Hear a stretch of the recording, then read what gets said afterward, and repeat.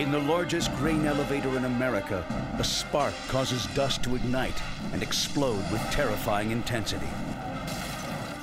Workers are severely burned and trapped inside the collapsed structure. When firefighters get the call, they know they are in for a fight. My reaction was disbelief. I couldn't believe that there was that much destruction on that elevator. The government declares it a national emergency. Family members pray for their loved ones, and medical personnel prepare for the worst. Everything that we're going to need for that patient, we have ready.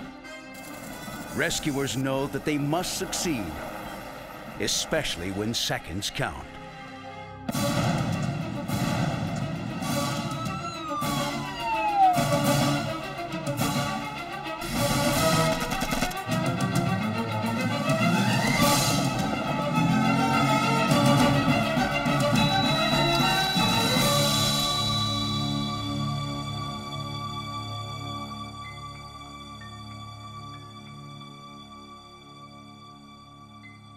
June 1998, almost harvest time in Kansas. Over the next 3 weeks, an entire season's wheat would be harvested and trucked to grain elevators for storage. Rising from the plains, the grain elevators are the largest man-made structures in the prairie states. There are 900 in Kansas alone. About 4 miles southwest of Wichita is one of the world's largest, a vast complex of 246 silos. They hold 20 million bushels, enough wheat to bake bread for every person in America for 6 weeks. Farm work is one of the most hazardous industries in America. Every year, almost 200,000 agriculture workers suffer disabling injuries.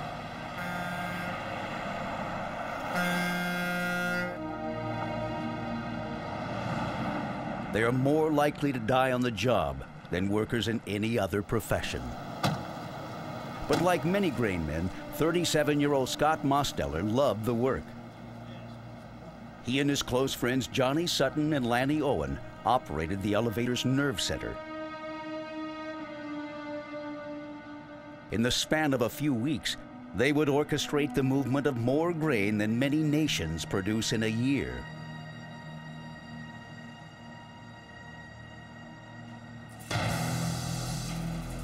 Inside, miles of conveyor belts and machinery process hundreds of thousands of bushels each hour. Machinery that must be maintained meticulously. With the upcoming harvest, workers were summoned to prepare machinery for what promised to be a bumper crop.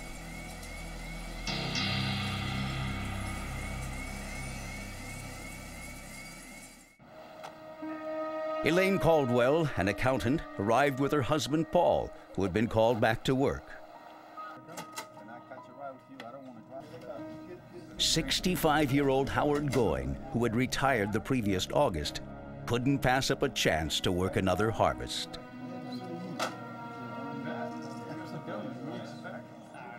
Elaine Caldwell kept track of workers added to the payroll.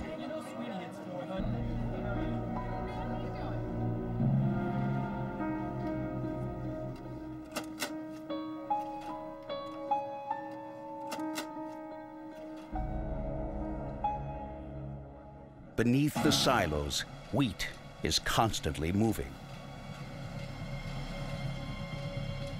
This underground network of conveyor belts stretches nearly a mile. Conveyor belts pass over roller bearings. If even one of the 12,000 bearings in the complex seized up, it could overheat and cause a spark. One spark can be deadly. Grain dust, mixed in proper proportions with oxygen, can be as explosive as dynamite, 8 times more volatile than gasoline. Dangers were all around. A single spark can ignite the grain dust, causing a catastrophic explosion.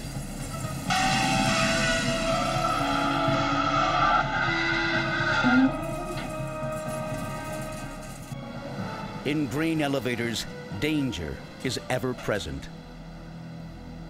Workers can be crushed by trucks or by freight trains. Massive, constantly moving machinery can sever limbs or crush hands. Even to get to their posts, some workers must ascend a vertical conveyor belt that rises 200 feet. Johnny Sutton, Scott Mosteller, and Lanny Owen work near the top of the head house, a 197-foot tall concrete tower that rises between the silos. Howard Going worked below, in tunnels 20 feet underground. Workers reach many areas of the elevators by a series of catwalks.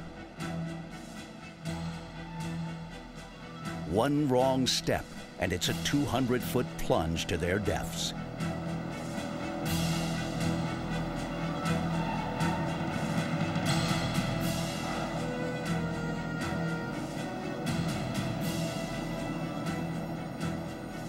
The non-air-conditioned tunnels swelter at over 100 degrees on hot spring and summer days.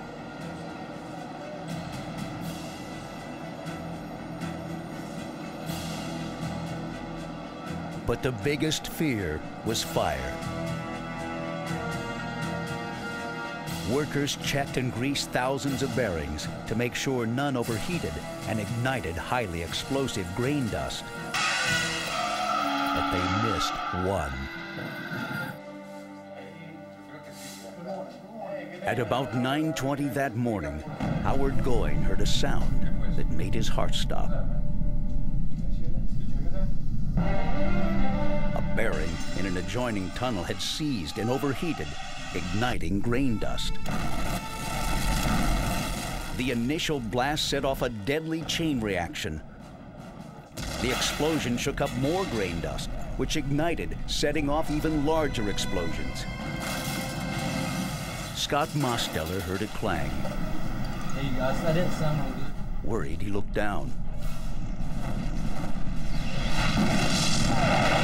He leapt to the floor, covering his face as a 2,000-degree fireball rocketed through the head house tower, blowing out the walls. A trucker picking up a load of grain heard the first muffled blasts.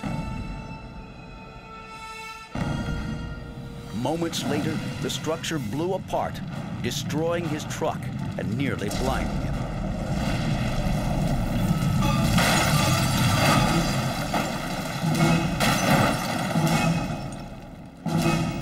The explosion was so loud, it could be heard for 15 miles.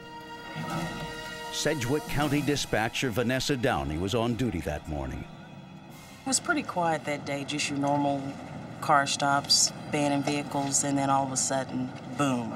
This guy called and says, oh my God, it's big. When he really couldn't say what had happened, all he knew is that the grain elevator had exploded. He said, you just can't imagine what it's like.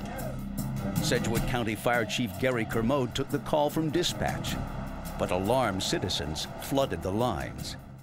We'd received about 110 phone calls within the first half hour, and then it kept continuing, and then it came in as a grain elevator explosion with people missing and or trapped.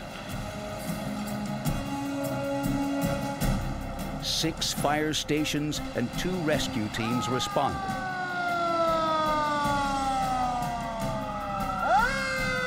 Nothing prepared them for the devastation they saw. Lieutenant John Troyer, one of the first to the scene, recalls.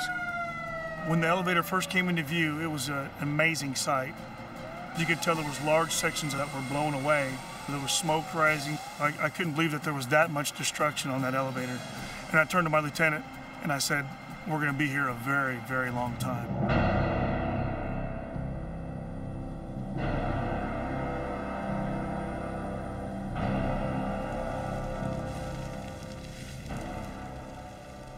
Inside the destroyed structure, workers dug themselves from the smoldering rubble.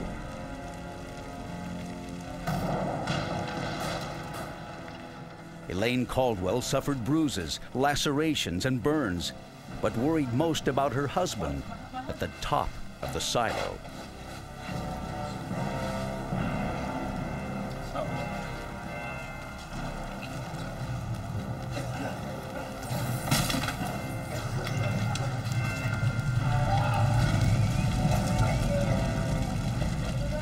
She made her way out, stunned by what she saw. Other workers staggered, burned, and bloody.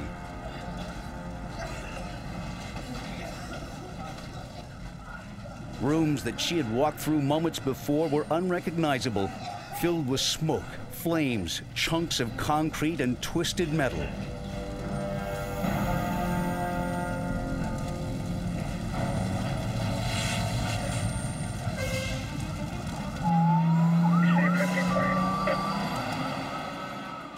When firefighters arrived, the area looked like a war zone. We saw people running. We saw people kind of walking around in shock. We were concerned concrete and rebar that was hanging off the silos might collapse. We had 40 to 60 mile an hour winds, and so we still had a 3 to 4 foot movement of that, what we call the head house, where we think the explosion occurred, and that was moving about 3 to 4 feet too. So we had several considerations there to protect our rescue workers, number one, and get the people in the perimeter outside of that. Fires continued to burn. Huge sections of the structure were in ruins, and some silos bulged out, the concrete riddled with massive cracks. The explosions had traveled the length of the complex, blasting out both ends. Grain continued to burst into flames, and debris continued to fall. After evaluating the risk, Chief Kermode coordinated rescue operations. Firefighters learned that several men were trapped in tunnels 20 feet below the ground. Rescue we divided into several areas. One was what we call the walking wounded, people that were injured, and we did a quick triage of those. And we sorted out the patients and determined which ones needed emergency help, less injured, those type of things. And we sorted them out by category. In the head house, Johnny Sutton was badly burned.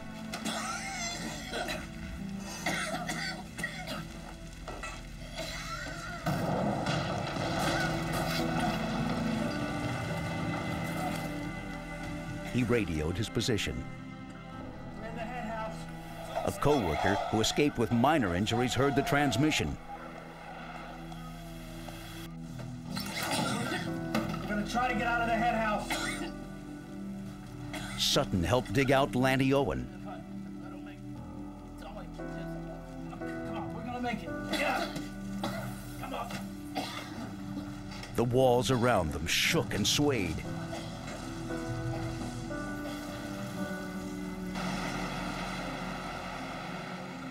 "18-inch slabs of concrete were pulverized.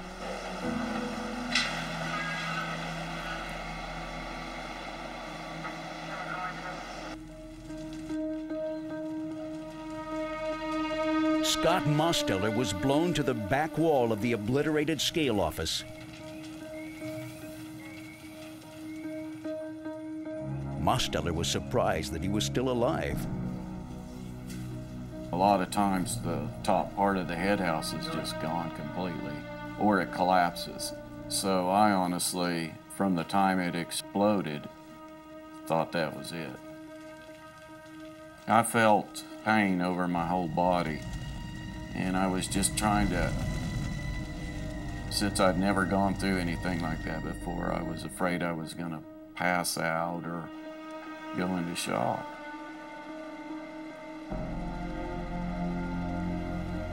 Mosteller couldn't find his friends. To get out, he had to cross over mangled catwalks and collapsing sections of the concrete floor.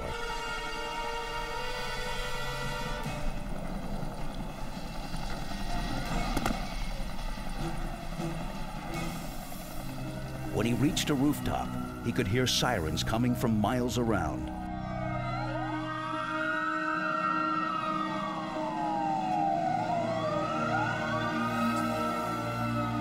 Sutton helped Owen reach a spot where they wouldn't be crushed by falling girders or concrete. Elaine Caldwell pleaded for firefighters to find her husband on top of the massive complex. At the south end, Paul Caldwell lay injured and alone. Firefighters had to figure out how to rescue stranded workers from burning towers that looked close to collapse. Monday, June 8, 1998, Wichita, Kansas. Firefighters responded to an explosion at one of the world's largest grain elevators. Grain dust ignited like dynamite, blasting through the structure. A series of massive fireballs destroyed much of the complex. Workers remained stranded on the still-burning towers. Others were trapped in tunnels 20 feet below the ground. People for miles around heard the blast. Dispatchers were flooded with calls. Among the first relatives to hear about the blast was Tom Mosteller, whose son Scott was stranded near the top of the concrete tower. This is Tom. Go ahead. The explosion had blown his hard hat off and his walkie-talkie off, but he had his cell phone inside his coveralls, his personal cell phone, and he didn't call until he got out to the top of one of the silos. And it was about 17 minutes after the explosion, so I said, I'll call you right back. I said, I've got to get a few things in motion and I'll head that way. Scott told his father that he was badly burned, but that rescue workers had arrived. By mid-morning, firefighters from Nebraska and Oklahoma arrived to help fight the blaze and rescue the trapped workers. Roads were blocked by panicked relatives trying to get to the scene. Sedgwick County deputies stopped them at a roadblock and did their best to keep them informed. But they kept coming. Authorities needed a place where family members and loved ones could gather to await news. Rescue workers directed them to a nearby elementary school that many of the workers' children attended.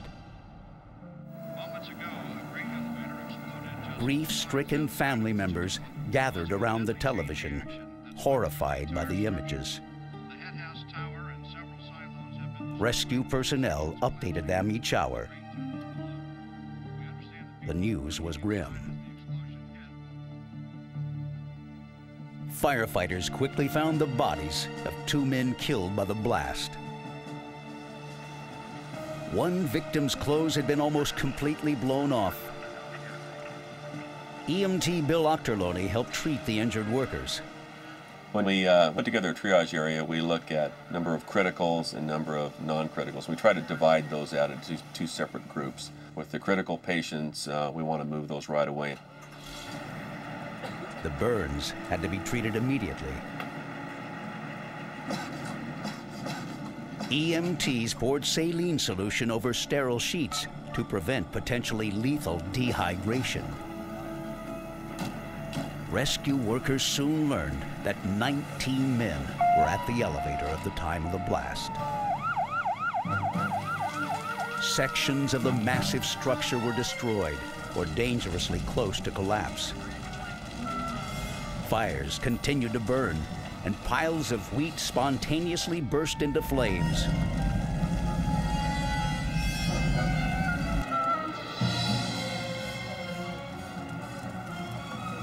Tom Mosteller managed to get through to the site and told firefighters he had spoken to his son by phone. His son, he told them, was badly burned, stranded near the top of the head house. Elaine Caldwell, an accountant injured in the blast, implored firefighters to search for her husband Paul, who had been working on the top of the silos. Trapped near the top of the head house tower, Johnny Sutton reached firefighters on his 2-way radio. Sutton told rescuers that he and Lanny Owen were injured on a rooftop near the scale office. Both were badly burned. Sutton also heard someone calling from the floor above. There are 2 of us up here. Coming up. Firefighters now knew that at least 4 survivors were trapped in the concrete tower that rose between the silos. None of the departments in Kansas, Nebraska, or Oklahoma had ladders long enough to reach the top of the structure. Medical rescue organizations and even media outlets offered choppers, but Chief Kermode knew they wouldn't help. Normally, helicopters are not always the best to use on a site. They have to be designed for it. They have to have a hoist. A lot of the media helicopters, they offered those helicopters to us. They offered us the Life Watch and Eagle Med helicopters to us. The problem is they're not designed to rescue people off buildings. Desperate, rescue workers sought help from the Army Medical Unit at Fort Riley, Kansas. The unit, designed to set up mobile wartime hospitals, dispatched a rescue helicopter.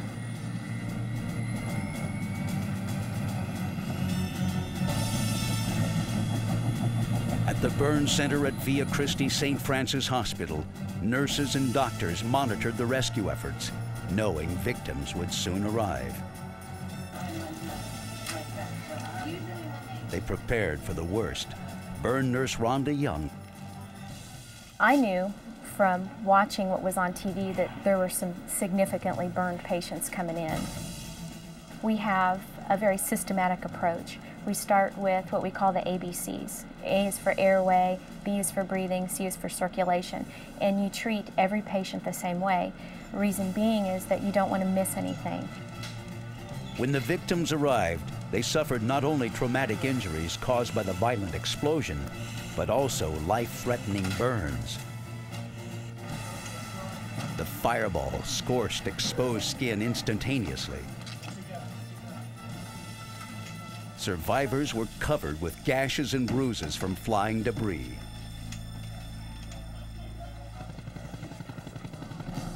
At 11:30, a combat rescue helicopter from Fort Riley's 82nd Medical Company arrived to help get the stranded workers. Paul Caldwell, alone at the far end of the complex, waved desperately to attract their attention.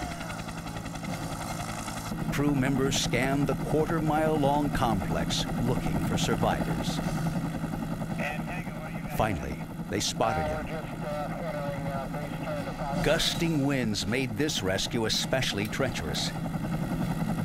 Even under normal conditions, helicopter rescues require tremendous skill and coordination. If the pilot didn't maintain a steady altitude and position, the medic could slam into the structure with enough force to kill him. The hurricane-like prop wash could also transform chunks of concrete and metal into deadly projectiles. Elaine Caldwell watched, praying they could reach her injured husband.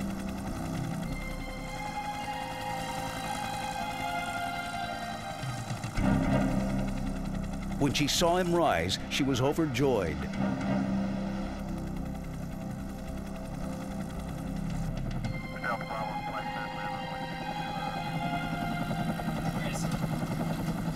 Paul Caldwell was critically injured. But he was alive.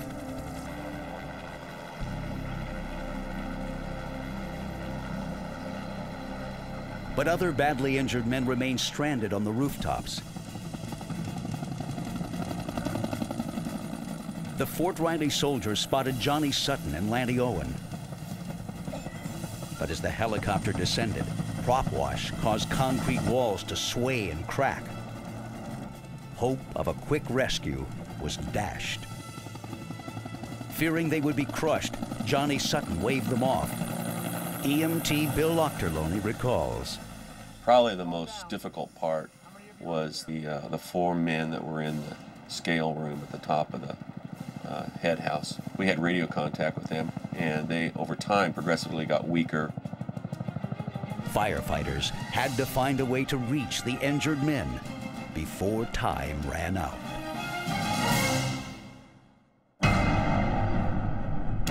A deadly explosion at one of the world's largest grain elevators left desperate workers trapped on top of the burning structure.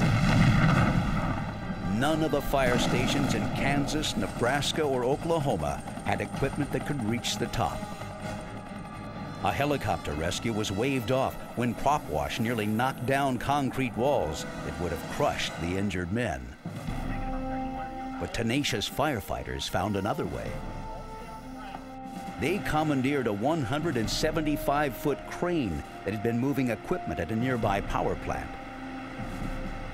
With stranded workers fading fast, firefighters feared they might arrive too late. Sedgwick County Fire Lieutenant John Troyer. We had to move rail cars to get the crane in place, and then we needed to set up the crane, which of course had very large outriggers. And then to get the crews in place and brief them on what we needed done, and to get them to the top took a long period of time. Rescuers faced another nightmare in the smoldering bowels of the grain elevator. 4 men were trapped in tunnels 20 feet below ground. Rescuers needed to get them out. The tunnels were hot, well over 100 degrees, pitch black, and so choked with smoke and grain dust that breathing filters clogged in minutes. At any moment, grain dust could ignite, killing anyone inside. A dog from Kansas Search and Rescue was enlisted to help find the men in the massive complex. Built to withstand the pressure of millions of tons of concrete above, the tunnels now creaked and groaned as if they might give way, crushing everyone inside. Even a minor collapse would trap rescuers. The canine search got off to an ominous start. Trained search dogs communicate to their handlers with distinctive barks. This bark indicated that the dog detected human remains, not a survivor. Somewhere nearby, entombed beneath the smoldering rubble, lay another victim. In the head house, survivors worried that rescuers might not reach them soon enough. During the blast, Scott Mosteller had covered his face with his hands. His hands were so badly burned that the skin was charred. But they didn't feel hot. They felt ice cold. Tom Mosteller, who stayed in touch by cell phone, thought his son was showing classic symptoms of shock, a prime killer of burn victims. He just said that he was very cold and he wanted to go to sleep.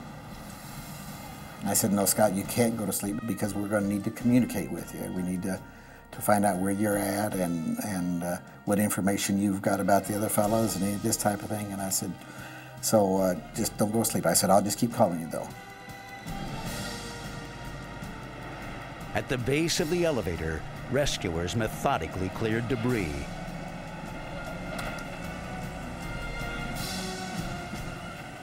And anchored the huge outriggers that would keep the crane from tipping over.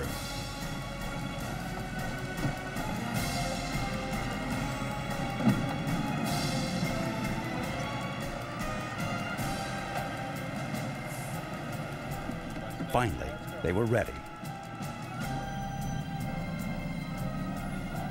The crane hoisted the men more than 130 feet, the crane arm rocking in the gusting wind.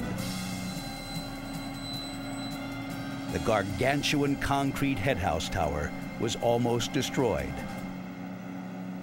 Sedgwick County Fire Lieutenant John Troyer. The scene in there was amazing. 18-inch concrete with 1-inch reinforced rebar every 6 inches, and it was completely blown away. There was huge holes in the floors of the head house of the elevator, and the amount of destruction was just amazing. I mean, there was virtually nothing left. Huge cracks in the concrete floors, and making our way through there was dangerous. Johnny Sutton feared he and Lanny Owen wouldn't last much longer. Lanny was in bad shape. When the explosion hit, he was looking down. His face took the full force of the 2,000-degree fireball.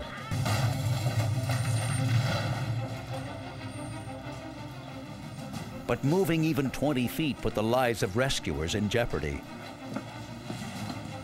Nothing was stable. Winds made the structure rock. At any moment, it could go down. By the time they reached Sutton and Owen, the men were weak and in agonizing pain. Every part of the exposed skin was burned to the 3rd degree. Of course, they probably had inhalation burns too, which is very, very serious and dangerous.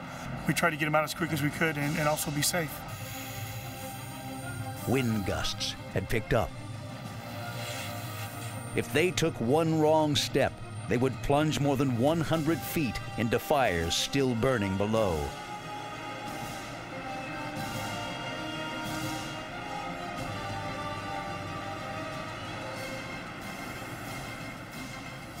They clutched Johnny Sutton and Lanny Owen, moving methodically back to the crane.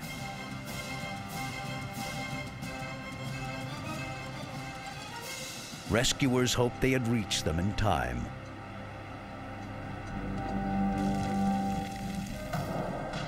Tom Mosteller kept his son updated, filling him in on details of the rescue. Over here! But Scott's hands were shivering, and he was growing increasingly sleepy.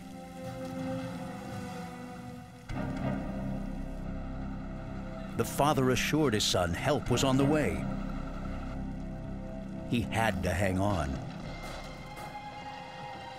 But the crane bucket was still at the silo tops, several floors below Scott. Rescuers had to scale part of the destroyed headhouse tower to reach him. Scott Mosteller feared that if he drifted off, he would never wake up. I was afraid I was going to pass out or go into shock, so I just tried to stay awake.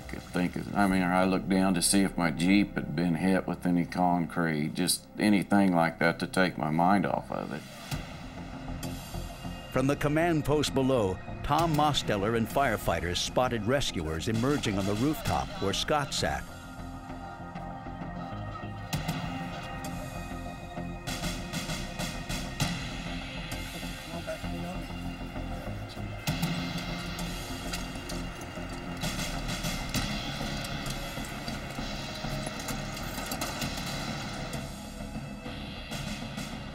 To get Scott Mosteller back to the level of the crane's basket, firefighters had to use ropes and belaying gear designed to rescue mountain climbers. Scott Mosteller's burns were excruciating. The climbing ropes tore into burned skin.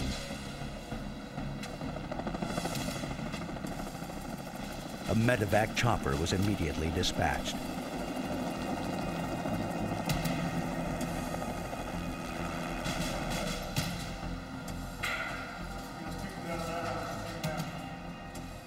Like Johnny Sutton and Lanny Owen, Scott Mosteller was taken immediately to a waiting medevac chopper.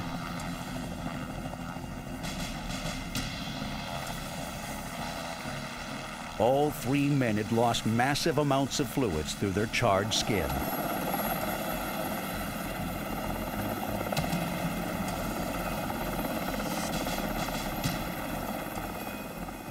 They needed immediate medical attention.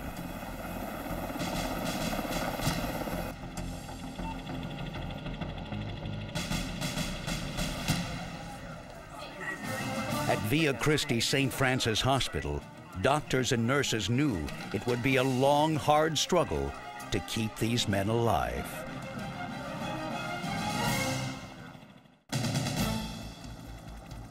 On June 8, 1998, doctors at the burn center at Via Christi St. Francis Hospital prepared to save the lives of badly burned workers plucked from the top of a grain elevator near Wichita, Kansas.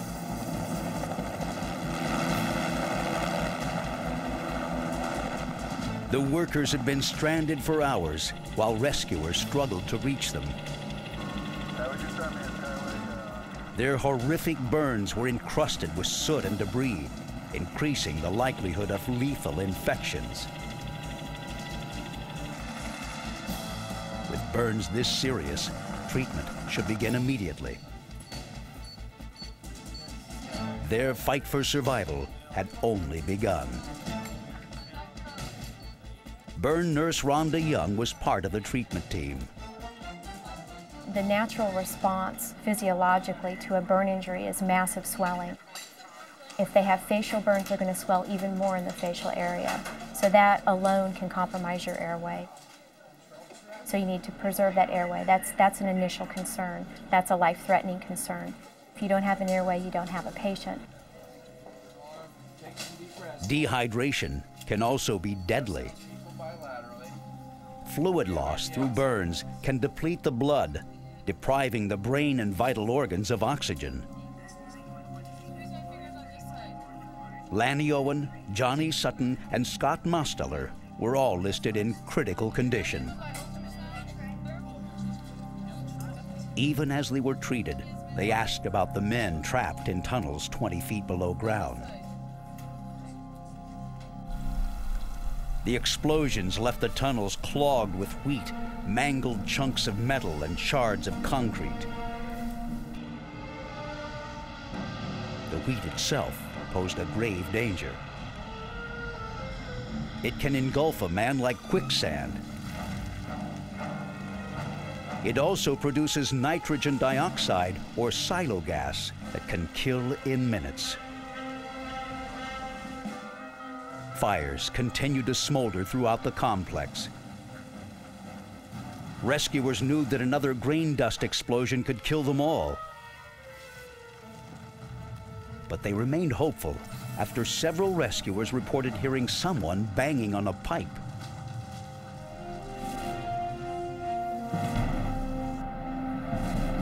As the search intensified, Sedgwick County officials desperately needed help. That evening, the site was declared a national emergency. FEMA, the Federal Emergency Management Administration, dispatched a search and rescue team from Lincoln, Nebraska. The team included rescue specialists, physicians, structural engineers, dog team handlers, and more paramedics. Time was critical. If the workers had found air pockets in the mounds of wheat, they would have a limited supply of oxygen.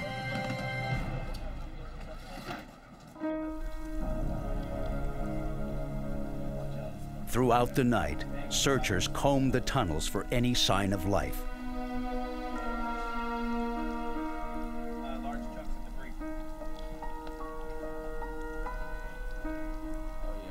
FEMA brought truckloads of state-of-the-art search and rescue gear, including infrared cameras and super-sensitive listening devices.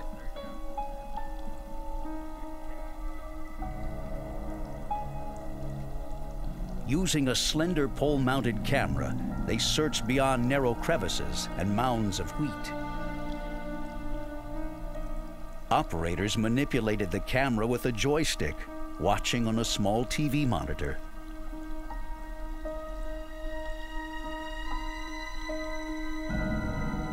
They found air pockets, but no signs of survivors. The tunnels were massive, dark, and smoky. Debris made more than 3/4 of them inaccessible.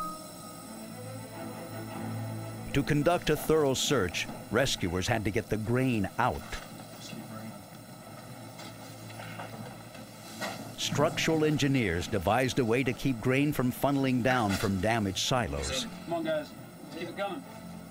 To stop the flow of wheat, they pushed sheets of plywood against the ceiling, blocking the silo's mangled release doors. 6-inch timbers held the plywood in place, like vertical beams in a mine shaft.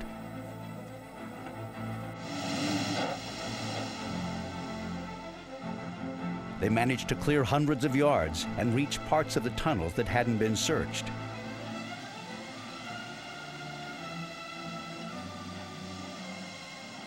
By daybreak, they had brought in massive vacuum trucks to suck out the grain.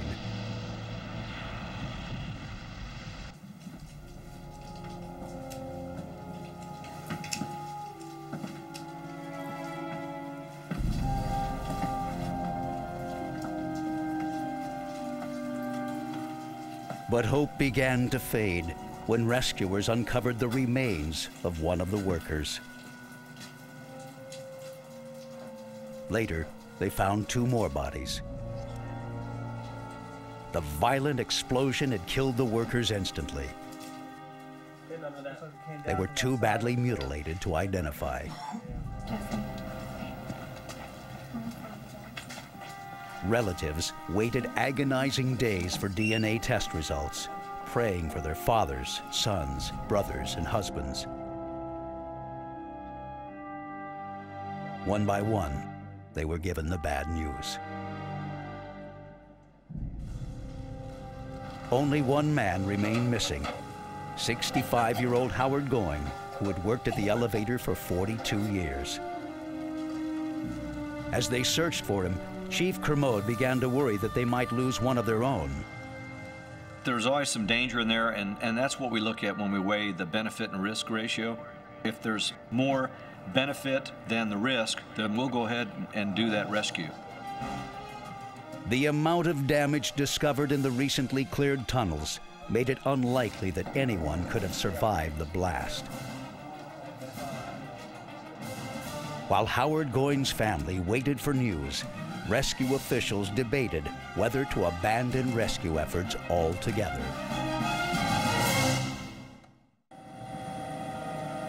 Days after an explosion tore through one of the world's largest grain elevators, exhausted firefighters continued to fight the blaze and to search for survivors. At Via Christi St. Francis Hospital, doctors were in the midst of their own rescue operation, struggling to save the lives of critically burned men rescued from the top of the grain elevator. Burn nurse Rhonda Young witnessed the events firsthand. When it's a mass casualty event, the trauma room is the big focus. Even as doctors struggled to keep the men from dying of shock or dehydration, they evaluated the extent of the burns. Dr. Gary Jost, director of the Regional Burn Center, treated Scott Mosteller.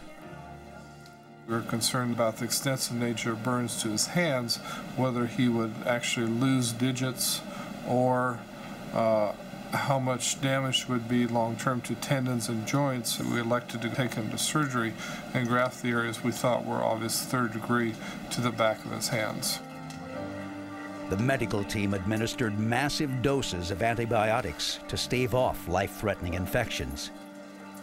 They could only wait and hope that the skin grafts worked. At the grain elevator, investigators began to trace the path of the explosion. Although the elevator was filled with rubble, the investigators could reconstruct the blast by examining scorch patterns, warped metal frames, and tracing the trajectory of concrete that hung from rebar or was blasted into open fields. The rescue was growing increasingly hazardous. Because of 100-degree temperatures and heavy clothing, firefighters could only work an hour at a time. Falling debris and tunnel collapses put search teams in constant jeopardy.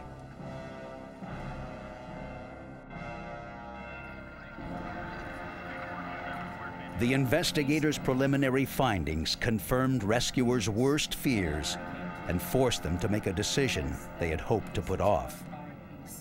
The first explosion occurred in one of the tunnels, where a seized bearing overheated, igniting grain dust.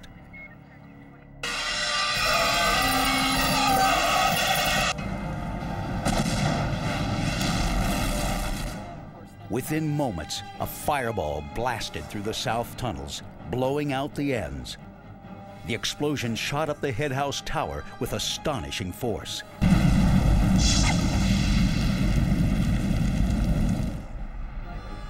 Small explosions ignited more dust and transformed the metal doors and conveyor belts into shrapnel.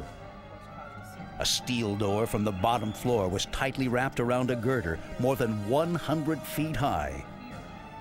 The explosions traveled across the top of the structure, shaking dust, then igniting it, transforming silos into 130-foot-tall concrete rifle barrels.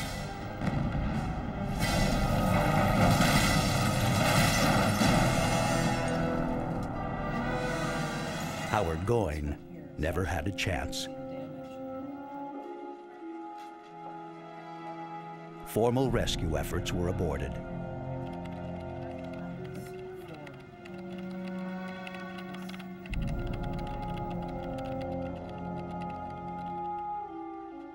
His son, Robert Goyne, knew the firefighters would have continued rescue efforts if they had any remaining hope of finding his father. You could just tell by looking at them, their actions, that that's the hardest thing that they had to decide on, was to make it a search and recovery instead of a search and rescue operation. The fire continued to burn as victims' families began to bury their husbands, sons, and fathers. One woman lost her brother and her husband. But the fire hadn't claimed its final victim. On Friday, June 19th, 11 days after the explosion, Lanny Owen died from his injuries. He left behind 2 children. Several weeks after the accident, recovery workers located the body of Howard Goyne.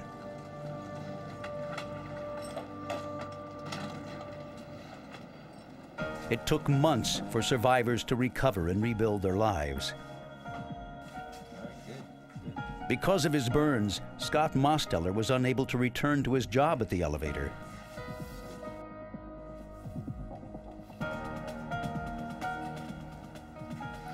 He did return to work, however, at the hospital that saved his life. Firefighters had to remain at the elevator for over a month, extinguishing grain that continued to burn. Few firefighters had ever worked such a massive catastrophe.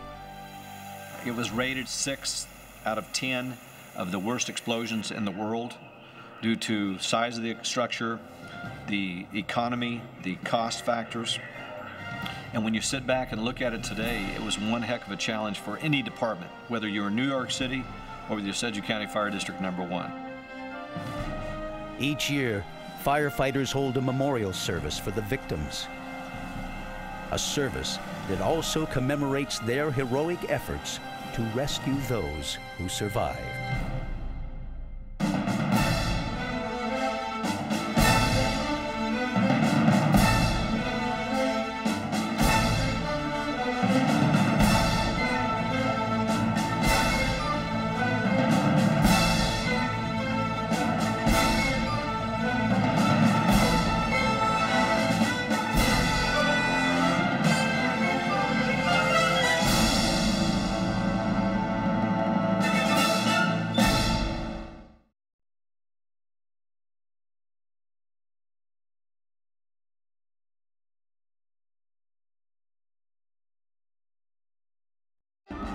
A winter storm turns a Vermont road into an icy death trap.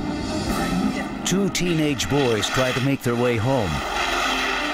The road is slick, the tires slide. Seconds later, disaster.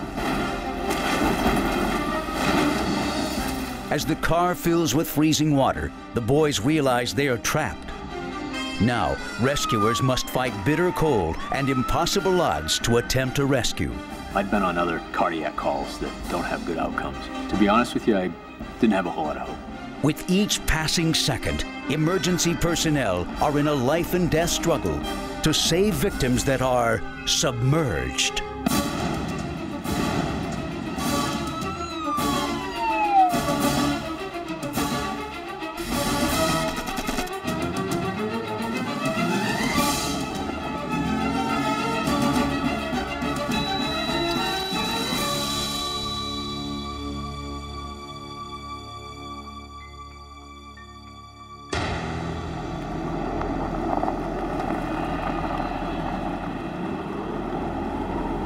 It was November 22nd, 1999, a few days before Thanksgiving.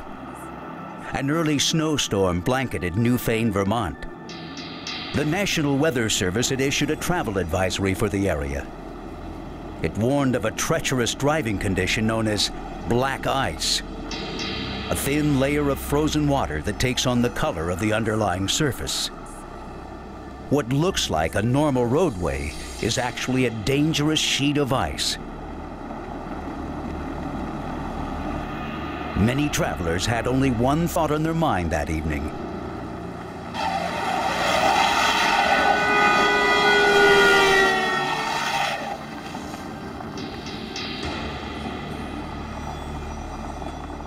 get home.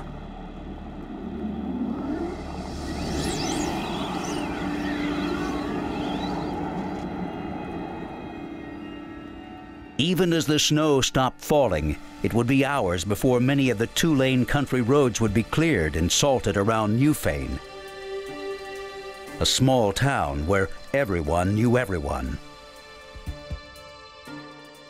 George Place and his classmate Caleb Record left basketball practice at the high school around 7 p.m. Caleb was a starter on the varsity team and ranked 8th in his class.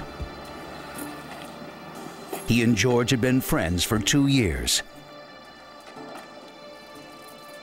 The weather had turned cold, and the boys weren't wearing coats. They only lived 7 miles away.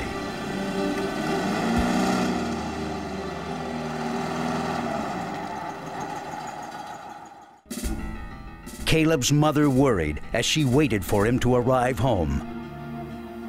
The roads were often unpredictable this time of year, especially for an inexperienced driver. The weather was kind of nasty. Caleb, he had not driven in a lot of snow, and I was concerned that why they even had practice, because the roads were kind of slippery.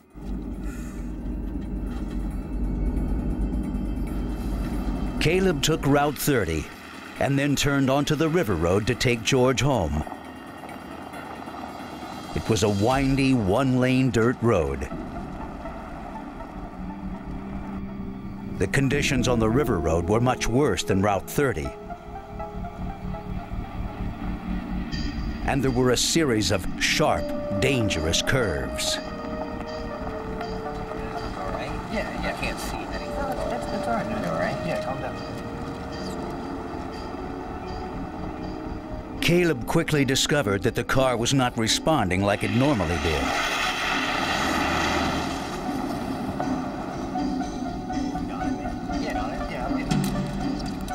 The river road was much more difficult to navigate than he had imagined.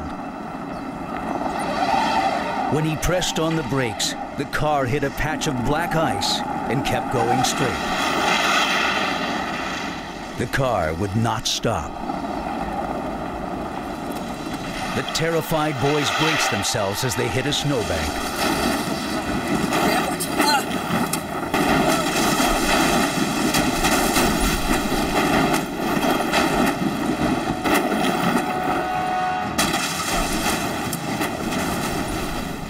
The car's window shattered and the roof flattened. They landed upside down on the river's bottom. Water poured in.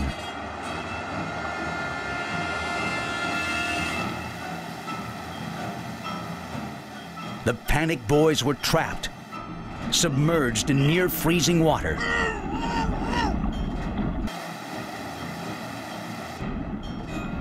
Within seconds, their arms and hands went numb from the cold. They couldn't even unlatch their seatbelts. To make matters worse, the car continued to shift in the river's current. Within a minute, the boys' core body temperature began to drop. Blood pressure and pulse decreased sharply, leaving them confused and disoriented.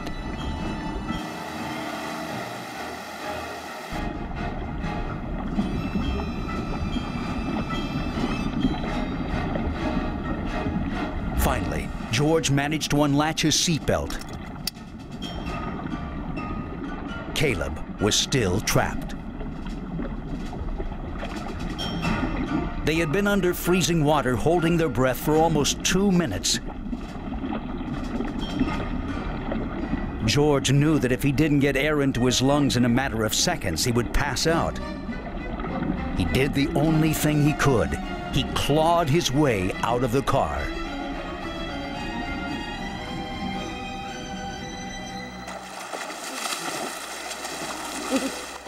The water's near freezing temperature robbed his body of heat 30 times faster than cold air. He swam ashore, ignoring the excruciating pain shooting through his legs and arms. Hypothermic shock was setting in. His reflexes were failing. If he did not get immediate help, within 15 to 45 minutes, George would be dead.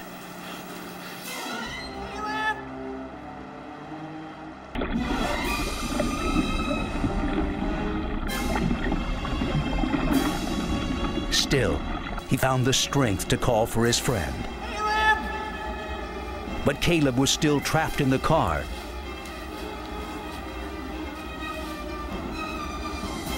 As the car sank deeper into the river, George knew he had to do something. Caleb!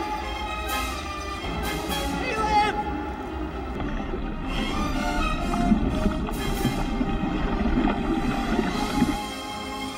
Caleb! If he went back into the river, he would certainly die. He had to get help for Caleb and himself if they were to survive.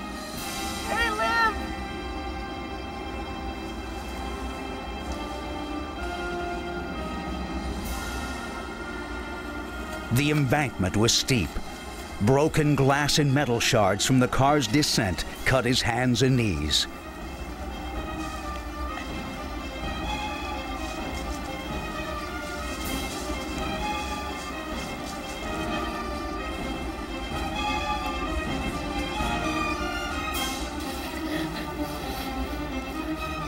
Confused and frightened, he stopped to see if his friend had gotten free.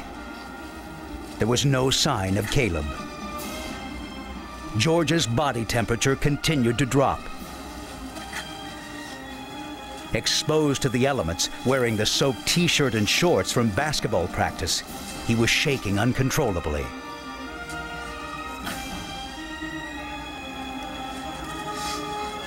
The pain in his arms and legs was unrelenting.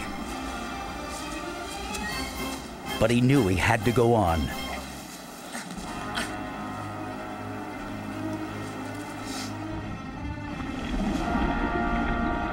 Inside the car, Caleb had stopped struggling. He had been underwater for nearly 4 minutes.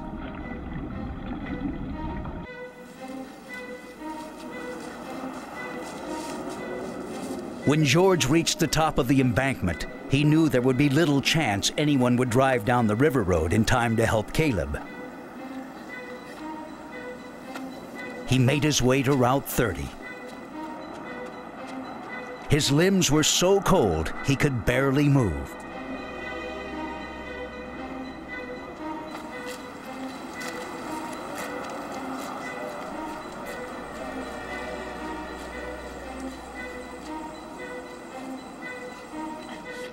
Time was running out.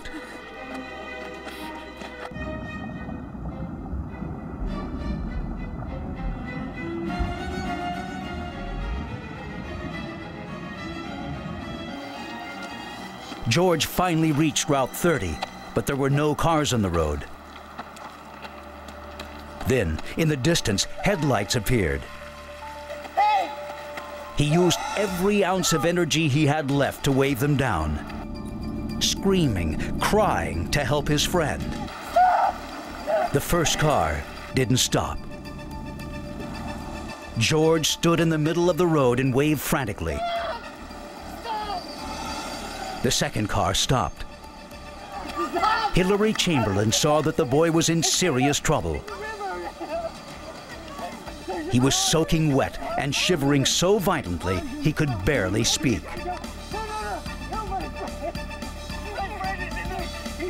All he could say was, Car in river, car in river. What happened? I don't know. We went over, and you just gotta go. He's in the river. Okay. Rodney Chase and Jerry Paradis were in the first car. They turned around and headed back to the boy. Rodney couldn't understand what George was trying to say. He kept saying there was a car in the river, but the river is 300 or 400 yards from Route 30. Finally, I kind of yelled at him and I said, you know, you got to tell me where the river is, what the problem is. And then he said, well, that we had to go down the side road. George finally told them that he had managed to escape. But Caleb was still in the car, submerged under the water.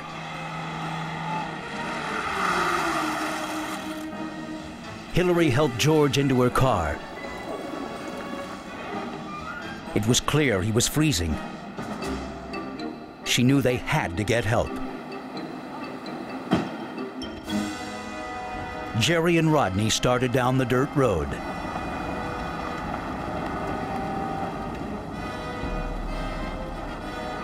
They looked for any signs of an accident.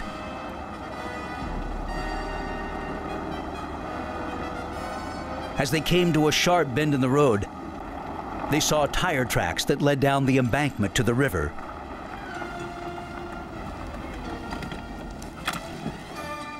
Rodney pulled a flashlight from the car. Jerry scanned the river below. We saw a car in the water, upside down, tires sticking out. It was pretty dark. You couldn't see much other than what your flashlight hit. The car itself wasn't that far offshore, maybe 4 or 5 foot deep, right off the edge. I mean, you didn't have to go out far before it was, you know, up to your chest. Rodney and Jerry climbed down the embankment. If there was a passenger in that car, they had to get him out. Debbie Record was getting more anxious. The school was only 7 miles away, and Caleb was overdue. Hello, Kate? Have you seen Caleb? I knew he had gone to practice. I knew what time practice had gotten out, and he hadn't gotten home as quickly as I thought he should have. As Hillary raced to the sheriff's office, George slipped into shock. His body temperature continued to fall.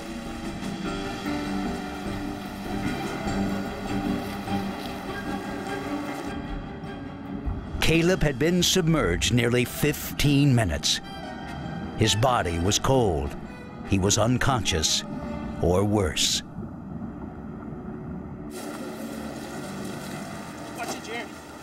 I was pretty scared because I knew it was a steep bank and I wasn't sure what we'd see once we got to the edge of the bank. I wasn't sure I wanted to see what we were going to see, but I knew it wasn't going to be good.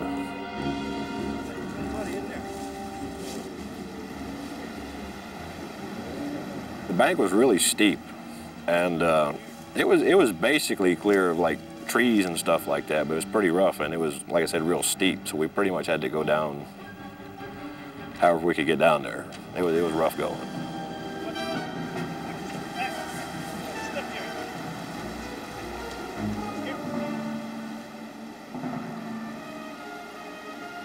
So I get down there, I'm like, are we gonna risk our lives to go in this ice cold water and there's not anybody in the car? Was he actually by himself?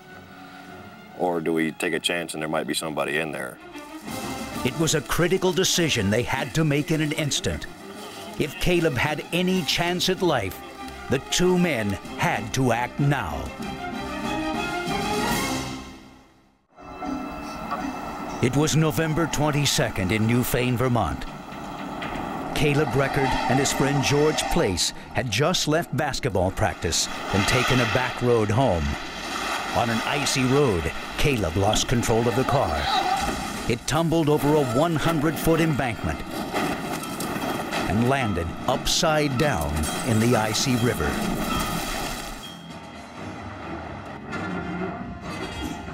George Place managed to make it out of the submerged car.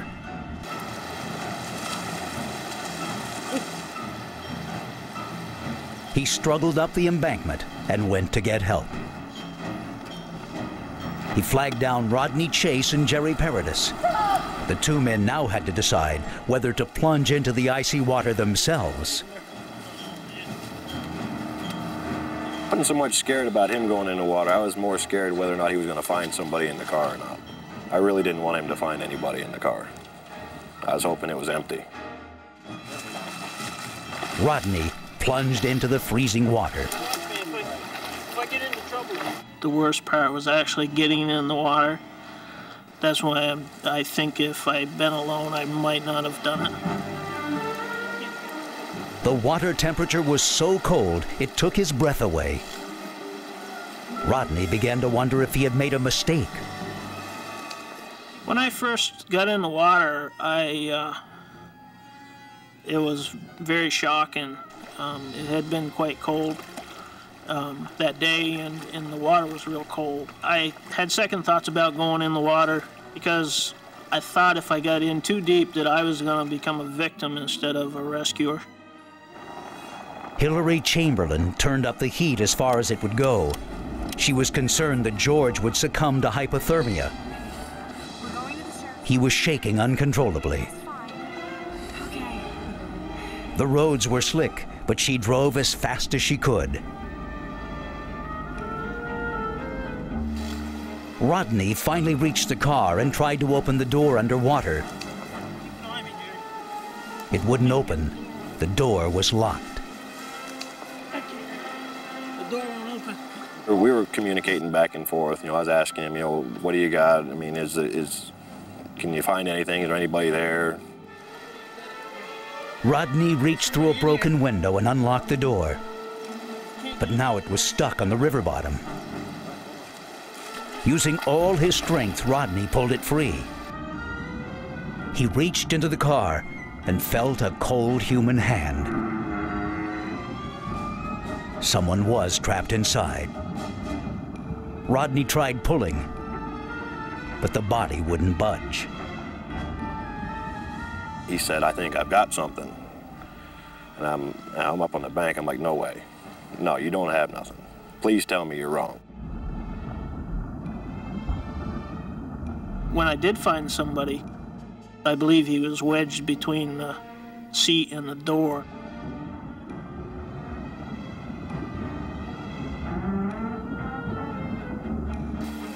No matter how hard he pulled, he couldn't get the body free of the car. At that point, I moved a little closer to where they were at.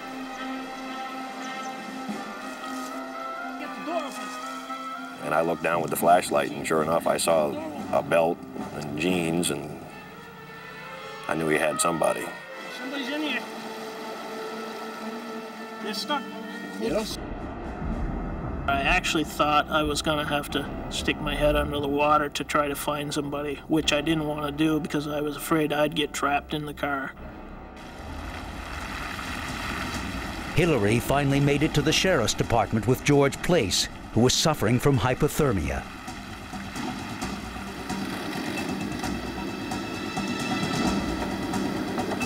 I'm gonna be right back. Can you help me? Please help me.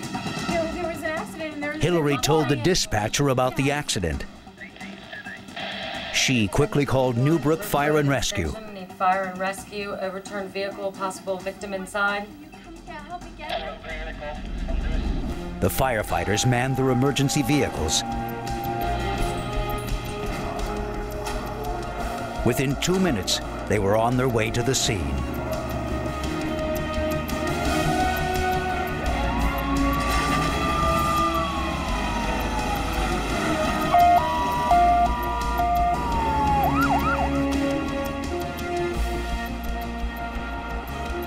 The dispatcher helped Hillary bring George into the sheriff's office. The teenager was pale and delirious.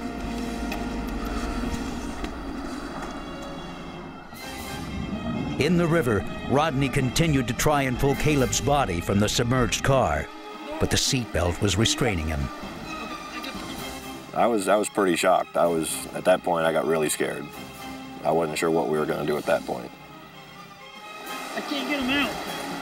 You got a seatbelt on. He called to Jerry, telling him to bring his pocket knife. Jerry took the knife and started cutting the seatbelt. I think the adrenaline had taken over, and I wasn't afraid for myself or because there was a dead person in this car. George could hardly move. I'm gonna go get him some blankets. It's so cold. All right, you're okay. Hillary rushed to cover him with blankets. I don't know what to do. I'm gonna get him an ambulance. The dispatcher called for an ambulance. Rescue unit immediately. The ER staff at Brattleboro Memorial Hospital had heard over their police scanner that a car was upside down in the West River with a body trapped inside. They immediately sent the hospital's rescue squad to pick up George at the sheriff's office.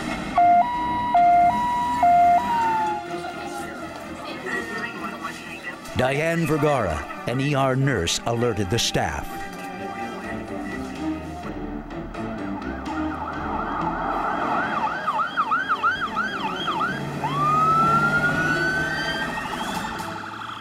The fact that it was a snowy or a wintry night, we were just more attentive knowing that it was a car into the water, so we just were waiting.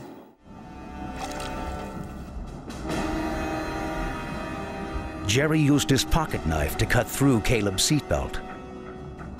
They pulled the boy from the car.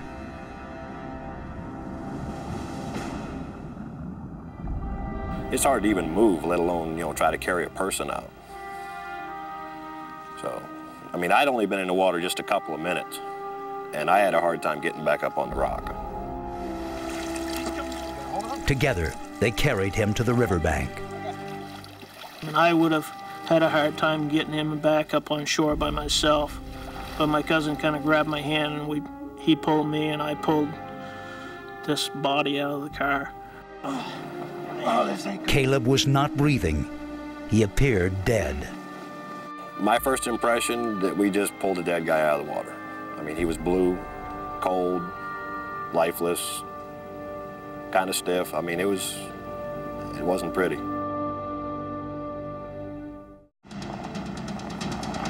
High school student Caleb Record lost control of his car on an icy Vermont road. It plunged over an embankment and into a freezing river.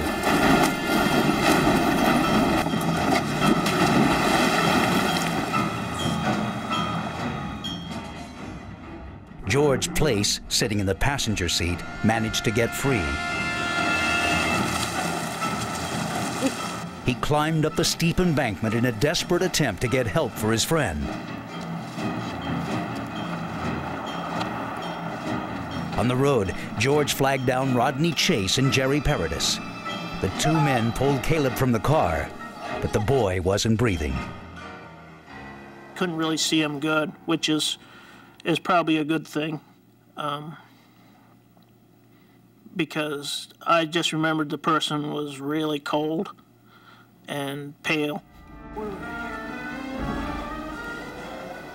Jerry knew CPR and immediately began chest compressions. 1, 2, 3, 4, 5. He just started doing chest compressions, and I figured, well, if he's going to do chest compressions, somebody's got to do rescue breathing. So I used a CPR kit and started doing rescue breathing. Caleb barely responded. When I was doing the rescue breathing, I could hear rattling sound as I was giving him breaths. And the breaths that was coming back out, I'll never forget, there was a really bad smell to it. I heard later that the rattling sound was probably acorns that had gotten into his lungs from the water. Despite Caleb's limited response, the two men continued administering CPR. when it comes to doing the CPR on the guy too, I mean, there's always a chance, especially with the water that cold, something could happen, you know. At the sheriff's office, George Place was loaded into an ambulance. His body temperature had plunged to 94.5. I just wanted to be warm again, and I couldn't. And I didn't know what was going to happen. I didn't know anything at that point. Debbie Record was frantic. She couldn't find her son. I was just trying to piece it all together. I was trying to, you know, Caleb was a good driver. So I was just trying to think what could have happened. You know, did he hit a tree? The roads were bad. Have you seen him? Okay. Thank you. Just a lot of things were going through my mind. About 15 minutes after Jerry and Rodney pulled Caleb out of the water, the Newbrook Rescue Squad arrived at the scene. I was beginning to wonder because I wasn't sure how long we'd been down there, and I wasn't sure how far away help was because I'm not really from that particular area.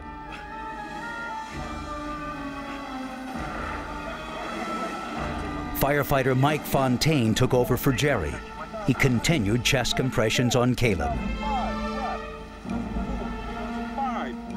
I was pretty scared. I didn't know what we were going to do at that point. I mean, I figured I'd seen my first dead person. I don't like funerals, and I don't usually go to a lot of funerals, but he looked like any dead person I've ever seen. Fire and rescue trucks arrived. I was doing the CPR because that's what I was trained to do. I just thought that I was, you know, doing CPR, going through the motions on a dead person.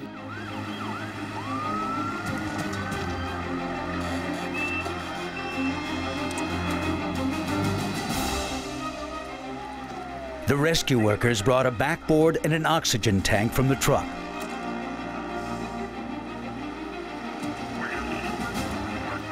In order to evacuate Caleb, they would have to run ropes down the dangerous, icy slope. It's a steep bank, and I mean, we had to put several ropes down over and several people down over the bank and have like a chain line to bring them up over, and it was very tough. That's the way everybody came down, but it was incredible that nobody got injured going down over this bank where it was, because it was just straight down.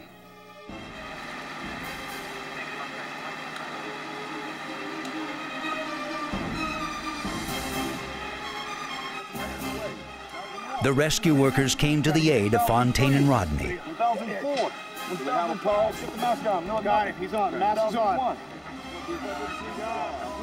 The medics continued CPR on Caleb. I looked at the car and I recognized it. And I said to one of the other guys who was there, "Is that Caleb's car?" He says, "Yeah, it is." They sent a backboard and more personnel down the embankment. Caleb's neck was secured with a C-collar. I mean, I would have never guessed if somebody said that was, you know, didn't tell me that was Caleb, I wouldn't have guessed it. That's how odd it is. 2003. Stop CPR for a minute. Ready to roll. I can throw the strap. Watch the strap. Okay, guys. Right on my count, guys. They quickly loaded Caleb on the backboard, secured him, and wrapped him in thermal blankets. Not till after I was standing back on the rocks there that I realized who I was actually doing CPR on. Rescue workers tied themselves to ropes and helped move the backboard.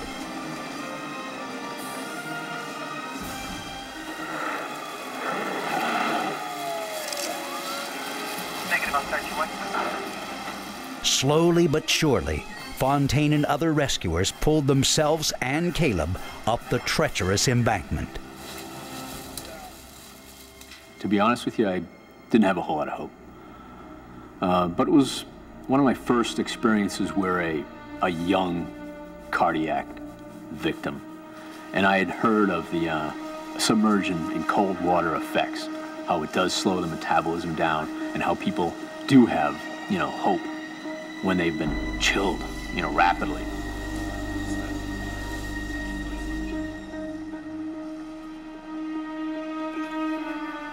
So the guys that were going up, one hand on the backboard and one hand on the rope to pull himself up through.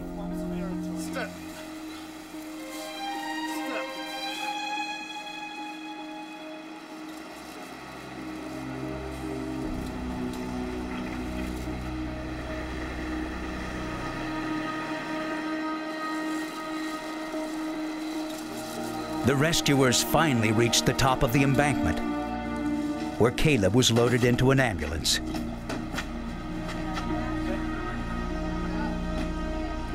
Paramedic Elena Mayo assessed his condition.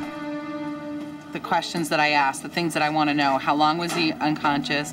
Has he woken up at all? Did he ever have a pulse? Did he ever move? Was there any response to anything they've done so far? And the answers were all negative. He didn't have any movement, he didn't have any pulse, he didn't have any respirations. There was no reaction to anything they'd done. Paramedics did everything they could to revive Caleb. They intubated him so they could administer oxygen directly to his lungs. Knowing how long he was underwater and knowing the physiology behind it, you only have 4 to 6 minutes, 8 maybe, if you're lucky. He was under there 20 minutes, 30 minutes. Then he had to get brought out, then he had to be brought up to the road, then he had to be put in the ambulance. That's a lot of time. That's a lot of time. And I didn't have a whole lot of faith that he was going to be able to, even if he did survive, that he was going to be able to come back well. Caleb's body temperature was only 82.5. They had to somehow raise it. They continued to hyperventilate him and gave him a shot of epinephrine. Caleb still had no pulse. On an icy November night, 16-year-old Caleb Record lost control of his car and tumbled down a 100-foot embankment. It landed upside down in the river. 2 men pulled Caleb from the wreck. Now rescue workers were taking the boy to Brattleboro Hospital. No vital signs. Nothing.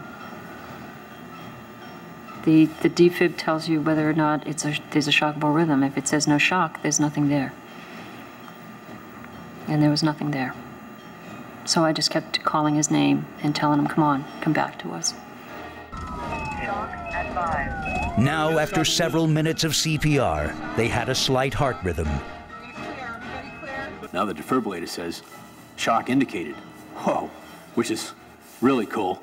And then the machine starts to whistle. And a higher and higher pitch as it's building up a charge. And then it says, push to shock. You reach over, push the button, and then it gives the jolt. And then Caleb's heart started again. And that was... He has a pulse. The paramedic had to tell us, all right, now calm down. We're not done yet. And we knew, you know, we'd made progress, but that Caleb still wasn't clear. All right, Caleb. George Place arrived at the hospital. Paramedics put me in a big silver lining. It's like some kind of solar blanket. I guess it reflects the heat off you, like, so it keeps the heat in. And they wrapped me in that, and I immediately, I was in there a couple of minutes, I started getting warmer really fast. The hyperthermia blanket had caused his temperature to rise from 95.4 to 98.1. The doctor checked for internal injuries, broken bones, and spinal cord injuries. Other than a slight cut on his knee, George was not harmed.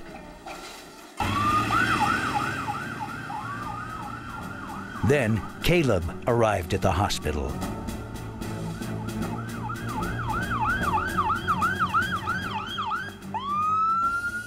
Arriving at the hospital, we just all jumped out of the rig, got the stretcher out as quickly as possible. At that point, they had their team ready to take over. He's been in the water for 20 minutes. The ambulance driver's been 20 minutes. We gave him a shot of epinephrine as soon as we got him into the ambulance. He was totally unresponsive. What we want to do is we want to get them warm. We want to get a core temperature, and we want to get them warm. Caleb's pupils were dilated. His left arm was blue and blotchy. He still had no blood pressure. His temperature was 92. They needed to raise it. He was cyanotic, which is what happens when you're submerged in cold water.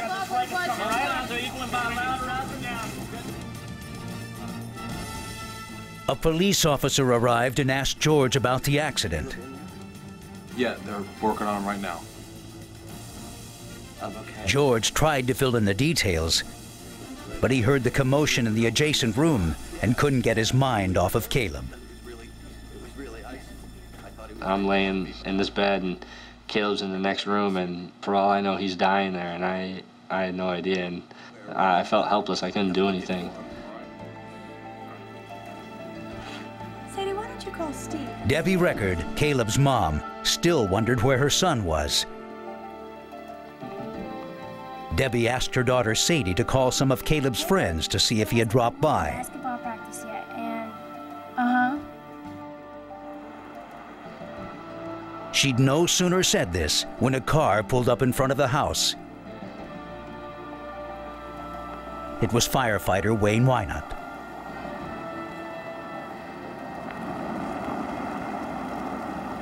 Wayne told me that there'd been an accident and we needed to go to Brattleboro Hospital.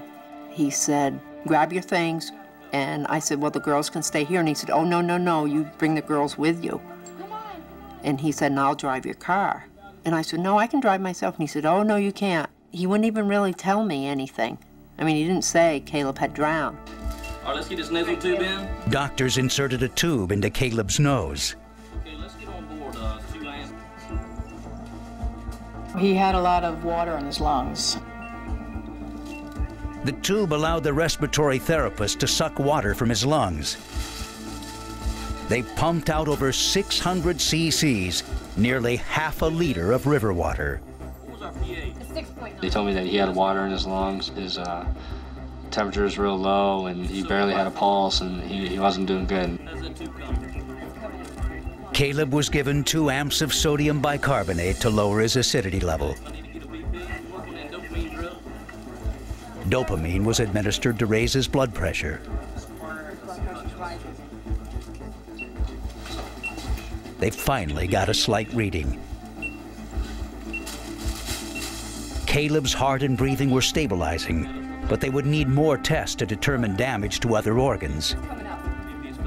They had done all they could at this small county hospital.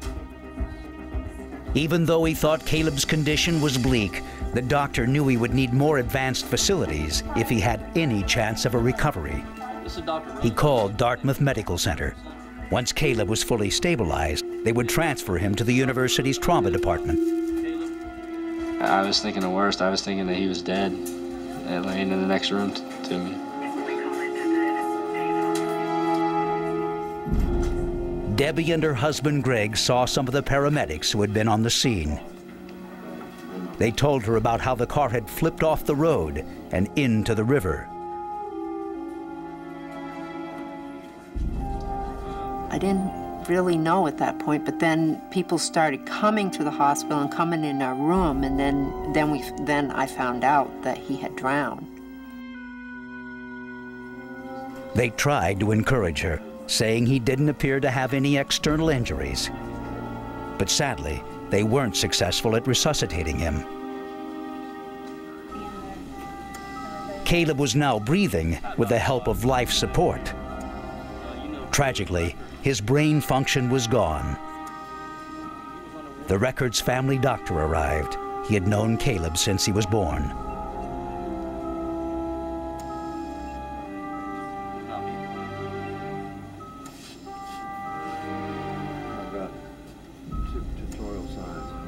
The two doctors realized they would have to share the terrible news about Caleb's condition with the boy's family. Caleb was probably not going to make it.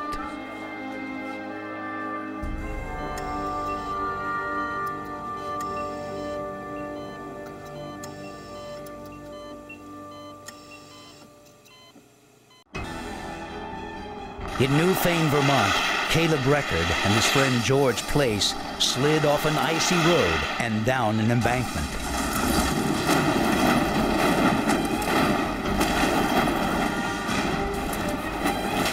They landed upside down in the river. George had gotten free, but Caleb was submerged for nearly 20 minutes.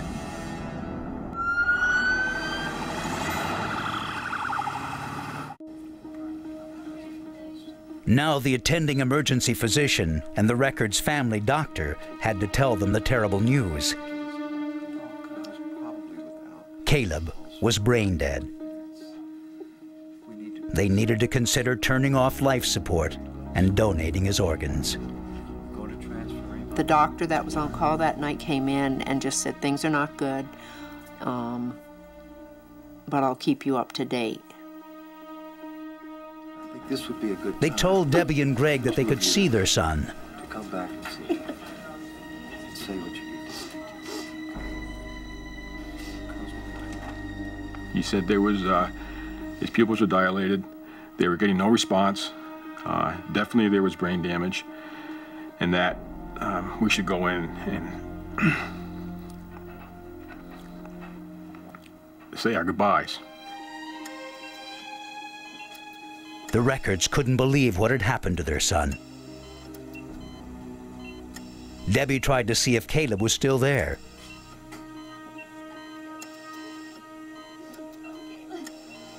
She spoke loudly to see if he could hear her.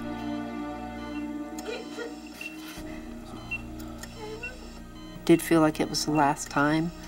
The doctor came in 2 or 3 times and just, it wasn't good. You know, he kept saying, he's brain dead, he's brain dead.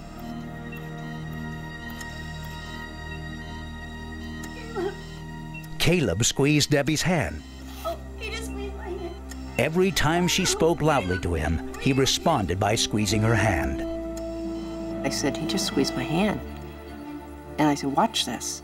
And if I spoke, he would squeeze. And that's when I said, we can't give up now. The University Medical Center in Hanover, New Hampshire could offer the kind of advanced life-saving equipment he would need. It gave me a feeling of hope. I just said, he can't be brain dead if he can squeeze on command by me. Caleb arrived at Dartmouth Medical Center. He survived the trip, but he was still in critical condition. Temperature up 10 points to 90. I gave him a shot of epinephrine about 40 minutes ago. Any transfer is risky, especially with the condition that he was in. Anything can change. We had no idea how long he was in the water, so you know, there's so many unpredictables. Anybody that's unresponsive and being in the situation that Caleb was in, you know, I would never say that they're stable enough to transfer, but you never know what's going to happen along route. Anything can happen at any given time. Debbie and Greg arrived at Dartmouth around 12:30 a.m. Caleb was stabilized and they could see him.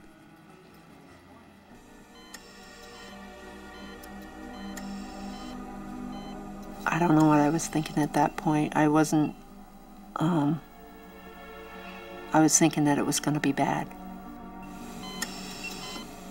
That whole night, of course, you can imagine there wasn't a lot of sleeping went on, but it was just pretty much, you know, a little crying, a lot of just holding each other and just trying to get through that night and see what the morning brought. Considerable amount of brain swelling. Dr. Levin apprised the Records of Caleb's condition. During recovery from that kind of injury, the brain swells. And because the brain is in an enclosed, rigid space, our skull, there's not much room for swelling. And the pressure itself then makes the brain start to crowd in on itself and can be damaging to the brain. All through the night, the doctor and his staff continued to monitor Caleb.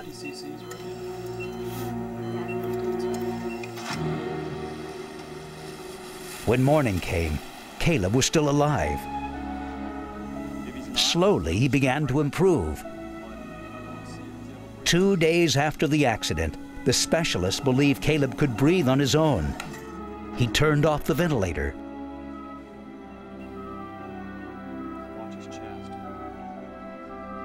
Caleb began to breathe. Well,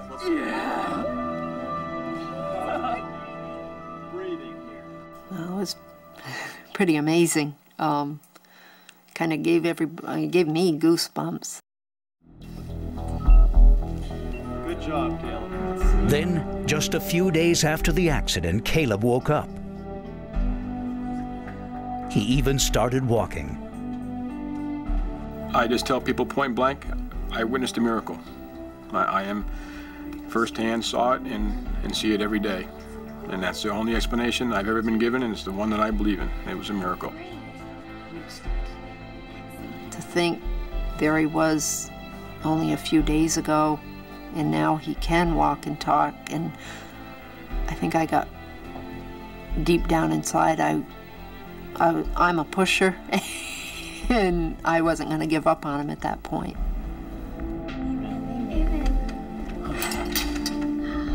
Caleb went into rehab and made remarkable improvement. In June, he graduated from high school. Today, Caleb is attending junior college and works part-time. He has something to say to those who rescued him. I just like to thank everyone, but obviously I can't because so many people helped. And I'd just like to say thank you again.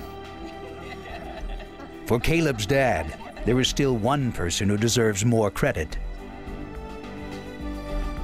As far as we're concerned, he's a hero. If George hadn't done what he'd done, my son would not have lived. To us, he's a hero. For George Place, life is its own reward.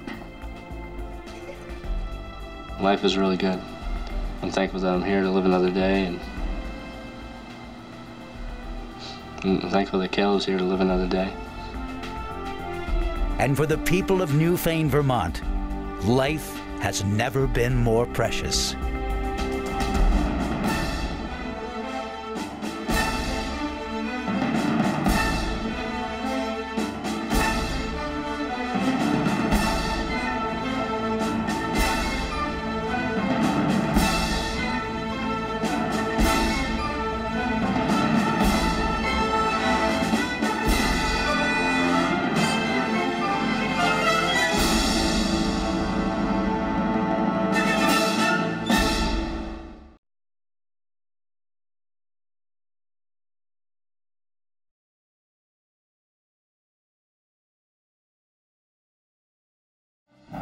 For over an hour, storm chasers follow a terrifying killer as it decimates the Oklahoma countryside.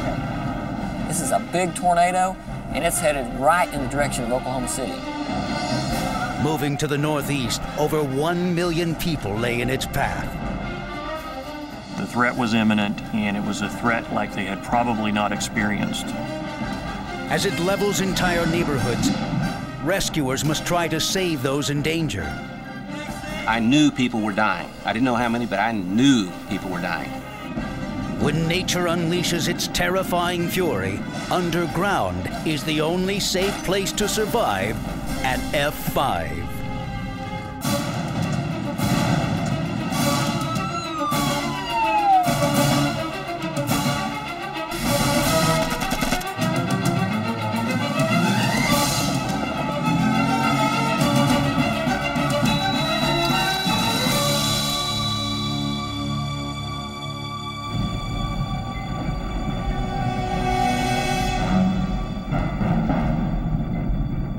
Every year, massive thunderstorms strike Oklahoma from March to July.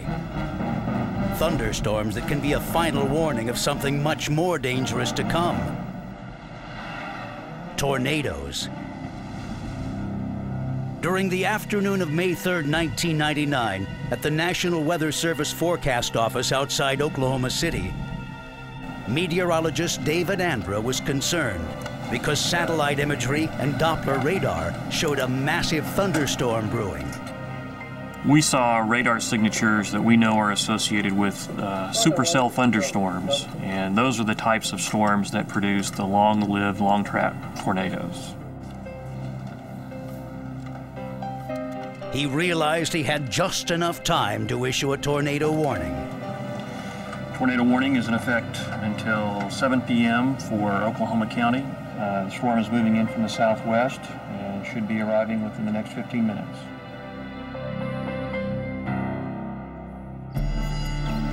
On such a warm spring day, few Oklahoma City residents were worried about the possibility of a tornado. Yet the threat of a serious storm led the 4 p.m. news reports. Good afternoon, glad you're here. I'm Kelly Hoelz. I'm Robin Marsh, glad you're with us this Monday, and we do begin with some potentially dangerous weather across Oklahoma today. Here we go again. Gary's in the forecast center with the very latest. Gary?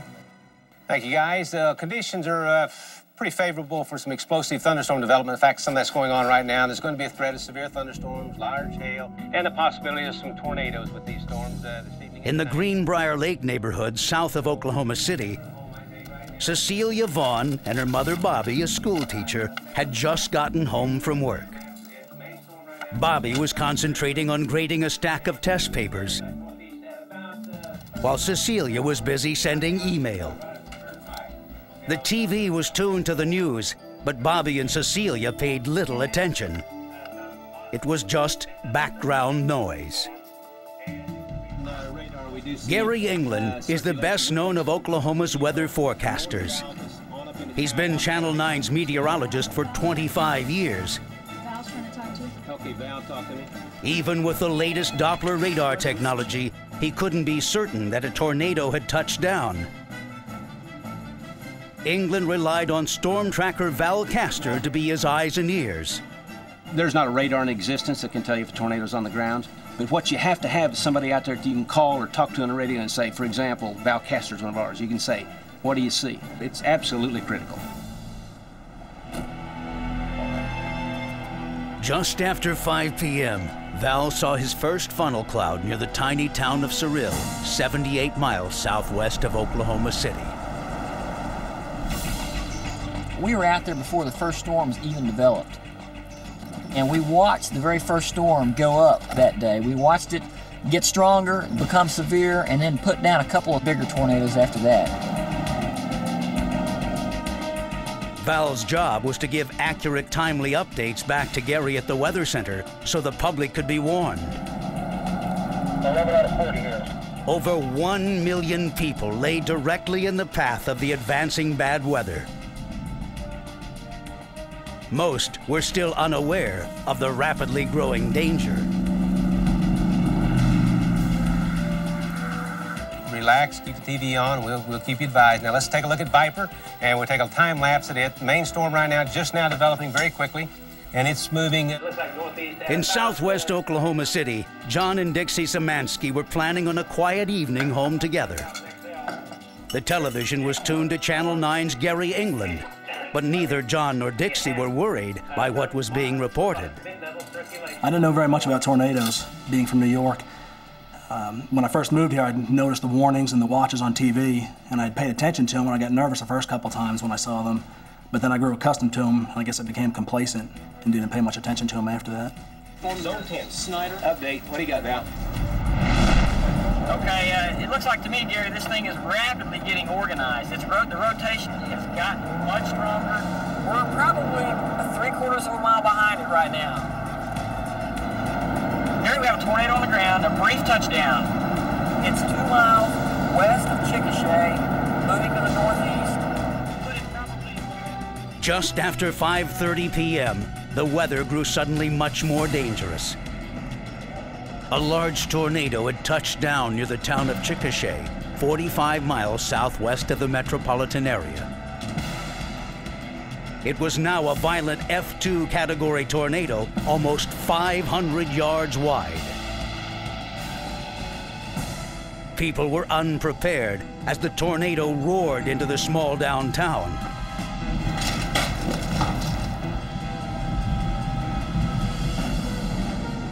The F scale, or Fujita scale, is used by meteorologists to rate the intensity of a tornado by examining the damage it causes to man-made structures. An F2 is considered a significant tornado with wind speeds up to 157 miles per hour. It was storm tracker Val Castor's first sight of the monster tornado that would soon terrorize Oklahoma City. After we saw the third tornado that this storm produced, that was a stronger tornado. We knew then that this storm was probably going to get big. But as quickly as it began, the tornado dissipated. This was not a good sign. Meteorologist Gary England. The movement of the parent storm, the main thunderstorm, was generally northeast. Each time it cycled, it would strengthen, and then it would weaken. Every time it would strengthen again, the tornado would come down larger. Val was transmitting photos of the approaching storm back to Channel 9. Using a global positioning system, he was able to give detailed locations of the storm's path. These photos were then broadcast live to viewers across Oklahoma. So Val, let us know if this thing starts to come down again, because we're going to come back here. After the tornado dissipated, a new wall cloud formed. That wall cloud was much, much bigger, had extremely strong rotation. At that point, we knew that was going to be a big tornado. Air Force Reserve Medical Technician Scott Branscombe was trying to ignore the weather warnings and enjoy a quiet dinner with his family. My mother and my sister were actually a little bit more concerned about the storm than me and my father were. But I wasn't too concerned. It's Oklahoma, it's May, we have tornadoes all the time, and just one of those things you get used to when you live in Oklahoma. Within minutes, another tornado was spawned. Dirt and debris were sucked up inside as it slowly formed a trail of destruction. Wow, that is absolutely awesome. This thing is throwing up debris all over the place. If the tornado continued its present course, it would make a direct hit on Oklahoma City. Like I say, this thing is just tearing things up. It's, like I say, the funnel is real small. I'd say the funnel might not be any wider than 100 yards. What I can tell you folks here in central Oklahoma, just take your tornado precautions. Even as Gary England pleaded with viewers to take cover, Bobby and Cecilia Vaughn continued to ignore the danger.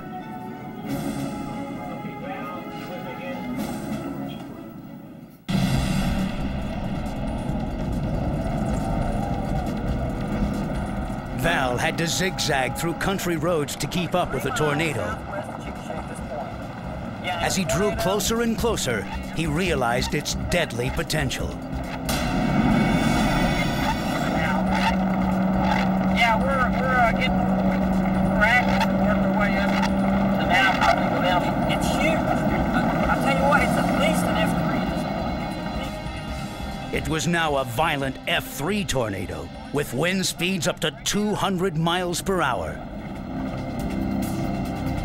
As the pictures were relayed live to the entire city, Channel 9 weatherman Gary England issued dramatic warnings to residents of southwest Oklahoma City. Just talk to me about it.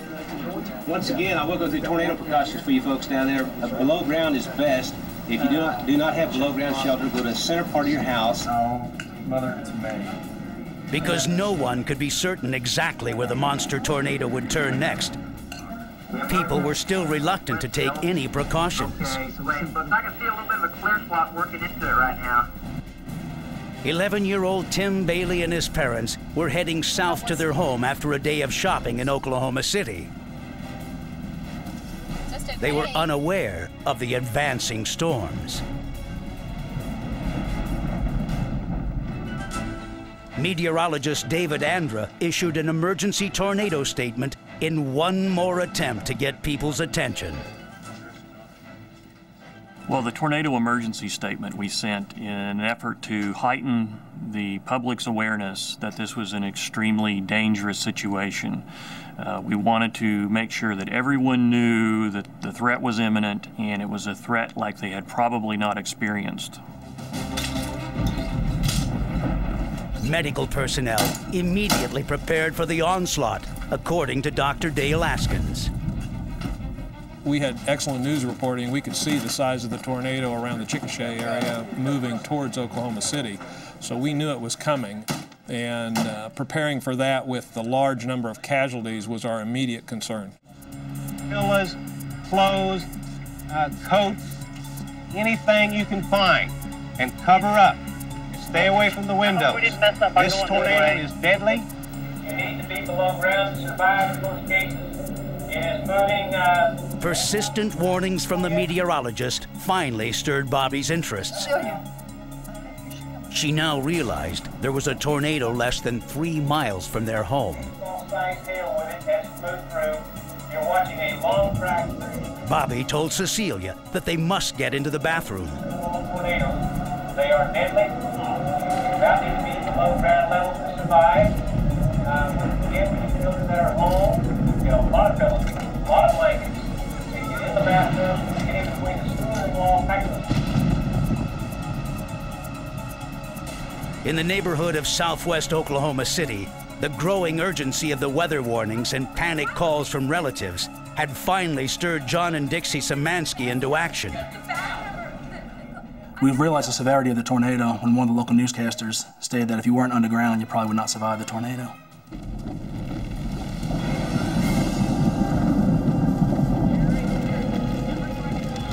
Val Castor continued north, following the storm that was now only a few miles from residential areas. Police blocked the roads from civilian traffic, and Gary England realized it was now an F5. I had to say something to get everyone's attention because they've heard thousands of warnings, so I knew I had to say something to get their attention. That was get below ground. This is an extremely intense tornado. And I remember thinking then, you know, a lot of people are going to die. Oklahoma City braced itself for the full impact of the twister.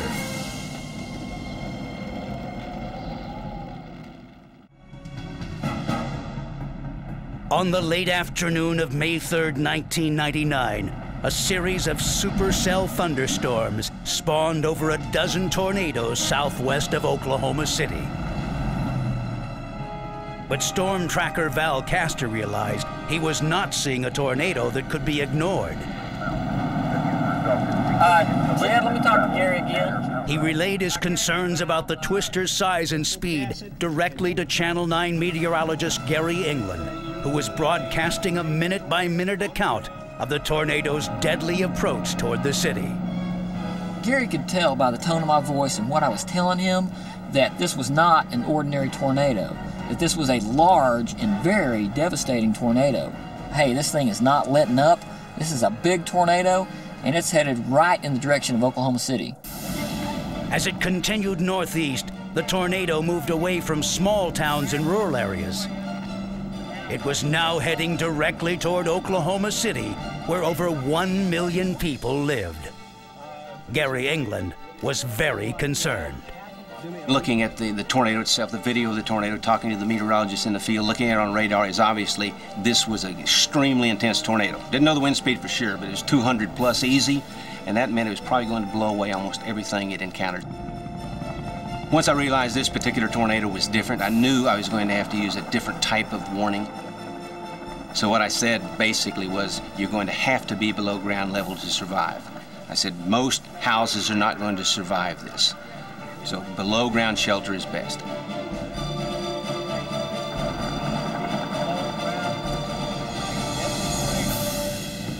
Unfortunately for many Oklahoma City residents, finding shelter underground was impossible.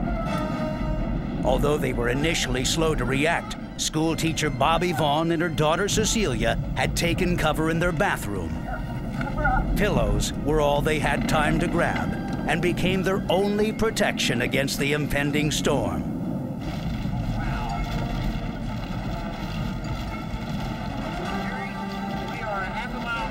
In the neighborhood of southwest Oklahoma City, John and Dixie Szymanski had taken shelter in their closet. For 5 long minutes they waited, clinging to each other. The announcements on the television plotted the tornado's grim march toward their new home. Dixie and I were talking about how much we loved each other just before it hit. We were praying.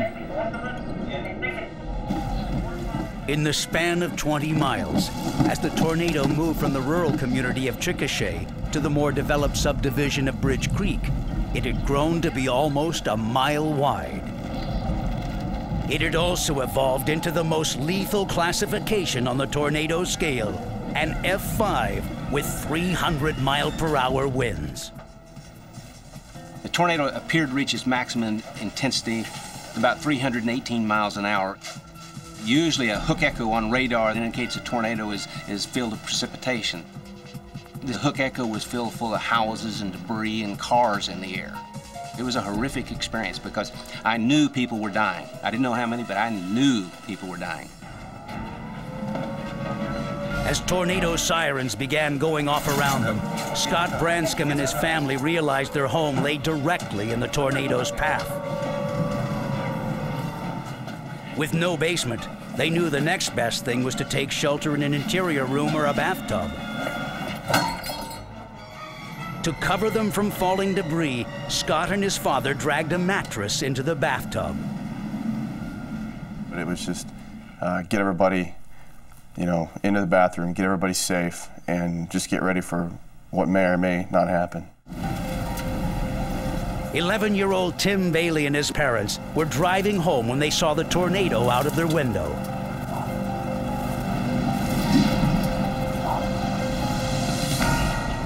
They jumped out of their car and ran up to an overpass beneath the interstate, thinking it was a safe place to take cover from the storm.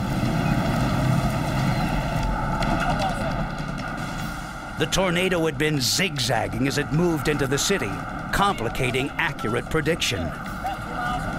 Gary. Yes. We're back within about half to 3/4 of a mile of it now. It's directly north of us. Yes. I think it's on the interstate right now.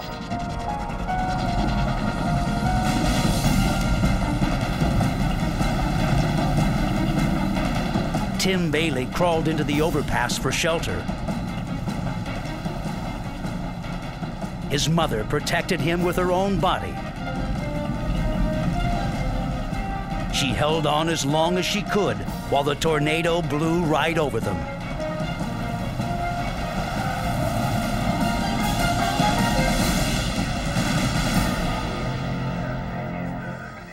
As emergency vehicles responded, it was difficult to determine the full extent of the damage the tornado had left behind in its wake.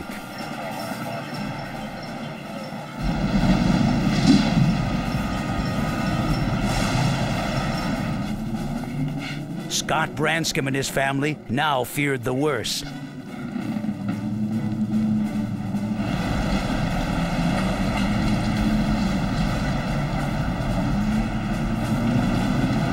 With the sound of the storm now a deafening roar, Bobby and Cecilia Vaughn could do nothing but wrap their pillows tighter around their heads.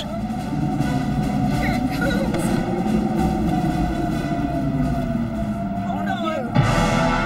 At 6:40 p.m., the big twister hit the neighborhood of Moore. A swirling cloud of razor-sharp debris, it shredded everything in its path. As it crossed the interstate highway, the mile-wide tornado made a direct hit on John Szymanski's new home.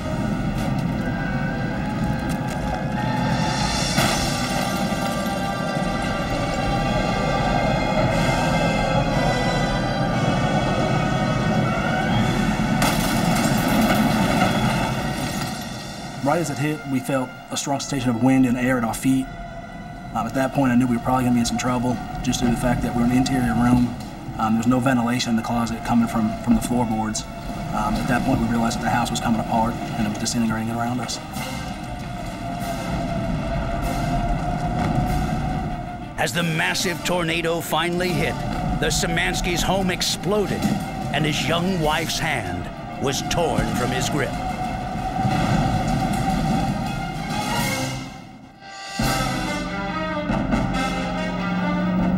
On May 3rd, 1999, an F5 tornado with 300-mile-an-hour winds slammed into the suburbs surrounding Oklahoma City. It destroyed everything in its path. For storm chaser Val Castor, a mile-wide tornado was a frightening sight. We were probably about a half a mile away from the tornado, and I looked out the windshield and looked straight up, and there was a large piece of debris. I don't know what it was. Could have been a car, could have been a roof of a house, but it was straight above us, about a half a mile up in the air. It crossed the interstate, leaving a trail of death and debris in its wake. No one had seen anything like it before. Meteorologist David Andrew was among them. This was the first time that I can recall that I genuinely had some personal fear or fear for my family or friends that they were in the path of a long-track, violent tornado. Rescue personnel were beginning to realize how violent and dangerous it was. I mean, we got hurt. We got 2 hurt, we got 1 missing. Tim Bailey was dazed. His father was injured. His mother was missing. She had held on to him as long as she could, but when the tornado threatened to consume them both, she let go to save her son. EMT Jeremy Walker was one of the first on the scene. The boy appeared to be in shock about everything that had just happened, and he continued to be that way pretty much the whole ride to the hospital. As the tornado moved past the interstate into the heavily populated metro area of Oklahoma City, over 1 million people lay in its path. Air Force Reserve medical technician Scott Branscombe and his family had taken cover in the bathroom.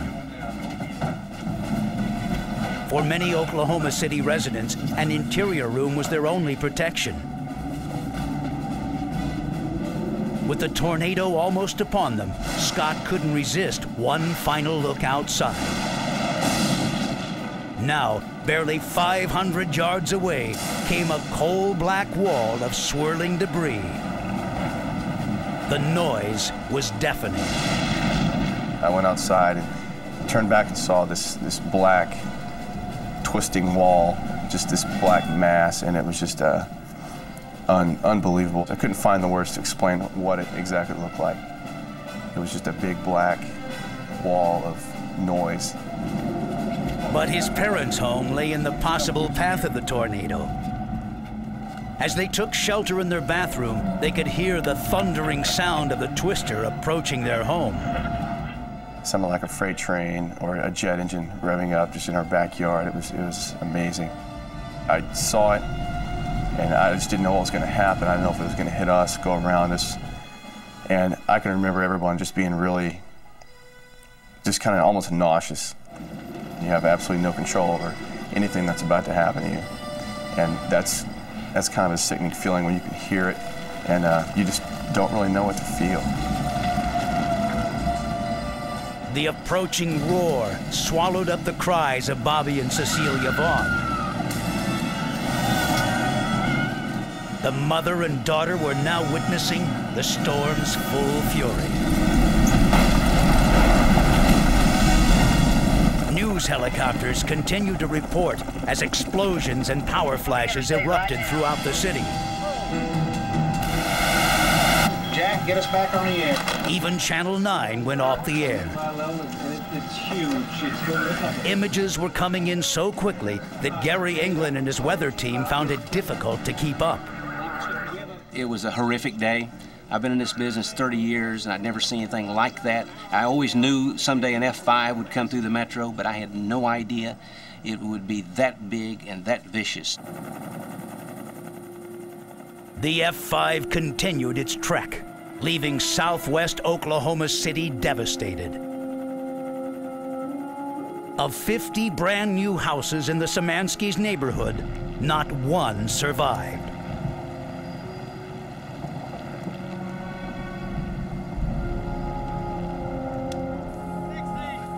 John Szymanski was blasted 50 feet from his house. Now, he was desperately hunting for his missing wife. Storm tracker Val Castor was stunned by the devastation. The damage was just incredible. I have never seen damage that bad before. There was well-built brick homes completely leveled, swept clean off their foundations. Cars were so mangled that you couldn't even recognize them. They didn't even look like a car. There was axles laying out in the road. There was bricks and parts of houses and boards and 2x4s, just all kinds of debris just strewn all across the countryside. Cecilia Vaughn had survived the tornado unharmed, but her home had been completely destroyed. The only thing still standing in its original position was the bathtub she rode out the storm in. She quickly realized that her mother, Bobby, was nowhere in sight.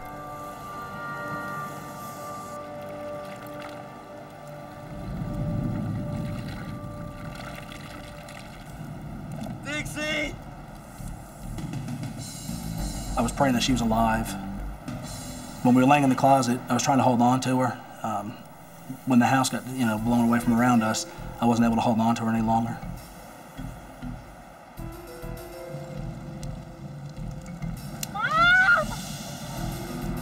I could hear boards breaking and glass crashing, and right after that it got very quiet, and when I lifted my head up, everything was just gone.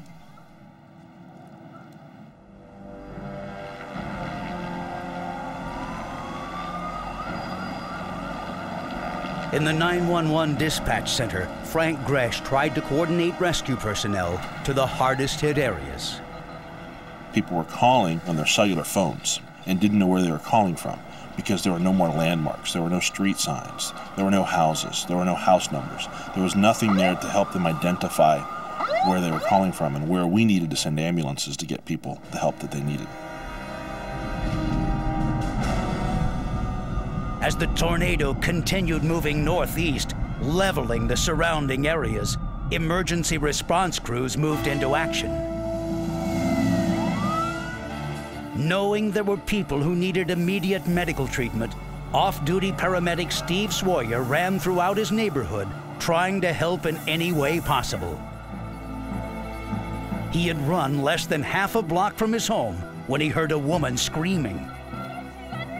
She was standing in the remains of her home and pointing toward a mattress covered by bricks and wood. The woman told him that her little girl was trapped underneath. You could hear her crying underneath. She was scared. And whenever we deal with kids, crying is a good thing. Crying means that they're breathing, their heart's beating. When they stop crying, that's when you got to worry about, okay, what happened? What's changed? Sawyer checked for any injuries and handed the girl back to her still terrified mother. The tornado had passed within a couple of 100 feet of the Branscombs' untouched home. Scott knew there was an apartment complex nearby where there could be many more injured.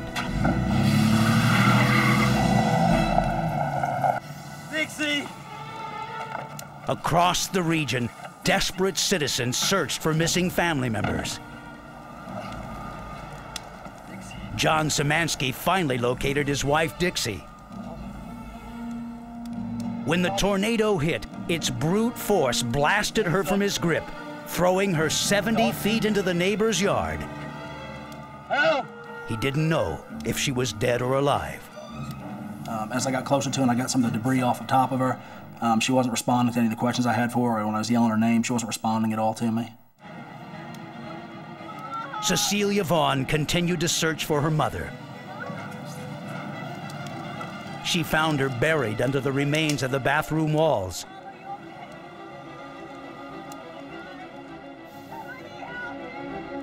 As Cecilia tried to get her free, Bobby lost consciousness.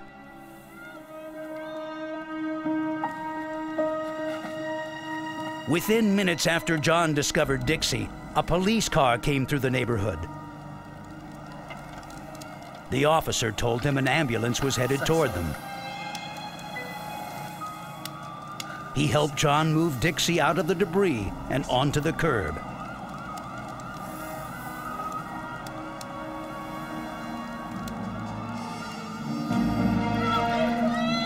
Cecilia Vaughn's cries for help were finally answered by paramedic Steve Sawyer. She had survived the tornado, but her mother, Bobby, was buried under the rubble, unconscious. Sawyer could see that she was severely injured and close to death. He knew he had to get her to the hospital, and soon. She was scared to death. To see her mom like that, it's a heartbreaking experience. To have a loved one, and all of a sudden, 5 minutes ago, you're sitting, talking, laughing, and then 5 minutes later, they're close to death. Even if Steve Sawyer managed to keep Bobby Vaughn alive, he still had to get her to the hospital, which was 7 miles away. But emergency services were overwhelmed.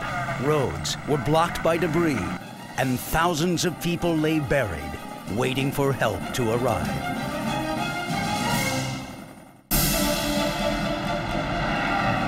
On May 3rd, 1999, an F5 tornado ripped through the heart of Oklahoma City, destroying whole communities.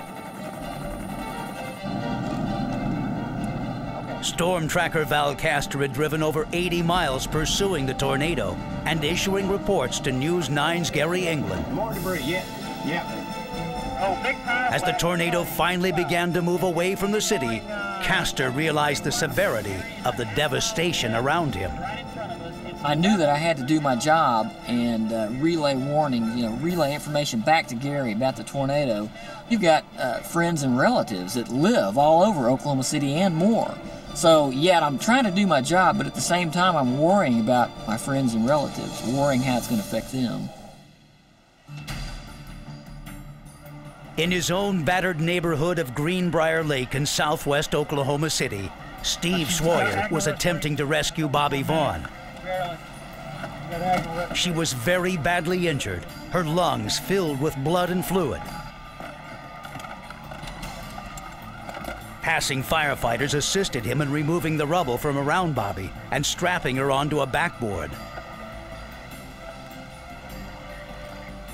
Unfortunately, they couldn't help him transport her to the hospital. Sawyer was on his own. I figured ambulances were coming. I figured there'd be more help coming.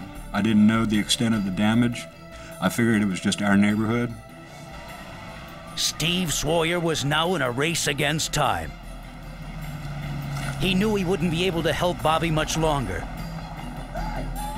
Miraculously, passing motorist Gary Miller stopped and offered them a ride to the hospital. Miller had been on his way to teach at a local college when the tornado struck.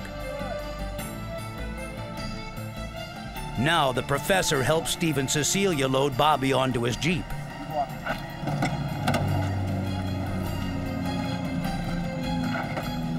With Sawyer kneeling over Bobby in the back, they took off. A stunned Gary England watched in disbelief as the tornado's rampage ended as suddenly as it had begun. The main storm dissipated shortly after crossing over the heart of Oklahoma City, but the terrible damage had already been done. It looked like a war had been fought. There were areas where there was just a foundation left. There were cars that were the size of a small desk. Even as you looked at it, it was hard to say, my gosh, this happened, this moved through. How could anything do this?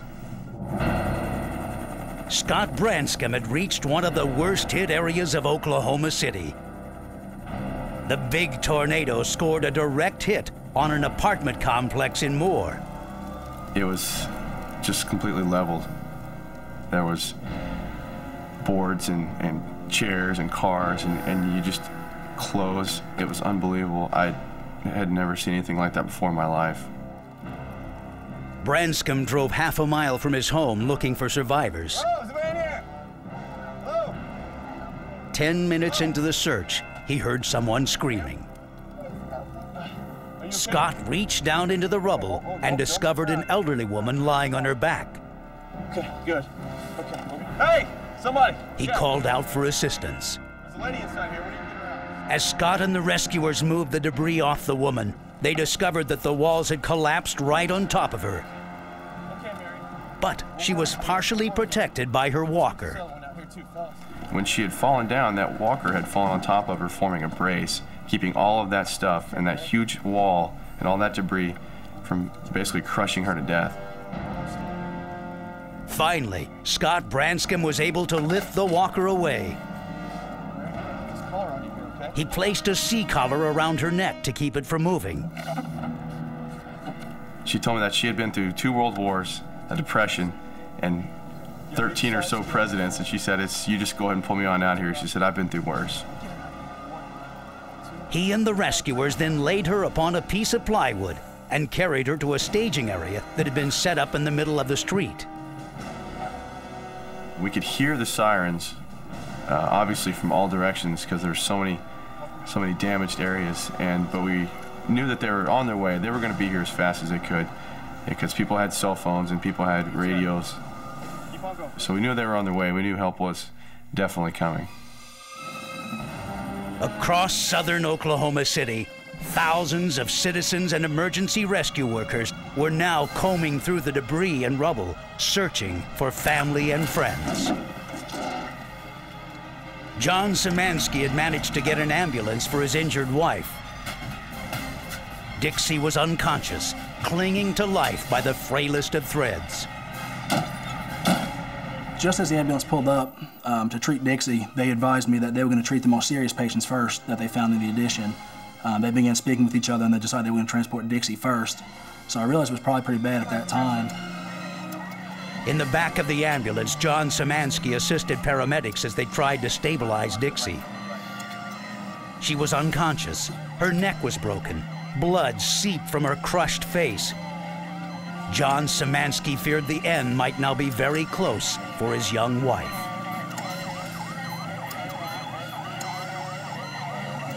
At Hillcrest Health Center, 100 injured survivors arrived in the first hour by any means possible.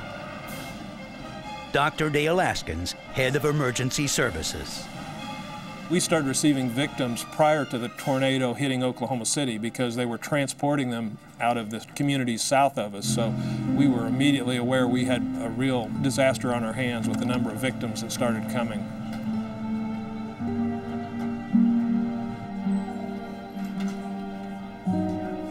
When she arrived, Dixie Szymanski was among those with the highest priority for immediate medical attention. John could do nothing more for his wife now, but wait for the doctors to tell him her fate.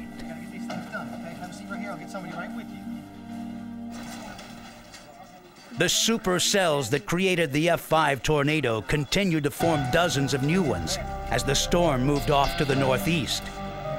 Find the basement in the building. As night fell, the damage transformed the landscape of Oklahoma City into a surreal scene. Burning gas lines and houses illuminated the night sky.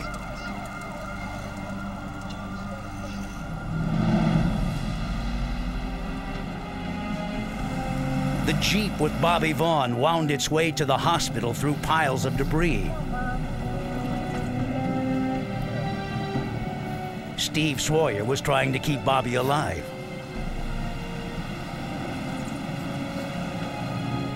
He knew his limited equipment would sustain her for only so long. He asked Cecilia for help. I told her to assist her ventilations, and I also told her to talk to her. The last sense to go is your hearing. I knew that her mom was in there. We still had a good strong pulse at that time, but the respirations were dying. With the sounds of chaos all around them, they navigated the nearly impassable roads, hoping they could get to the hospital in time.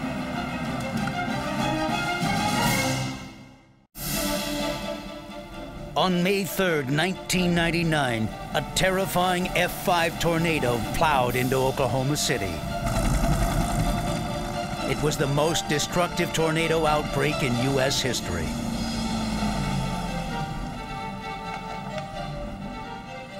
Paramedic Steve Sawyer had rescued Bobby Vaughn from her home. Her condition was critical. Her daughter Cecilia hoped Professor Miller could get them there in time. Now, as they neared Hillcrest Hospital, it appeared their efforts were in vain. Bobby had stopped breathing. As we got there, Steve jumped out of the back of the Jeep and started giving all the statistics on her that he could give, and they rushed her into the emergency room. But I knew she had quit breathing when they took her in. The blast from the tornado had crushed Bobby under the walls of her home, knocking her unconscious. Her collarbone, nose, and several ribs were broken. Blood and fluid filled her lungs. She had stopped breathing. She never regained consciousness, and I kept trying to get her to respond and telling her to hang in there, but she never did respond. As the emergency room filled to capacity, Dr. Dale Askins had to deal with a growing list of physical as well as emotional medical conditions. All these patients were psychologically traumatized as well as suffering their physical injuries. People were agitated, anxious, frightened, covered with mud. Virtually everybody was bleeding from multiple lacerations, punctures, that type of injury. After an exhausting 4-hour search trying to locate survivors, Air Force Reserve medical technician Scott Branscombe got the word to return to Tinker Air Force Base. The enormous military facility narrowly escaped disaster as the tornado swerved at the last moment. In the tornado's aftermath, the military opened their arms to the local community, sending search and rescue teams into the tornado-damaged areas and providing food and shelter for survivors. Scott was assigned the duty of assisting many of the tornado victims. Thousands had lost their homes.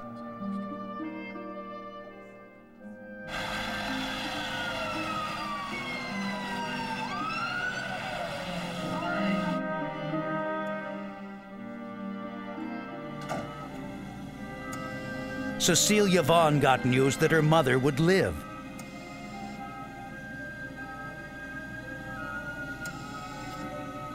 She'd gotten to the hospital just in time. Even while she was in intensive care, every time she would wake up, she would ask where she was and what had happened, and we would retell the story of the tornado, and that she had a broken shoulder and broken ribs, and she just didn't have any recall of anything that had happened. John Szymanski finally got to see his injured wife. Dixie barely recognized him, and she couldn't talk.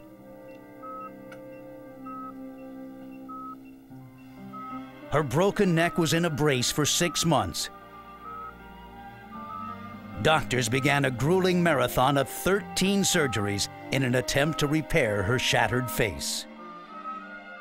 I believe they had 160 stitches in her head, and that's the first time I got a chance to see her, and she was still covered in dirt and in blood.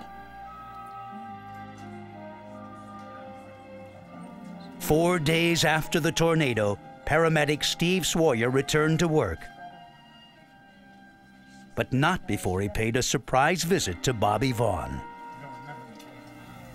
It was a happy time, a real emotional happy time, because here we have someone that could have been left for dead, could have not been with their family today. And being able to be part of it was a good feeling, to know that, I was able to help somebody.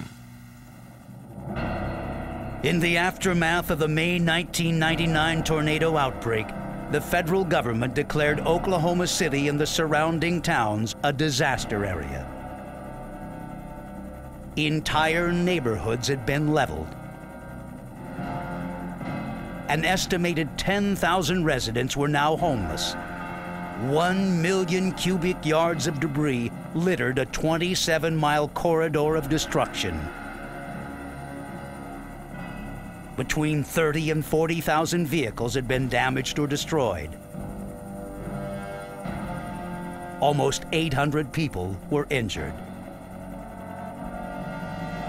There were 44 fatalities. Incredibly, the death toll from the nation's most destructive tornado outbreak might have been worse. Meteorologist Gary England knows that people without protection from such damaging storms might not be so lucky again. It might be in 1 year, it might be in 10 years, it might be in 50 years. It is going to happen again, and people will need somewhere to go. So people that don't have the plan, don't have the safe room, don't have the place to go, are at risk. Both Dixie and John have healed from their injuries. In December of 1999, they moved into a new home.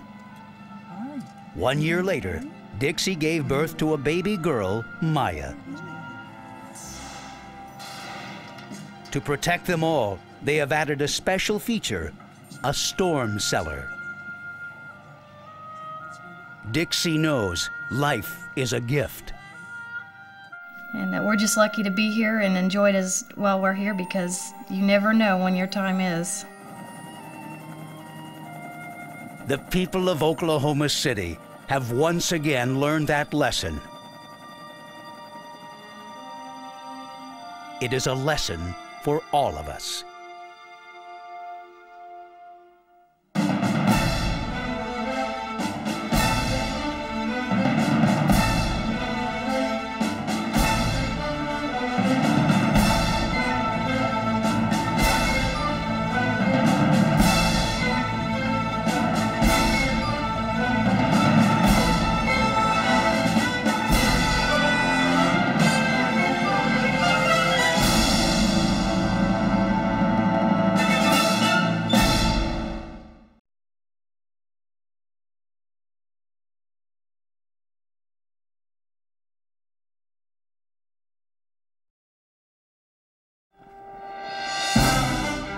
A Sunday afternoon turns terrifying for two young brothers when a frozen pond collapses beneath them. As they struggle for their lives, rescuers race to the scene. Time is very important in a situation like this. I knew we had to get them quickly. But with each minute in the frigid water, emergency personnel fear for their survival. I wasn't coming out until we found them. Fighting hypothermia, doctors attempt to revive the boys. These kids looked dead. They felt dead, and they were cold and stiff. To save two innocent lives, rescuers find themselves walking on thin ice.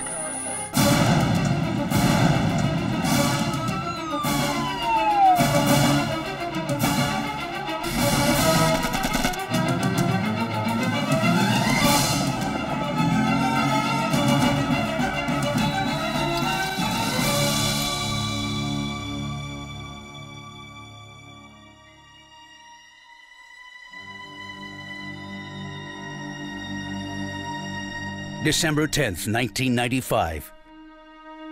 In Warwick, Rhode Island, temperatures had fallen into the low 20s for 3 straight days, transforming the landscape.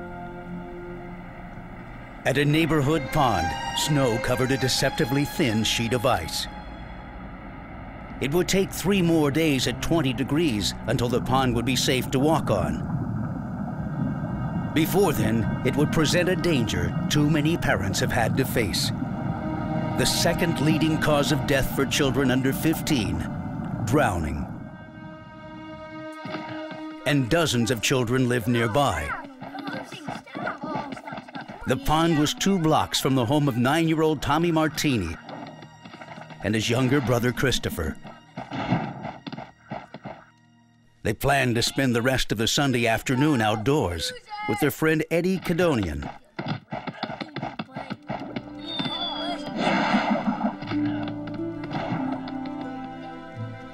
Tracy Martini warned her son, Christopher, not to go near the pond. She knew from her experience the ice was still too thin.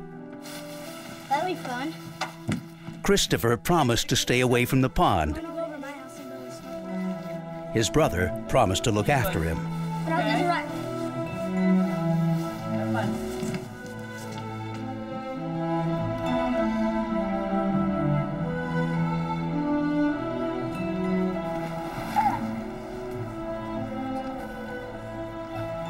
Their play soon turned into a snowball fight.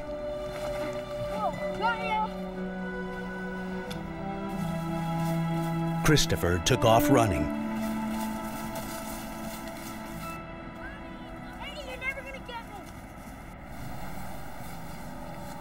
His path led him to the pond.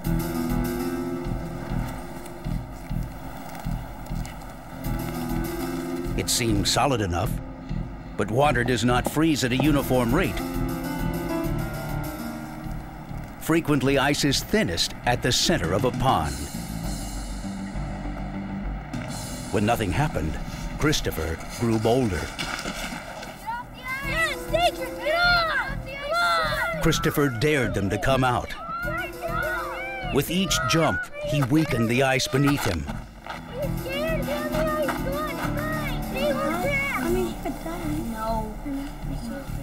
He refused their pleas to get off the pond. Eddie ran to tell his mother. Suddenly, the ice cracked open, plunging Christopher into the frigid water. The cold was so intense, it took his breath away.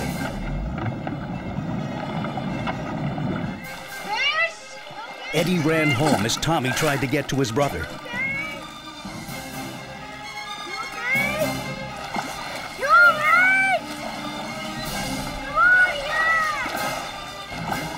Christopher struggled to climb out, but he was unable to grasp the edge. The ice kept breaking off.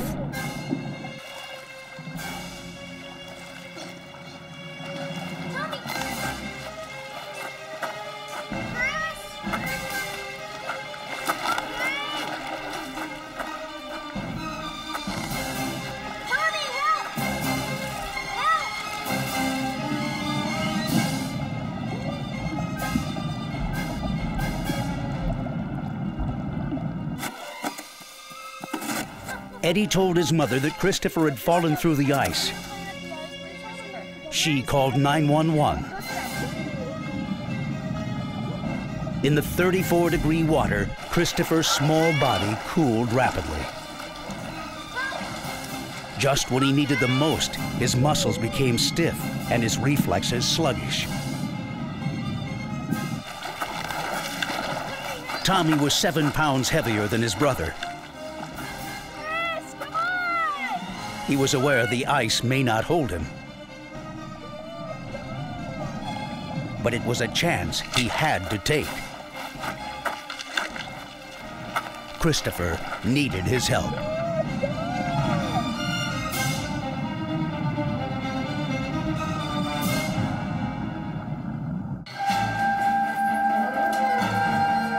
Warwick Fire Station 8 was less than a mile and a half away.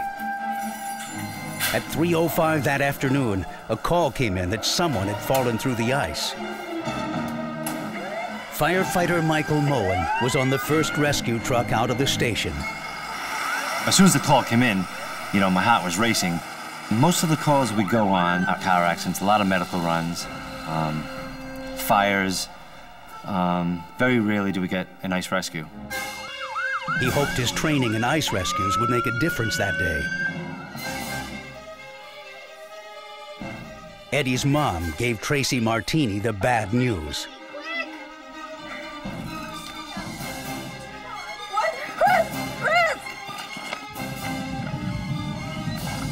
Christopher had been in the icy pond for less than 2 minutes, yet he could barely keep his head above water. His heart and respiratory rates continued to slow.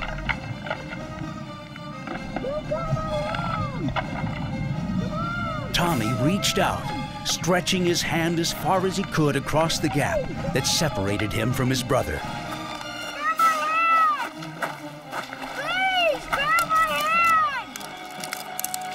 It wasn't enough. The ice broke.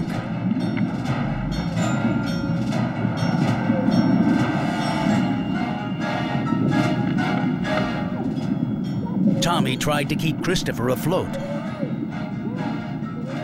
But as his body reacted to the cold, he found it difficult to stay above the water himself.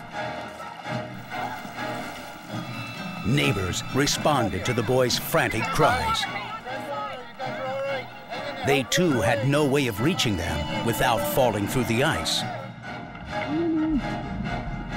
Gradually, Tommy's and Christopher's cries grew weaker. The intense cold of the water was taking its toll. The two young boys had less than 5 minutes before they were unconscious.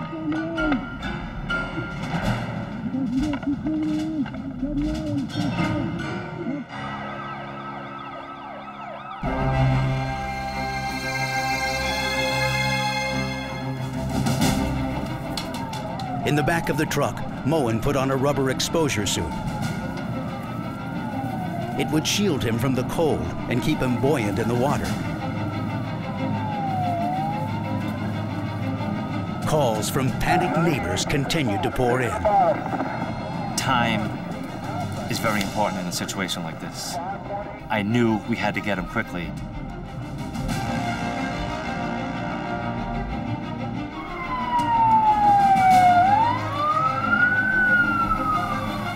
We turned the corner to the street. There were people on the shore waving their arms. The adrenaline just started flowing. At 3:15, Moen and his team arrived at the pond.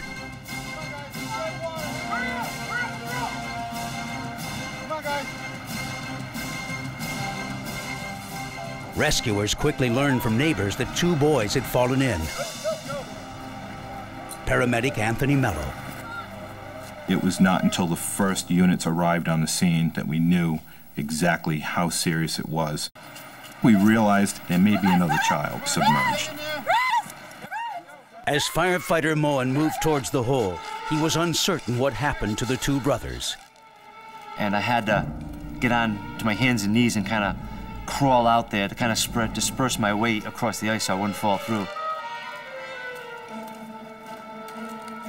I can see 2 gloves that were grabbing onto the ice as if they were holding on. And I thought, there's the victim.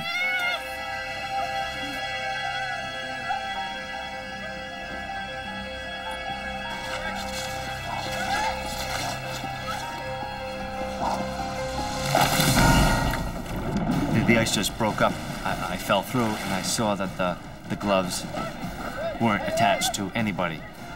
They were attached to the ice and that was it. Moen realized that both boys were submerged under the ice. This posed a problem because the exposure suit had limited capabilities.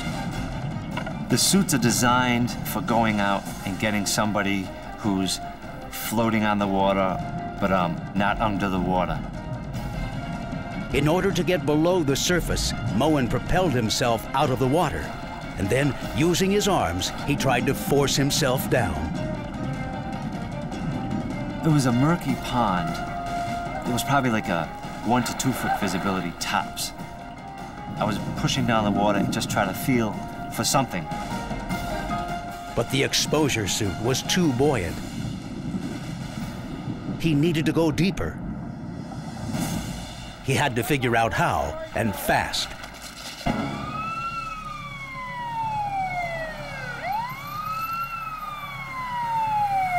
On board the ambulance, Lieutenant Richard Bellavance prepared to treat what he knew would be severe hypothermia, a body temperature below 95 degrees Fahrenheit.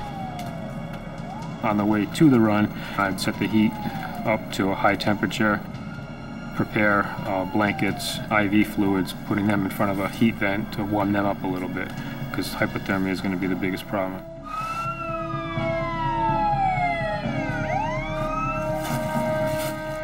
Somewhere in the dark depths beyond Moen's reach, the boys were drowning in the frigid water. They had been submerged for almost 15 minutes. The water just starts funneling down your suit, and you lose your buoyancy, which helped. It helped you go down deeper into the water where you can almost touch bottom.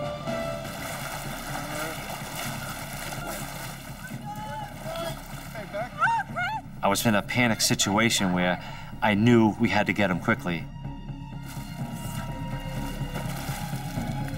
Using all his strength, Moen surged up and dove down into the water. For the brief moment he touched bottom, he kicked around, hoping his feet would touch the boys. His buoyant suit then pulled him to the surface, where he repeated the process again and again. After 10 minutes, he was exhausted. I had no clue how long I was in the water. I mean, the time was frozen. I would have stayed out there until someone yanked me out of the water. Someone was going to have to physically get me and take me out of the water because I wasn't coming out until we found him. Rescuers knew the danger Moen faced every second he was in the water. Paramedic Rick Bellavance. When you're dealing with the ice rescue, you're putting the rescuers in the same environment as the victims, and anything goes wrong with their equipment, they become a victim as opposed to a rescuer.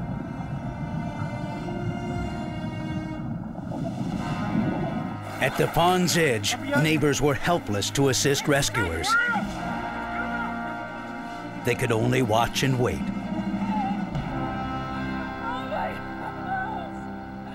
With every passing second, Tracy Martini's fear for her sons grew.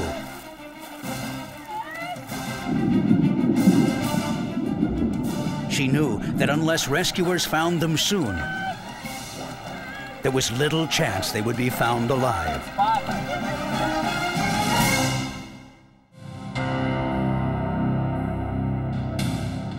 In Warwick, Rhode Island, a sudden drop in the temperature created a dangerous situation on a neighborhood pond.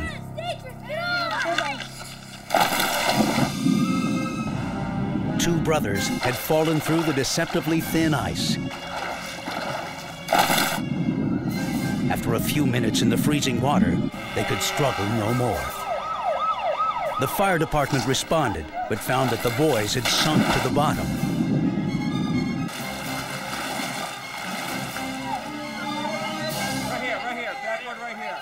As neighbors gathered to watch and wait, the rescuers struggled to reach the children. Unable to dive due to the buoyancy of his exposure suit, firefighter Michael Moen kept probing the depths with his feet.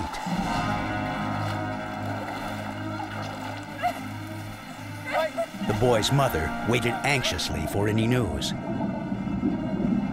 Her sons had been underwater for close to 20 minutes. To help with the rescue, firefighter Michael Clark put on an exposure suit. He knew Moen was going to need some help. I jackknifed down and I kicked something which felt like a tire tube, and I said, it's got to be him. I worked him up to my arms. I got a good grasp on him. I got him! When I found the victim, he just was lifeless. Moen had found 9-year-old Tommy. As soon as I said, I've got him, there was 20 guys on the line, and they're pulling me in. The rope snapped. And now I'm in the water with this victim and no means of getting in the shore. When the line broke, Clark knew he had to do something.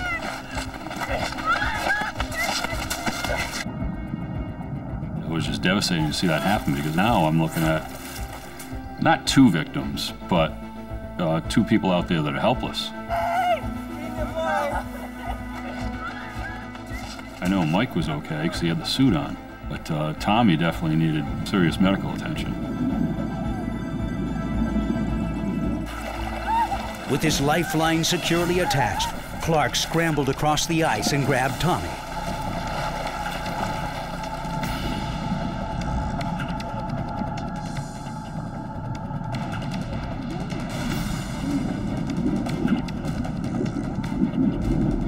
The instant he was safely in Clark's arms, the rescue team hauled them both in.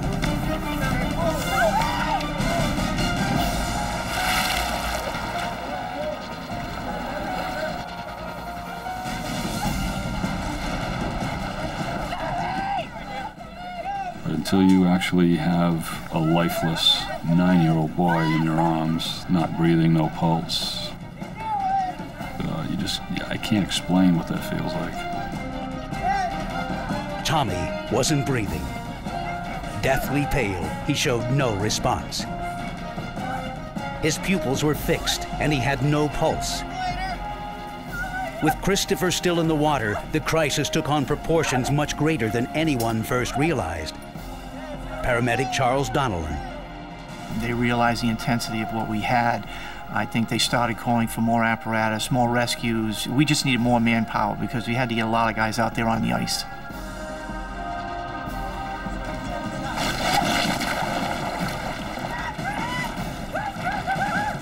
Even as Moen was joined by 2 other rescuers, the hole in the ice was widening, making it more difficult to tell where the boys had fallen in.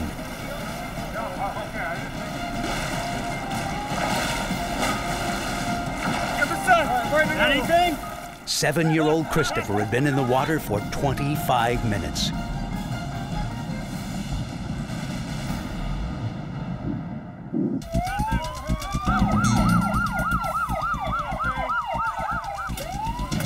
Donnellan knew they needed to warm up Tommy quickly.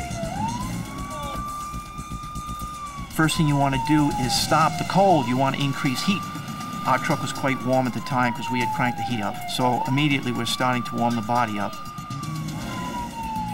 Donnellan inserted an endotracheal tube and began to ventilate Tommy's lungs by pumping the pond water out.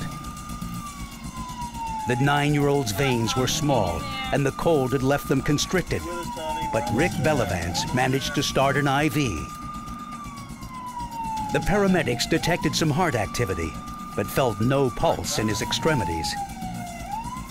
Tommy was alive, but barely. Eddie Cadonian ran for help when Christopher fell through the ice. Now, he could only hope for the best. I didn't know what to do. It was terrifying. I don't think I've ever been so scared.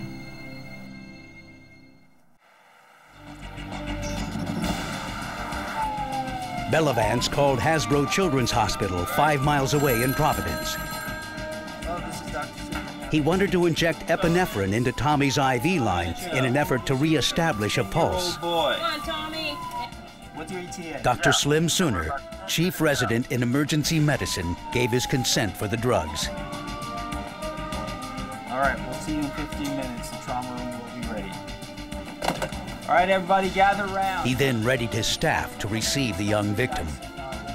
I've been involved in these type of resuscitations, but only in adult patients. At that time, I hadn't seen many children who were hypothermic. And when there are multiple kids involved, we knew this was going to take a lot of resources.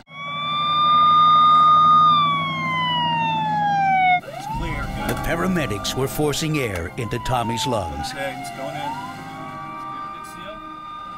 Into a saline IV, they injected medications to stimulate his heart. But the cardiac monitor continued to show arrhythmic activity. The muscles of Tommy's heart were being stimulated, but his heart was not beating. Paramedic Charles Donnellan. Kids, they affect every guy on the job. There's no doubt about that. And if you have your own child that age,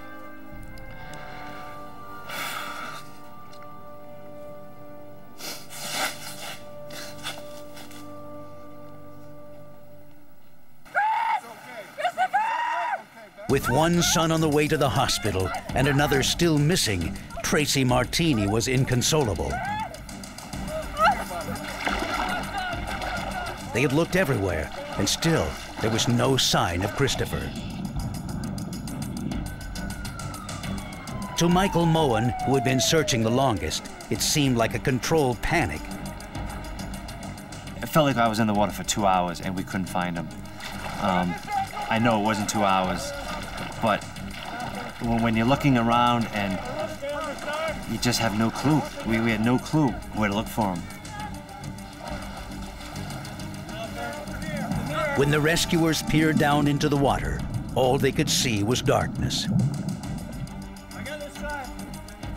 The only sense they had left was their sense of touch. Christopher could be just a few inches from their grasp, but they had no way of knowing it.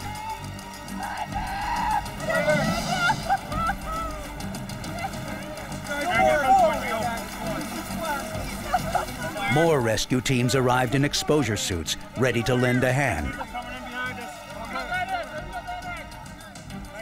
As the ice continued to break off and the hole continued to widen, rescuers turned a traditionally one-man rescue operation into a team effort.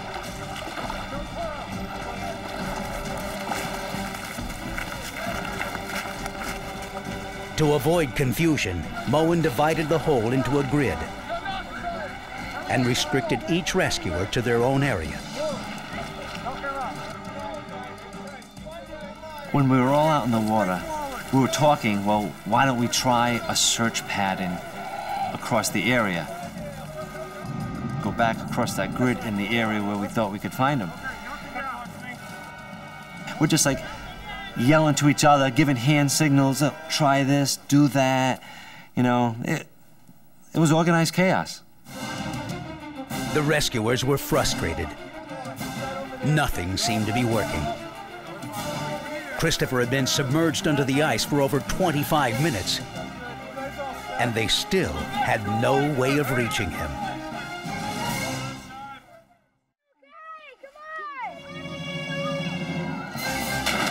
A frozen pond became a lethal trap for two young boys.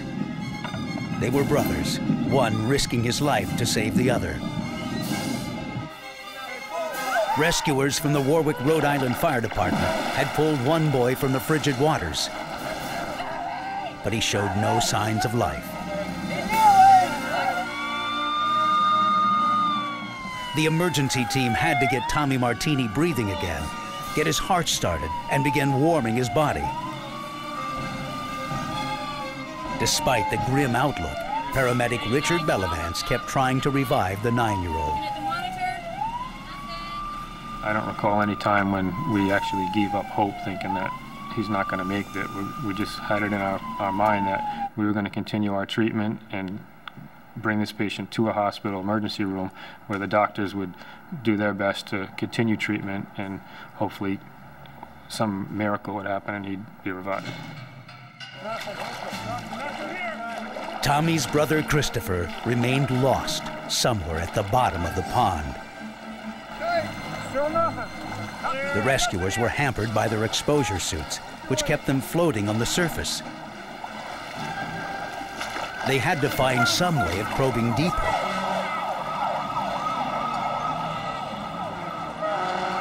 A fire truck arrived with a possible solution. A rescue pole with a loop on the end.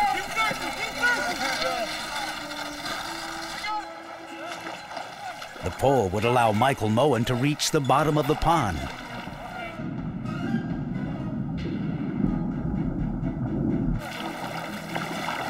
He hoped to snag Christopher's arm or leg in the loop and pull him to the surface.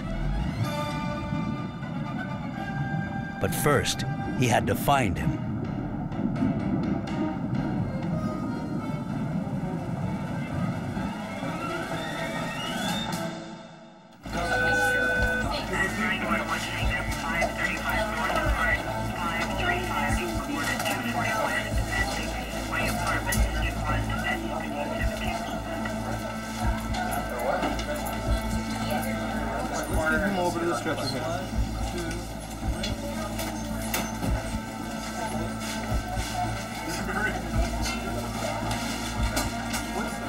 At Hasbro Children's Hospital, attending physician Dr. Mark Shapiro quickly assessed Tommy's condition. His cardiac monitor showed some cardiac activity at a slow rate, but there was no pulse. So basically, he had no circulation when he arrived. We're going to need the bear hugger. If we can get a bear hugger in here, we're going to need to get a core temperature on Tommy. Tommy's temperature was 87, more than 11 degrees below normal. To get Tommy's circulation going, the team covered him with a special blanket inflated with heated air. Okay, let's hold CPR for a second. Let's take a look at what his rhythm is. The cardiac monitor showed Tommy's heart wasn't contracting. Dr. Linda Snelling, chief of pediatrics, was troubled by his condition. If a child arrives with a heartbeat, their outcome is likely to be relatively good. Not guaranteed, but if a child arrives without a heartbeat, the chances that they're going to leave the hospital alive are small, and the chances that if they do live, they're going to lead a normal life are minuscule. I don't have a pulse. Yeah, it definitely looks like PEA. Go ahead and restart CPR. Let's go ahead and give him 0.01 per kilo of epi. In an effort to start a rhythm, the team injected Tommy with drugs to stimulate his heart. Any parents with him or family members with him? No. Okay. They continued giving him warm oxygen and warm IV fluids to heat his body from the inside out.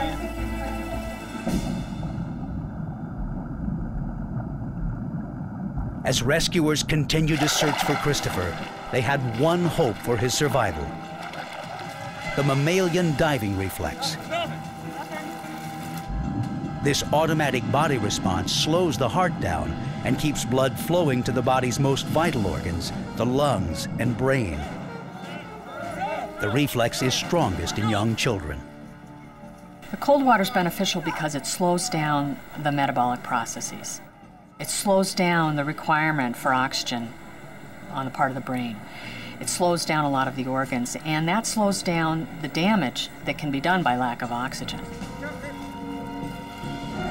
Firefighter Michael Moen swept the area, pushing the rescue pole deeper and wider, hoping it would reach far enough to hook Christopher.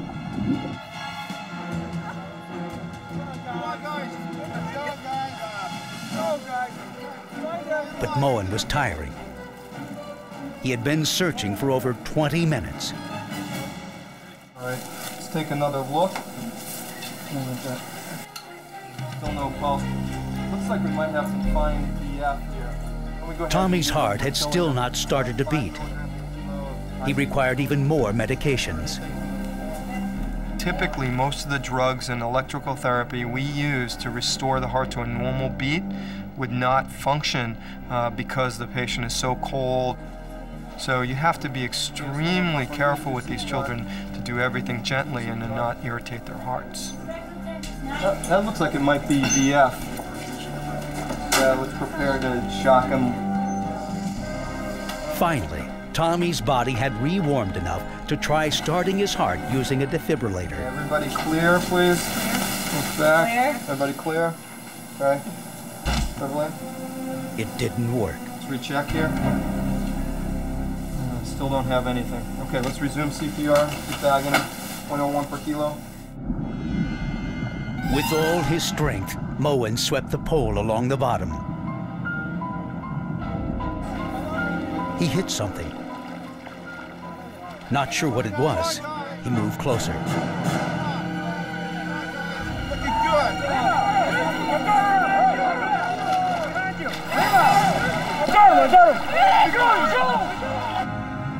The young boy had been under the water for almost 30 minutes. Moen immediately began to perform CPR on the lifeless boy.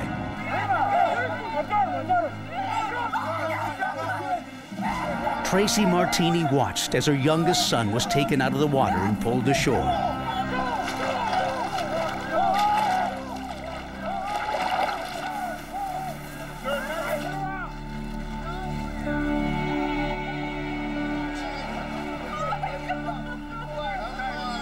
Christopher showed no signs of life. The paramedics wanted to continue CPR, but Anthony Mello knew they had to warm the body as quickly as possible. At this point, we're just trying to get him to the truck. We know what we have to do. We can't stop to do it right there. We need to get him in the truck. He was extremely blue and lifeless. He was like a rag doll. At that point, we initiated basic life support. We started CPR. We started ventilating, doing chest compressions.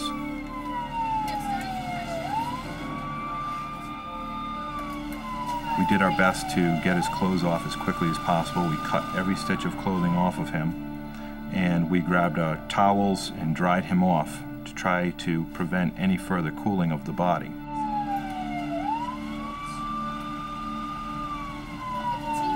We were able to quickly put an IV in, which was a major feat, taken into account this child is extremely cold and their veins have just closed off. Christopher was clinically dead. He was still not breathing, and he had no pulse. I was controlling meds, IV, and EKG. The child remained flatlined the entire way to the hospital.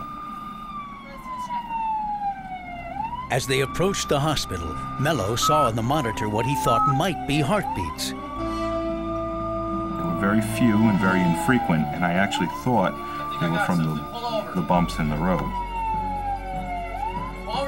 Mello sensed Christopher's heart was trying to beat on its own, but the bumpy road was interfering with the monitor. Once we stopped, we could see it. We realized that he had a heartbeat, you know. It was not enough to sustain life. It was an encouraging sign, but for the team struggling to revive the two brothers, it was only the beginning.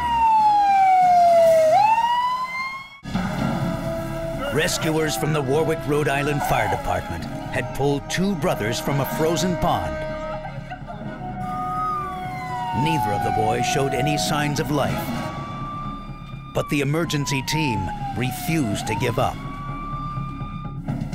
At Hasbro Children's Hospital in Providence, doctors inserted a catheter into Tommy Martini's bladder, flushing his body with warm saline solution in an effort to raise his body temperature. As they kept trying to restart the boy's heart, the ER staff prepared for the arrival of Tommy's 7-year-old brother, Christopher.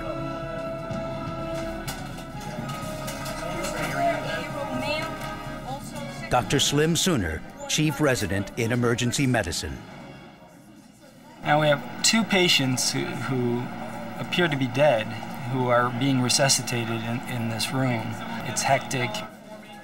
There are multiple nurses, physicians, and there are teams working on each patient. Look here.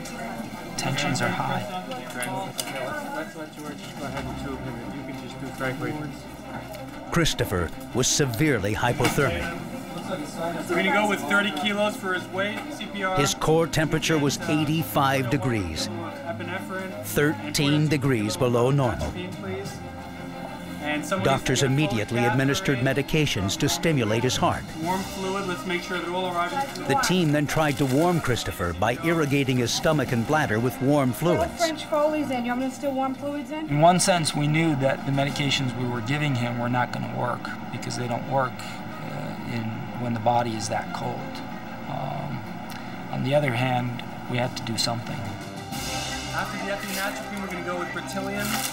Going to have 5 milligrams per kilo of bertillon in until we get. It's got another line in. Still no pulses. What have we done to rewarm him? Okay, let's check his rhythm again. What do we have for rhythm? Okay, we're going to shock V-fib. The team tried to shock Christopher's heart into beating using a defibrillator, but it wasn't working. Christopher had not sufficiently rewarmed to allow his heart to begin beating. Press down, sound equal, continue CPR. To increase his core temperature, doctors covered him with a blanket filled with heated air. Did you get the bicarb yet? Attending physician, Dr. Mark Shapiro. Let's go for one more round of. You're in the back of your mind thinking, boy, I hope I can resuscitate these children, and if they both die, how devastated the family is going to be. I think it adds even more emotion to an already emotionally charged situation.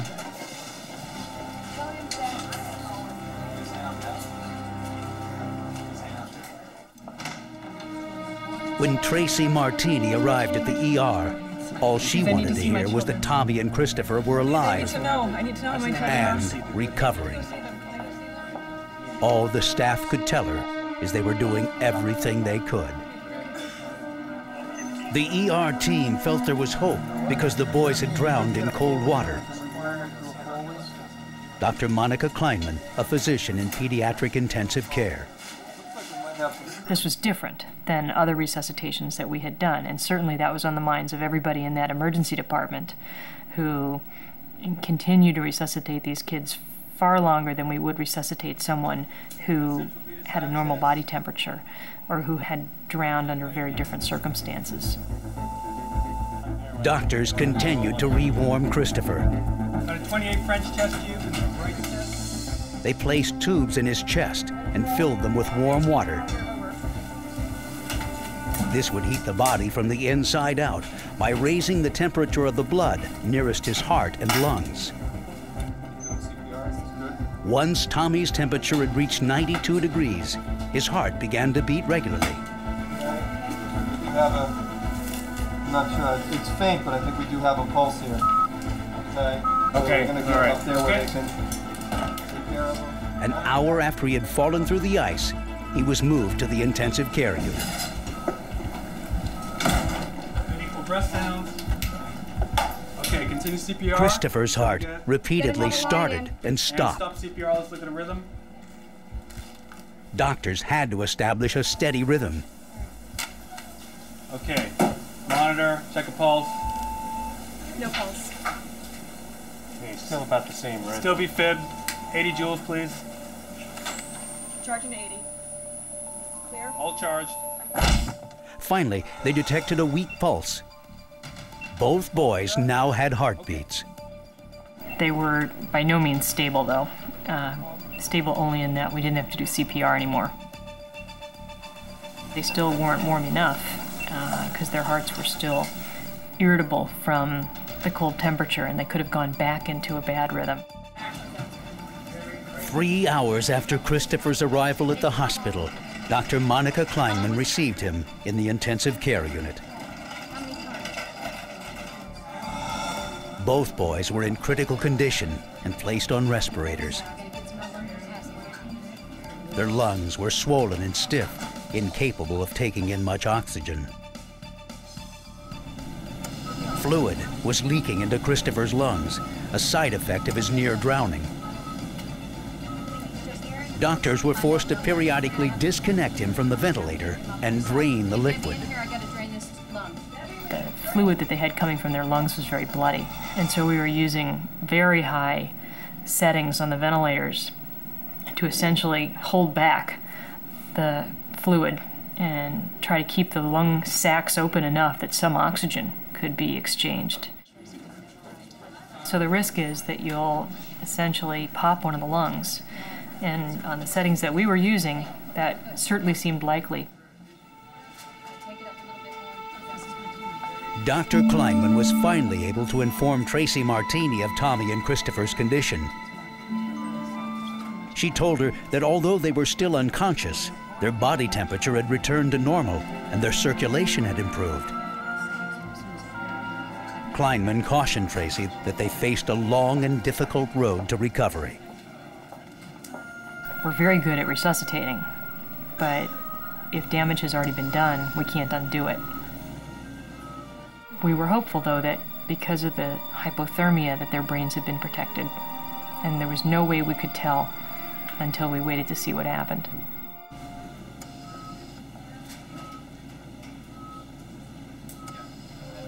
Tracy was finally allowed to see her sons. Tommy had the least amount of lung damage and began to show signs of improvement during the night.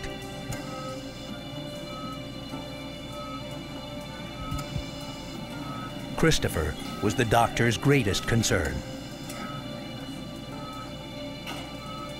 Christopher continued to have problems with his heart.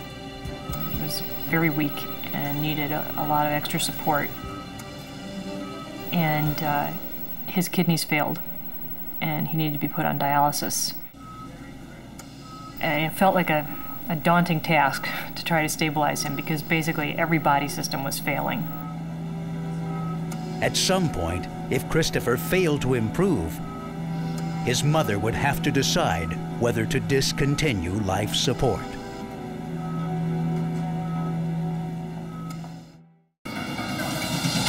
A Rhode Island medical team brought 2 young boys back from the dead.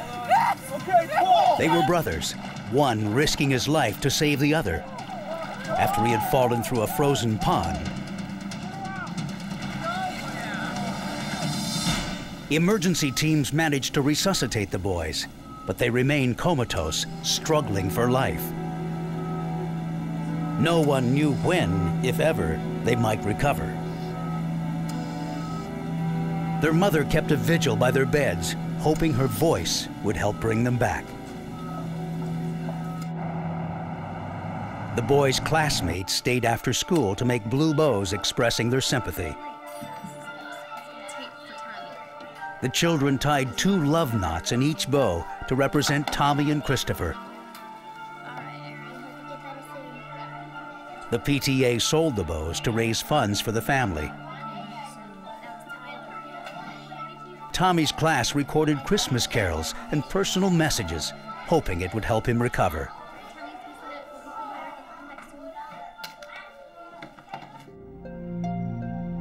Trying to wake Tommy from his coma, Tracy played Get Well wishes his classmates had recorded. I miss you, and I hope that you...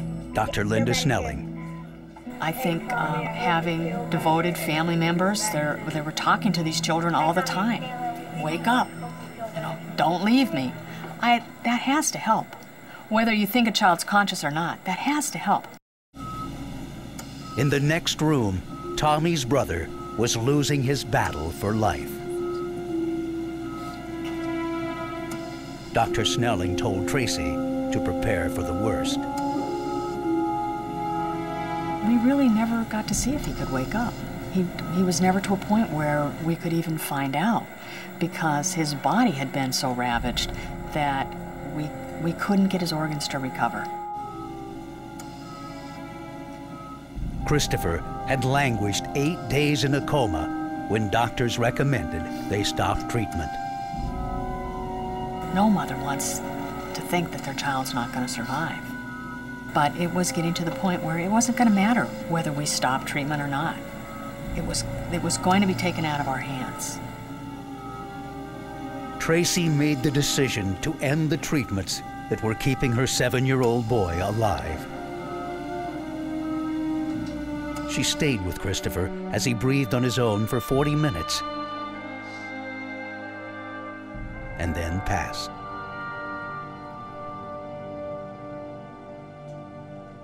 Everyone felt a sense of defeat and a tremendous sense of loss. And this had been something that people had been working and putting their heart and souls into for 8 days. And we felt like we knew this child, we knew this family, and everybody wanted him to get better. Plus, we knew his brother was recovering, and so it just, it just felt unfair.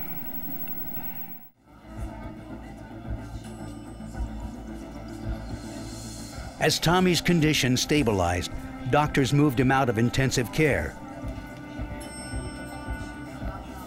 Tracy kept watching and waiting for him to recover. Nurse!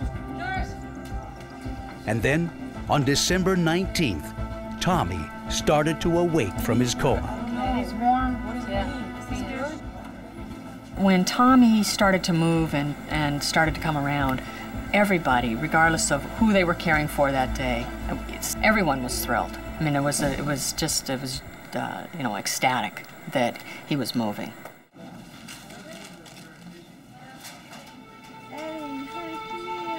One of Tommy's first visitors was his best friend, Eddie Cadonian.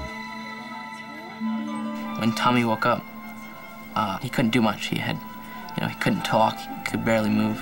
But I remember when I first walked in the door, and he had a huge smile on his face when he saw me. And I was just glad he was alive. 2 months after he fell through the ice, Tommy Martini was released from the rehabilitation center.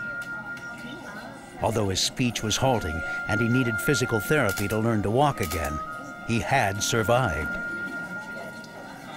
Today, Tommy is attending high school and working a part-time job. Rescuers will never forget the significance of that day. Those children were pulled from that pond lifeless. They were dead. That is a true miracle that we were able to revive one of those kids, and he's still walking around today. To help prevent such tragedies in the future, the Warwick Fire Department organized a scuba diving team. They also started an outreach program aimed at teaching children ice safety.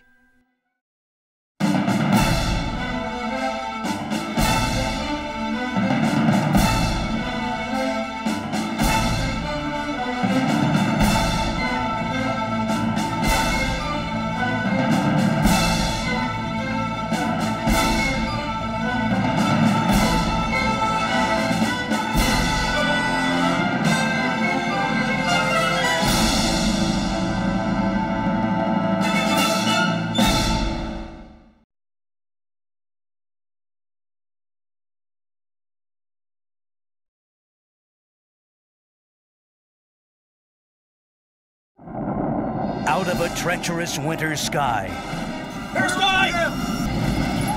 a Boeing 737 crashes into Washington, D.C.'s 14th Street Bridge.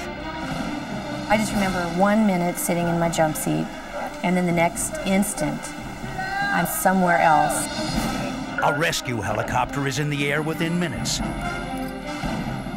Time was ticking, and we were like, come on, hurry, hurry, let's go, let's go. Witnesses to the disaster acted immediately. They were hurt, and they needed help very, very badly.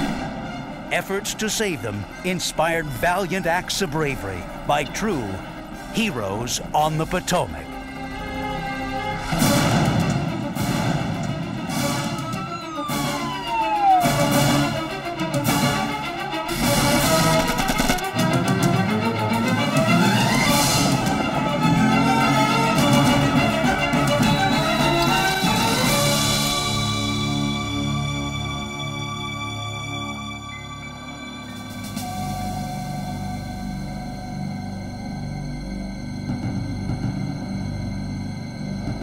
Washington, D.C. was used to an occasional winter snowstorm. But on January 13, 1982, the city found itself in the midst of a blizzard that by noon had blanketed the nation's capital with nearly 12 inches of snow. Around 1:30 p.m., Washington's National Airport was closed for snow removal. Incoming flights were canceled, and outgoing planes were put on a 2-hour hold, while ground crews struggled to clear the only acceptable instrument runway. Some airlines canceled flights. Others continued to board passengers so they would be ready for takeoff when the runway was cleared.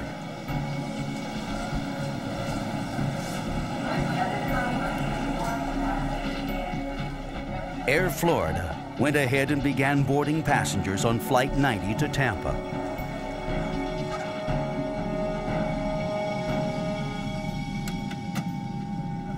They started with those seated at the back of the plane. Joe Stiley, an executive at GTE, was also a licensed pilot. He was more than a little concerned about the weather, but he and his coworker Nikki Felch took their seats in row 18. Alice Darden was looking forward to a relaxing vacation in sunny Florida. Arlen Williams, a bank examiner, was on his way home from a business trip.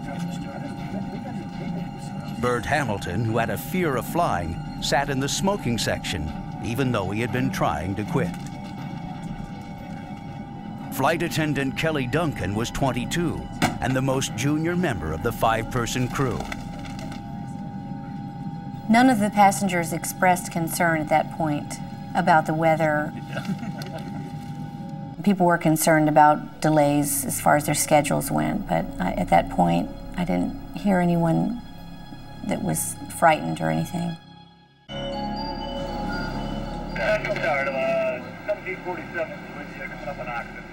Just before 3 p.m., National Airport was reopened. The tower radioed the captain and said he was in 11th place for takeoff. Regulations required that planes that had been sitting out in the storm and collecting snow receive extra de-icing, a pressurized mixture of hot water and antifreeze.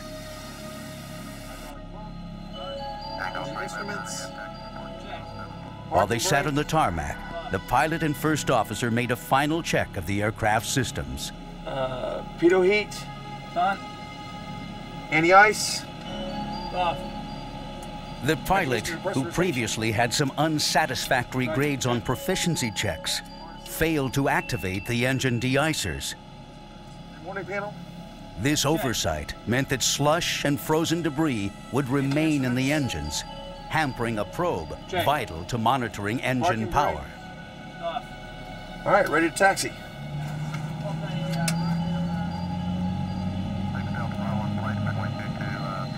Just a little more than an hour after its scheduled departure, Flight 90 was cleared for takeoff.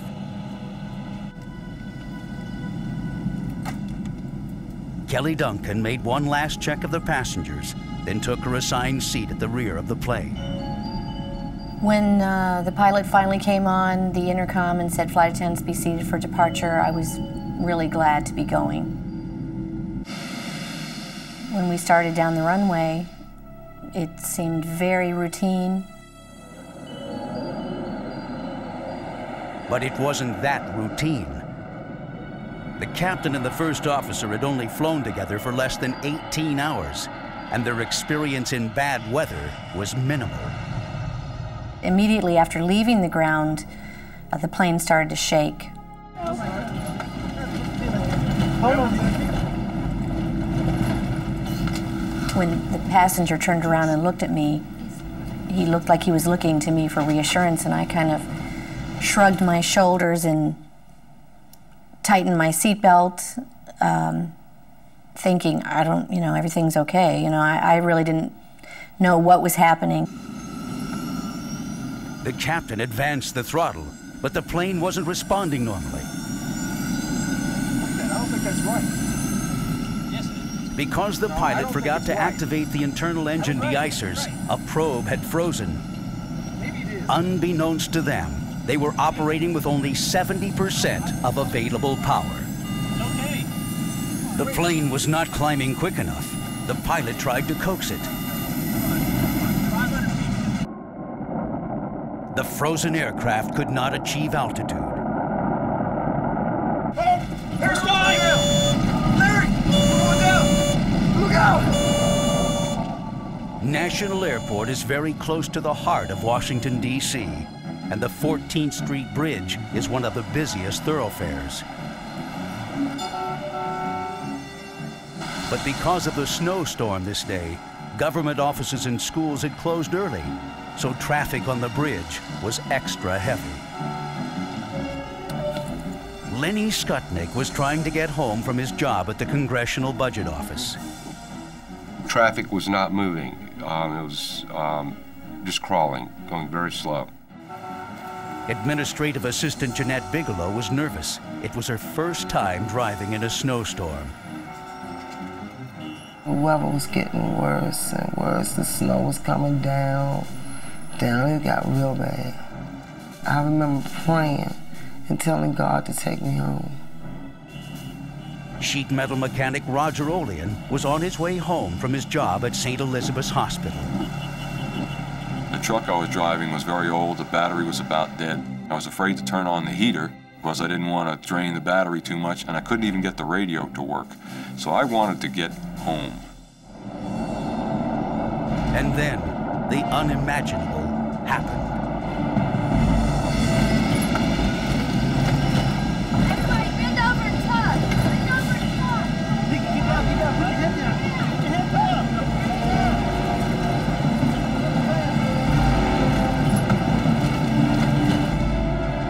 At 4:01 p.m., after being airborne for only 24 seconds, Air Florida 90, with a total of 79 passengers and crew on board, slammed into the 14th Street Bridge. It sheared the tops off several vehicles and broke into sections as it crashed into the icy water of the Potomac River.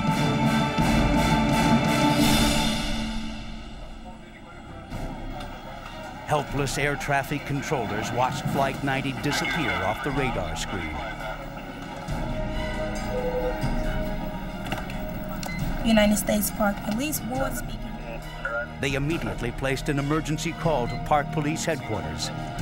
They needed to verify that a plane had gone down, and in the bad weather, only a helicopter team could do it. Attention all units, priority. Attention all units, priority. Medic Ron Gailey took the call. Eagle's Nest. He says, I think we're looking for, he says, I know we're looking for a 737. And I almost dropped the phone. I said, oh, you got to be kidding me.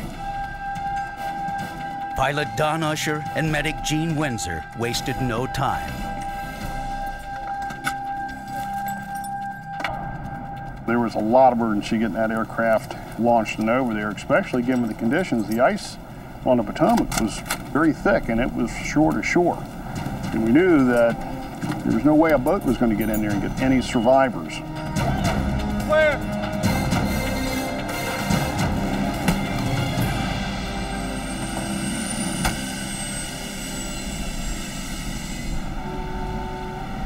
Commuter Lenny Skutnik didn't see the crash, but the commotion on the 14th Street Bridge got his attention.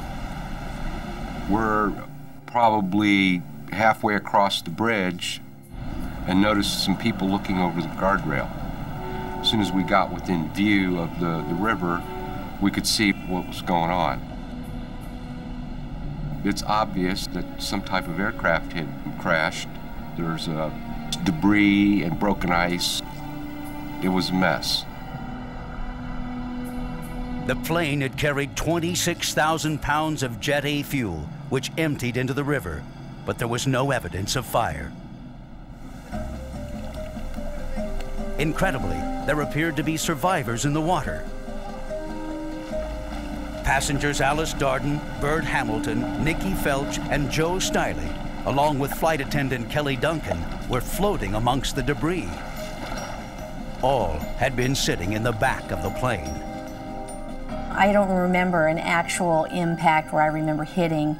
I just remember 1 minute sitting in my jump seat, and then the next instant, I was somewhere else, and I started moving my body and just bobbed to the surface of the water. My initial reaction was that I was just going to swim out, but I just wanted to hold on to something long enough just to get my thoughts together. And by the time I finally got on to a piece of metal, there was just no way I was going to let go of it. By that time, I was really scared. Then they saw Arlen Williams, alive, but tangled in cables from the aircraft, which trapped him in his seat. I was thinking, you know, somebody needs to come and help us. I saw people up on the bridge, and I thought, you know, they're just watching us, and I was really angry, thinking they're just going to watch us die. Roger Olean had reached the 14th Street Bridge moments after the crash. I stopped and got out of my car, crossed over the highway, and made my way down towards the river. Firefighters and paramedics hadn't arrived yet, but bystanders had begun their own rescue efforts. There were already people on the bank who seemed to be tying something together to make a rope of some sort. But the plane itself was, I would guess, at least 100 yards from the shore, and there'd be no way to get a rope out to the plane. The only other option was just to hop in there and then swim out to the plane. I was overcome by the fact that these people out there in the water were helpless, they were frightened, they were hurt, and they needed help very, very badly. I guess it was just this overwhelming desire to try and do something as opposed to doing nothing, which I just couldn't live with. The people on shore tied their makeshift rope around Olean's waist. He had volunteered to brave the icy waters. I knew the water would be cold. I wasn't prepared for exactly how cold it was. It was almost like being electrified. It was just so immediate, and the shock of hitting that cold water. I thought at first maybe I could walk on the bottom of the river in between the ice chunks. But unfortunately, the minute you left the shore, the water was very deep, so there was no walking. The only thing I was focused on was getting out to the plane. I mean, focused to the point where I realized that my hands were so cold I couldn't feel them anymore, and I remember going through my mind, I wonder if I'll ever be able to use my hands again. And just thinking, well, that doesn't matter, I gotta keep going.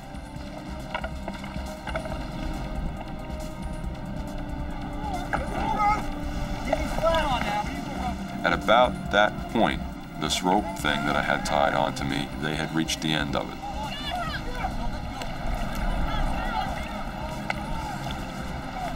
And they told me to wait until they tied some more stuff on. And I was pretty cold. I didn't want to wait, but I didn't have any choice at that point.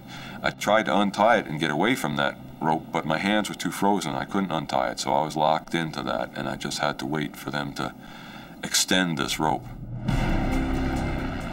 It took 15 minutes for the Park Police helicopter to arrive at the bridge. When pilot Don Usher and medic Gene Windsor had left their hangar, visibility was so bad that Usher had to use the tops of streetlights as a guide. But as it turned out, they got a lucky break. Right as we arrived at the 14th Street Bridge, the weather broke. And just for about 10 or 15 minutes, the ceiling lifted up, the snow stopped blowing, and we could see the whole scene from National Airport all the way up to the 14th Street Bridge. And then the ice became very obvious. We could see that something had hit the river, shattered the ice in all directions, and then there was one spot where there was very little ice, and there was a fuselage, what appeared to be some piece of an aircraft with people hanging onto it. Only Usher and Windsor had a full view of the disaster below. No one knew how many people were injured or dead on the bridge. Nor if the 6 people visible in the 34-degree water were the only survivors of Flight 90. We're stalling! Shortly after takeoff from Washington, D.C.'s National Airport, Air Florida's Flight 90 crashed into the 14th Street Bridge. As the plane went down, it toppled a truck and sliced the roofs off several cars, killing 4 people.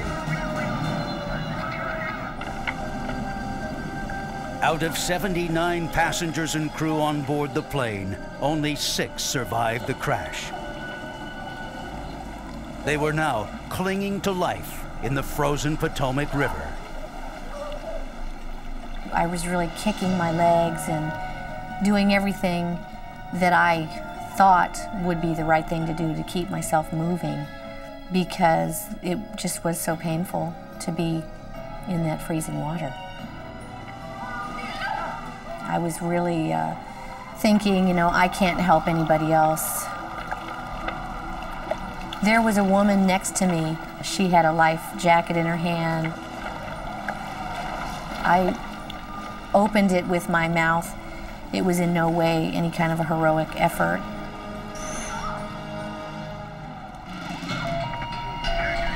Rescue and medical teams fought their way through the immobilized traffic to reach the bridge in the riverbank. They quickly realized they had no way of getting to the stranded survivors in the water. Emergency rescue teams worked frantically to help the injured on the bridge. Chris has to move back now, too. Everybody on.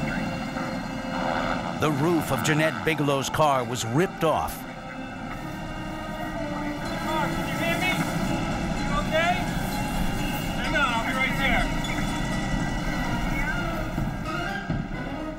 miraculously, she was alive.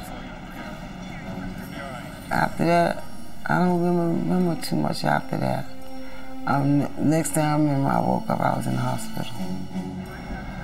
The impact of the plane had torn away a 41-foot section of the bridge's sidewall barrier and railing. Bigelow knew she was fortunate. I believe there is a God in heaven, because if you would see how my car was, it was really messed up pretty bad. Everything was crushed besides the seat I was sitting in.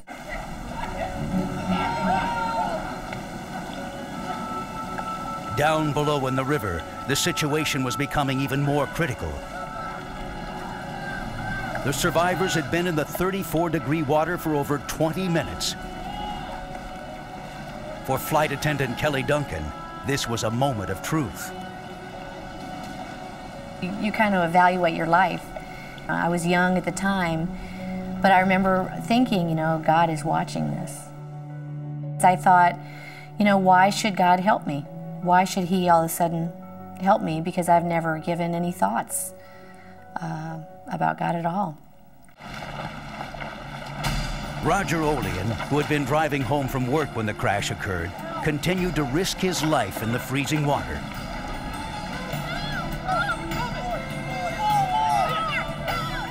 Tied to a makeshift lifeline, he struggled to make his way to the survivors.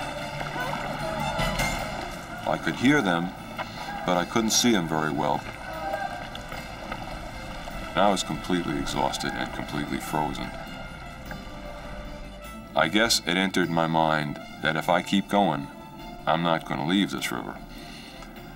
And I took a second to think things over, and I could not turn my back on those people out there. So I just made for that last 10 feet. At about that point, maybe I was 5 feet or so away from the plane, I heard a helicopter coming. Park Police helicopter pilot Don Usher and medic Gene Windsor quickly realized they were the only hope for the survivors of Flight 90. We had the group of 5, and then one person separated from them by a portion of the fuselage. And we saw one guy kind of flailing around out in the ice by himself. And we went right to that individual, because we figured here's one that's out in the open, so we've got to do something with him right away. At that point, that individual began going backwards towards the shore. And when we looked, he was actually tied up with ropes and all kinds of other objects, and the people on shore were reeling him back in. By the point that I got pulled back to the shore, my hands, of course, were numb, and so was the rest of me. I couldn't feel much of anything at that point. I reached the bank, and I found right away that I had a lot of trouble walking. And I was shaking so badly I couldn't control it. Once Don Usher and Gene Windsor saw that Olean was safe, they focused their attention on getting the survivors out. Gene's job was to decide how to rescue these folks or get them into the aircraft, which we really didn't think we could do because of the circumstances. We couldn't get them inside, so we had to get them from where they were to the shore. My job was to keep the aircraft flying. Flying low for a rescue was always dangerous, but this one would be even trickier.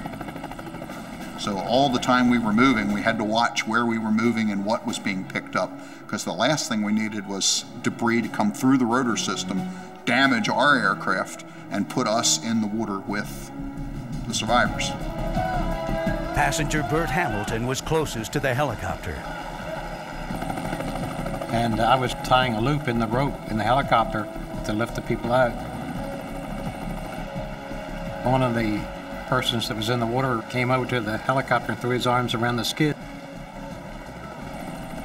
But the crew knew, given the man's nearly frozen condition, he would lose his grip if they tried to take him back to shore. And I opened the door and told him, no, you can't do that.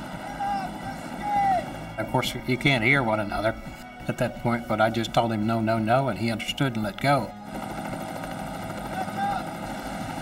And with that, I finished tying the rope and threw him the loop into it and lifted him out of the river.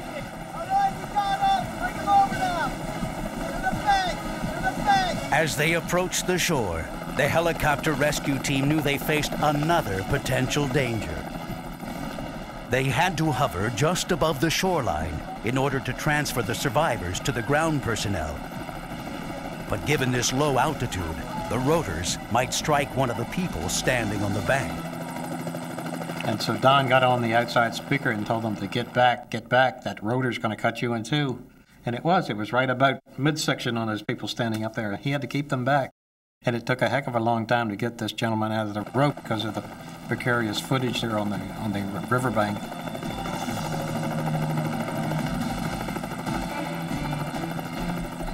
Bert Hamilton was now on dry land, the extent of his injuries yet to be determined.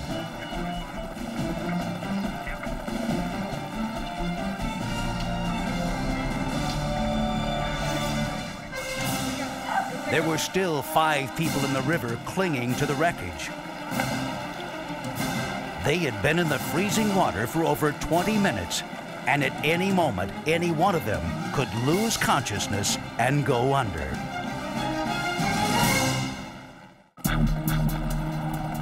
An airplane crash in the nation's capital. Air Florida's Flight 90 had gone down moments after takeoff. The wreckage was now floating in the Potomac River, along with 5 remaining survivors. Commuter Lenny Skutnik was on the 14th Street Bridge. He felt compelled to help.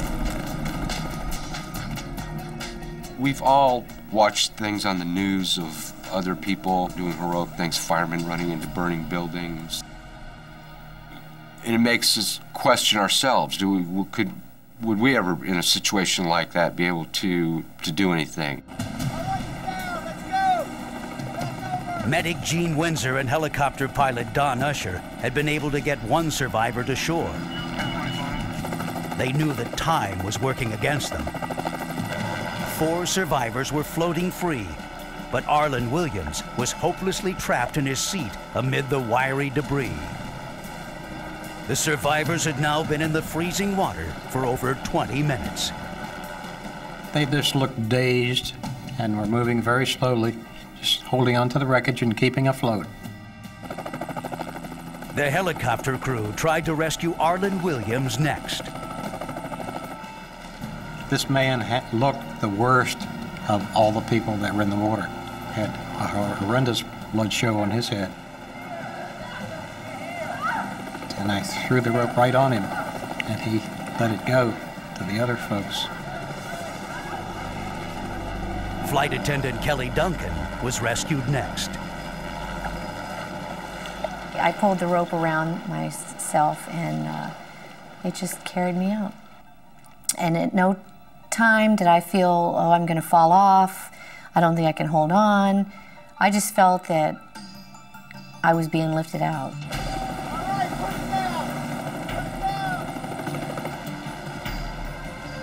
I remember hands reaching out for me when we got to the shore.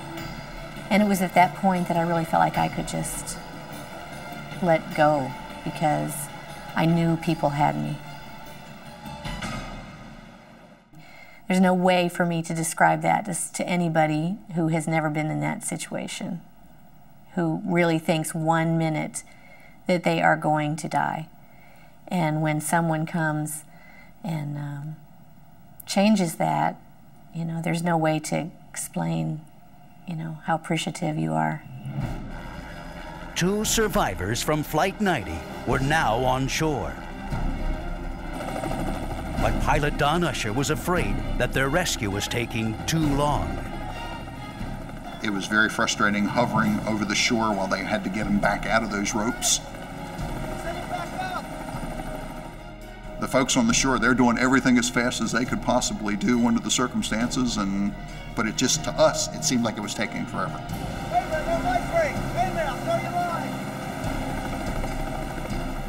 Rescue personnel on the ground threw Windsor a ring buoy with a rope attached. He and Usher could now try to pull out of the water more than 1 survivor at a time. When we met back the 3rd time, same thing. This man in the middle of the wreckage tried to get him to take the rope, and he just passed it off. Nikki Felch took the tow rope. Her boss, Joe Stiley, grabbed the ring with one arm and Alice Darden with the other. It was a noble gesture, but his muscles were so cold he could barely hold on.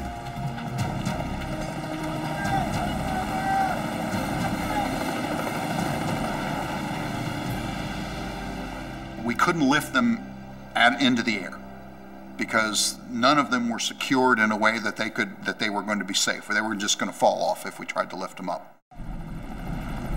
So as we began, there was no way to get them across but to drag them across.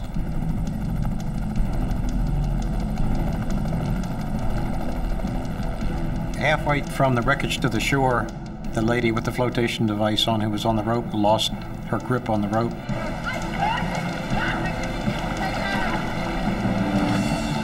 Nikki Felch was now stranded in the middle of the river. The life-saving vest barely managed to hold her above the water. Joe Stiley fought to hold on to Alice Darden. The collision with the ice chunks actually broke Stiley's ribs. The stress finally was too much. Darden could not hold on to him, and he lost his grip as well.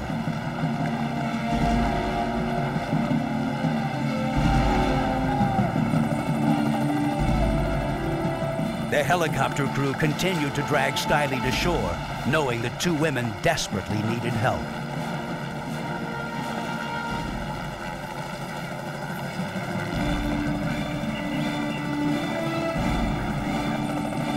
Usher quickly turned around and went back to pick up Alice Darden. That's where we knew we were going to have our problems. A combination of hypothermia, injuries, shock, all of those things were kind of really affecting her ability or perception about where she was and what she was doing. The 26,000 pounds of jet fuel that had spilled out on impact was floating everywhere.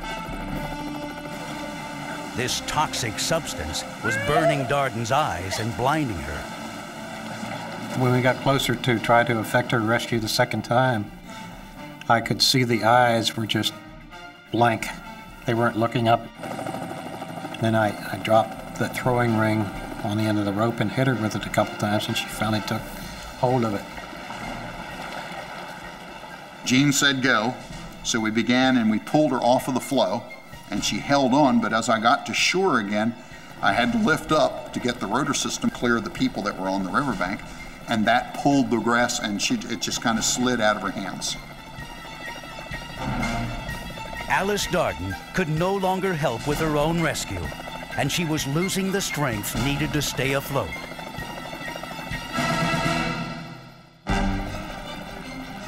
The sole helicopter that had reached the Air Florida 90 crash site continued to fight inclement weather and the clock. 3 survivors of the crash had now been in 34-degree water for nearly 30 minutes, and no one could predict how much longer they could survive. Arlen Williams, who was trapped in the wreckage, had refused the rescue helicopter's lifeline twice, putting the other passengers before himself. Nikki Felch was kept afloat by a life vest and had drifted to the middle of the river. Paramedic Gene Windsor was trying to get Alice Darden to grab onto a life-saving ring, but she was blinded by jet fuel. Time was running against this hypothermia. Had no idea what kind of injuries they had, but they had to be pretty substantial. She finally grabbed a hold of the ring buoy, so Gene said go. However, bystander Lenny Skutnik, who had not given up his vigil, watching and wondering if he had the right stuff, could see that she was in trouble. I knew she was going to let go, and that was it, that she needed help. It was just too much to take. Within seconds, Darden lost her grip on the ring. When she let go of it, she kind of rotated over and was trying to continue swimming, but it was clear she was not going to stay up for very long. We're now at a crisis. What are we going to do with this? How are we going to do this one? I never really stopped to think about whether I was going to go in or not. It was more of a human instinct type thing. I just did it.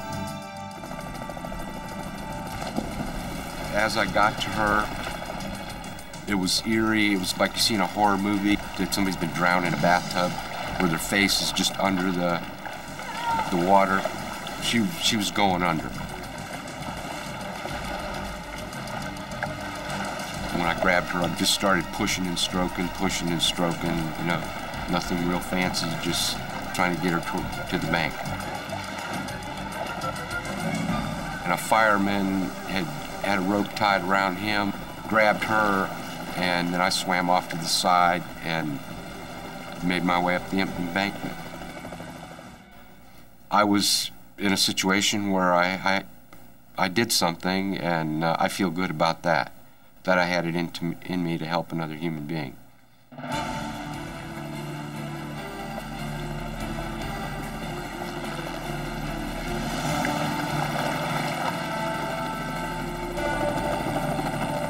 There were now 2 survivors left in the water. The helicopter crew had a critical decision to make. We knew we still had one on the fuselage, but the one on the fuselage we assumed was still secure and was above water. So we had to go for the one that was now open, the one female passenger that had drifted away from the fuselage and she had fallen off the rope earlier on that try to get them all in at once. So we went for her. Paramedic Gene Wenzer could see that Nikki Felch was exhausted. Tried a couple of times with her to get her to take a hold of the rope, and she just looked so stunned at that point. Told Don, I said, you know, she's not responding very well. Let's go down and get her. Wenzer stepped out on the icy skid, risking his own safety. I went probably about this far from her head with the skid of the aircraft, and I watched until there was a piece of ice in front of me that I set the toe of the skid on, this little piece of ice, and looked back, and she was right there with Gene, and then he grabbed her. He pulled her up onto his boot, and he was holding on to the back of her clothing and said, go. We just lifted her right up and took her right back in, because I had a pretty good idea. He was just holding on for dear life with that one. Don did take it up. He got us out of there. And it was a real test for that helicopter, because we'd never done anything like that with that helicopter. 5 survivors were now on shore. The helicopter crew turned around and went for Arlen Williams. Now we've got one more rescue to do, and that is to go back out to the fuselage and get that 6th person. The aircraft had shifted, it had sank a little bit, it had turned, and we couldn't find them. So we went all the way around the aircraft, hovered around looking specifically to try and see if we could see them even at the water surface, or just below the water surface, and couldn't see them. All we could see was just the mangled, the fuselage and everything laying there, the metal. He was gone. He was nowhere to be seen. I felt like the Dickens right then. It's just like human nature that people want to get out of that situation, and him passing it off makes you wonder. Arlen Williams had made the ultimate sacrifice to help his fellow survivors. Wenzer and Usher had done all that they could. The total time from our arrival on scene until the last victim was put on shore was 10 minutes. To us in the aircraft, it seemed like 3 hours. We got back to the hangar. I called my wife at home. Then I started telling her about the 6th man that we could not rescue.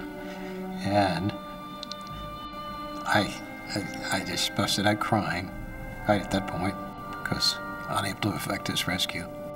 And I still get choked up about it, really. While the survivors were out of the icy water, they still weren't out of danger. No, we are full. I have to find someplace up. I'm maxed out. I'm gonna more help back in here. They were suffering from multiple injuries and severe exposure. Bringing someone back from a hypothermic state has risks of its own.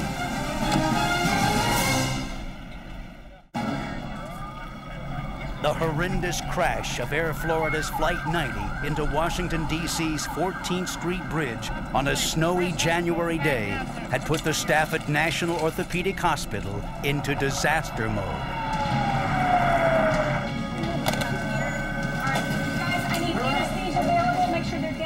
They were told that a large passenger plane had crashed. Survivors from the plane and injured commuters from the bridge were on their way. Dr. Gerard Ng, an orthopedic surgeon, was on call. Our disaster drill was such that we set up the lobby of the hospital as the primary area. The emergency room wouldn't be nearly big enough to be a triage area. Dr. Richard Schwartz was chief of medicine and the medical disaster coordinator. We had absolutely no idea of what we were going to encounter that day. We didn't know how many had been killed on the plane or how many had been rescued. In addition to the 5 plane crash survivors, Lenny Skutnik and Roger Olean, the 2 civilian rescuers who had plunged into the water to help save them, were also brought in.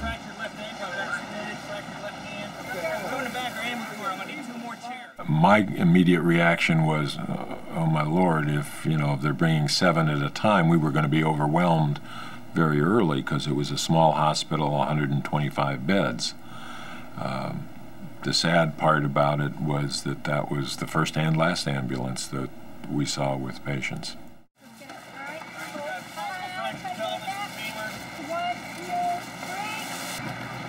The survivors were suffering from multiple injuries and severe hypothermia. Extremely hypothermic. I don't have vital signs on anybody. The overwhelming reaction was how cold these people were. I don't think they were feeling pain really from their fractures. They were feeling the pain of hypothermia. Flight attendant Kelly Duncan was the only crew member to survive the crash. I didn't really know of any injuries that I had. I didn't feel pain. I remember shaking and shaking and shaking and just my body just being uncontrollable. Her temperature had sunk to 81 degrees. She was hovering near death. Hypothermia is a big problem because the body begins to shut down, and the major aspect of that problem is actually rewarming. We couldn't warm them from the outside because then their core temperature would still remain cold and there would be a differential, and that can cause electrical instability in the heart. You can have cardiac arrest, cardiac standstill. Bear with me here, honey, okay? Honey, we're going to put a tube down your throat. I need you to help me here. So we ended up warming the patients by running warm salt water through their stomachs to warm their core temperature.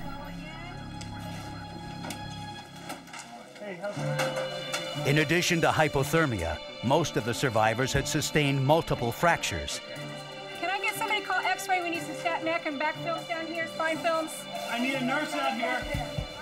These proved to be relatively simple to treat. The amazing thing was these patients were in shock both from the water and from their trauma. We could pretty much manage their fractures right there without any anesthesia or anything because they were basically anesthetized from the cold water. So we stabilized the fractures, put them in splints, and basically moved them out of that area in a fairly quick period of time. Alice Darden and Nikki Felch stabilized overnight and eventually made full recoveries. But Joe Stiley and Bert Hamilton required extensive physical therapy to regain their movement. It was surprising to me that anybody survived that crash. And I think the most noteworthy thing to me was at least 3 of the individuals, 2 of whom I saw, were in the brace position.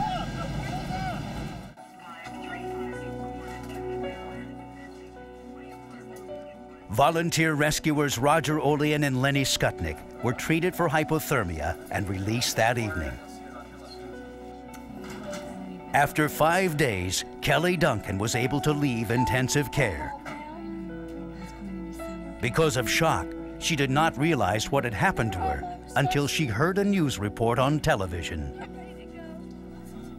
I heard him say, Air Florida. And then I heard him say the fact that we had hit a bridge and that so many people had died and they were still recovering bodies. And I just remember just tears just rolling down my face and just filling up my ears, because I think that was just the first time that it really registered what exactly had happened, the magnitude of it. 4 commuters died from the crash into the bridge. Jeanette Bigelow was a lucky survivor.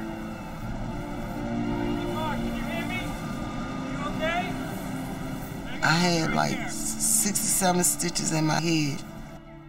The doctor told my mother that if it would have been 2 inches deeper, I would have died, because whatever hit my head, it would have hit my skull and it would have killed me. Miraculous. Her condition was absolutely miraculous. She had some glass injuries to her scalp and a cut on her ear, but was otherwise doing quite well.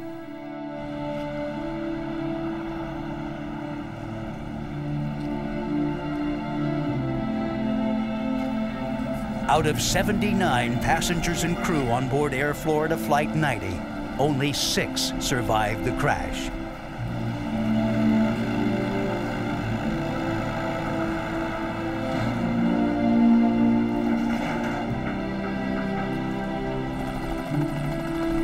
Through the extraordinary efforts of medic Gene Windsor and pilot Don Usher, 5 eventually made it home. I'm a helicopter pilot who flew a mission, did what I had to do, got through it, and flew back to the hangar and moved on to the next thing. The hero is the person who's never expected to do it and then does it. Not the person that's paid to do it, not the person that does it and they're trained to do it and they're expected to do it. The hero is the person who it's inside and you don't know it's there until it happens.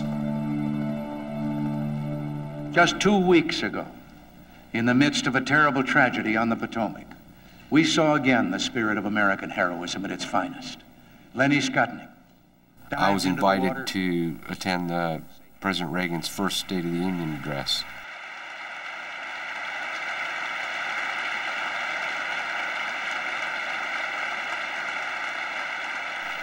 Just put me in shock. I was just dumbstruck. To me, it was a very human thing to do. My instincts told me to go help the girl, and that's what I did.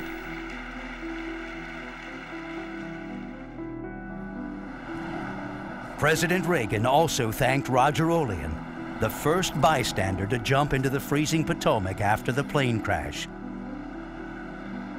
Like the other heroes that day, Olean downplays his act of courage. The way I looked at the incident, it was 25 minutes out of the rest of my life. And even though a lot of attention was focused on those 25 minutes, I was pretty much who I was before and after. And I didn't want to get any big ideas about myself or anything that I might have done in that particular 25 minutes. I'm just a guy who did what he thought was the thing to do at the time.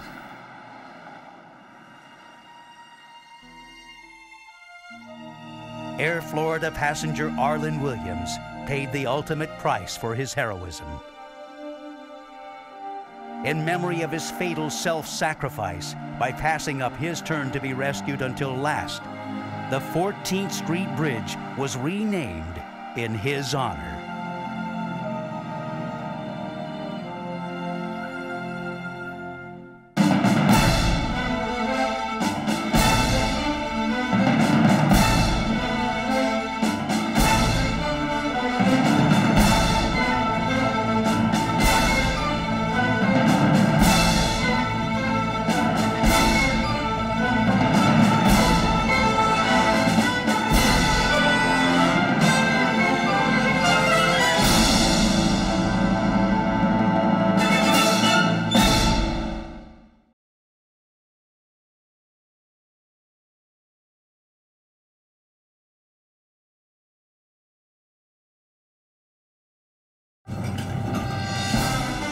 A deadly fire in a silver mine rages out of control. And I saw real heavy black smoke pouring out. And it just, really, it sent a chill down my spine. Over 90 men were missing, a half a mile under the earth. You know, after the first few days, I didn't think there was going to be anybody alive. For 7 days, rescue teams fought smoke and fire. The gas concentrations up there was so high that one breath, he was gone. In a daring, untested effort, rescuers squeezed down a 4-foot air shaft, trying to locate the miners before they became permanently trapped.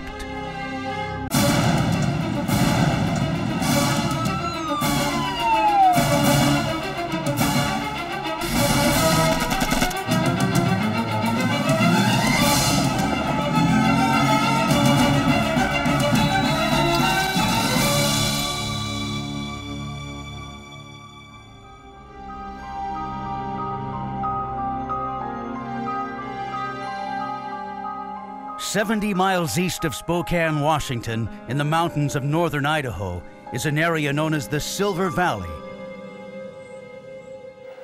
Near the end of the 19th century, deposits of gold, silver, and antimony were discovered, and several mines were opened. The largest and most productive was the Sunshine Silver Mine.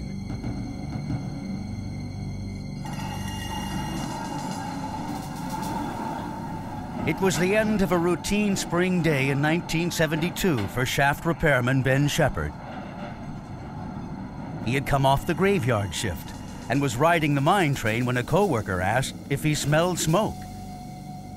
Our lead man said, "Man, I smelled smoke. Did you smell that smoke?" And I said, "Yes, I did." And Ray Rudd had just lit a cigarette with a match. Underground, your senses become very acute to different smells. And we realized that we didn't smell the sulfur, we didn't smell pine, that it was a different musty type smell. So, and we talked about it till we got out, that it probably wouldn't hurt to have somebody check it out. Since no one reported actually seeing a fire, the warning was ignored by supervisors. As Ben Shepard and others were clocking out, close to 200 men were arriving for the day shift. Among them were 28-year-old Ron Flory and 29-year-old Tom Wilkinson. The men were friends and had worked together for 3 years.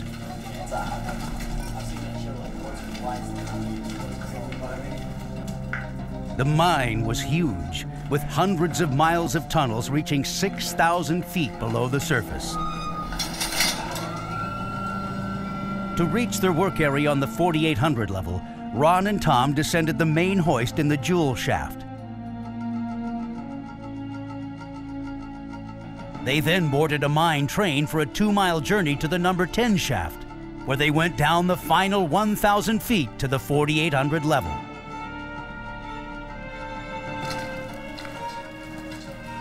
Sometime after 9 in the morning, Tom thought he smelled smoke. Like Ben Shepard, Ron and Tom didn't think much of it. Fires in the Sunshine on the main line were fairly frequent. It seemed like people would throw cigarettes out and they'd get into a rag or a piece of timber. There wasn't a lot of fear about fire. But around 10:30, 2 miners reported smelling smoke on the 3,700-foot level. When they went to investigate, they encountered heavy smoke coming from an abandoned area of the mine.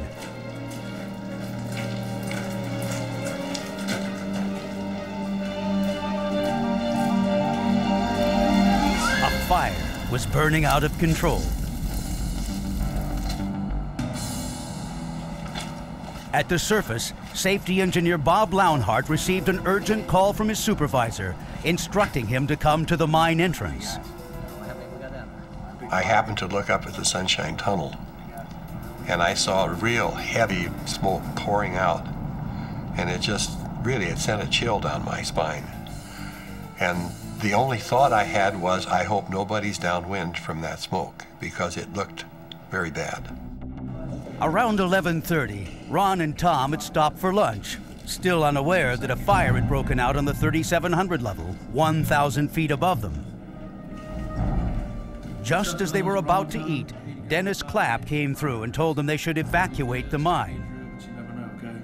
Won't take any chances. He instructed them to inform the other men working on the level of the situation. Ron and Tom still believe they weren't in any danger. We didn't think nothing of it, you know. Yippee, we get out early. But it turned out to be a pretty bad deal. On the 3,700 level, thick smoke was filling the main hoist shaft. Men were now coming up coughing and staggering. While the smoke was dangerous, the carbon monoxide that accompanied it was lethal.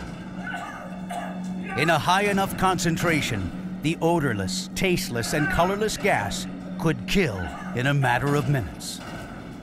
Didn't know much about carbon monoxide or any of that. Didn't think anybody was going to die. That day, many of the senior management were attending the annual stockholders meeting. No designated person was in charge, and shift supervisors were reluctant to order an evacuation. Hours went by, and no action was taken.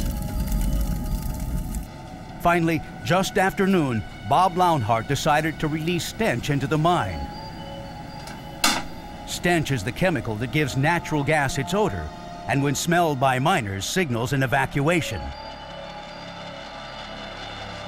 It takes about 20 minutes from the time it's injected until it reaches the working area. By the time that stench reached the working area, the reality of it was that the people who weren't already on their way out wouldn't come out.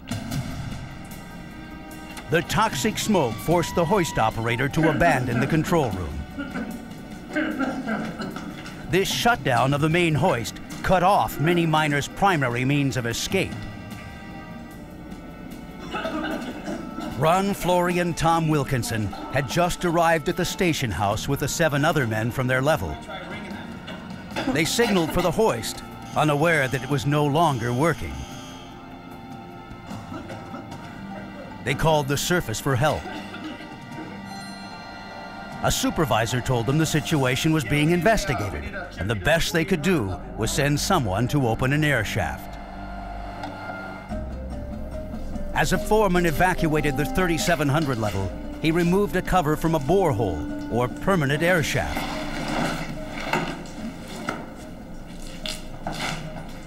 The 4-foot wide shaft led directly down to the 4,800 level. He hoped it might provide clean air to men below. As the smoke grew thicker around them, Ron and Tom found it difficult to breathe. Although mines weren't required to carry breathing apparatus, the Sunshine Mine stocked self-rescuers in the station house. Self-rescuers converted carbon monoxide into breathable air utilizing a chemical reaction. But most miners had never been trained in their proper use. I had seen them before. I had looked at them, but I really didn't know what they were. I personally had never been trained in the use of a self-rescuer. Having little faith in their effectiveness, the men went in search of cleaner air.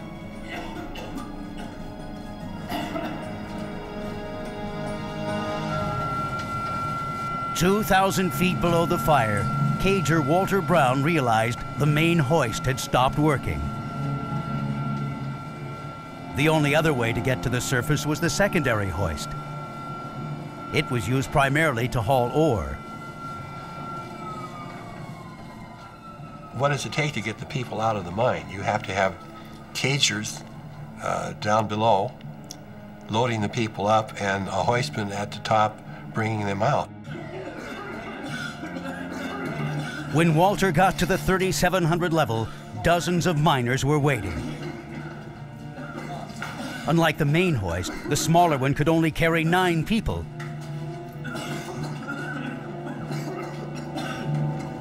But Walter managed to squeeze 12 men in.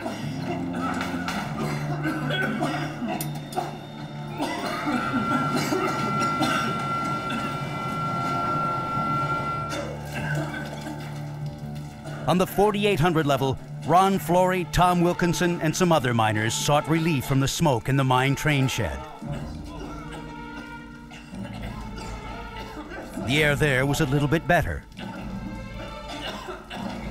However, after only a few minutes, Tom passed out. Overcome by smoke and fumes, he would die if he didn't get fresh air. Ron knew there might be cleaner air around the borehole on the west end of the level.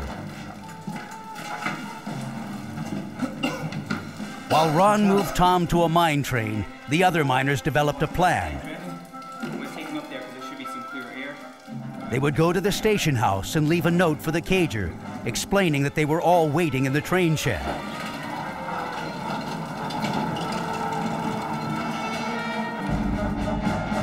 As the severity of the situation was finally realized, mine managers requested the help of the Federal Bureau of Mines and mine rescue teams.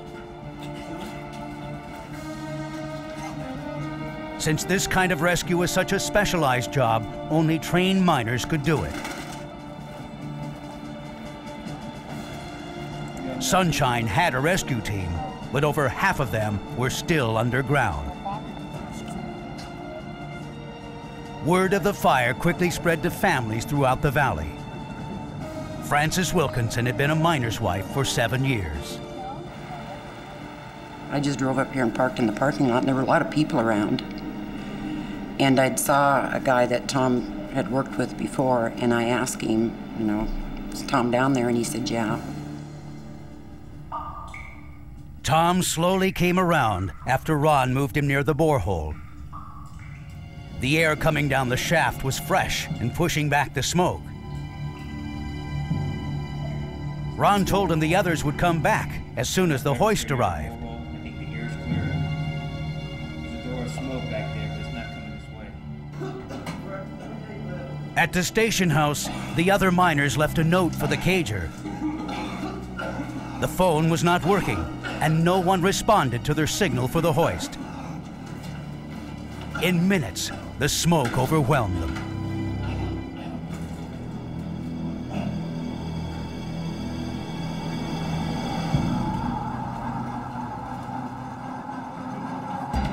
Shortly before 1, mine safety engineer Bob Lownhart and 2 other miners entered the mine wearing breathing apparatus. They needed to test the levels of oxygen and carbon monoxide inside. Well, the flame safety lamp was still burning. It was diminished a little bit, but it was still burning. But when I tested for carbon monoxide, before I had half finished the test, that is, you draw a sample through a test tube, before half the volume of air was drawn through, the tube was black. So I knew immediately that we had a deadly amount of carbon monoxide. Many miners returned to help as word of the fire spread throughout the community. Ben Shepard was immediately handed the phone in the foreman's office. It was his friend Doug Wiedrich on the 5,000 level. He's one of the toughest, most rugged individuals I've ever known. And he's not afraid of anything. Yet he had a lot of fear in his voice. And Doug said, he said, "Shep, you've got to get us out of here. We're dying." And I said, they're doing everything they can. I knew that there was nothing I could do to help him other than just reassure him that help's coming.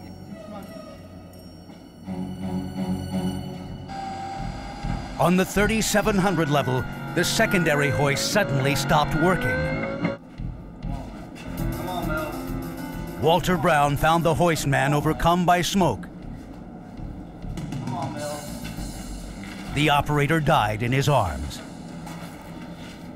Both hoists were now inoperable. He had to get out.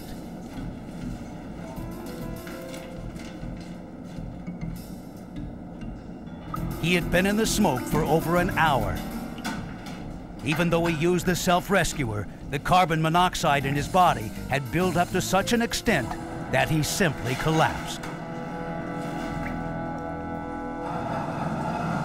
Bob Blaunhart and miners Don Beener and Larry Hawkins were continuing to explore the extent of the fire when they found Walter sprawled across the tracks.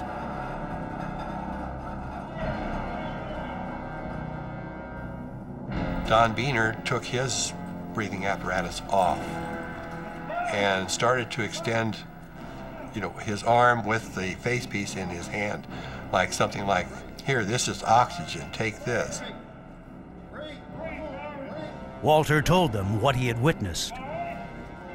As soon as the face piece was in position, he said, "They're all dead back there." As the four of them made their way back to the mine train, Don collapsed. Without his mask, he was overcome by the smoke in less than 20 seconds. Moments later, Larry Hawkins' breathing apparatus malfunctioned. He said, "I can't get any air." And I said, "Hit your bypass." He said, "I tried it, it won't work. I gotta go." So the last thing I tried to do at that point was to pick Don Beener up and put him in one of those ore cars. But it was a narrow drift location, and I just couldn't do it. I couldn't lift him high enough. So I just gently put him back down and leave him, which was one of the most terrible things I ever had to do in my life. Bob Blaunhart helped Walter Brown back up the jewel shaft and out of the mine. It was 1:30, an hour and a half after the initial call to evacuate was issued. 80 men had made it to the surface, but over 90 more were still trapped. A deadly fire raged deep in the tunnels of the Sunshine Silver Mine in northern Idaho. Poisonous carbon monoxide saturated the air. After the call to evacuate was issued, 80 men made it to the surface, but over 90 were still missing, and mine rescue teams had yet to arrive.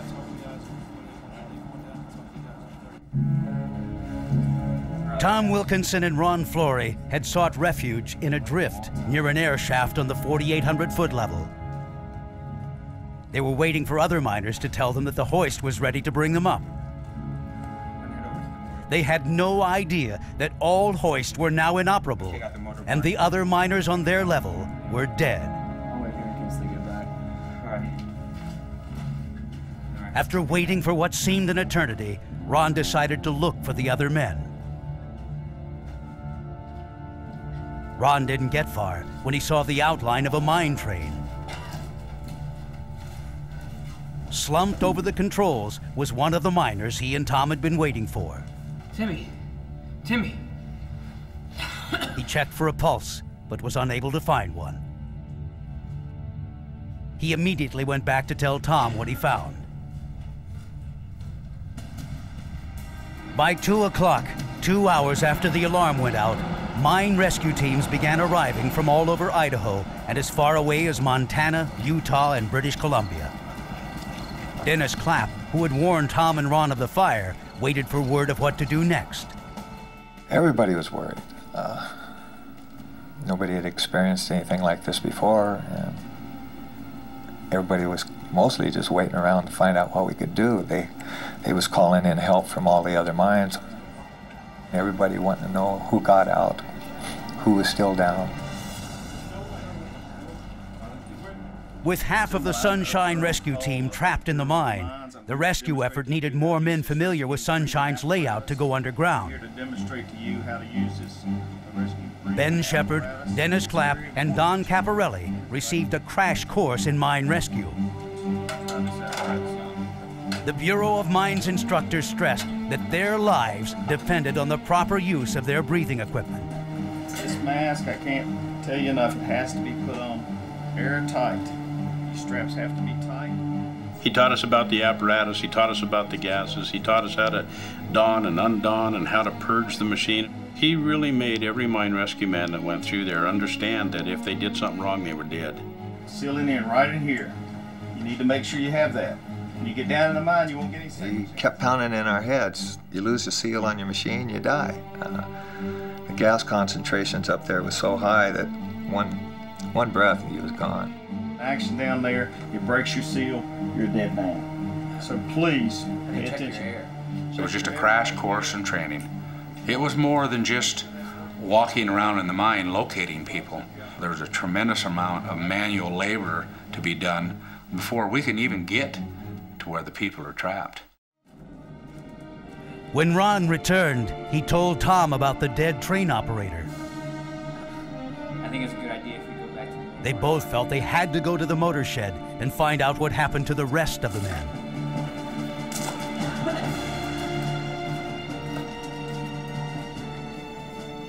When they got there, they found 4 more of their group. They were all dead. The carbon monoxide had poisoned them so quickly, they were frozen in mid-motion. Horrified by the discovery, Ron and Tom knew they had to get out of there and fled back to the borehole.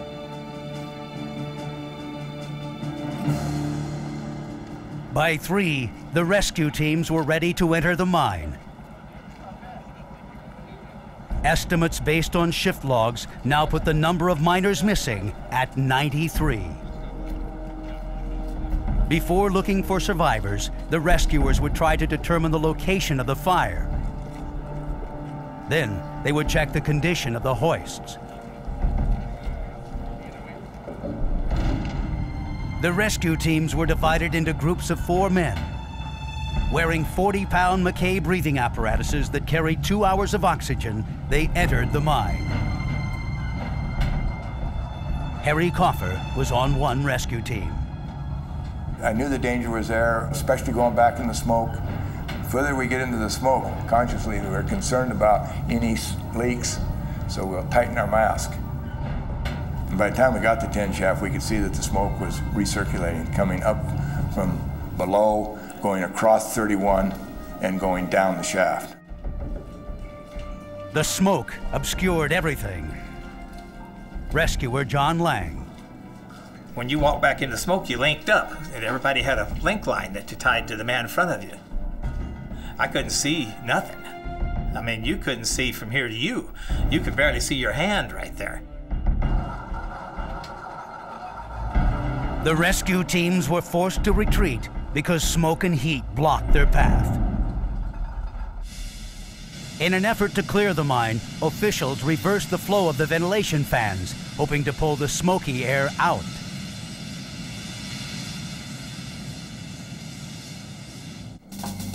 Ron Flory and Tom Wilkinson were back near the air shaft. The temperature had climbed to over 100 degrees because of the fire burning above them. They were hot, tired, and thirsty. Because they hadn't eaten their lunches when the fire broke out, they had food, but not much. They decided to ration their lunches. They had no idea when or if help would arrive.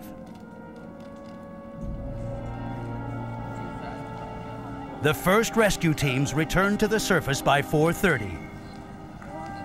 They had discovered 5 bodies, but not one live person. Family and friends lined the parking lot, hoping and praying. They had a rope stretched across to keep, and they put up chairs. Red Cross was up there feeding them sandwiches, and they'd just sit there wait. They'd be sitting there when you went in, they'd be sitting there when you came out. It was a lot of people, but everybody was just kind of, how could I explain it? You know, it was like one big family. Everybody was there for everybody else. I didn't think Tom was dead. I just knew it in my heart that he wasn't. 88 miners had now been missing for over 6 hours, and the fire was still burning underground. By evening, news crews from around the country began reporting on what was becoming the second worst disaster in U.S. mining history. The unimaginable had happened at the Sunshine Silver Mine in northern Idaho. A fire more than 3,000 feet below the surface had left 5 miners dead and more than 80 missing. Ron Flory and Tom Wilkinson had survived the fire and were awaiting rescue.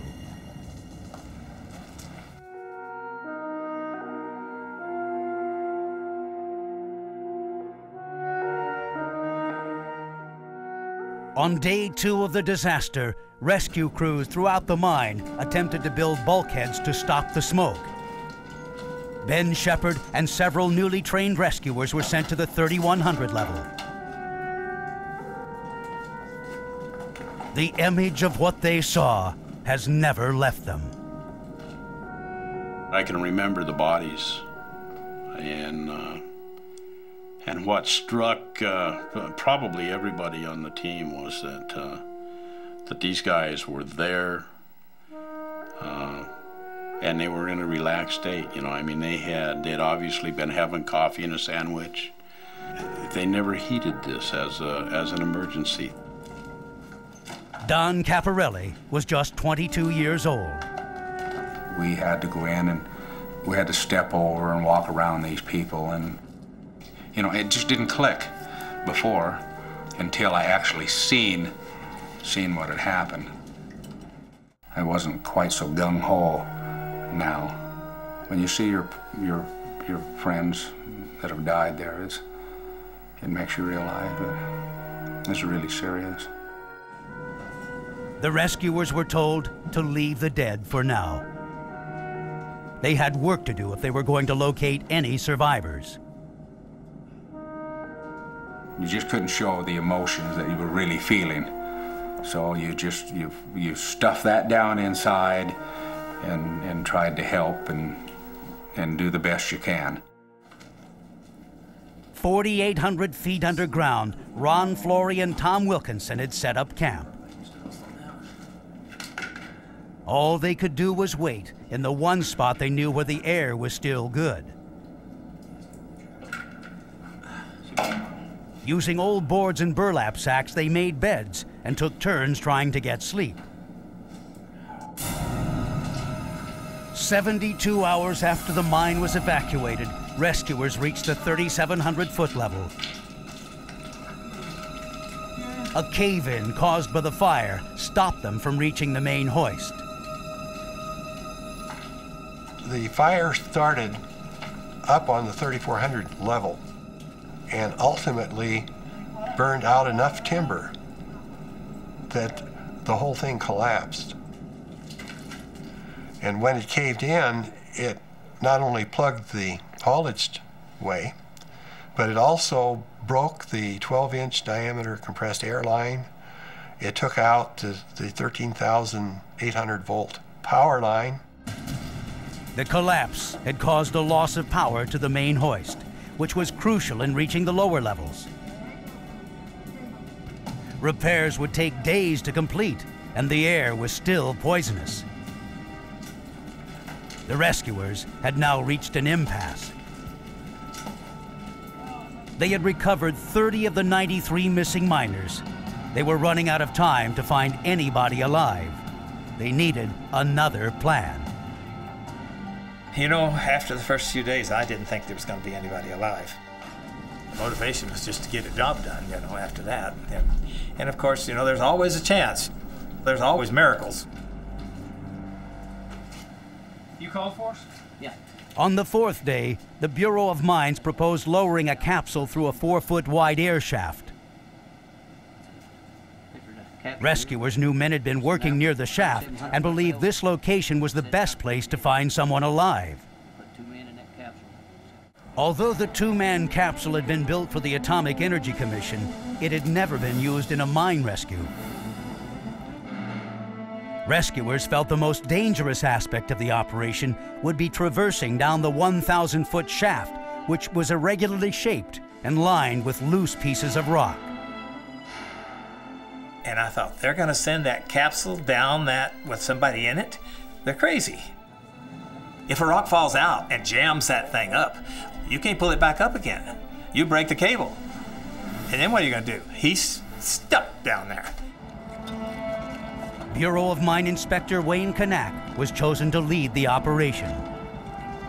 They still hadn't explored many areas of the mine. They had only discovered about 40 people when we got there. There still were 50 people missing yet. So until you get the last miner out, there's always hope. And that's the reason, I guess, that we kept going with our missions and doing what we did. The biggest problem with the plan was the location of the capsule. It was in Nevada and would take 2 days to get to the mine. But with no other choice, rescuers called for it. After being trapped for over half a week, Ron and Tom decided to go to the station house to try the phone again. There, they found 3 more dead miners. The hoist had never returned to take them out. Ron tried the phone, hoping somebody would answer his call. But the line was down.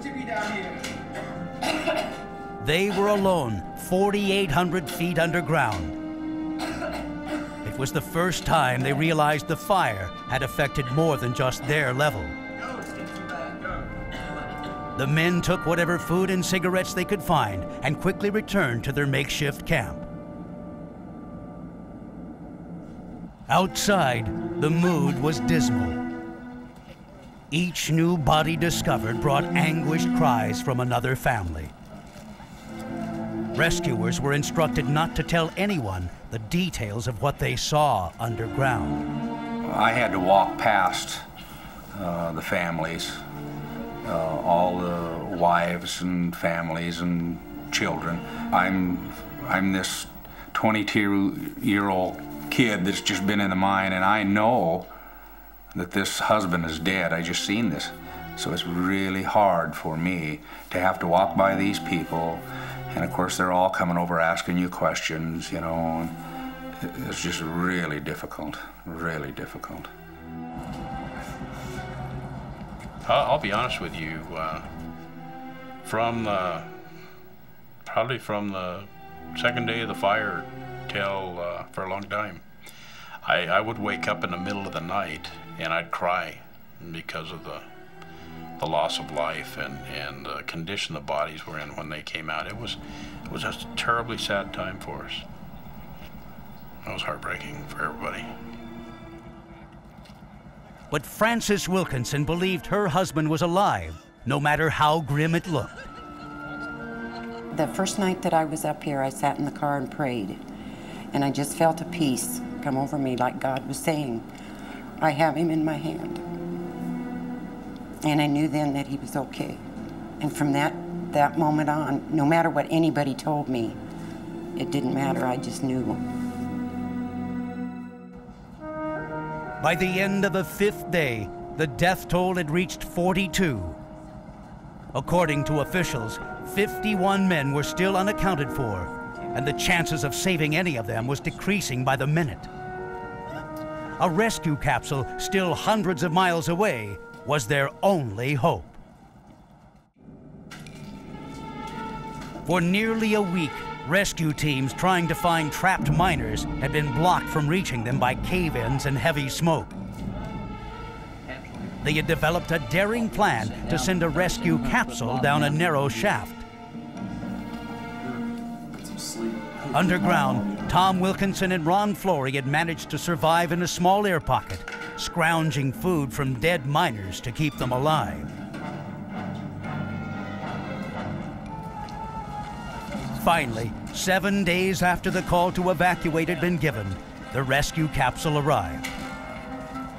Constructed by the Atomic Energy Commission, the capsule had never been tested in an emergency situation. But it was the rescuers' last chance at reaching the lower levels. Wayne Kanak was in charge of the mission. All our people seemed to think if there was an area in a mine that would have had live people at this 4,800 level was an area, because of the fact that it was on fresh air all the time during the mine disaster. Ron Flory and Tom Wilkinson had now been trapped on the 4,800 level for a week. They were almost out of food. If help didn't arrive soon, they weren't sure how much longer they could last. Rescuers in other parts of the mine were still battling the effects of the fire. The last time I came out, they had us go over for blood tests. And Dr. Nettinger drew my blood and he said, your carboxy level is 54. I have checked dead men with lower carboxy levels than you have. He said, you can't go back in. When I got outside, I was asked to call one of the local doctors. He wanted to know how many people they could expect at the hospital. And I said, well, based on what I found, I don't think you'll see anybody. But until we knew that nobody else was alive in the mine, we always had the hope that we would find someone. At 9 o'clock that evening, the capsule got its trial run. The smoke had cleared from the 3700 level. Wayne Kanak and another rescuer would descend through a 4-foot wide air shaft to the level below. At the time, it didn't seem to be very scary to us. We just were doing our job, and there's no question about the fact that there is dangers, but you try to minimize those through the training and the equipment that you've got.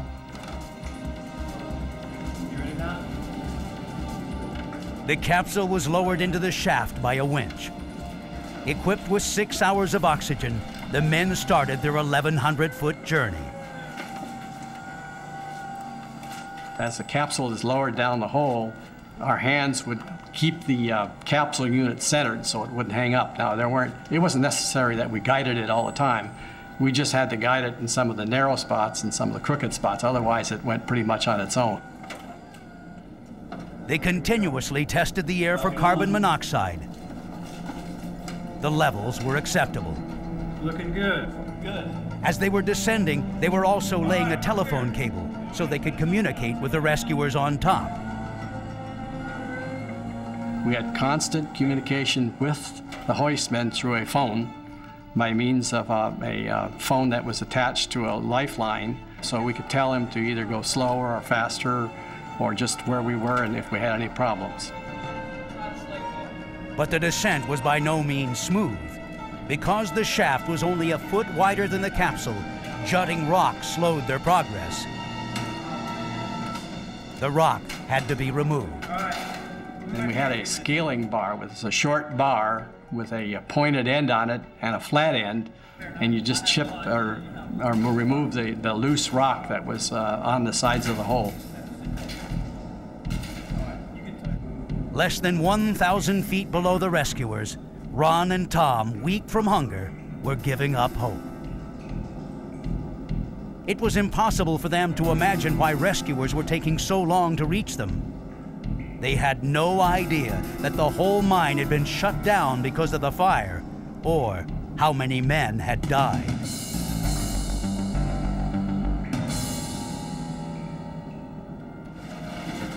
After going down about 150 feet, the rescuers hit a dogleg, or crooked part in the air shaft.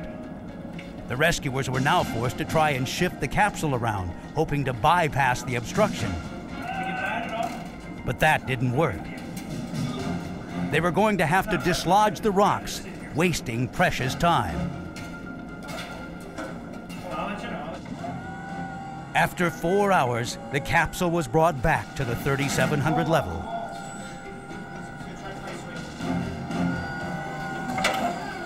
The men were exhausted. They had not been able to chip away enough rock to let the capsule go deeper. But work had to continue. 2 more rescuers worked through the night to clear the debris. Rescuers hoped that if there were men alive, they could hold on just a few more hours. It had been 1 week since the Sunshine Silver Mine disaster.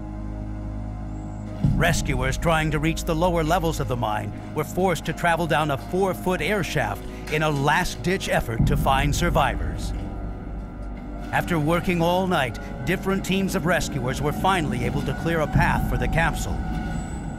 Shortly after 7 in the morning on the 8th day, Wayne Kanak and another rescuer reached the 4,800 level.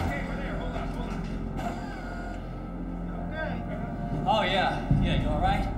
All right. They tested the air. It was okay. All right, just hold steady. We're going to take a look around. Well, it's very eerie. You don't see and hear anything. The temperature is about 110 degrees. It's hot. As the rescuers began moving east in the main drift, they encountered smoke and quickly put on their breathing apparatus. We go approximately 100, 200 feet, stop, check the air, and hook up the sound power phone with the cable, call the base, tell them what we're doing, what we've seen. And we disconnect from the cable at that time and go another 200 or 300 feet. Near the borehole, Ron Flory was waking up from a nap. Out the corner of his eye, he saw what appeared to be a light flashing. Look, I think I see some lights, for real. You're crazy. No, man, take a look, for real. He woke Tom and told him he had seen something, but Tom didn't believe it.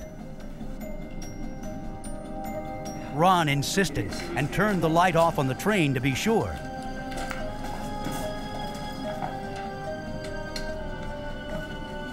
Finally, they both saw the lights and began hitting the rails to attract the rescuers' attention. We hear some rapping on the rails. And obviously, then we know that there's some live miners there. We yelled at them to stay there because we knew that the air was good where we were, and we knew the air was good where they were, but there was about 300 to 500 feet between us that we didn't know how the air was. Wayne Kanak had found Ron Flory and Tom Wilkinson. I think it was kind of a disbelief on their part that somebody was actually there. They seemed to be very coherent and responsive to what we asked them. Kanak phoned the men above. Hey, we got a couple of survivors down here. They hurt. Good shape, fine shape. Ron Flory and Tom Wilkinson. I think at that moment right then, it was just a relief. You knew that it was over. I mean, that they'd found you, that you were going to get out. People outside heard the news and were overcome with joy. All we heard was there was 2 men alive. Then the mine manager came over looking for us and told us that it was Tom and Ron. I can't even describe how it felt. It was just joy, elation, peace, happiness, laughter. Ron Flory went up to the 3,700 level first.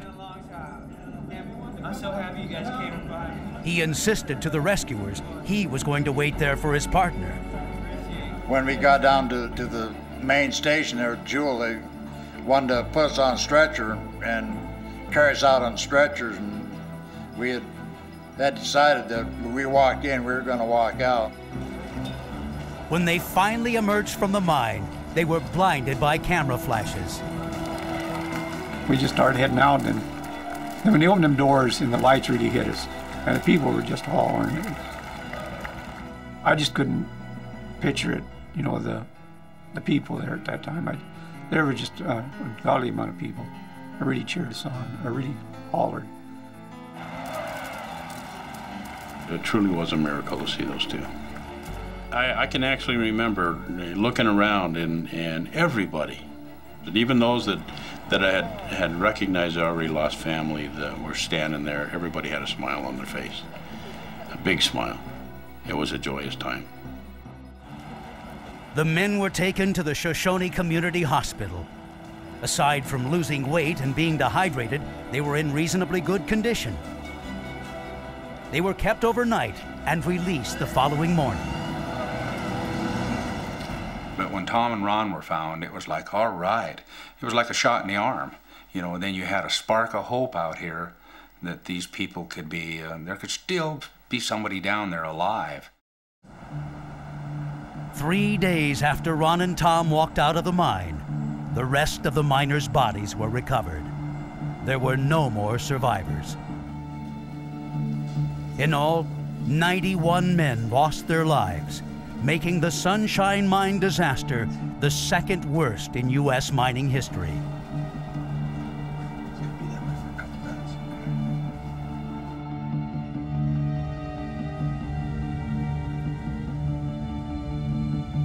Don Caparelli was one of the last men to leave the mine after the rescue effort stopped.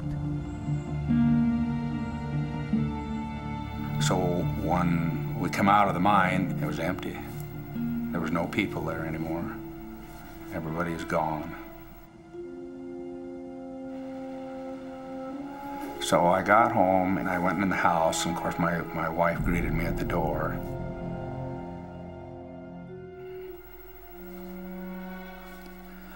So that's when I kind of lost control. So I went in the bathroom and I just cried and cried.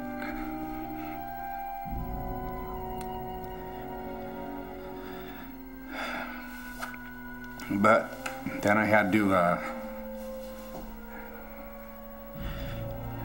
take a wash rag and wipe my face, and it was okay, and then I had to go visit with my company.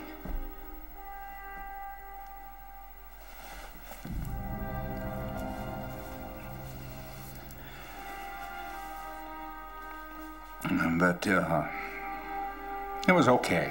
It was okay. And you know, after all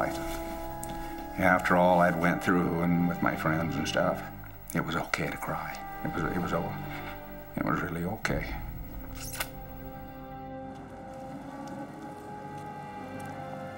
It's a situation where the real agony came to me many days later, after things slowed to normal pace, and I had time to contemplate. It was then that things really hit me hard. As a result of the fire, the cause of which was never fully determined, the Federal Mine Safety and Health Administration was created. Perhaps the 91 caskets should be present in this room. Their silent voices would be heard and must be heard, because there are men who again will descend a hole in the ground named Sunshine. Aside from tightening safety codes, the new agency mandated that all miners carry self-regulators and have the training to use them. But the real lesson of the tragedy was much more personal. I think mostly is you don't take anything for granted. And you have to put your faith into something, because you don't know from one day to the next what life's going to deal you.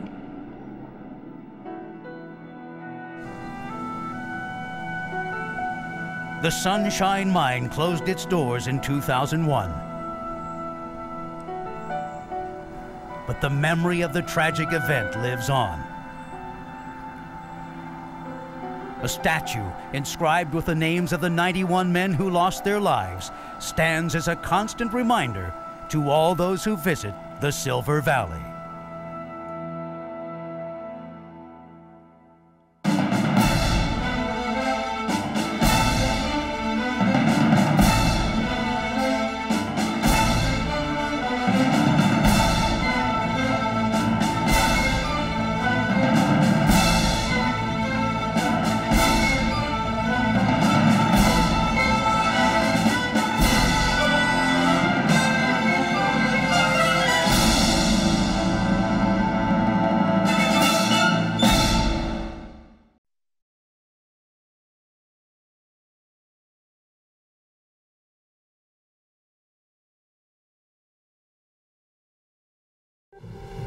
A hurricane blasts its way towards the Mississippi coast.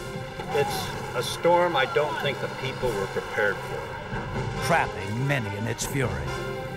You felt like the wind was being sucked out of you.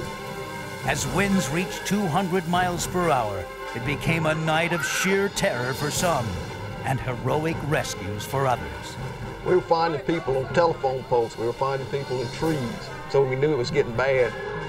Those that lived through that night have never forgotten the wrath of Hurricane Camille.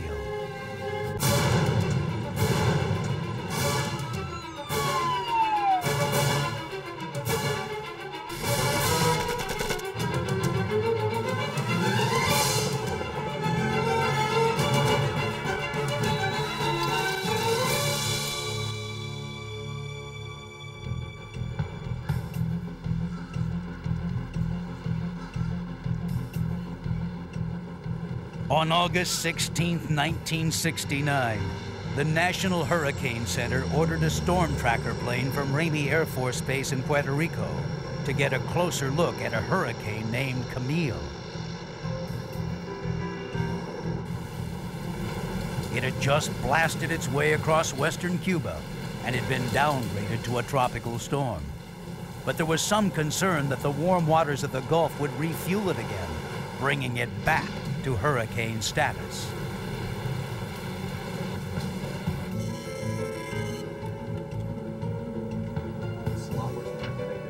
Lee Snyder was on board the storm tracker plane in the eye of Camille. As he relayed the information back to the Hurricane Center, he was one of the first to realize the true magnitude of the storm. We have graphs that have little ink pens to give you ordinates, and they're skipping all over the place. They were anticipating about a 12-foot tidal surge. They had to rework it all, major evacuation now versus, well, maybe we can handle 12 feet to a certain distance. That report was a difference between the evacuation we had planned or 10,000 tombstones.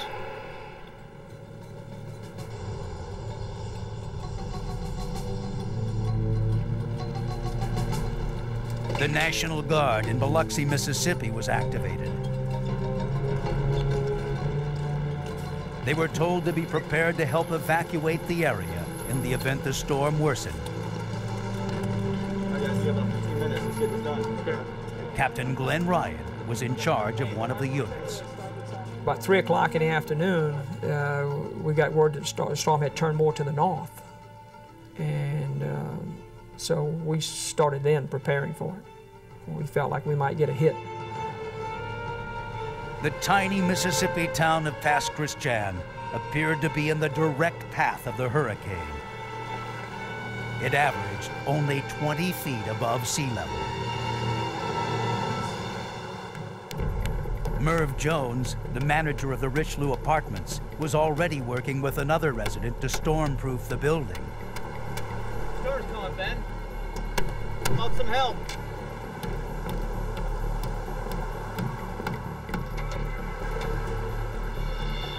Merv knew the storm could be fierce, but assured both Ben Duckworth and Steve Anker it had survived Hurricane Betsy 3 years earlier.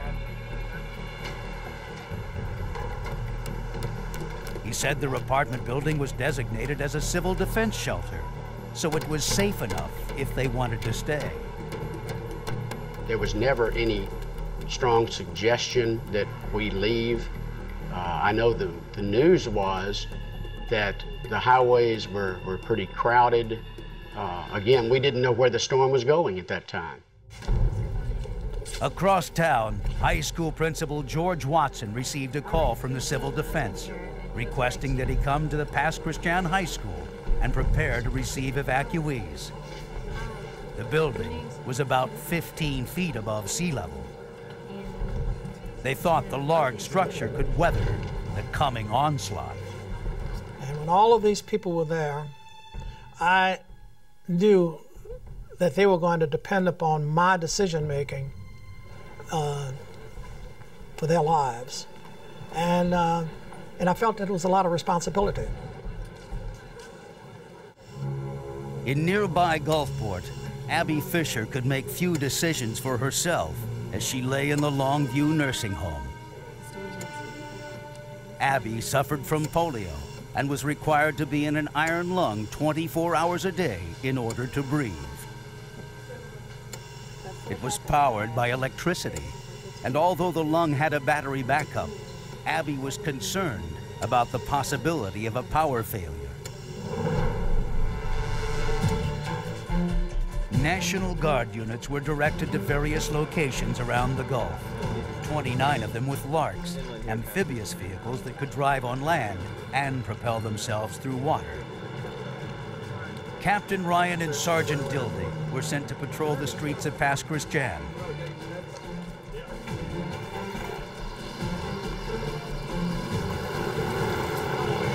Specialist 4th Class Henry Lee Tort's unit was sent to evacuate people near the shore.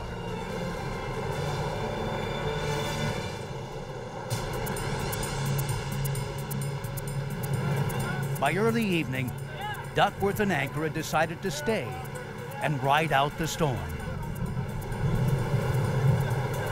They were approached by an elderly couple who also lived in the building.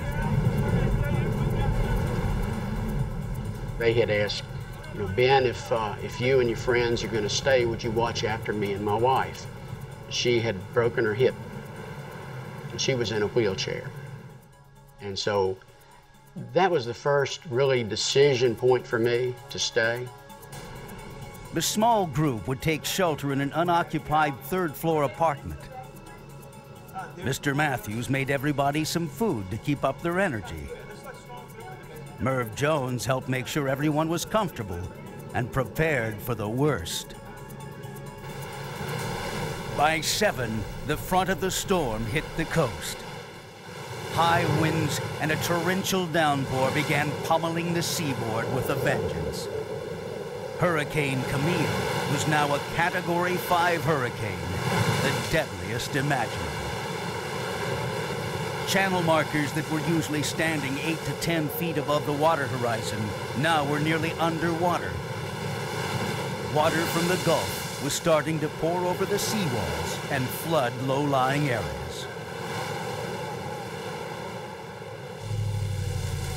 Captain Glenn Ryan's unit was monitoring the water's advance near a bridge. As the winds got stronger, the waves got higher, and the water was pushed farther. It was almost like a wall, you know, just lifting up as that water was rolling in, like a tidal wave.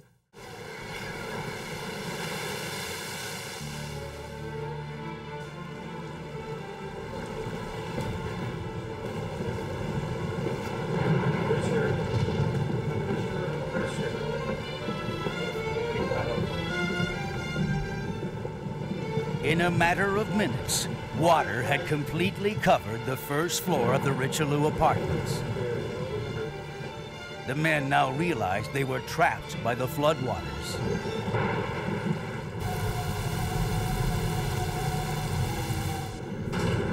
As the storm worsened, people who hadn't evacuated earlier now began to fear the storm and seek shelter. At Howard Memorial Hospital in Biloxi, Dr. Jerry Atkins was in charge of the ER.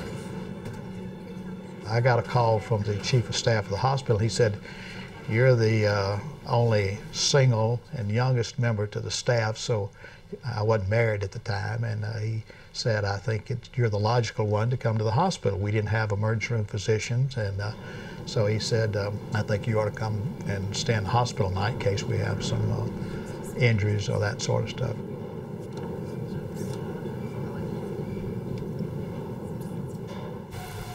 By 8:30 in the evening, winds had reached gusts of 100 miles per hour.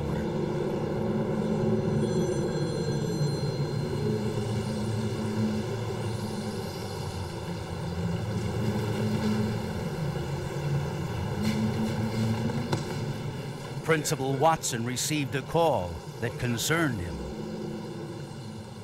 I was told that the gymnasium at my school, where I was principal, had just blown down, and that maybe I should consider taking a good look at where we were, because they felt that it blew down because of the fact that there were no structures to hold it together.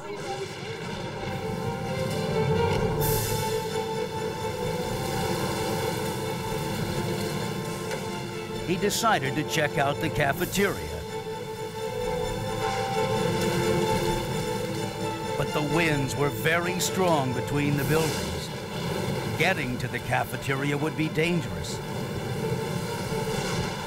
He needed to come up with another plan.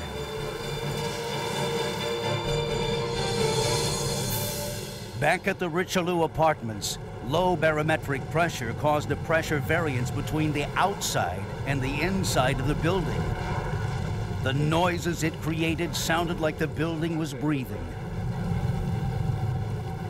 The residents thought if they opened some windows, it might actually relieve the pressure. The wind was really getting noisy. The rain was getting very noisy. We were all beginning to get a little uneasy about that time. but we were still trying to bolster the courage of everybody in the group. Then at 9:30, the lights went out.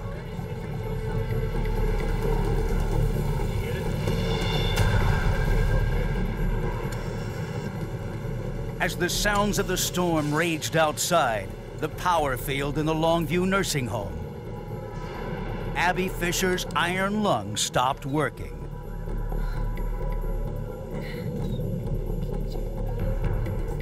For a few moments, Abby had trouble breathing until the battery backup kicked in.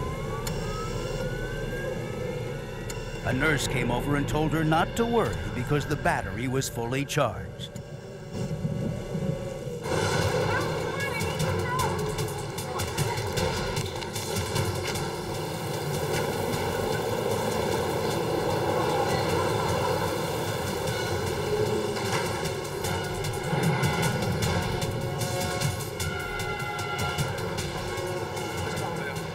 I went back to the gymnasium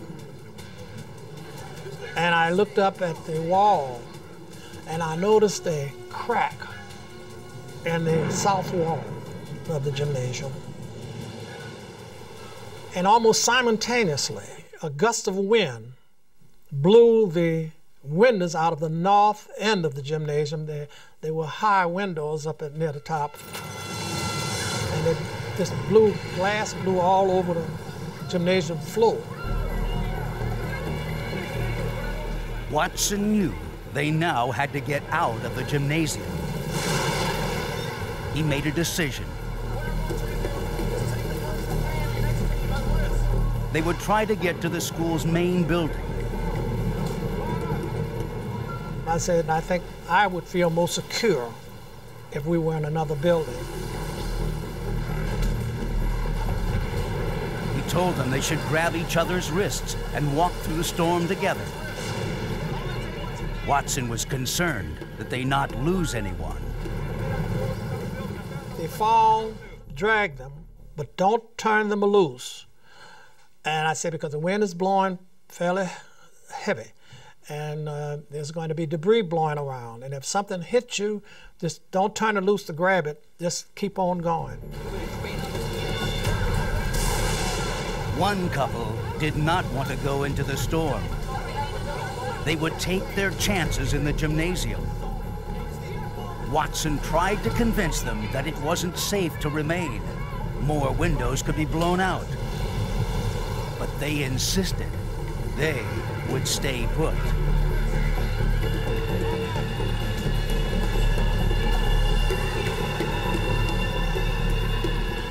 The group fought their way through the fierce winds. The wind and rain was even stronger than Watson's earlier foray. But with the evacuees following his lead, he felt he no longer had a choice about turning back.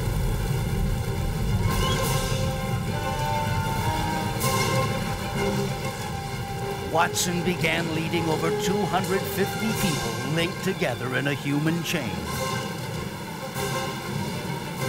The winds of Hurricane Camille were now howling at over 150 miles per hour, and there was no let-up in sight.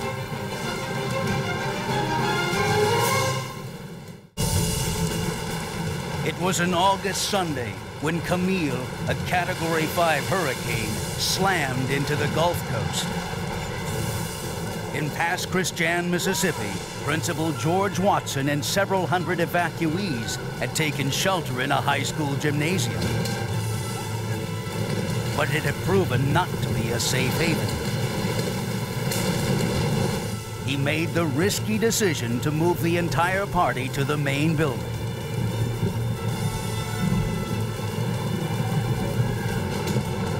They were relieved to be inside, yet concerned about the security of their new sanctuary. Principal Watson tried to allay their fears. I told them to get in the halls and to find a spot in the halls because this is where we would stay until the storm blew over. And I said, there's nothing to fear.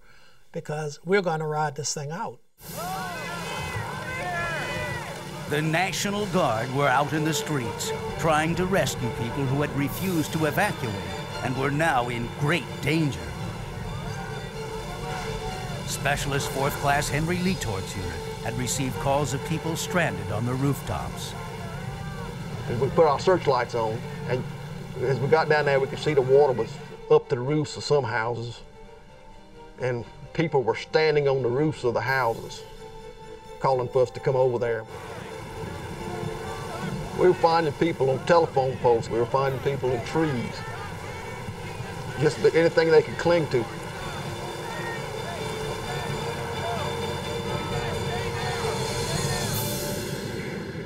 A small group of residents of the Richelieu apartments had banded together and waited out the storm in a 3rd-floor apartment.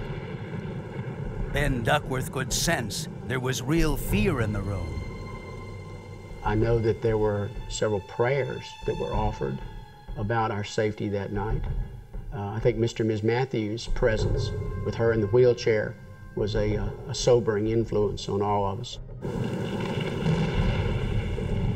Windows were now breaking on the 3rd floor. The building was simply not designed to withstand hurricane-force winds of this magnitude.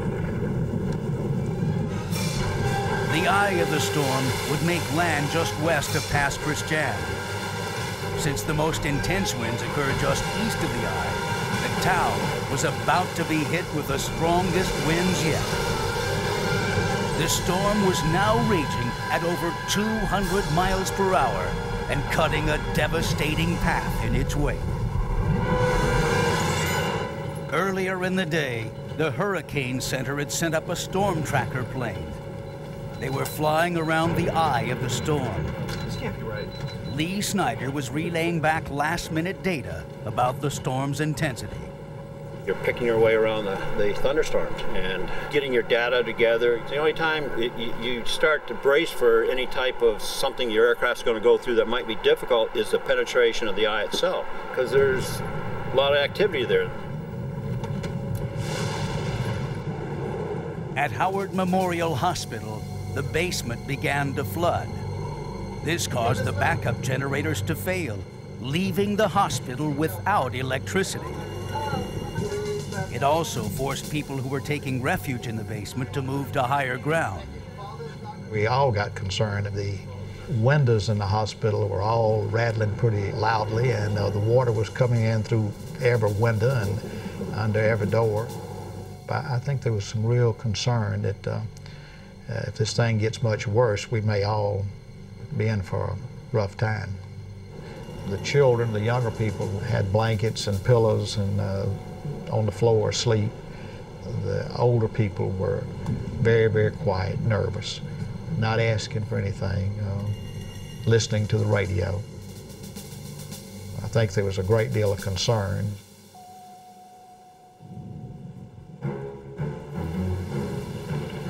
At the Pass Christian Gymnasium, a couple who had not moved with the other evacuees tried to remain calm. Then suddenly, the entire roof blew away.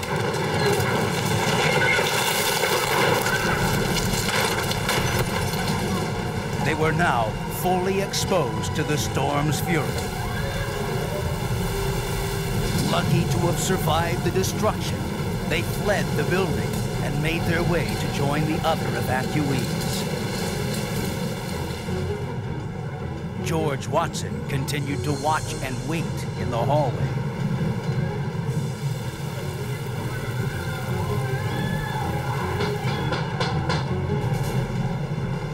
We were inside of the school building, and all of a sudden we heard the knock at the door. And I opened the door and they came in. And you could see on their faces that they had a problem. And what happened? And they said, the gym blew down.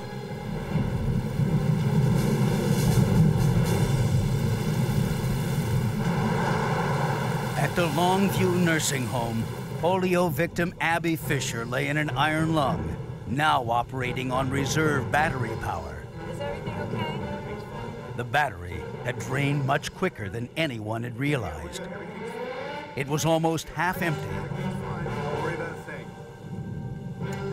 Bob Graham, the nursing home director, needed to find another way to power the machine, and quickly.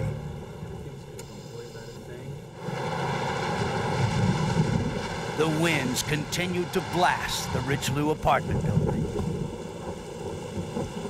There was nothing between this structure and the ocean itself. Ben Duckworth thought they should check how high the water had risen around the building. I shined the flashlight down the stairwell and I saw a reflection back. The water was literally about a foot below the third floor slab. It wasn't a tidal wave, it was a steady surge that the water generally throughout that whole area had risen 28 feet.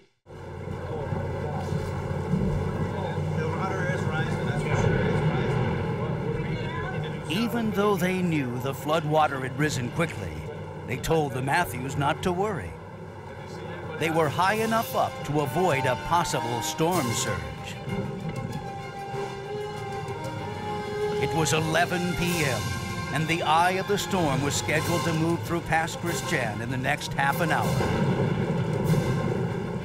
Little did they know that the storm was creating a wall of water that was almost 30 feet high and rising fast.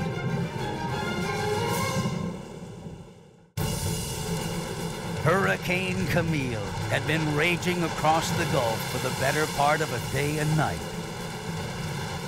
The monstrous storm system was sustaining 190-mile-per-hour winds.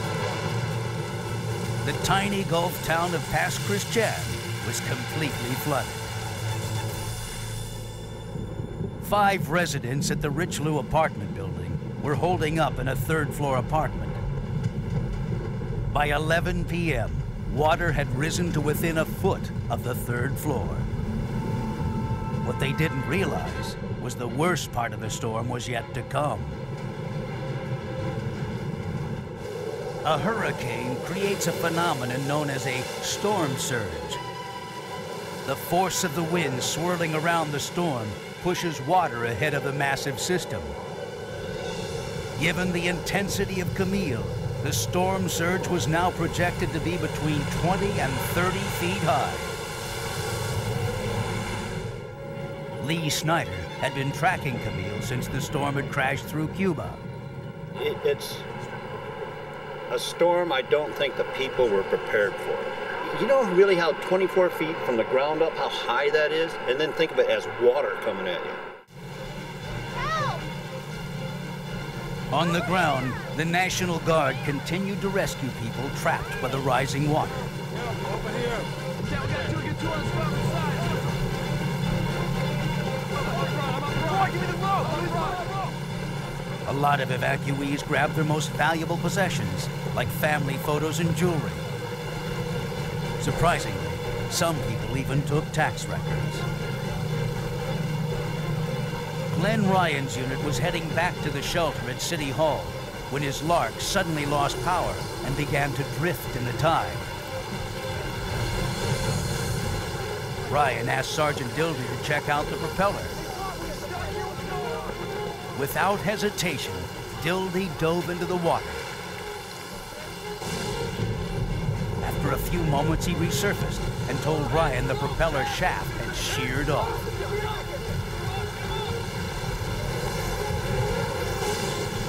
The rescue team and their passengers were now in dire need of help.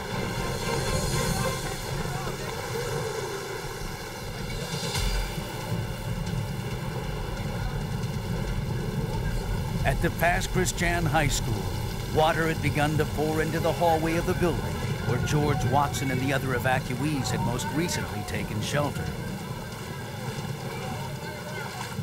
This was their second refuge, and now Watson knew he had to move the group again. He decided they should go to the auditorium.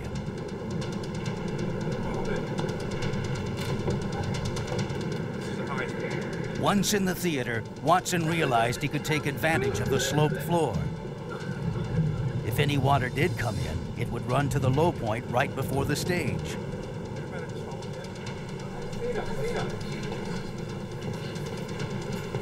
He told people to remain at the back of the auditorium at the top of the sloped floor.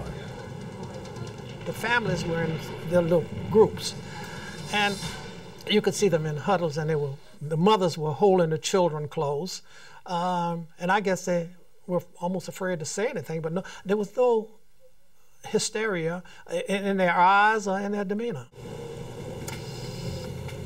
At the Longview Nursing Home, the backup battery of Abby Fisher's iron lung was almost empty. Everything's fine. Without the lung to breathe for her, Abby would die. I'll have to go check on a few things. Bob Graham, the nursing home director, told her not to panic. Don't worry about a thing. I'll be right back.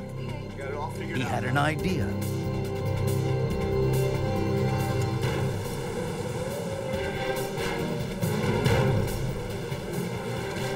Graham knew that Abby's iron lung was powered by a 12-volt battery. The only other 12-volt batteries at the nursing home were in the cars parked outside. He would take the batteries from the cars and try to connect them to the ventilator.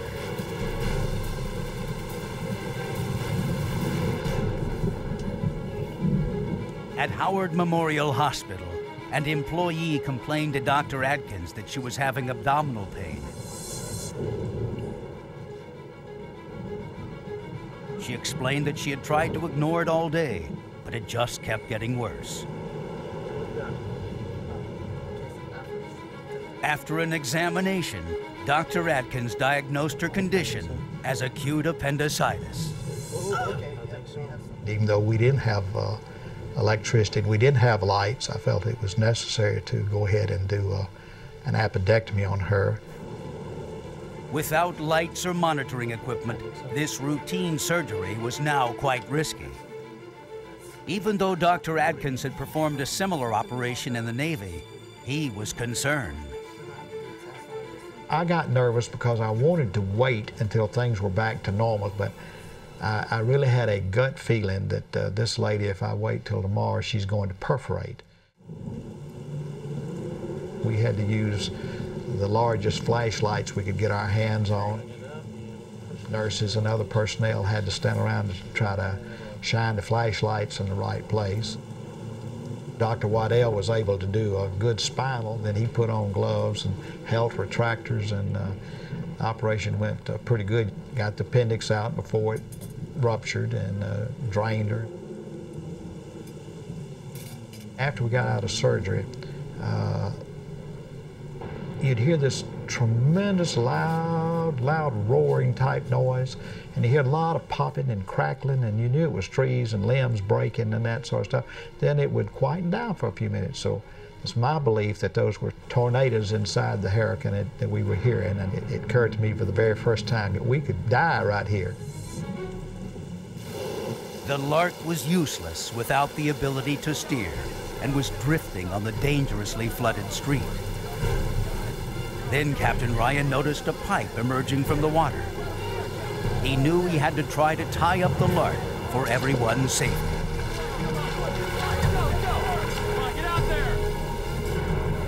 Even though the pipe was less than 30 feet away, the wind and the strong current were thwarting his efforts to reach it. His men in the Lark decided to pull him back in.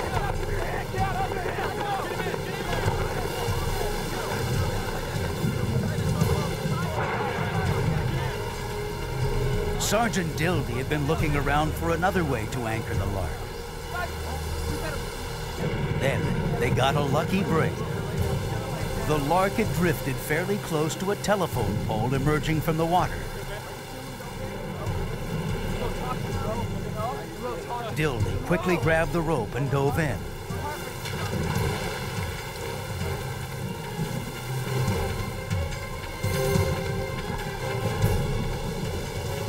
When he reached the pole, he tied off the Lark.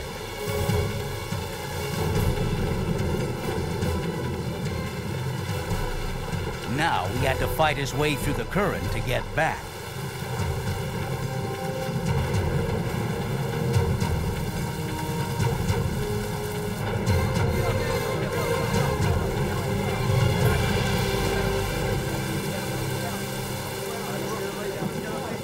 Once Dildy was on board, one of the men alerted Ryan that a woman they rescued was showing signs of a heart problem.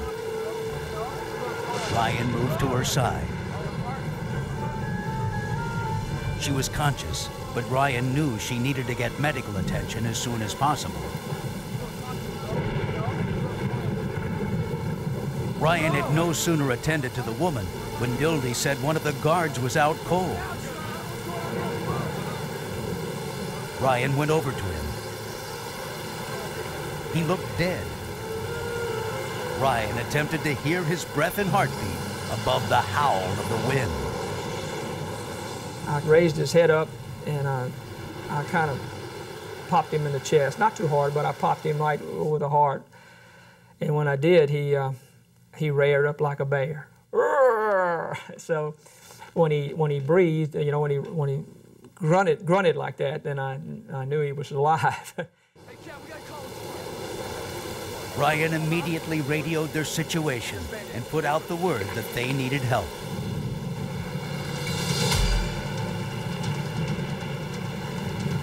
The nearest Lark was commanded by Henry Leetord.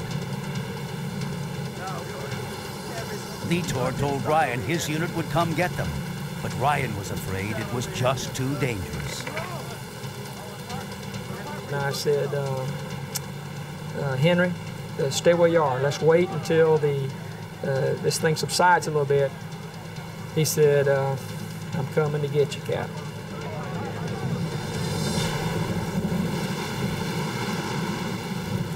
At the Richelieu Apartments, the residents who stayed behind tried their best to remain calm, but their nerves were shot.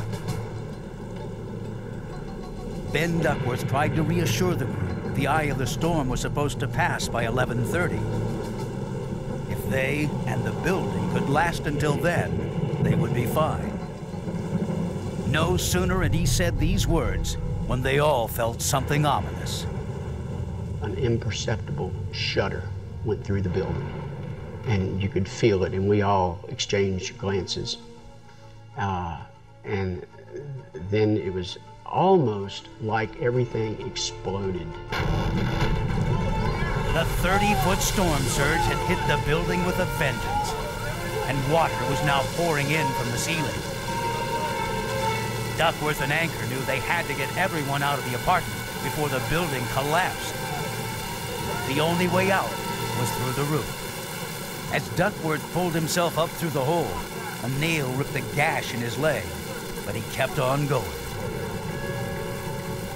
Below, Anchor grabbed Mrs. Matthews and pushed her toward the ceiling. Then he followed. Mr. Matthews could not muster the strength to get out and collapsed on the floor. Anchor realized he could not go back down and help.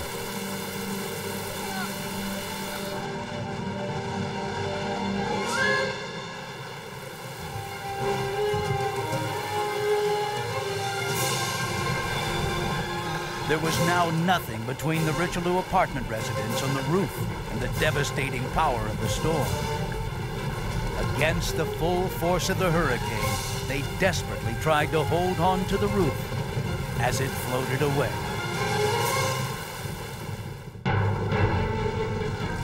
Hurricane Camille was tearing apart the Mississippi coast.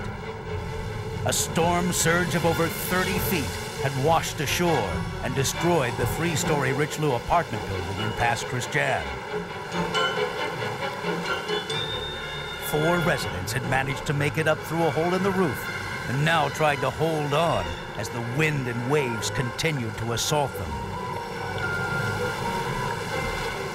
But within minutes, the roof was underwater, and the storm surge washed them all into the churning sea.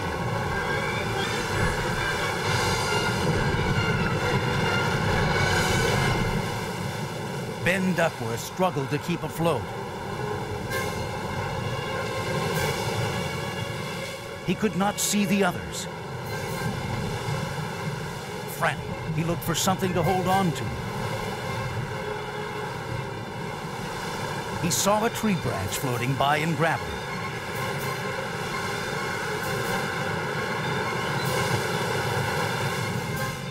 Yet even with the buoyancy of the branch, he was pulled under the waves. Fighting for every breath, he held on as tight as he could. He had no idea how long he could survive like this. Hurricane Camille was forcing everyone in her wake to find a way to survive. At the Longview nursing home, Bob Graham had retrieved some car batteries and was trying to hook one up to power Abby Fisher's iron lung.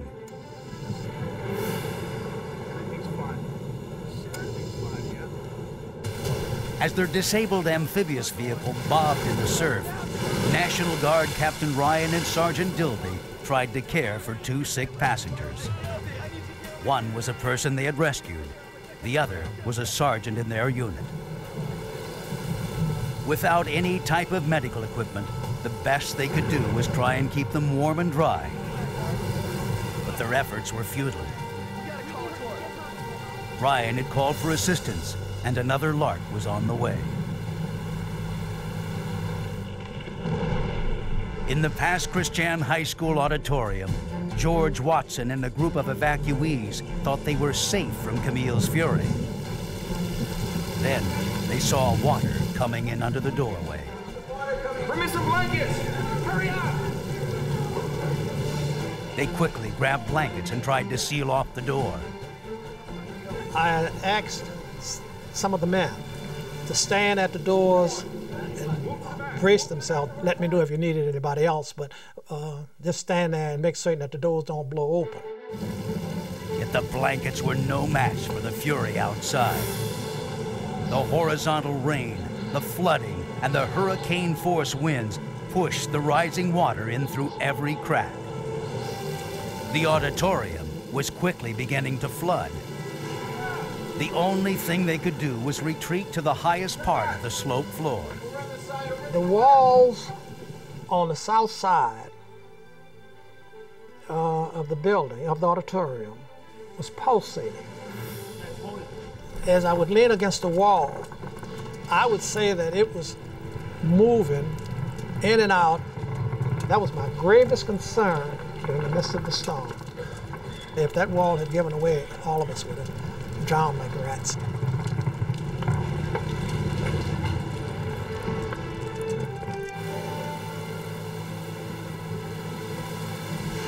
Henry Lee Tort's unit finally found Captain Ryan's amphibious vehicle.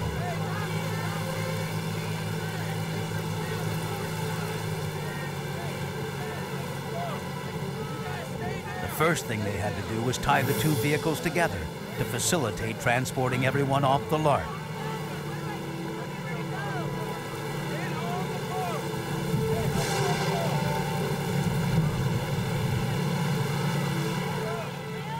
They took the two sick people off first.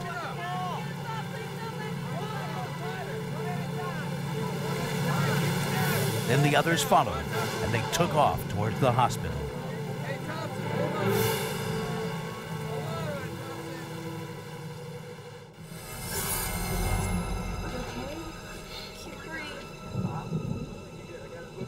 With no time to spare, Bob Graham at the Longview nursing home was able to connect one of the car batteries to Abby Fisher's iron lung.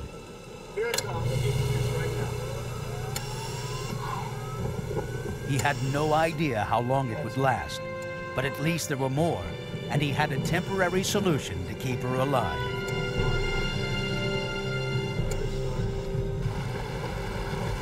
Then Duckworth had managed to stay above water for 10 minutes by holding on to a tree branch. But the battering waves were too much and finally swept away his lifeline.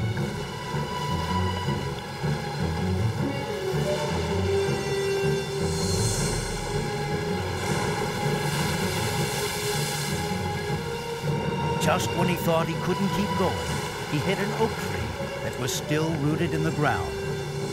He grabbed the trunk and, using every bit of strength he had left, pulled himself up as high as he could out of the water. The howling winds and the surging waters continued to pummel him. The winds were so strong, he found that he couldn't catch his breath. The only way he could get oxygen was to bury his face in the crevices on the trunk itself. I thank God that it was an oak tree because they have rivulets in the bark, and I was able to push my nose up against the bark of the tree in order to breathe. I know the few times I took my head away from that tree limb, you felt like the wind was being sucked out of you. There was no sign or sound of the others from his building. They too were on their own in this hellish nightmare. How long Ben Duckworth could hold on to the tree would be the deciding factor as to whether he would outlive the wrath of Camille. The entire coastal town of Pass Christian, Mississippi was virtually underwater. Along the Gulf Coast, 131 people were reported dead as a result of Hurricane Camille's fury. Ben Duckworth had survived his apartment building's collapse and now clung desperately to an oak tree. At the Pass Christian High School, George Watson and the evacuees in his charge watched helplessly as water flooded their shelter. His wife kept a vigil at the window. We could see the water rising, and we could see exactly where it was when she shined the light. And I told my wife, just keep watching that, and if it gets above the windowsill, let me know.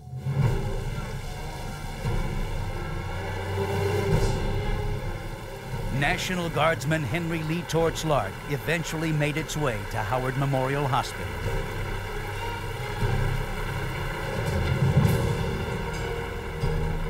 Two of his passengers, one a guardsman and the other a rescue victim, appeared to be suffering from some sort of heart ailment and were immediately taken care of.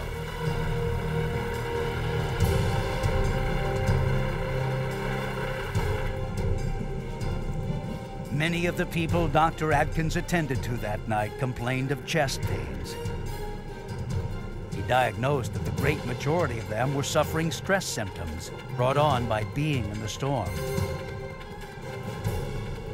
The patients from the Lark were okay, but were admitted to the hospital for further observation. Ben Duckworth hadn't quit either. By dawn, he was alive and watching the water under him begin to recede. He had held on to the trunk of the oak tree for 4 desperate hours. Then he heard a most reassuring sound.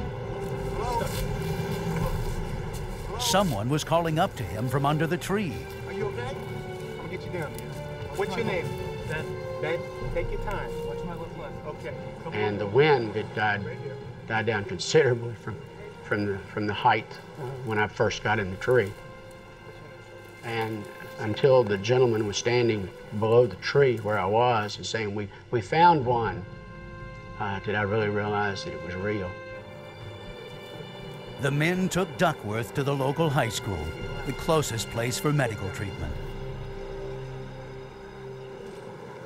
At Howard Memorial Hospital, a decision was made to move everyone outside. When it started getting a little light, we moved everything out into the parking lot. The OR tables and the examination tables and all the suturing equipment. I saw true character, and I saw a lot of good-hearted people that wanted to help one another. Hurricane Camille left the tiny town of Pass Christian looking like a war zone.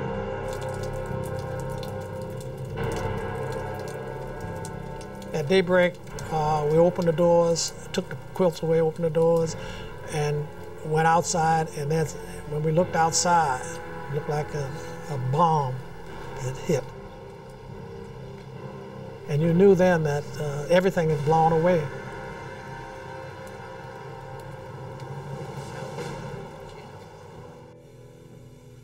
Throughout the night, 8 car batteries had provided power to Abby Fisher's iron lung.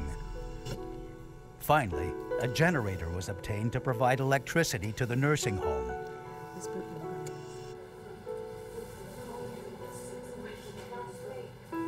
Vin Duckworth needed hospitalization, but was found to be in relatively good health. He was told that Steve Anker had survived, but Merv Jones and Mr. and Mrs. Matthews hadn't. 23 others who lived at the Richelieu apartment building had also died that night. The following day, an Air Force plane flew over Pass Christian. Storm tracker Lee Snyder accompanied journalists viewing the damaged area.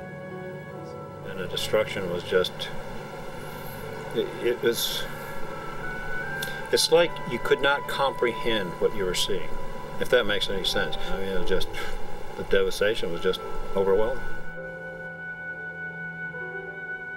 Hurricane Camille claimed 131 lives along the coast. The storm proceeded up to Virginia, where flash floods and landslides killed another 113. She officially died out 7 days after first crossing Cuba.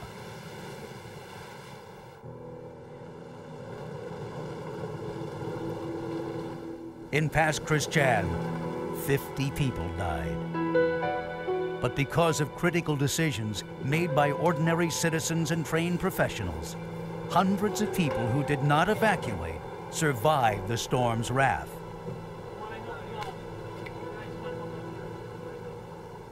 National Guard units were credited with rescuing over 300 people.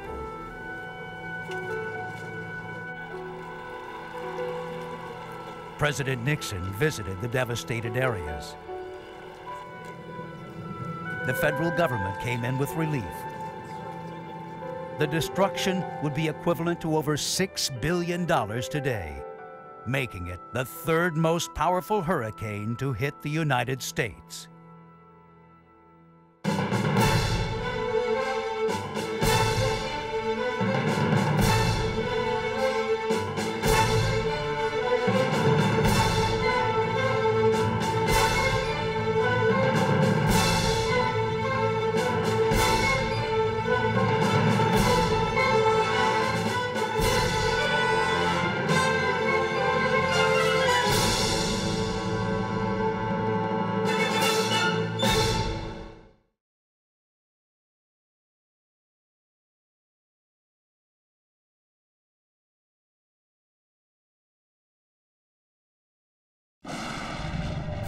For 3 days, rains of biblical proportions fell over central Texas. It was so extensive and intensive that it put 14 rivers into the highest flood stage they had ever seen. Cities were inundated and counties submerged. We're not going to let it conquer us, but the water just kept coming. Its fury put thousands in jeopardy. Hearing the word child, my first instinct was we need to get there now. Rescuers were overwhelmed, but courageously determined. If we didn't do it, no one else was going to. We were on our own. In the dead of night, fighting blinding rain, volunteer rescuers battle a Texas-sized flood, hoping to save a community from being swept away.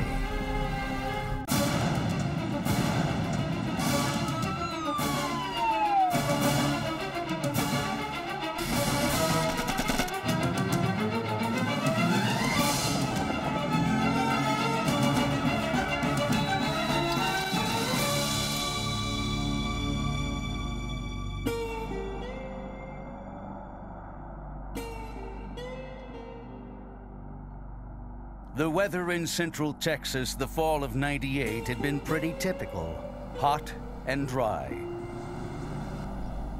But on Wednesday, October 14th, Larry Evelyn at the National Weather Service in San Antonio was seeing a disturbing change in the forecast. We noticed that the computer models were indicating a rain event beginning to develop. There was a dying Mexican hurricane off the Mexican coast in the Pacific named Madeline, and a second dying Mexican hurricane named Lester. So these two hurricanes were causing a huge amount of mid and upper level moisture to be swept up over Texas.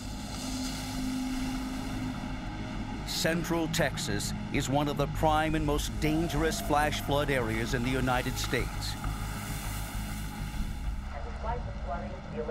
By Saturday afternoon, newscasters in San Antonio were warning of flooding throughout the region.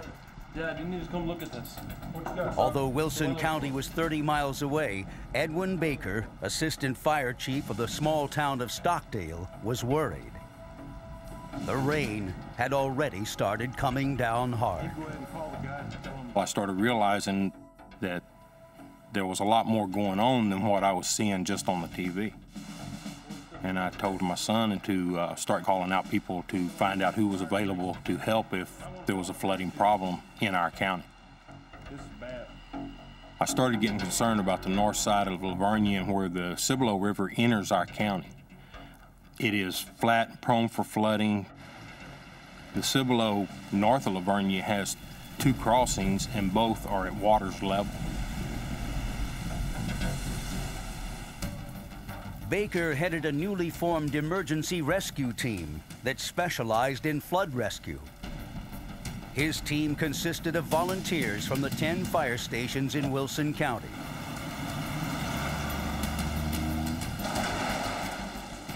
Marty Kufis was a member of Baker's emergency rescue team. Only the week before, he had completed a course in swiftwater rescue. There was an atmosphere of anticipation, I think a low-level dread that this was something that Mother Nature was going to have her way. But nobody knew that we were going to hit with the double punch of both the creek and the river flooding. We did not realize how bad it was. Robert and Florence Higgins had survived a flood of the San Antonio River 15 years earlier. Although their home was destroyed, the Higgins rebuilt on the same plot of land. Everybody kept telling us this is not going to happen again in 100 years. And we did not even carry flood insurance because they had come out and they said, no, it's not in the flood area. So you don't have to worry about flood insurance. Confident their home was safe, they left for a long-planned vacation 150 miles away on the Gulf Coast. Is everything going to be okay? And for some reason, I says, honey, what if we can't get back home? He says, oh, you know those weathermen. You can't believe what they say. Let's just go on. By 5 p.m. Saturday afternoon, the rains were heavy and a flash flood watch was issued. Billy Bob Bruner and 2 other volunteer firefighters from the town of Lavernia went out to warn residents to evacuate. Hey, how you doing? The fire department, we're here about the rain and the flooding. Every street, every house, knocked door to door and asked the people to leave because it was imminent that it was going to flood. I don't need no help. I'm good, thanks. Most people their response was, well, we don't have to leave. We'll kind of wait it out. I appreciate it. Thanks, fellas. Okay. It's a real frustrating deal to know that it's going to be a bad situation and you ask people to leave and they don't, and you have to risk your life to go back to save somebody that just wouldn't listen. The San Antonio River was now rising rapidly. On the other side of town, Cibolo Creek was also coming up. If residents didn't get out of the area quickly, they could be stranded in the middle with no way to escape. In Lavernia, Vivian Ray and her daughter Molly were on their way home when they encountered flooded roads. As they pressed on, the water rose higher and higher. Oh no, what's wrong? Then their pickup stalled. They were stuck. It won't start, honey. Vivian was panicked. The water was continuing to rise. Not knowing who else to call, she dialed 911. Wilson County 911. Vivian's frantic call was relayed to the Lavernia Fire Department.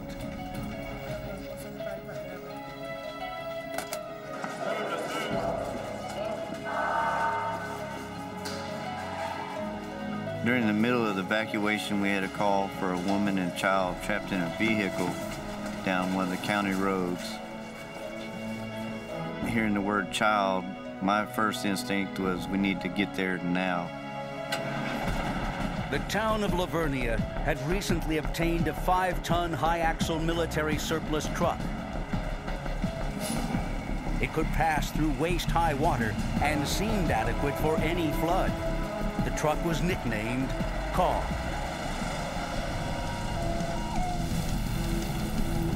The water was rising even faster than Vivian had expected. Although she knew help was on the way, she decided they had to get out of the truck before it was swept away. Spotting a mobile home in the distance, Vivian decided to try and seek shelter there. Vivian didn't realize how quickly the water was moving. As little as 6 inches of swiftly flowing water can sweep an adult off their feet.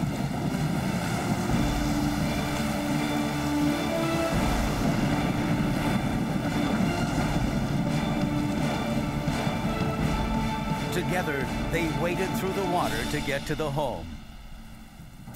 Hello? Hello? Is there anybody here? The mobile home was deserted. What are we gonna do, Mom? There's water everywhere. But under these dire circumstances, Vivian decided it would be all right if she and her daughter went inside.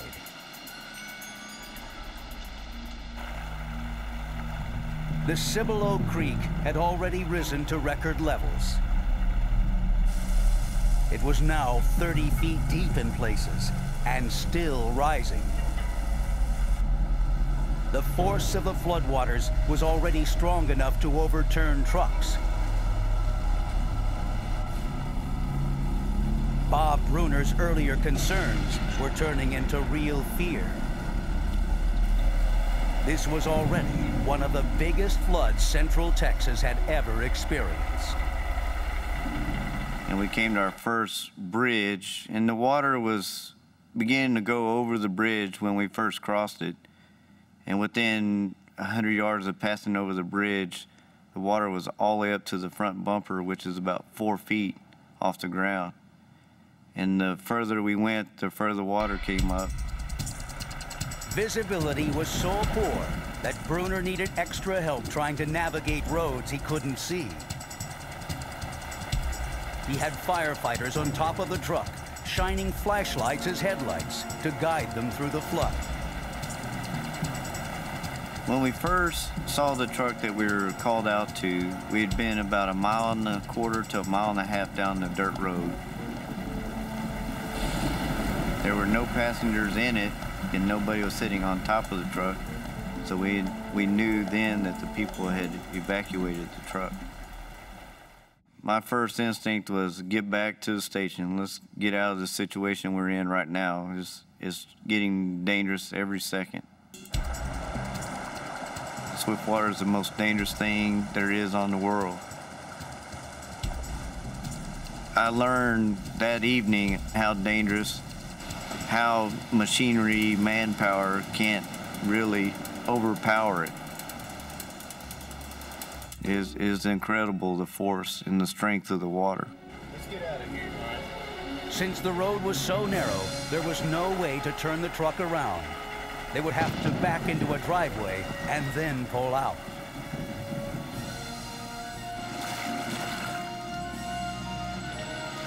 Molly, I found Coach.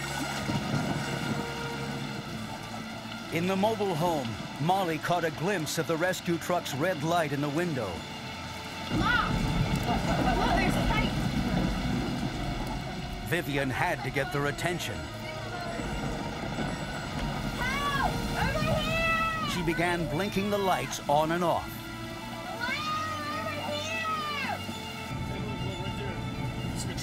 And in the distance, we noticed the lights on a mobile home flashing.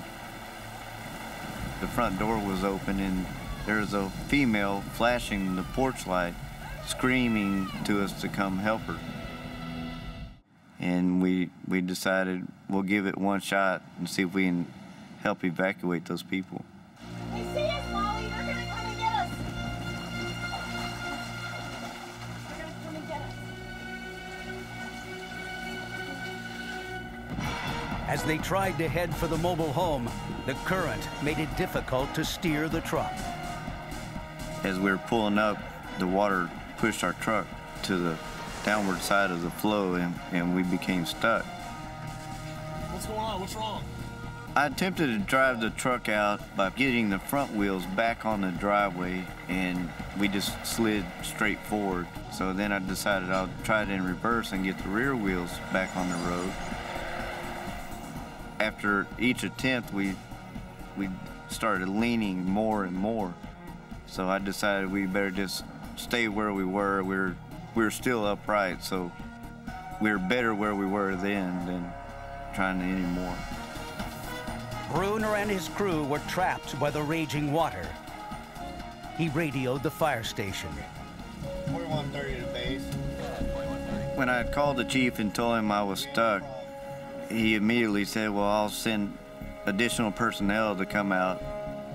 My response to him was, do not send anybody, because the waters were too swift, too high, and if he sent anybody else, they'd be in the same situation. Bruner knew the only option they had was to sit and wait. But he hadn't forgotten the people trapped in the mobile home.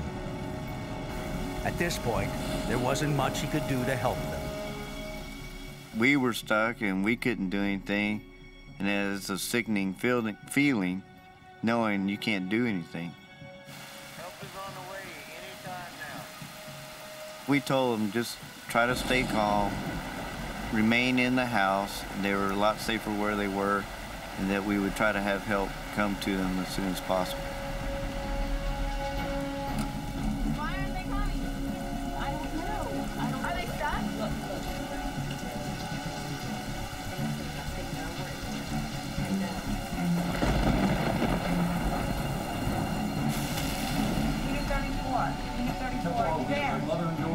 Back at the Lavernia station, dispatchers radioed for help. Rescuing the stranded truck and the mother and child in the mobile home had to be priority one. I need to get something over here.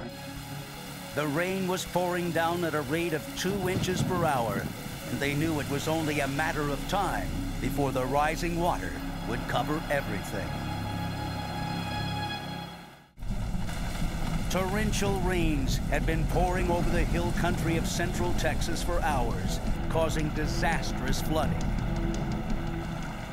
The Guadalupe River, normally 150 feet wide, now spanned 2 miles. When a report came in of a woman and child stranded in a vehicle, the Lavernia Volunteer Fire Department went to the rescue in a modified military surplus truck. What's wrong? They became stuck and now needed rescue themselves. Any units out there? Volunteer firefighters at their station called the National Guard, trying to convince them to send a Black Hawk helicopter out to find their truck. But every rescue helicopter was in use. I need to get something over here. At the National Weather Service, Larry Eblin was tracking the storm. The rain was intense.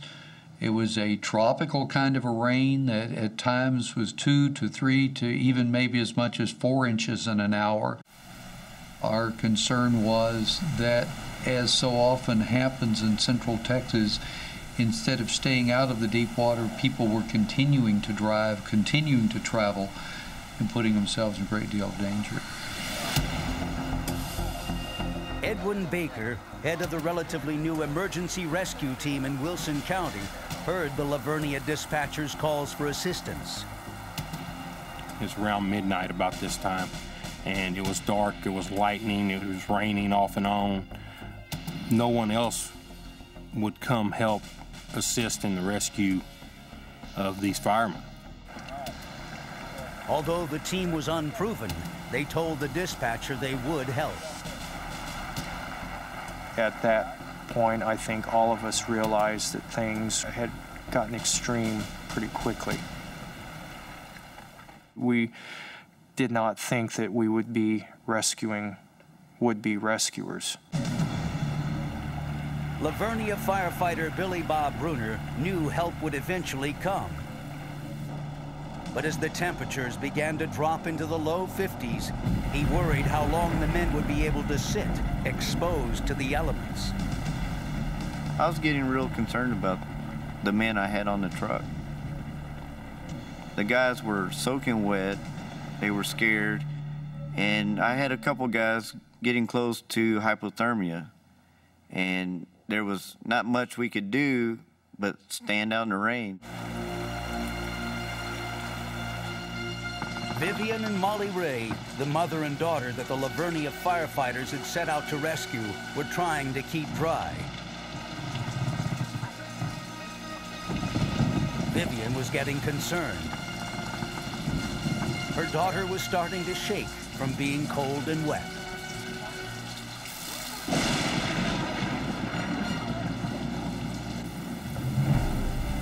In many ways, the Wilson County Volunteer Emergency Rescue Team was unprepared for the rescue they were about to attempt. The training I had had in swiftwater rescue was only a week old. I had just the week before attended a basic level swiftwater rescue course, about 2.5 days long. Volunteer Nick Hensey had even less training. At the time of this incident, I hadn't even had any swiftwater rescue training, just basic fire department rescue stuff. Baker's team had recently purchased a military-grade Zodiac raft made to run with a large horsepower motor. But the engine they had to power it was sorely inadequate. We didn't have the money to go out and buy a nice new 25 or 40 horsepower motor. We had borrowed a 15 horse motor. And this little motor just was not able to, by itself, to overcome the cross current. So the four of us crewmen had to put oars in the water. We had to paddle furiously for about 100 yards just to get to a calm spot among some trees. By late evening, the storm and the resulting flash flooding throughout central Texas was now national news. It had become the worst flood storm in the history of the state, surpassing the Great Flood of '73. I think the scariest thing was the fact that it was so widespread, so extensive, and also so intensive at the same time, that we were receiving feet of rain, not just inches of rain as you do in so many events. Robert and Florence Higgins were at their vacation home on the Gulf Coast when they got a call from a neighbor in Sutherland Springs. And he said, Robert, he says, I'm going to move your tractors and your equipment. The water's coming, and it's going to come right like '73. The Higgins had lost a home in the '73 flood. They couldn't stand the thought that it could happen a second time. Let's get out of here. When we left, we did not think it was going to flood, so we had not left it anywhere ready for flooding. As the storm was going towards the coast, we were heading right into it. It was a blinding rainstorm. About halfway there, you couldn't see 10 feet past the hood of the car. He'd say, help me find the white line, help me find, because I mean, you can't even see, you know, out in the country, we don't have lighted highways. So you watch for the white line on the side of the highway to make sure you're on the highway. Once you're going, there's no place to stop. I mean, you gotta make it. The Zodiac moved toward its rescue mission slowly for reasons besides being underpowered. In many places, the water was 6 feet over the street. And what the men couldn't see in the water could hurt them. The most dangerous obstacle we faced in our boat were fences and fence posts, sometimes at waterline, sometimes just below waterline. We had to take care that we did not snag the lower unit of our outboard motor on one of these fences. I was leaning over the boat with my oar extended into the water. I was probing for fences. If I hit a fence with my oar, I was going to yell, hopefully in time for Edwin to cut the motor so that if we did hit a fence, we wouldn't hit it too hard, and that did happen at least once. The Zodiac raft utilizes air chambers to keep it afloat. It wouldn't sink if only one was punctured. But if more than one was ruptured, nobody was sure what would happen. They had been searching for the stranded truck for over an hour. As we got into it, we realized that we had to travel a greater distance than we thought. We didn't realize that they were that far out, a mile or more from dry land. We all immediately recognized that that although we had been training for this, that here it was, and it wasn't playing out quite the way we had anticipated. We also knew that if we didn't do it, no one else was going to. You know, we were on our own. After a grueling 4-hour drive, Robert and Florence Higgins made it home. All of their neighbors had evacuated the area hours ago. And it was still dark when we drove up. The house was there and everything looked the same right around the house at that time. So we just went in and we says, all right, let's start getting ready.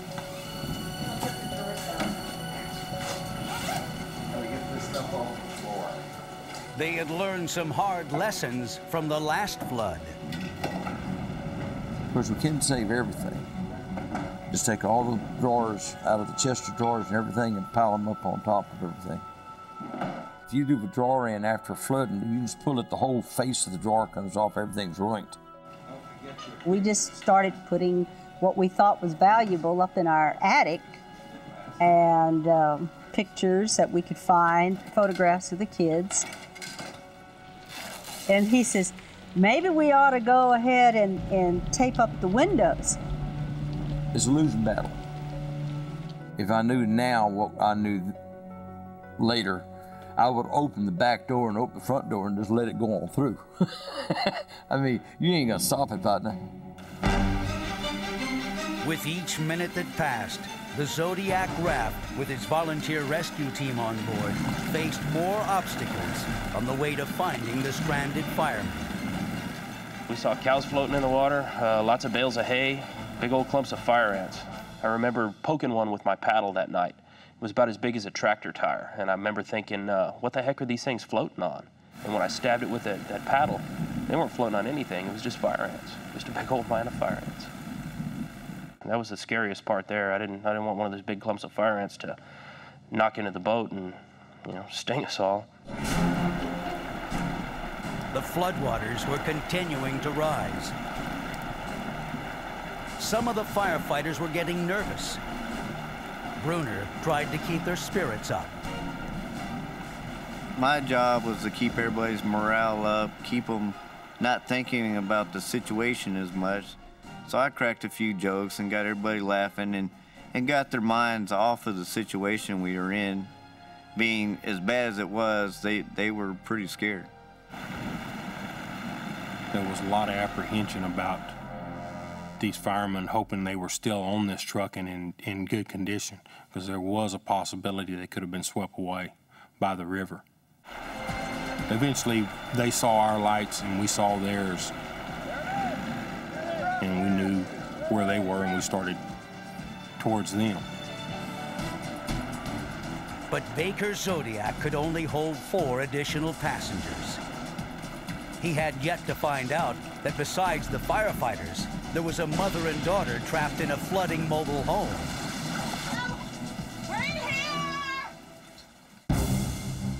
In Wilson County, Texas, over 15 inches of rain had fallen in 6 hours, causing dangerous flash flooding throughout the region.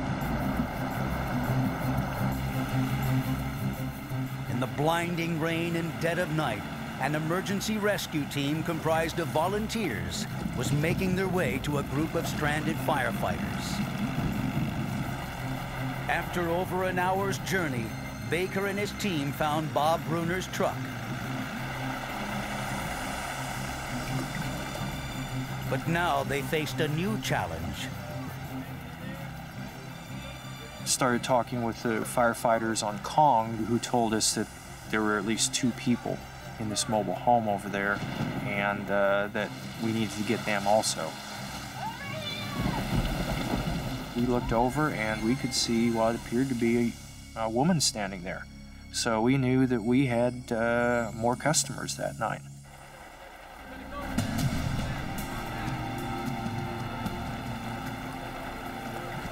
The Zodiac crew headed toward the mobile home. They had no idea how long it would remain stable in the quickly moving water.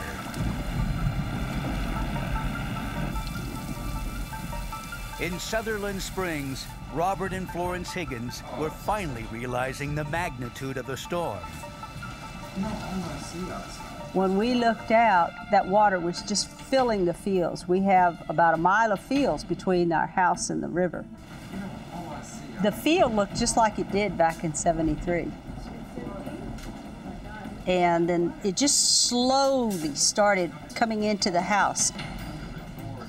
And then I actually ran and got a bucket with a mop, thinking I'm going to mop this up because this water is not going to overtake me. I'm going to stop this water. We're fighting this water. We're not going to let it conquer us. But the water just, it just kept coming. It just kept coming. And then they lost power. We says, we better get out of here now.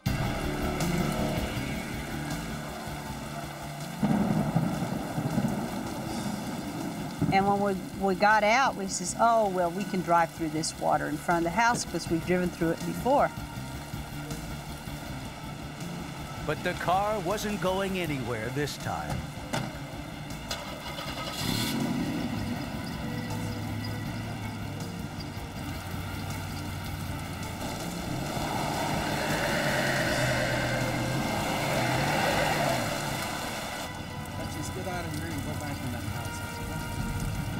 Says, all right, we're going back in the house. At least the house is still standing.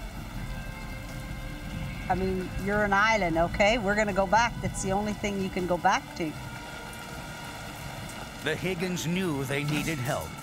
They decided to call their son, Pat, a local volunteer fire chief. But the phone was dead. Now they would have to wait out the storm and hope their home would protect them. By the time the rescuers reached the mobile home, it had shifted off its foundation. Water was now pouring in through the tilted doorway. The rescuers could not see the mother and daughter. Step back over the house a little bit. I'm gonna take somebody in there with you.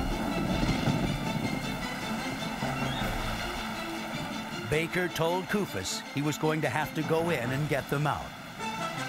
I got out. I was the only person in the boat crew who was fitted to swim. I was the only one who was wearing a wetsuit. And so I got out, went in. Y'all okay? First thing you want to do is get that life jacket on them in case something goes wrong and they drop into the water.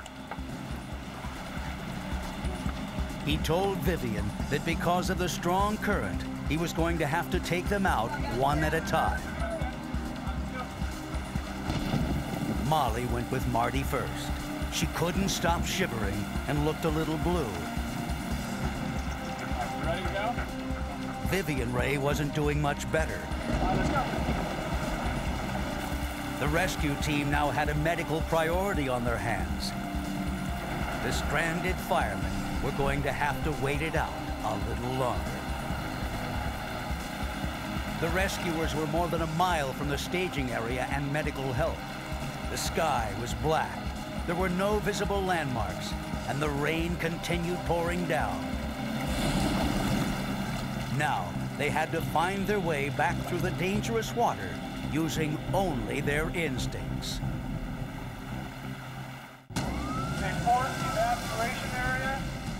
Record-breaking rainfall over central Texas resulted in a flood that engulfed dozens of counties.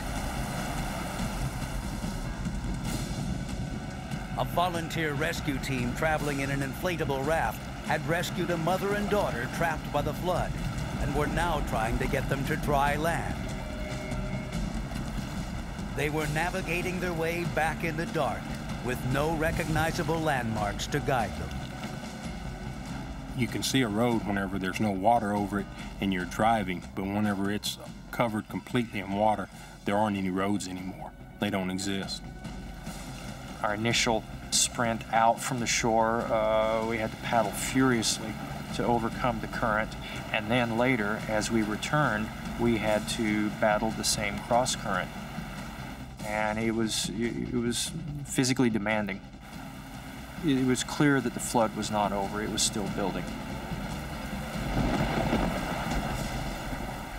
For the stranded members of the Lavernia Volunteer Fire Department, knowing that rescue help had come once and left them for a medical emergency had not made the time pass any quicker. The length of time between rescues, even in a 1.5 mile trip, it was taking an hour to hour and a half a trip. And with it still raining, it's still dark, these guys have been out there for hours already. They were going into hypothermia. The urgency was becoming a bigger factor in the situation. In Sutherland Springs, Fire Chief Pat Higgins had secured a boat so he could search areas where people might be stranded. He thought his parents, Robert and Florence, were away on vacation. Pat didn't know that his parents had driven back and were now trapped in their home with no power and water seeping in through windows and doors. We were going to ride it out. We didn't know how high it was going to get. But if it got high and we started flooding in the attic, I was getting ready to get up on the peak of the roof.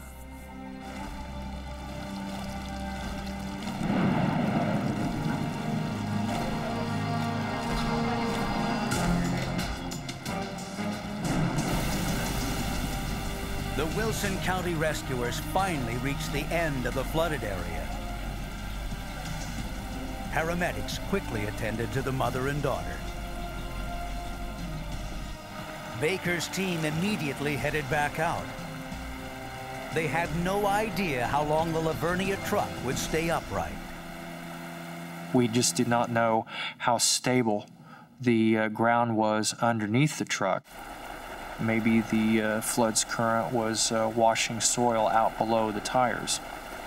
We were concerned that might roll over in the flood and send the firemen into the water. Bruner and the other firefighters were trying to keep it together while waiting for the Zodiac to return. To conserve the truck's battery, Bruner asked one of the men to turn off the overhead light. Well, when he reached in, he had killed the master switch, would kill all of our power. We had obviously lost our heat source from the exhaust, and the rumbling of the diesel motor, which kind of was a calming to us, was gone. The morale really, really dropped then, and I started to really worry about the guys then.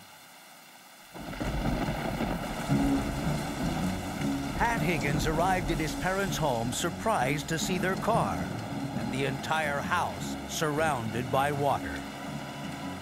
I saw the car pulled up into the almost into the front door area of the house, which was about the only thing still out of the water. Proceeded over there with the boat, and at the time the house was sitting on a very small island.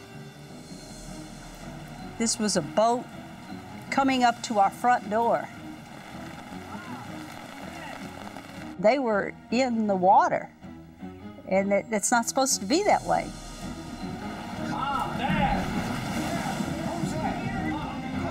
Pat was glad to see his parents alive, but knew he needed to get them to safety as quickly as possible.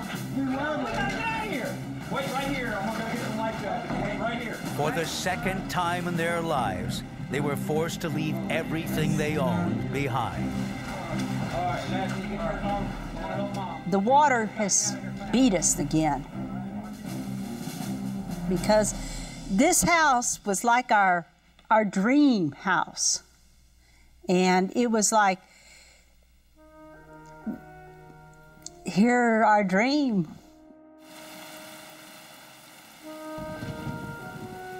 You're getting in this boat, saying goodbye to everything and going, just going.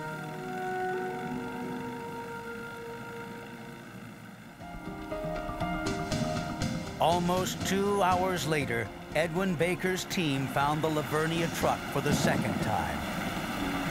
Once again, he faced a critical decision. He could only take 4 of the 6 men on the truck onto his Zodiac. Our paramedic on board decided who was going to take the boat ride first based on their age and their condition.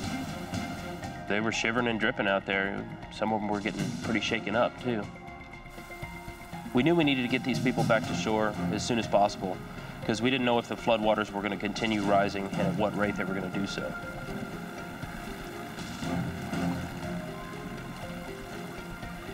Bruner and 1 other firefighter were left on the truck until the boat could return again. Meanwhile, Pat Higgins was having difficulty trying to steer his boat.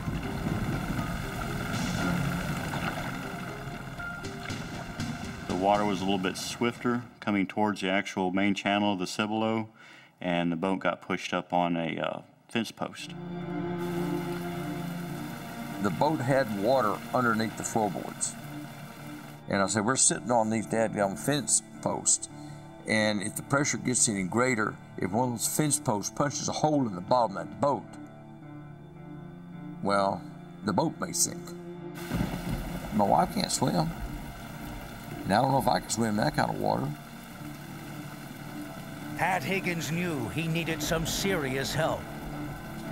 The flood had proven just too powerful to maneuver through.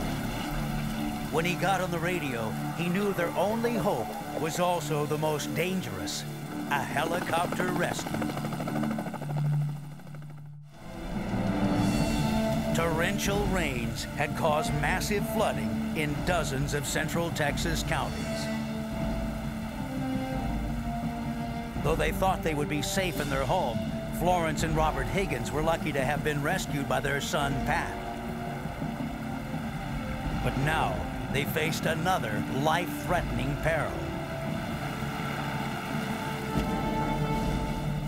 Soon after they took off in Pat's boat, it became snagged on a submerged fence post.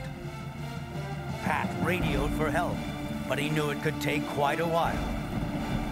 They were in the midst of a horrendous disaster, and there seemed to be no safe way to reach them except by helicopter. The mood in the boat was not a whole lot of talking. It was starting to get cold. A cold front had come through after that point.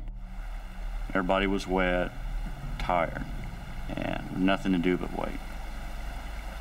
I just remember the rain. It continued to rain and rain.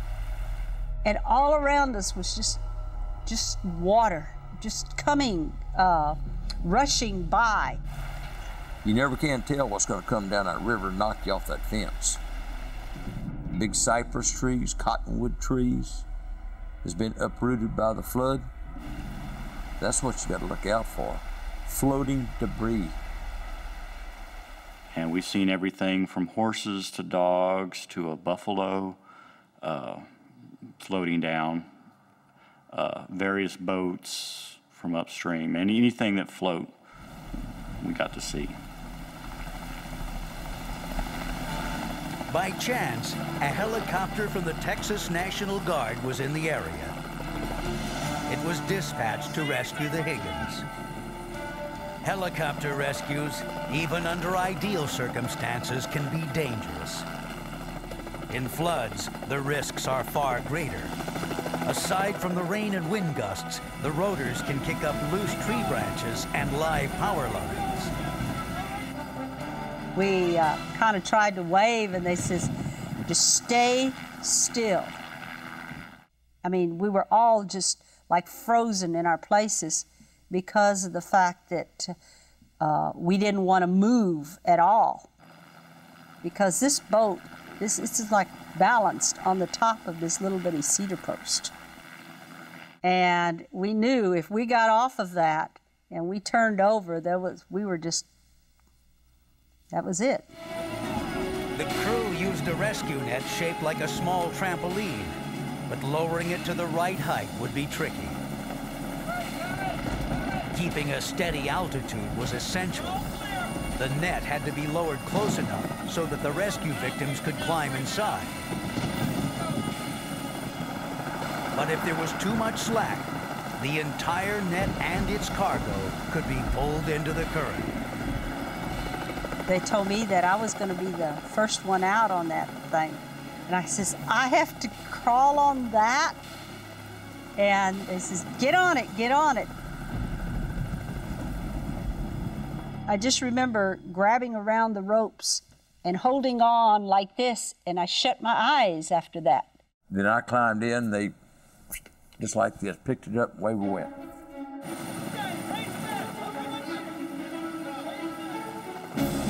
We were just free-flying, floating through the air. I remember my husband saying, oh, honey, look at this. All I can see is the top of the roof of so-and-so's house.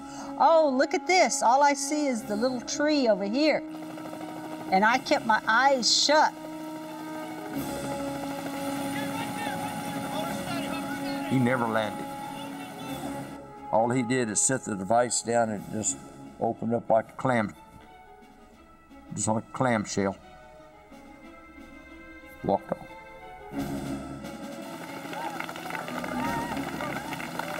And I remember there were a lot of people around, and everybody was just cheering, kind of like happy that we were there. But why are they worried just about little old us? Everybody else is in the same shape, and probably worse than we were. Now that Pat's boat carried less weight, he was able to free it from the pole and make his way back to dry land. The Wilson County Rescue Team finally returned to the remaining stranded firefighters for the third time.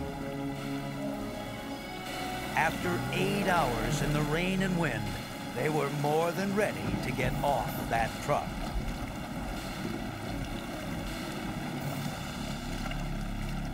The last trip was probably the scariest.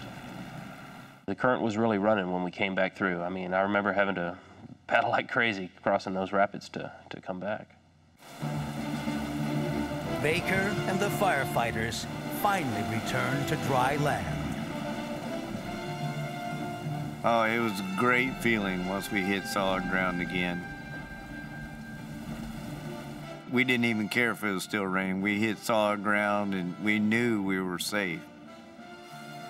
They were happy to see Vivian and Molly, the people they were sent to rescue, alive and well.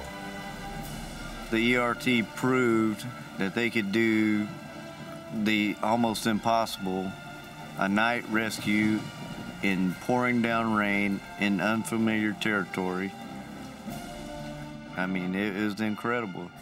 And for them to risk their lives to come save a fellow friend and firefighter was, I mean, they were wonderful. And after that time, I now am a member of the Wilson County ERT. The center of the storm produced over 32 inches of rain in 18 hours. I would have to rate this as one of the most powerful systems in terms of rainfall and threat to life that's occurred in south central Texas. The flooding that occurred as a result of this event was also extreme. The kind of flooding that exceeded a 500-year event in some places. It would be days before the floodwaters receded. 29 people died in Central Texas, including a 2-month-old baby girl who drowned with her mother when their car washed off the road. But no one died in Wilson County. The water's receded quite a bit. After the storm, Robert Higgins returned to his farm with a home video camera in hand. Inside the barn, you can see where it collapsed. Everything full of mud. Some oil's contaminated. See where the water line was on the house. It changed my focus as far as what's important. Forget the house, forget the things. I mean, yes, that house was our dream, but you still, you've got people around you that love you and care for you. We don't need anything else. We've got each other. We'll just start over. And they did. They still live on the same property, but no longer in a house they could call their dream home.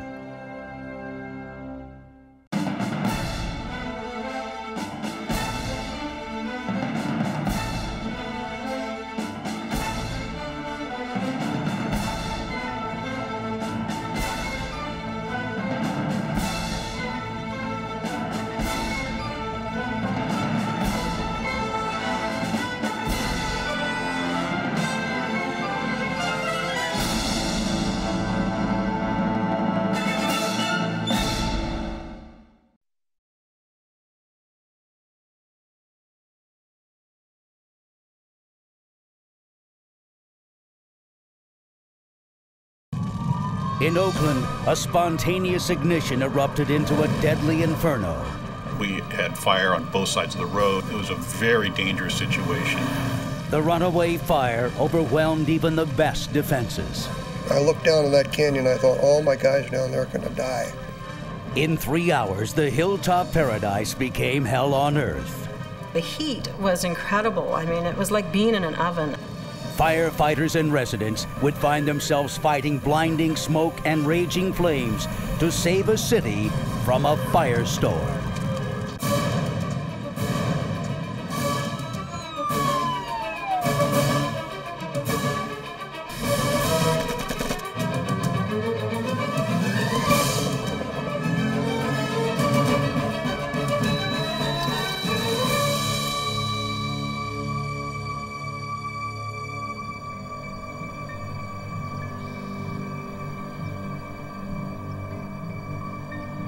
On rolling hills overlooking Oakland, California, thousands of expensive homes were crowded into a lush urban forest. The only way in or out of this little paradise was a series of steep, narrow, winding roads. On Saturday, October 19th, 1991, the temperature was very hot and extremely dry. Oakland was in its 5th year of a drought. The signs of an impending catastrophe loomed large. Most of the homes in this area were built with wood frames and untreated wood shingle roofs. They sat amongst thick, flammable vegetation. Don Matthews, the shift commander for the Oakland Fire Department, was especially worried that these conditions were a recipe for disaster. My feeling was we were sitting on a powder keg. It was very hot. The only redeeming feature was it wasn't windy, but it was pretty obvious that if anything went wrong weather-wise, or a fire started in the wrong place, we were in deep trouble. It was early morning when Lynn Harrison arrived at her hilltop home on Buckingham Boulevard. She had just finished working the night shift as a respiratory therapist. Looking out the window, she happened to see smoke rising from her neighbor's yard. There was a fire that was spreading, and this was not occupied land. This was actually space between my house and the neighbor's house. The fire was working its way up an extremely steep hillside covered with brush and grass. Neighbors had already called it in. No one knew how it started.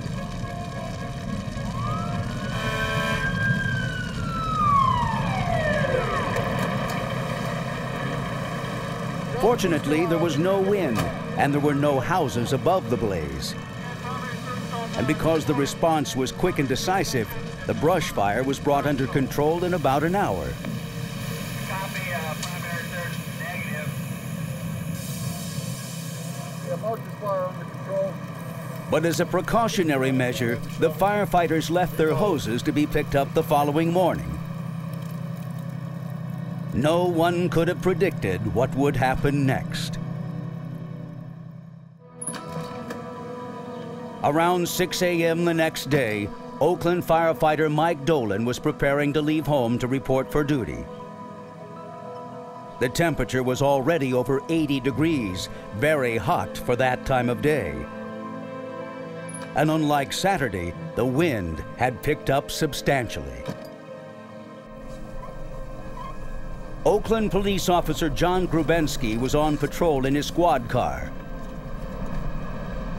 Sunday was his day off, but a personnel shortage forced him to work.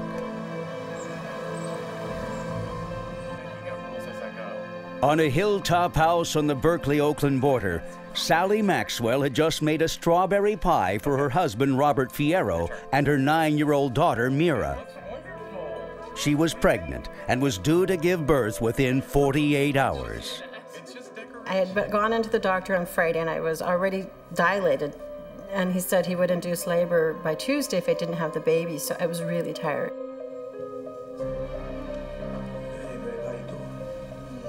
It was a lazy Sunday morning for Dr. Delmar Sanders, a neurosurgeon with a 25-year practice in Oakland. Awakened early by the heat, he was enjoying a cup of coffee with his friend Carol Kapner before finishing up some work. Tina's looking forward to. Outside, the winds were rapidly intensifying, blowing extremely hot, dry air throughout the area. This is the devil wind that the Indians and the early settlers called it. It's so dry that it just sucks the moisture out of everything. When you get that wind, a slight spark will start a fire. You can throw a cigarette out in a day like this and whatever's there starts burning.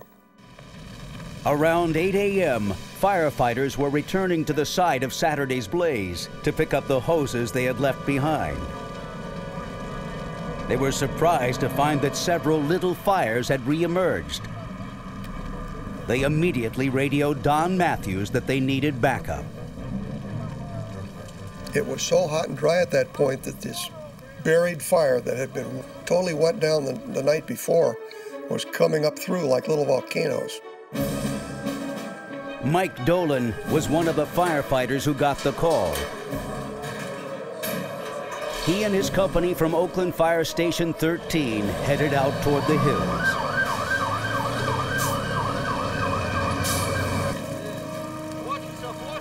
For the next 2 hours, fire crews dug through thick layers of leaves and pine needles, pouring water on hot spots. But the effort was ineffective. Each time a fire was controlled, others popped up.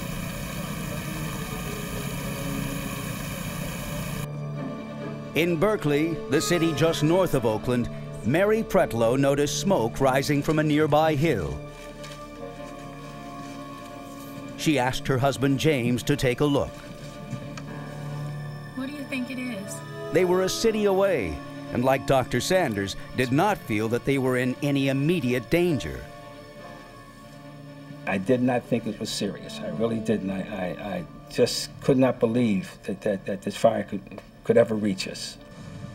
Matthews went to the scene to check out the situation in person. We got a real problem up there, but the fire is all around us. It's moving over here to the east side. The fire had erupted and leapt to an unburned area.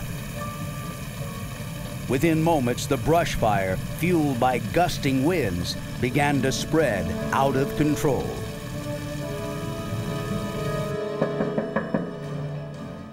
Lynn Harrison was startled by the sound of banging on her front door. It was a man yelling at me that the fire had restarted and for me to get up and get out of there. It never entered my mind that that fire would start again. She quickly ran outside, grabbed a garden hose, and began to wet down her roof, hoping to prevent flying embers from igniting it. It was coming up my hillside. There were several fires, and there became several more fires because they would just ignite. They would just start right in front of your eyes.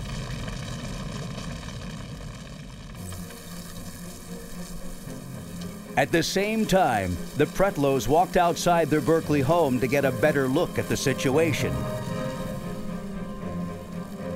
They found one of their gardeners anxiously wetting down the house. The wind was blowing very hard, and as they were putting water on the shake roof, it was evaporating as fast as they put it on there. So they decided that they wanted to just leave. Firefighters at the Berkeley Fire Department were alerted of the fire raging in Oakland.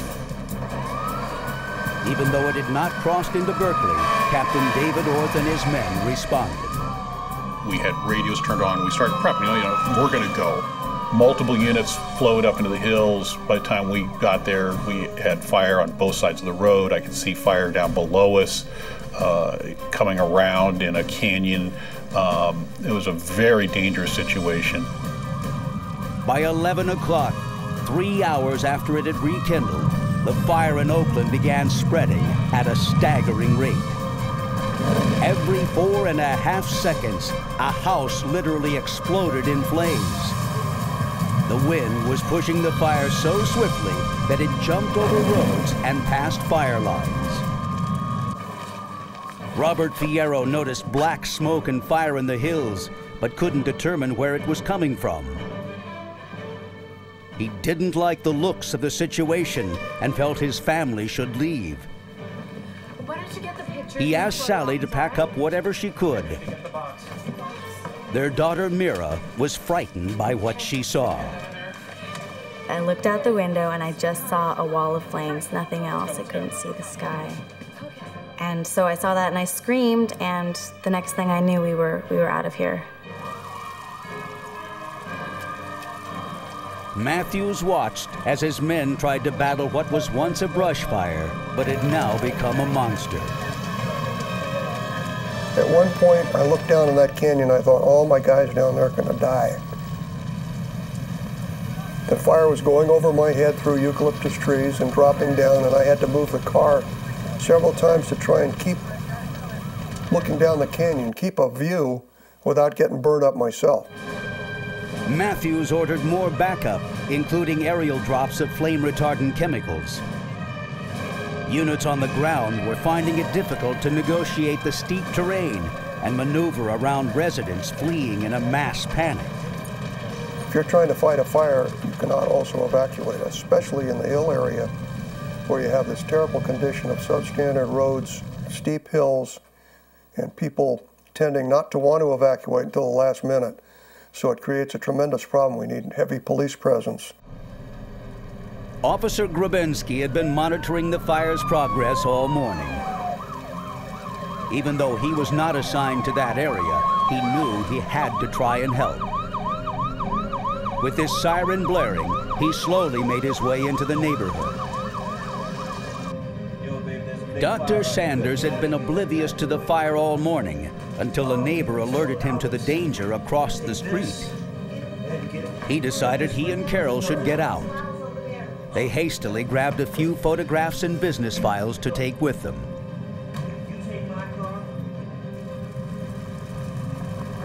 To save their cars from possible damage, they drove down the hill separately. Kapner was in the lead, with Sanders right behind her. When they turned onto Charing Cross Road, they immediately became part of a long line of cars, all trying to get away at once. Sizing up the situation, Kapner took charge and waved for Sanders to turn around.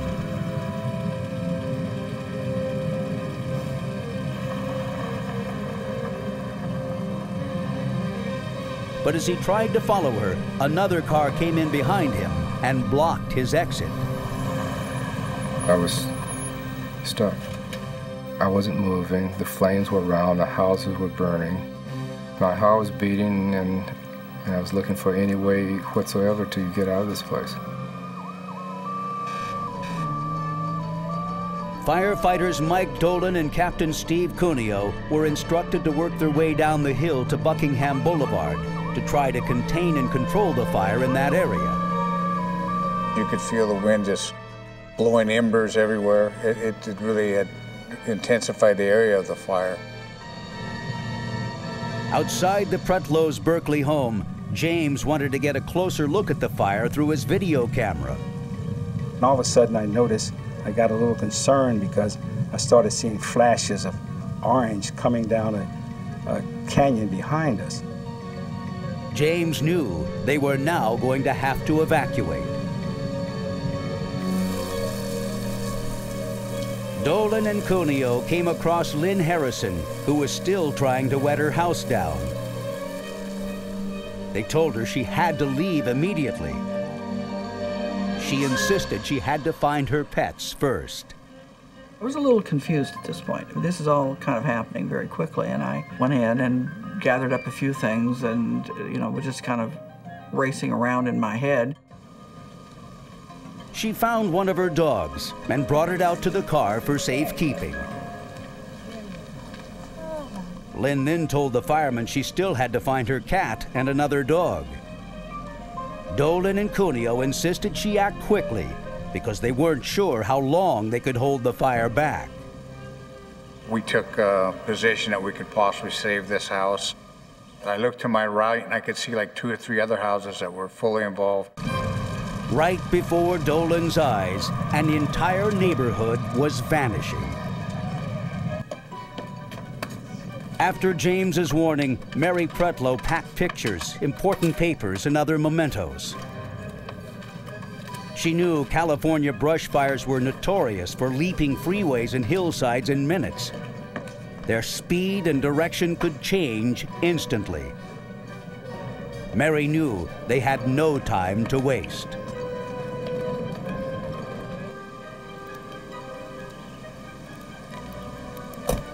James loaded up both cars and they drove off. They headed down the hill, unsure of what they were going to confront. At Harrison's house, Dolan and Cuneo had given up fighting the fire. Realizing the pool was their only chance of survival, they dragged Lynn toward it. And not a moment too soon. It was very fast. The whole house was engulfed within seconds. Now their only means of escape was blocked by a wall of fire. They hoped the pool would keep them from being burned alive. By 12:30, the fire was consuming everything in sight, and firefighters were quickly realizing they were waging a losing battle. This thing just turned totally deadly in a few minutes. I had never seen anything like this. I knew the potential was there, but I never thought it could be just a total disaster like this in such a short time. It was a disaster, and I was in charge of the disaster, and there wasn't a darn thing I could do about it. Don Matthews was now in the middle of the firestorm. All he could do was wait and hope that help would arrive before the situation turned into a raging inferno. For over 3 hours, the hills above Oakland, California were engulfed in the most destructive wildland urban fire in U.S. history. Hundreds of homes were burning out of control. Rescuers battling the blaze were confounded by narrow roads and residents in sheer panic.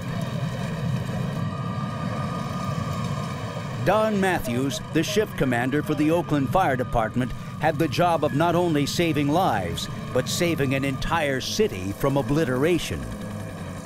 The major effort was to try to pinch off this fire, get ahead of it, draw boundary lines around it, and control it because it was going down into the city at a rapid rate. Helicopters from the California Department of Forestry dropped thousands of gallons of water, but the 2,000-degree heat from the fire below caused it to evaporate before it reached the ground. Calls began coming in, reporting hot embers falling 10 miles away in San Francisco. Ashes were falling in Pacifica on the ocean. So this is how far the thermal column and the wind drove the products of this fire. It was incredible. At the base of the hills, the fire was nearing the 4-story Parkwood Apartments complex. Residents were running for their lives. Charlie Tucker was sleeping in his 4th-floor apartment when it began to fill with smoke. He awoke to the sounds of a roaring fire and knew he had to get out.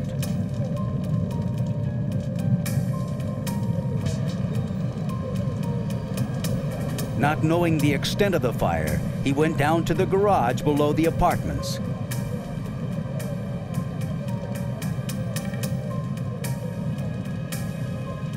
Since he didn't know what else to do or where else to go, he decided to get in his car and wait it out.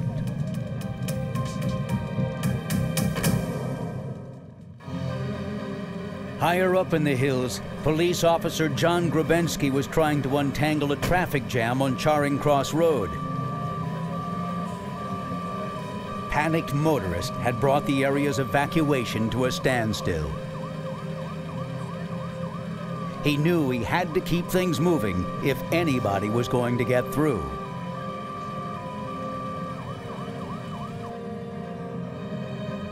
In Berkeley, the Maxwell Fierro family were also trying to escape. Sally decided her daughter would ride with her, and Robert would follow them down the hill. I was obviously scared. Didn't know what was going to happen. You know, just this overwhelming fear about life in general, because you're left not knowing what on earth's going to happen. As I was driving, I realized I'd left my cat. And during this whole time, my daughter is screaming. She's saying, "You can't go in, Mommy. You know, we'll die. You'll kill the baby. You can't go. Don't go in. Don't go in." Sally approached the house anyway. Then suddenly, a gust of wind slammed the door shut. To me, that was the omen. That's like, you can't go in the house now. You just have to go. So I didn't go. I didn't go in.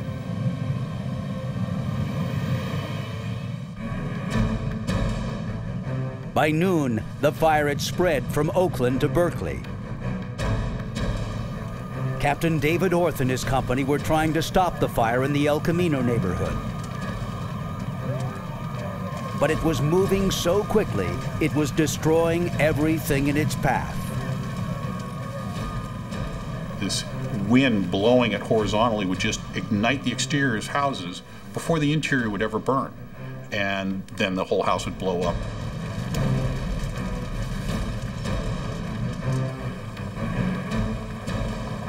James and Mary Pretlow were still making their way down the hill. After driving only a few blocks, James signaled Mary to stop. Look, I can't do this, okay? I gotta go back and save the house. What, have you lost your mind, James? You can't go back there. Baby, just let the house burn. Look, I'll be fine. Don't worry about me. You just go to safety. James! Just go. James! Go!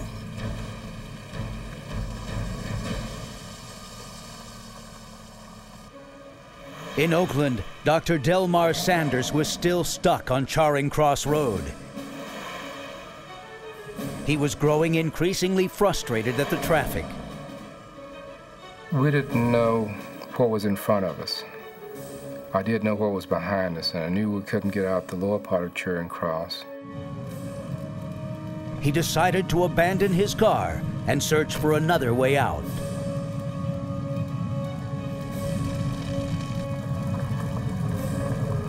Mary Pretlow's progress down the hill was repeatedly slowed by burning embers striking her windshield. The smoldering ashes made it difficult to see.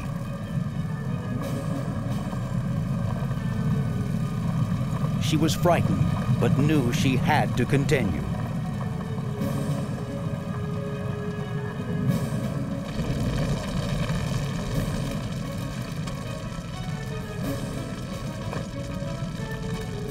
Her husband, James, had returned to their house to discover that fire was surrounding it.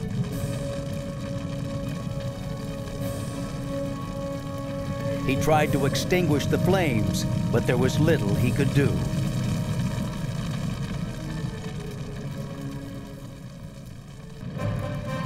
Lynn Harrison's home was quickly becoming a charred frame. And we could see her house, and it was totally involved. The flames probably maybe 60 to 100 feet in the air. With fiery debris falling everywhere, firefighters Dolan and Cuneo suggested they use the pool cover for protection. Lynn hadn't stopped worrying about her pets. I said, I want to get my dogs. My dogs are out front. They said, your dogs will take care of themselves. You know, they'll be okay. Of course, none of us knew that that fire was going to be that kind of fire that it was. Dolan knew they were cornered in the pool, and there was no other place to escape to. Within minutes, it became very hot and uncomfortable under the cover. The fire was sucking the oxygen out of the air.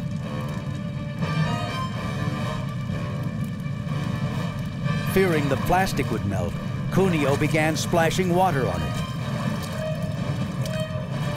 Underneath, Harrison and Dolan were struggling to breathe. I remember looking at Steve, shaking my head and saying, you know, we're not going to make it. And he just looked down, and he looked just real sad, and he just shook his head. All the while, they could hear the unsettling sounds of fiery destruction closing in on them. They had no idea how long they would have to remain in the pool, or if they would even survive. By 1 p.m., 50-mile-an-hour winds were fueling an enormous firestorm over hundreds of acres in the hills of Oakland and Berkeley, California. Entire blocks had burned down or were on fire. Hundreds of residents were fleeing for their lives. Officer John Grubensky had been helping people evacuate from the Oakland Hills. At the corner of Charing Cross and Sherwick Roads, he was instructing residents how to get through the smoke-clogged streets to safety.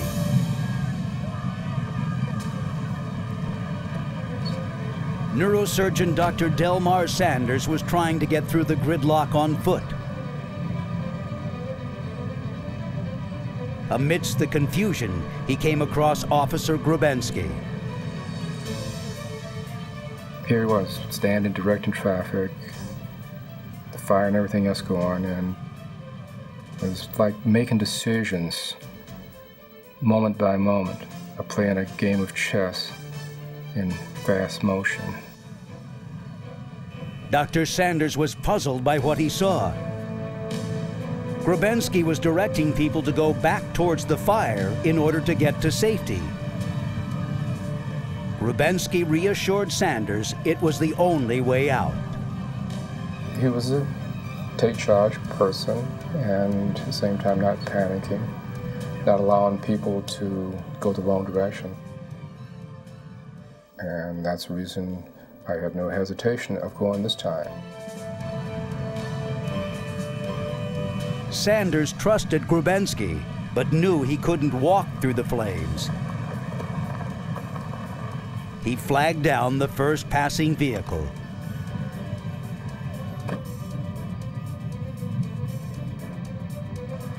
As the truck inched its way down the road, the driver became gripped by fear. Once we got into the depth of the flames and smoke, he paused. He just sort of froze. I just took over and I says, damn it, move it. The man hit the gas, and they moved again through what seemed like a road through hell.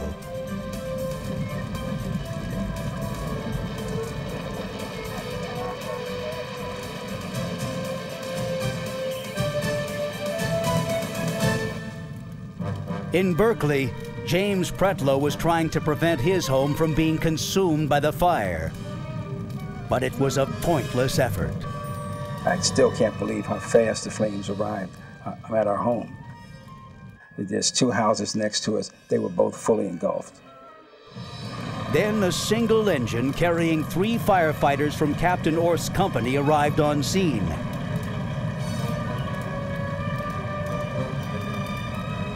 As Pretlow tried to save his home, they began fighting the flames on either side.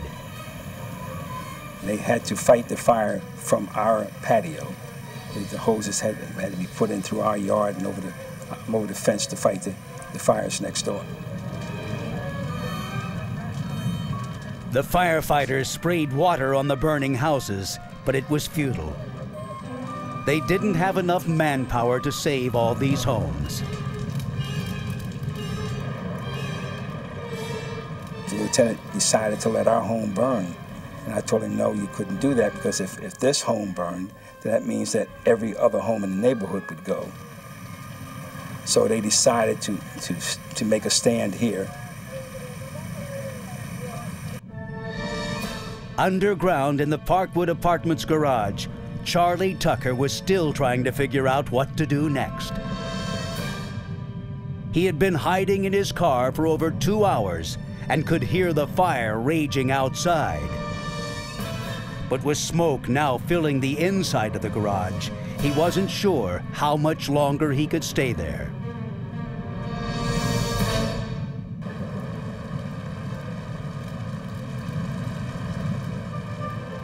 Sally Maxwell and her daughter Mira were beginning to make some headway down the hill. But the fires continued to grow threatening on both sides of the road. It was so hot I felt my skin was going to blister. The heat was incredible. I mean, it was like being in an oven. Sally kept thinking about her unborn child, but it was her daughter Mira that was her most immediate concern. But I really wanted my daughter to live. I could care less about myself, and I was concerned about my baby, but at the same time, this baby hasn't seen the light of day. I've got to get my daughter out of this thing. And I tell you, I started praying. With little choice, they continued on. Sally's husband, Robert, followed closely behind. In the pool, Lynn Harrison and firefighters Mike Dolan and Steve Cuneo were protecting themselves from the licking flames. The intense heat continued to draw the oxygen out of the air, making it harder and harder for them to breathe. I remember kind of taking my head and going, my breath that I was taking was not satisfying. I mean, I wasn't getting enough air, and none of us were. And that was scary. Dolan suggested that they try moving around the pool to see if they could find a spot with more oxygen. He said, let's move. So we did. We moved around until we found a place that you could breathe fine. Around them, the sounds of the fire were growing louder and louder. They listened as the house crumbled and disintegrated. Suddenly, Lynn was overcome by the enormity of the situation. She started saying, oh, my heart, my heart, my heart. And Steve and I were getting very concerned. We asked her if she was okay. We thought, well, you know, we're gonna have to end up doing CPR in a pool. And when she said, no, her heart was just breaking because of all the hard work. And I just basically told her, get a grip, you know, what the hell is going on, and the house is the least of our problem. The firestorm continued to spread. It was a 6-alarm fire, and over 1,200 acres were ablaze.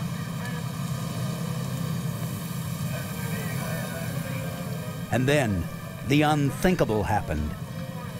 In many areas, the water stopped flowing. Tanks of water that supplied them were just drained down because people basically had to disconnect from the fire hydrants by either cutting the hose or just leaving their equipment because the fire advanced so quickly. And as soon as that happened, the hydrants were left open and they drained out the system.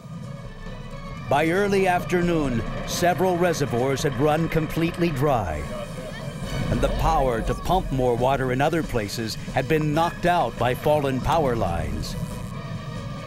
Oakland and Berkeley, California had now become a total hell on earth.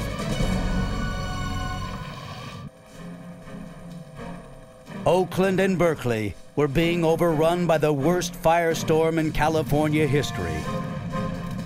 In the first few hours, 790 homes and 456 apartments were completely destroyed. Water lines had been ruptured, depleting reservoirs. And even where there was a supply of water, the flames kept firefighters from getting to it.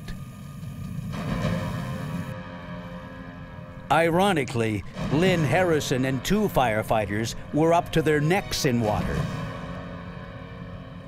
They were trapped in Lynn's swimming pool, using the plastic cover to protect themselves from flying hot embers.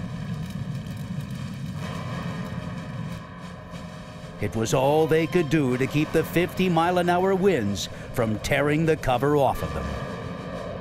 You could hear it. It was roaring. And it would whip the bubble. I mean, we had to hang on to it tight because the wind was just fierce. I mean, very fierce. We were really having to grip that thing in order for it not to be blowing away from us. The Maxwell Fierro family had almost made it to the bottom of the hill when they ran into a traffic jam. But with the safety of her unborn baby and her daughter Mira in mind, Sally was determined to get around the tie-up using any means necessary. I drove in the parking lane. I totally broke every traffic law, and I thought if I have to, I'll drive on the sidewalk. I'll do whatever it takes to get out of here.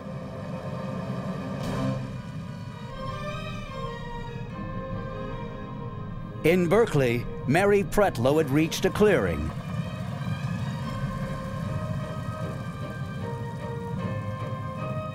As she looked back toward the top of the hill, she could see that it was completely engulfed in flames. She had no idea if her husband James, who had gone back to try and save their home, was safe. Their house was still intact because her husband had convinced the firefighters to turn their hoses on it.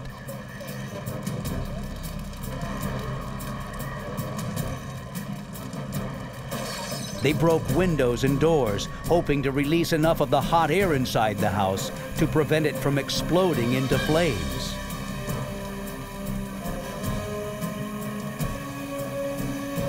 Suddenly, out of nowhere, residents from the neighborhood who had not fled showed up, along with a few Berkeley College students, and began manning hoses. And not a minute too soon. We literally had civilians hanging on to great big hose lines with big nozzles, 3 or 4 of them sitting on it to hold it to the ground, spraying these burning houses and keeping water on the surrounding houses that hadn't caught yet. The Pretlow's house did catch fire, but James and the volunteers kept it from being a total loss.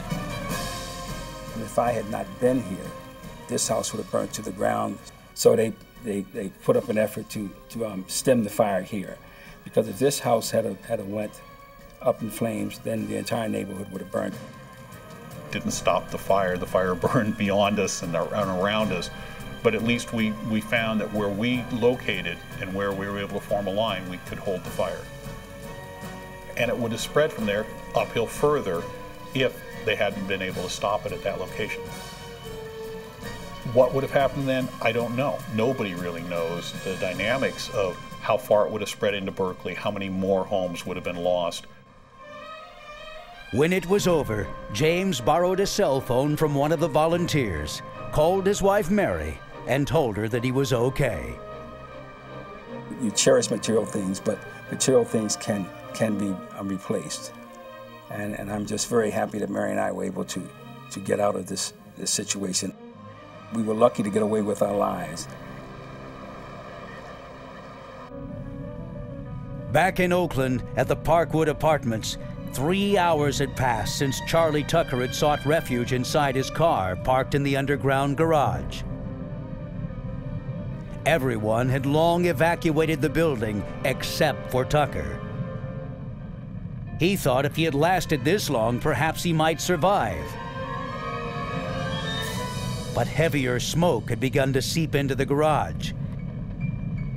His breathing became strained. It was beginning to look like his luck was running out.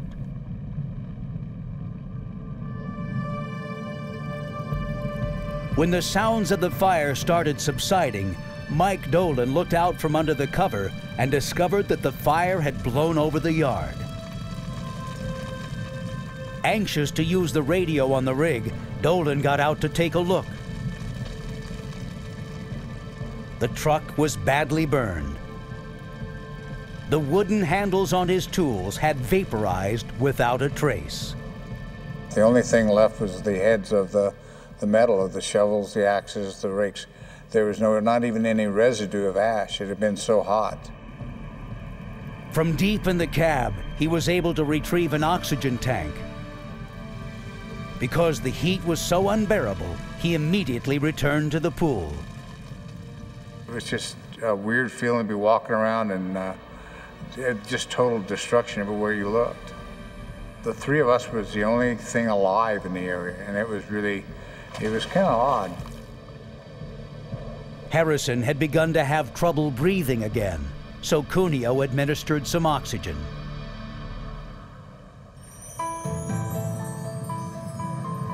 Dr. Sanders and the driver of the truck finally made it out of the fire zone. His friend Carol Kapner had already gotten down safely and was anxiously awaiting his return.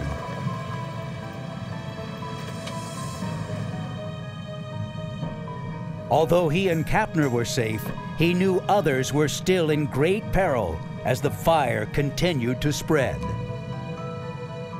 And when we got down the hill, it was already across the highway on the other side.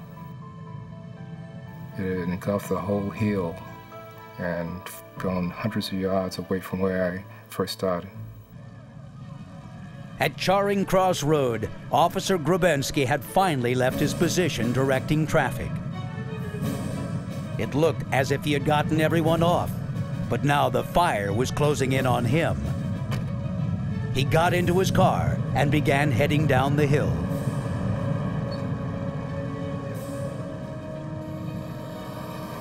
Rounding a curve, he saw a family stranded on the side of the road.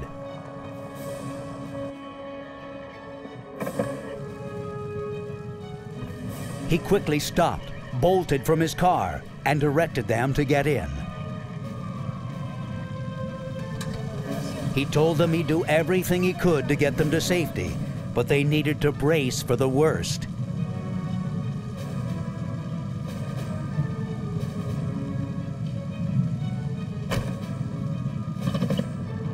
He advised everyone to keep their heads down and pray. I think we're gonna make it. He now knew the only way out would be driving straight through the fire.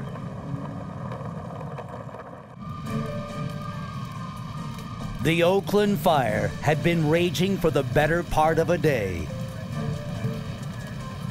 Over 1,800 firefighters from 21 counties had responded. This was the largest statewide coordinated fire disaster effort ever undertaken. In a concrete parking garage beneath the rubble of what was once the Parkwood Apartments, Charlie Tucker had taken refuge in his car. He had been there for more than 3 hours, and the garage was now filled with dense smoke.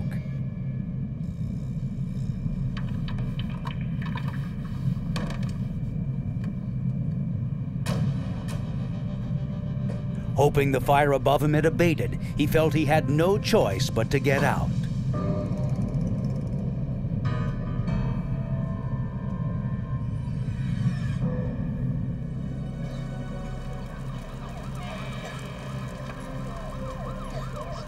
Stunned firemen watched as Tucker, covered with ash and dirt, walked out of the ruins. They had no idea that anyone was in the garage, and were even more amazed that he had survived. After what seemed like an eternity, but was really only a matter of hours, Lynn Harrison and firefighters Mike Dolan and Steve Cuneo decided to leave the safety of the swimming pool. I was absolutely, completely shocked at what I saw. I mean, I was not prepared in any way, shape, or form for what I saw. I just thought I would see what I'd seen of burned out houses before, maybe, you know, part of a wall standing in your fireplace and, you know, the tub, the oven, you know, whatever, just remnants of your house. There wasn't anything standing, no fireplaces. All the bricks had melted. But her most devastating loss was the death of her pets. We found the bodies of my cats, but the dogs' bodies were never found. I just kind of knew that the way things happened and so fast, they were small dogs. You know, they weighed 6 and 8 pounds. I don't think they could have outrun that fire.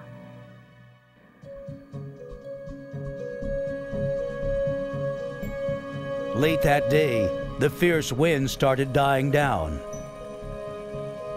They were replaced by a gentle sea breeze that deposited a light mist over the entire area. The turning point was a combination. It was basically the wind died down around 7 p.m. or 8 p.m. The fire quit spreading so fast, and you had a whole bunch of fresh resources coming in. By 8 a.m. the next morning, officials declared the fire contained. The final toll of this disaster, over 100 people injured and 25 dead, including 11 on Charing Cross Road. Over 3,000 houses, along with more than 400 apartments, were leveled. 2 square miles of land was scorched. In all, over $1.5 billion worth of damage. In the aftermath of the fire, the stories of survival and heroism left a bittersweet taste in the mouths of all who went through it. After saving and evacuating countless people, Officer Grabensky was found dead, face down near his police car. He was lying on top of a badly burned child. His radio was a few feet away, still crackling with transmissions. Dr. Sanders credits Officer Grabensky with saving his life. Even 12 years later, I still get a little emotional on this one. By being able to keep people moving and not panicking himself and putting himself in harm's way, he was able to keep the traffic moving in all the direction we could get out. Lynn Harrison is grateful to her rescuers, Mike Dolan and Steve Cuneo. As a result of their experience in the pool together, the 3 of them have become lifelong friends. If the firemen hadn't been there, I would have died. There's just no doubt about it. And for the Maxwell Fierro family, surviving the fire was only the first of 2 miracles they would experience. The next morning, Sally gave birth to a baby boy. I had a very hard time having a child. So he was much wanted. I mean, this was just to me like the miracle that I was finally able to have this baby and to carry it to term without any problems. The only glitch was that the hospital had a policy of sending home healthy mothers the day after a successful birth. They said, you have to go home, and I started to cry. And I said, I don't have a home, and I'm not going. They just, the nurses looked at each other, they went to the doctor, and they decided I could stay another day. In the aftermath of the Oakland-Berkeley fire, many lessons were learned. especially how firefighters there now react to any call. If there is a fire there, people jump on it quick and they stop it. If there is a fire that gets even a couple of acres, people are there all night. They make sure it's out. We do everything possible. We don't make the same mistakes.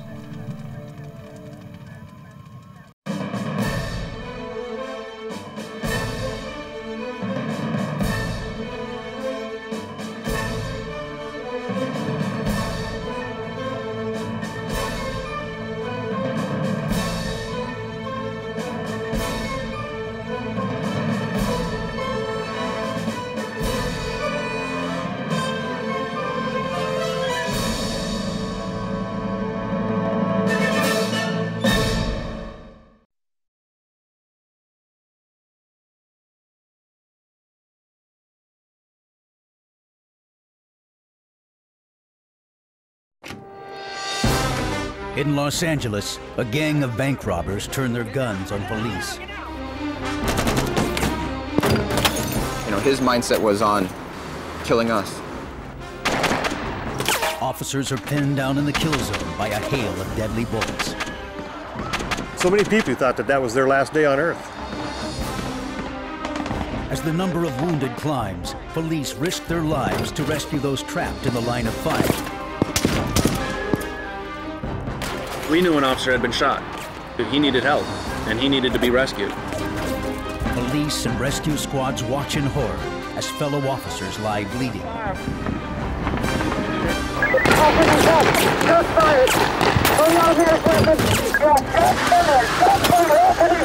Pinned down and outgunned, they face terrible odds as they respond to a desperate cry, "Officer down."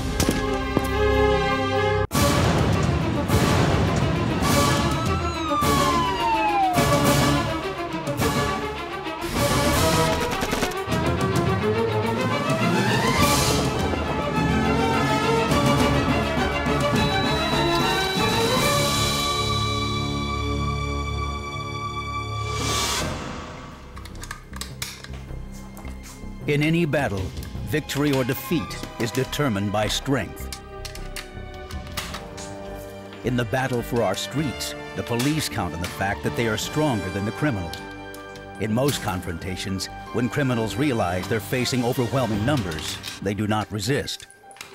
This is a story where they did. On February 28, 1997, just after 9 a.m., Officers Lauren Farrell and Mark Peterson were on routine patrol. They spotted a pair of gunmen entering a bank on Laurel Canyon Boulevard.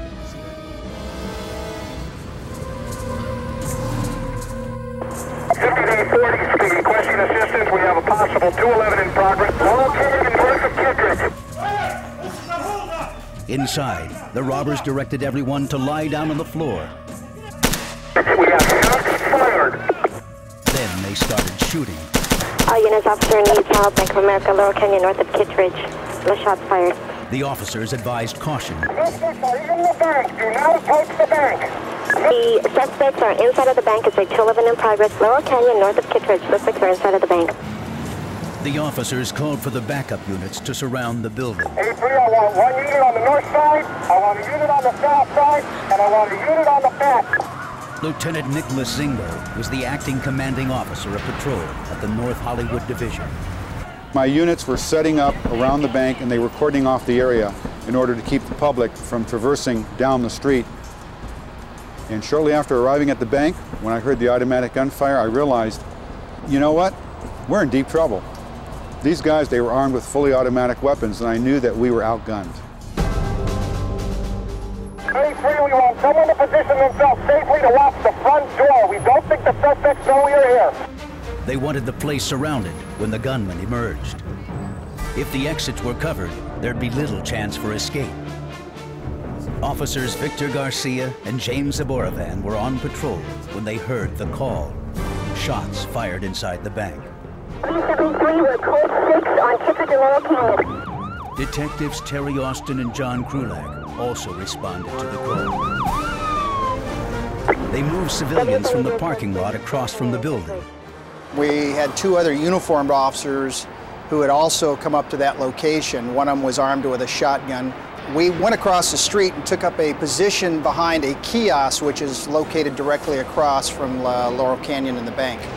W73, we got the front of the bank covered. We felt we had a pretty good position at that point because we could observe the whole front of the bank. Unaware the police had surrounded the building, the gunmen inside continued to fire their weapons, terrifying their hostages. Face down! On the northwest corner from the bank, police officer Martin Whitfield and Sergeant Dean Haynes stopped traffic and established a position covering the northwest doors.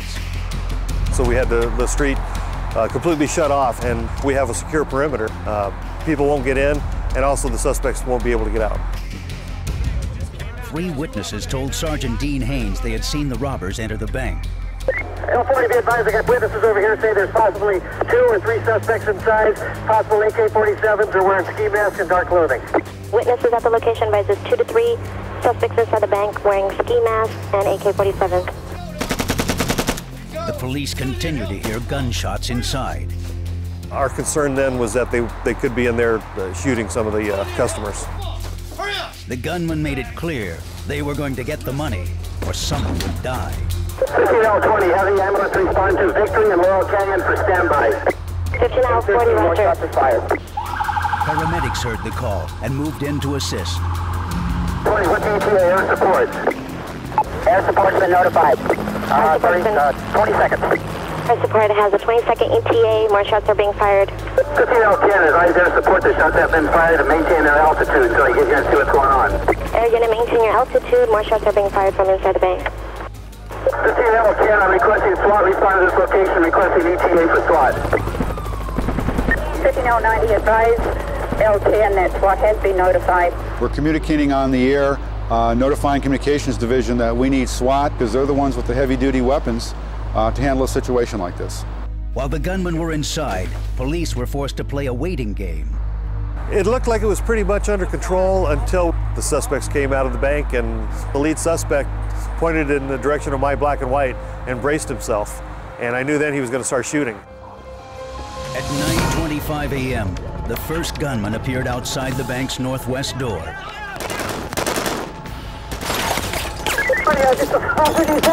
Shots fired. Fully automatic weapon. Area, firing at the officers. Tell officers to stand back. These guys are firing at all officers. Get back per the air unit. The suspects are firing at all officers. Stay down per the air unit. The detectives and officers behind the flimsy locksmith kiosk needed to act fast before anyone was killed. But the shotgun blast from only 150 feet away simply bounced off the gunman. The officers scrambled for adequate cover. Stay down. The suspects are shooting AK-47. All officers stay down. Shots are being fired from AK-47. Lieutenant Zingo was getting reports from Officer Haynes at the scene. He was describing them as being dressed in all dark clothing, that they were wearing bulletproof vests, and that the suspects were not going down after being hit with our bullets. No one was safe. The police realized they were outgunned by a weapon which could fire up to 600 rounds per minute.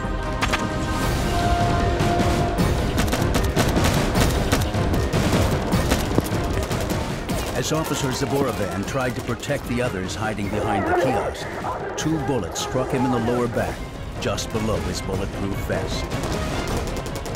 In that first minute, it was total chaos. After the rounds started coming through the back of the kiosk, at that point it was preservation. You really don't have time to think about things like family or whether or not you're going to live or die. At that point, you're just trying to get to some type of concealment to where you don't get shot. Sergeant Dean Haynes was intent on protecting the civilians crouching behind his car. There was no place for these people to go. So the only place to put them where it appeared relatively safe was as low as they could get down by the rear differential of the car. The car was shaking up and down. Fluid was dropping out of the engine bay, glass flying. With automatic gunfire raining down around them, a woman and a man were hit by the gunman.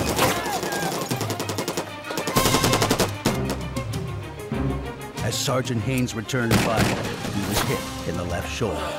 L40, get a tango, we're going. I've been hit. it felt like getting whacked with a board across my shoulder. The suspect just sprayed the whole area again, and I could see those poor civilians by my car being struck by bullets. I could see bullets hitting in the road around me, and I also knew that if I stayed next to the car that this guy could get right on top of me before I could see him. I came up to shoot and I saw he was changing his magazine, so I felt at that point the best thing I could do was to get away from the car and direct their fire towards another location just to get away from where the civilians were. It appeared the masked men had an ample supply of ammunition. They made no attempt to leave the area. If the gunman opened fire again, hopefully, it would not be directed at the wounded civilians. With police neutralized, the gunman walked north towards the bank's parking lot. Officer Whitfield tried to run for cover, but he didn't make it. Officer Nito!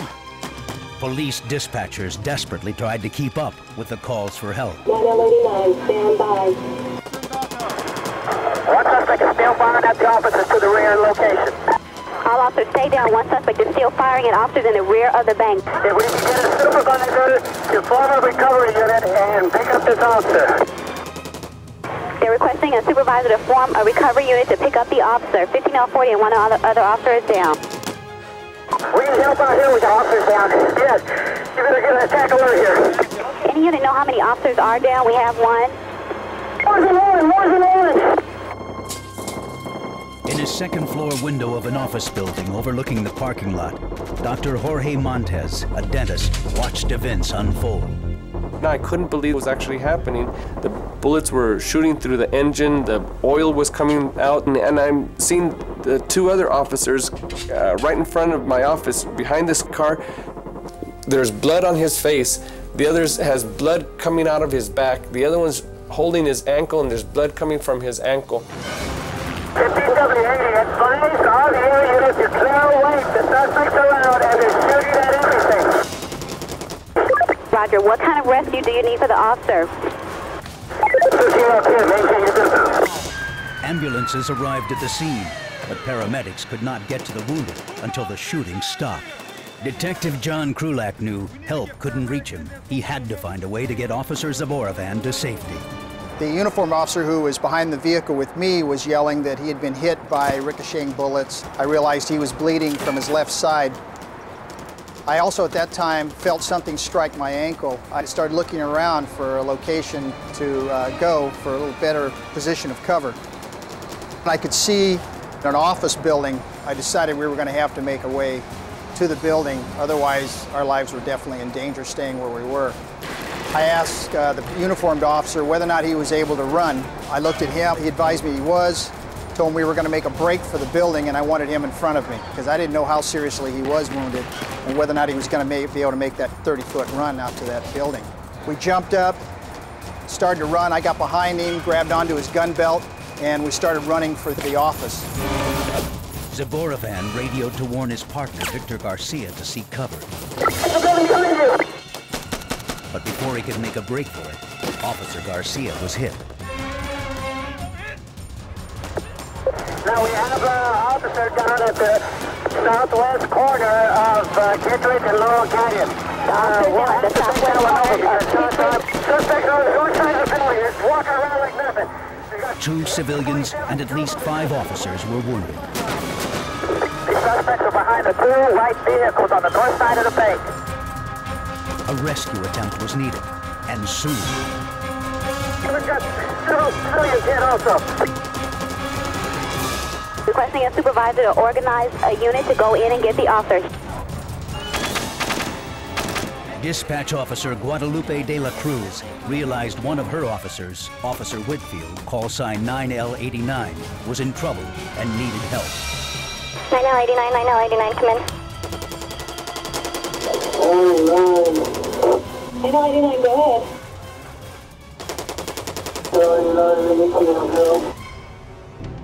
9L89, stand by. He realized that no one was coming, that the situation was so out of control that he wasn't the only person out there. But I think, I'm assuming with his pain and his situation that he was in, he started to get afraid, and the tone in his voice started to change. Nobody was coming. Nobody was saying anything. Time was of the essence, and he was going to bleed to death.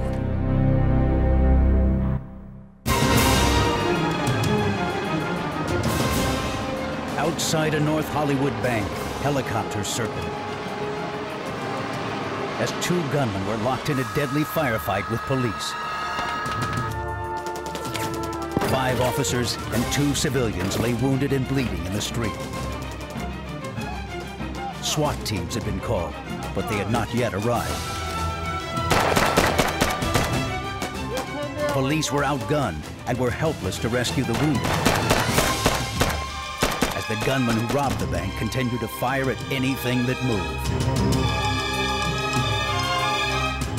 They showed no sign of running out of ammunition.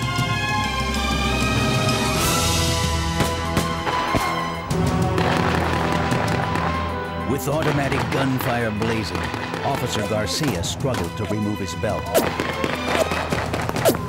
He had been shot in his leg and arm and was trapped behind his patrol car. He used the belt as a tourniquet to stop the bleeding from his wounded leg. Detective Terry Austin was trying to help the officer and made a move to get to his position. As she crossed towards him, she was hit. At the dental office of Dr. Jorge Montez, 2 wounded officers sought cover in the dentist's hallway. He rushed to help them. Dr. Jorge Montez hoped he would have what he needed to treat them. Though not supplied for such trauma, Dr. Montez administered a local anesthetic used for dental procedures to try and numb the pain. There's a gash in the belt and a gash in his shirt. So I open up and there's like a 7-inch gash, 2 inches wide and about 2 inches deep. And I was so scared at that point. The dentist could not do much for Detective Krulak's injury either. Dr. Montez thought that the metal protruding from his leg might be traversing a blood vessel or stuck in the bone marrow. Pulling it out could be life-threatening, so Dr. Montez left it alone. Outside the dentist's office, the gunman continued firing on police.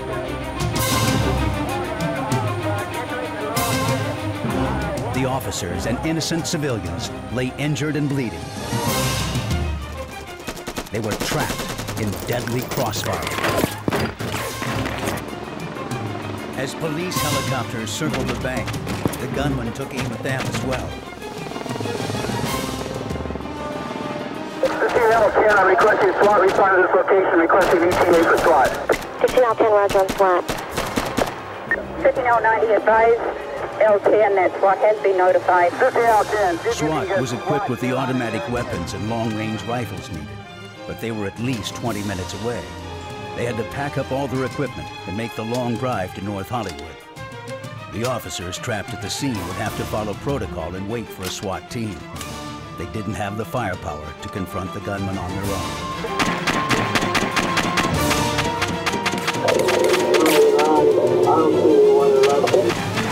Unit that's available to respond to 9L89, 6600 block of Laurel Canyon. Existing consciousness, officer has been held.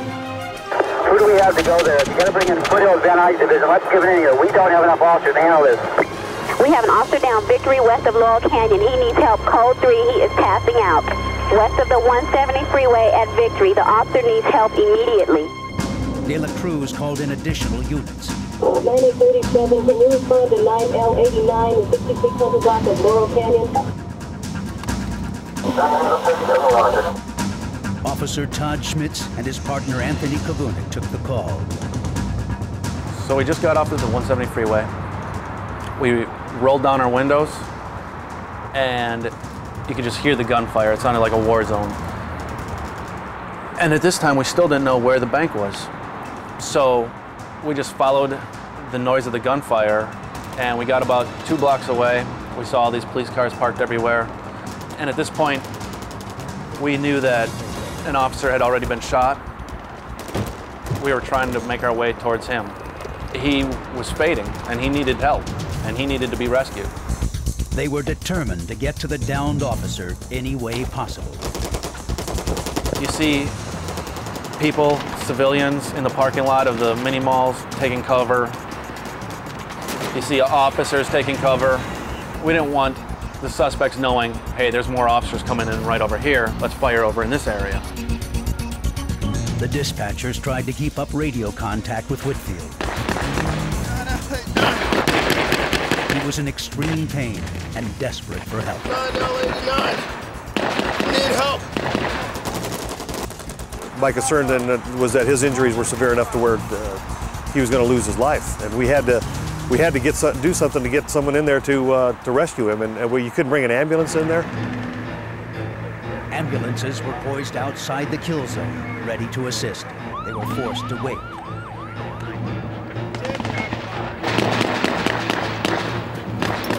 The gunman continued firing at the trapped officers as Schmitz and Kabunik moved towards Whitfield.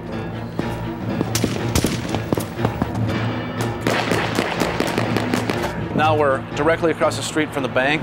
We see a police car, a detective's car, and we see an officer who's been shot.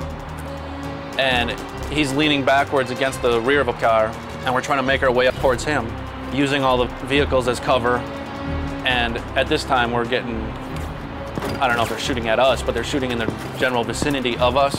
And you can hear the rounds hitting, ding, ding, ding, ding, ding, as it's hitting cars, as it's hitting light poles right around you. You know it's coming from the bank, but you don't know how many suspects there are. All you know is that these guys got automatic weapons, and you cannot believe how many rounds are being fired. It's just nonstop. And what made it so dramatic, I think, is the big buildings, because it's the rounds echoing. So you got that multiplied by how many rounds are being shot. It's so loud. 9L89, 9L89, come in. As they worked their way towards Whitfield, they spotted Victor Garcia, another wounded officer. Schmitz's partner, Anthony Kabunik, was afraid for the officer's life.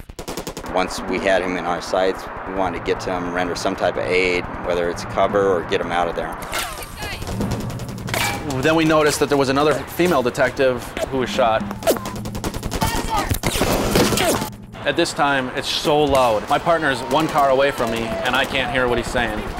And he's yelling at me, and he ended up yelling, "Go get a car, go get a car." All the police vehicles that were in the parking lot where the downed officers were all shot up already. You had blown out tires, and they were useless. So the closest car we could find is just south of the bank. Officer Schmitz had only been on the force for 5 months. He now had to make the most difficult decision of his career. To rescue the downed officers, he had to run back through the kill zone to get to the car. As I was leaving the cover of the parking lot, I knew that this had to be done. And if I run fast enough, these guys might not be able to get an aim on me. So I just took off running for dear life. At the north side of the bank, one of the gunmen laid down covering fire as his partner got into a white sedan. He carried a duffel bag stuffed with over $300,000. Police helicopters provided aerial surveillance and kept the gunmen in their sights. One suspect is in the white vehicle. The white vehicle that's on the west side of the bank. All officers stay down. One suspect is still firing at officers in the rear of the bank. One suspect has entered a white vehicle on the west side of the bank. The suspects appeared to be on the move. For Officer Schmitz, it seemed like the perfect opportunity to try to rescue the trapped officers. I don't even remember how I was driving because you're just so focused on your mission. You're focused on, I got to get back in there as soon as possible to help these officers out. Officer Kabunik came behind the officer. The female detective, she opened up the rear car door. I grabbed the officer's legs and just flopped back into the rear seat with the downed officer on top of him, and we loaded him in. I ran back around into the driver's seat. I put the car in reverse. I drove as fast as I could because it's just no man's land out there. Schmitz backed the car up under a hail of gunfire. Come on, let's go! Ambulances couldn't get near the scene itself, but a triage center had been set up 2 blocks away. Paramedics scrambled into action when they heard 2 wounded officers were on their way. One of the police officers, Victor Garcia, was critically injured. His only hope was emergency surgery to save his leg and his life. A second officer, Detective Terry Austin, sustained flesh wounds. She was treated at Tarzana Medical Center and released that same day. Victor Garcia was loaded into an ambulance and rushed to Providence Holy Cross Medical Center. Officer Schmitz and his partner knew more officers were down inside the kill zone. They had to go back in.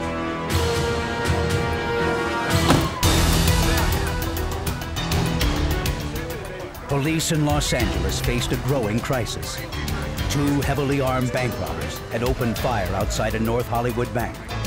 Civilians and police officers were critically wounded. Officer Victor Garcia had been shot twice. He was rescued and driven to safety by his fellow officers. Now he was en route to the hospital. As he went into shock, paramedics struggled to stabilize him. They started an IV to replace his fluids and bring up his blood pressure. Officer Garcia had sustained bullet wounds to the arm and leg. He had lost a great deal of blood. If they hoped to save his life, every second would count. Paramedics contacted the trauma staff at Providence Holy Cross Hospital to prepare them for Officer Garcia's arrival. Rescue 21 to Providence Holy Cross. Department, we have a trauma alpha alert coming in approximately 2 minutes. If you could prepare radiology. The hospital began preparing a trauma room for Officer Garcia. They also got ready to treat additional wounded. Whitfield maintained radio contact with dispatcher Guadalupe de la Cruz. His voice started to change. He sounded afraid. He came in and he says, "Ma'am, what's the ETA of my help?" I'm not gonna lie, I told him 9A37, which was one of his units from his division, had told me he was responding. He couldn't tell me how far away he was. He told me he was coming. I said, okay, 9L89, 9A37 is coming. He's on his way. Officer down, that's the terminology, officer down. You know they're shot, you know they're hit. And it was just a lot of confusion because everybody wanted to help. Officers want to help each other, just like firemen. They're brothers and sisters, and they're trying to go and protect their own. And it just made for massive pandemonium. And just trying to control that, listening to hundreds, literally, of officers talking. Everybody had something to say, and everything that they said was important. Officer Whitfield had lost a lot of blood. Need help. He was fading fast. Unless he received medical treatment soon, he would die. Officer Schmitz knew the downed man was running out of time. He and his partner, Anthony Kabunik, worked their way back through the kill zone. I wasn't sure how many times he was shot, but his voice on the radio was fading. He was, please help, you know. This is 9L89, I need help. And each broadcast was getting slower and his voice was just fading. And we knew, we got to go get him.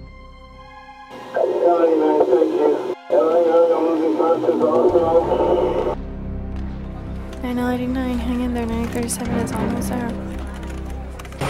The media had heard of the shootout on the police scanners. All of the major networks in Los Angeles sent reporters. The Spanish language channel, Telemundo, was one of the first on the scene.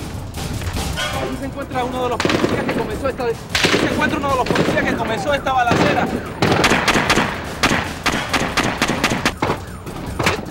En este momento la policía está intercambiando balas. In a dentist's office across from the bank, Officer Zaboravan and Detective Krulak had both taken cover. Zaborovan was in extreme pain from a gunshot wound to his back. Dentist Jorge Montes was trying to help him in any way possible.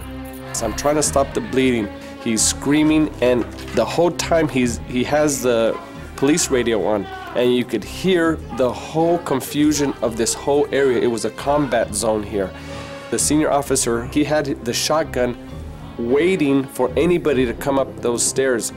He had no idea what was going to come through that door, because through the police radio we were able to hear the gunmen are in the parking lot. At that point, we had no idea whether they're talking about the parking lot of the bank or the parking lot in front of our office.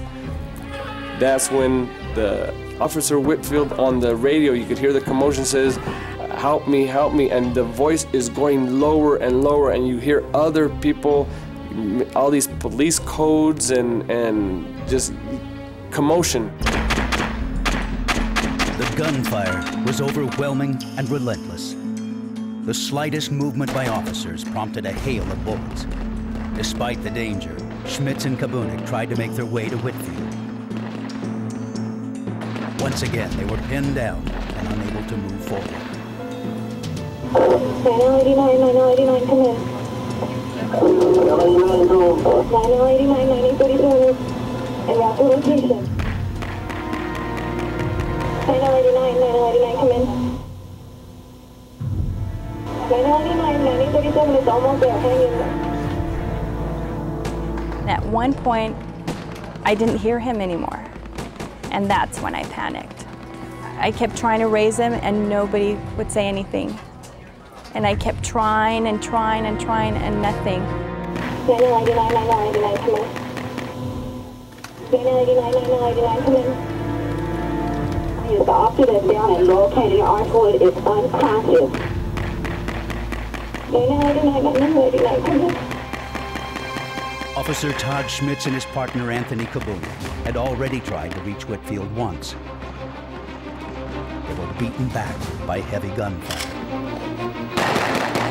Now, they searched for a way to get to the downed officer.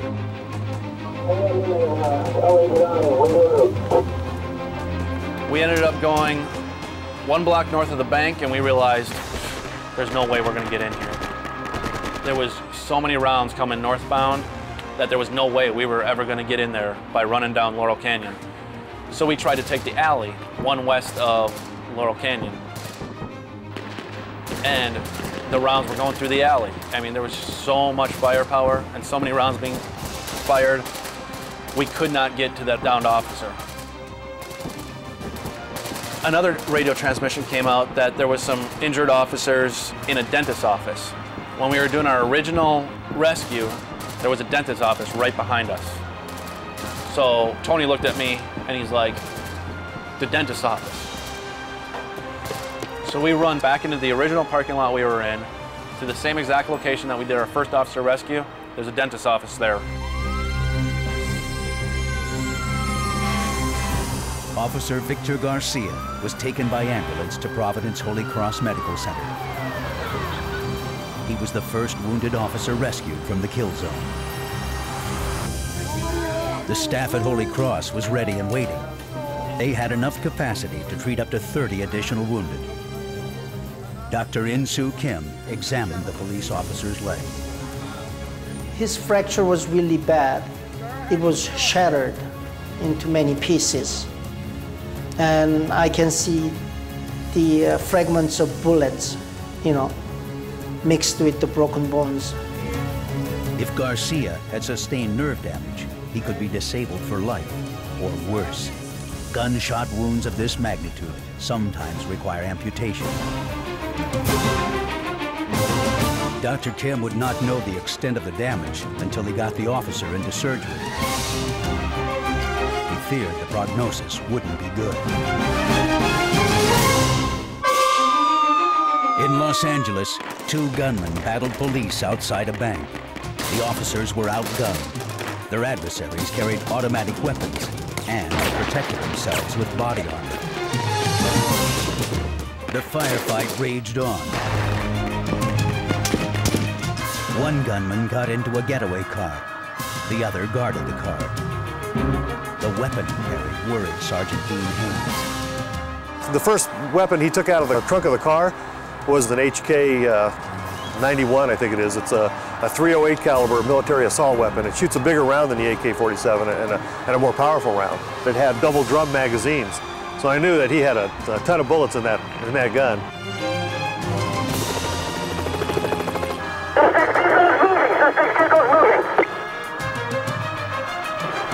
Suspect vehicle is moving. 15-10, we need someone here with some heavy guns. We need SWAT code 3. Wearing black and white. Sergeant Dean Haynes was wounded in the leg. Nearby, fellow officer Martin Whitfield was seriously wounded and unconscious.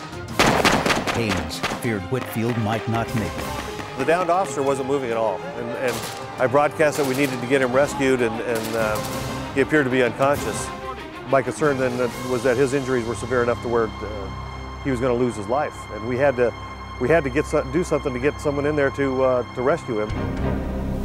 9089, come in. I didn't know. To me, it's like, you know, he died.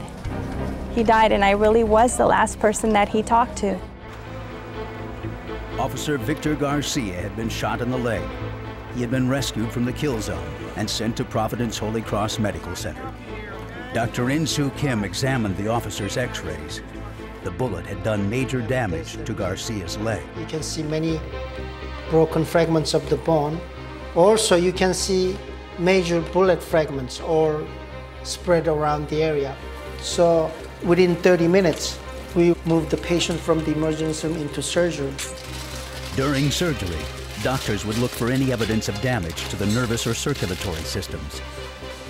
This type of injury can be extremely dangerous and does not show up on x-rays. By examining the size of the wound, the doctors determined the bullet entered at the front of the leg and exited through the back of the thigh. Dr. Kim had to remove as much of the debris as he could find without damaging crucial nerves.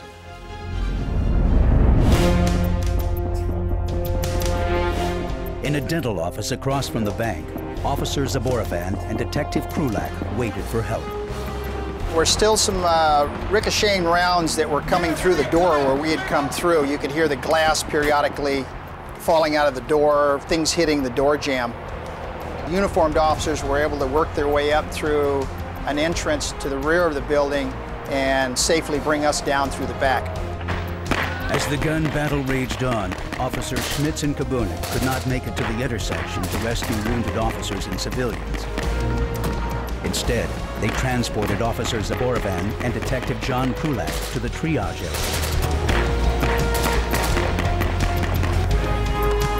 James Zaborovan would have to be placed face down on his stomach.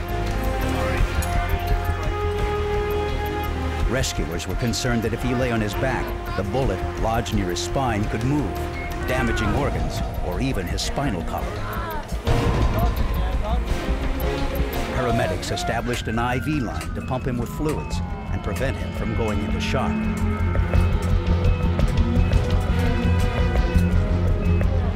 Detective Krulak had been shot in the ankle. Doctors determined that removing the shrapnel would do more damage than good. It was left inside, and he was released the same day from the hospital.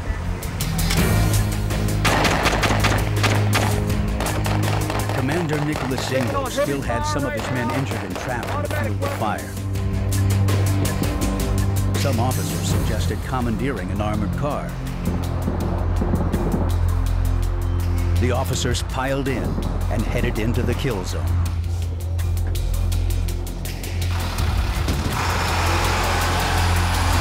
Car coming in with officers in it. Stand by. Everybody stand by. Everyone stand by. There's an armored car coming in full of police officers. They hoped it would provide enough protection to safely rescue the wounded. 15-10. Well, are there any officers down? We have an armored car here. Tell me where the officers are. There's an armored car to Laurel Canyon and Archwood, north of Archwood Canyon. Fortunately, some officers had the sense of mind to commandeer an armored car that was making a bank drop and have that driver drive them into the danger zone to rescue that officer and the people trapped behind my car. And there were officers that piled out of the armored car. They pulled up to my black and white, pulled those injured civilians away from that car into the armored car. All officers stay down, shots are still being fired. All officers stay down, shots are still being fired. The wounded were bleeding and terrified, but safe. Do we still have an officer down? Are there any outstanding officers down that haven't had SWAT or an RA? The officer behind me needs to be picked up. He's directly adjacent to this black vehicle parked in the number 2 lane. The armored car drove to the location of the downed officer. Martin Whitfield had been wounded in the leg. He had lost a considerable amount of blood and was now unconscious. They grabbed the officer, pulled him into the armored car, sped out northbound on Laurel Canyon to Van Owen to get him to the medical command post. All the civilians and Officer Martin Whitfield had been rescued. At the bank, the wounded had been cleared from the scene, and the gunmen were now on the move. What is the direction the suspects are going? Eventually, the suspect behind the wheel of the car started driving out of the bank parking lot. The suspect, who was outside the car engaging us in a firefight, didn't get in the car. We don't know why he didn't get in the car, but he followed the car through the parking lot to the street, continuing to engage us in a firefight. Police were concerned that if the suspects drove off and continued their shooting spree, more innocent people would be caught in the crossfire. Yes, suspects escaped the perimeter. We've got one suspect driving the white vehicle eastbound from the north parking lot. We've got one suspect on foot. The suspect on foot is behind a long truck trailer rig. The officers shot out all the tires in the car, yet the gunman continued to drive.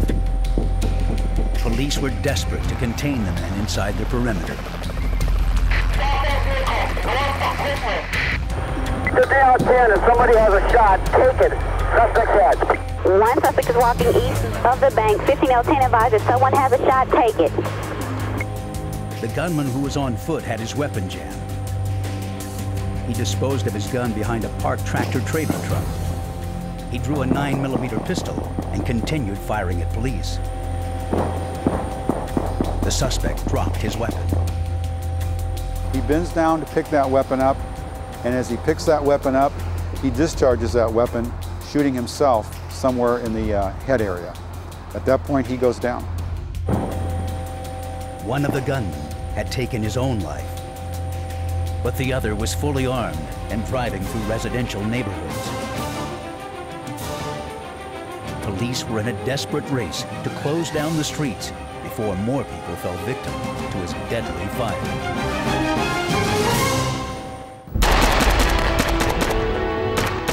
For nearly an hour, Los Angeles police and 2 heavily armed gunmen had been locked in a deadly battle. Police tried to contain them as they headed towards a group of homes. Air units, does anybody have a clear shot of those guys? Guys are getting shot right back at. He continued to fire at police until his automatic weapon jammed. He threw it aside and reached for a pistol. Somebody has a shot, take it. Suspect's head. Before police could take the shot, the gunman ended the battle by shooting himself in the head.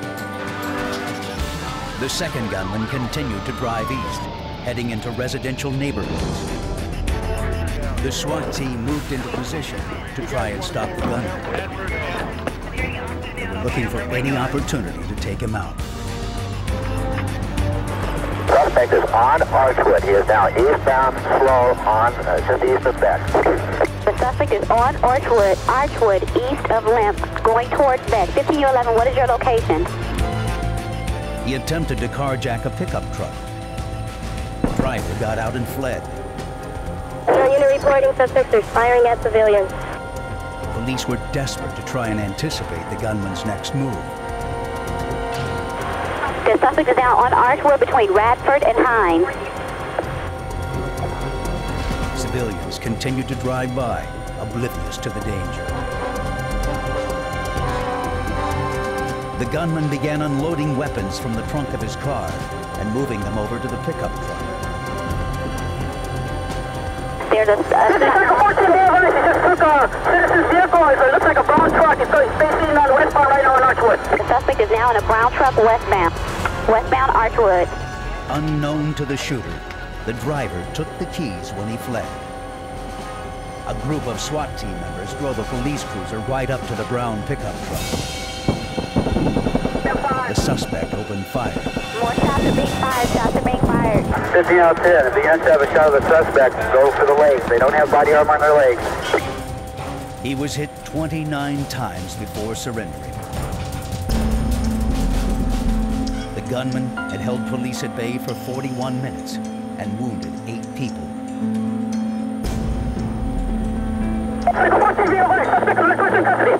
One suspect on Archwood. The man died of his wounds at the scene.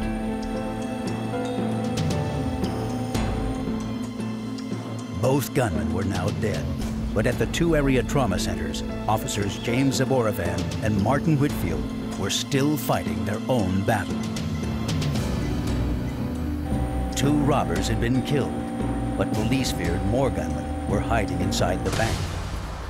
There were 25 people inside when the robbers stormed in. The SWAT unit approached with caution, not certain what they might find inside.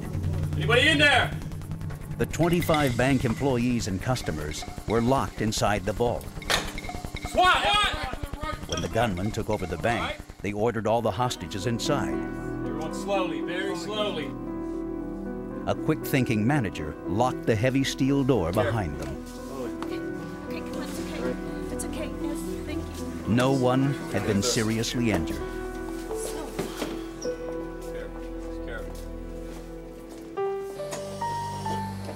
Officer James Zaborovan had the bullet removed from his back. The operation was performed by Dr. Shaki Sai.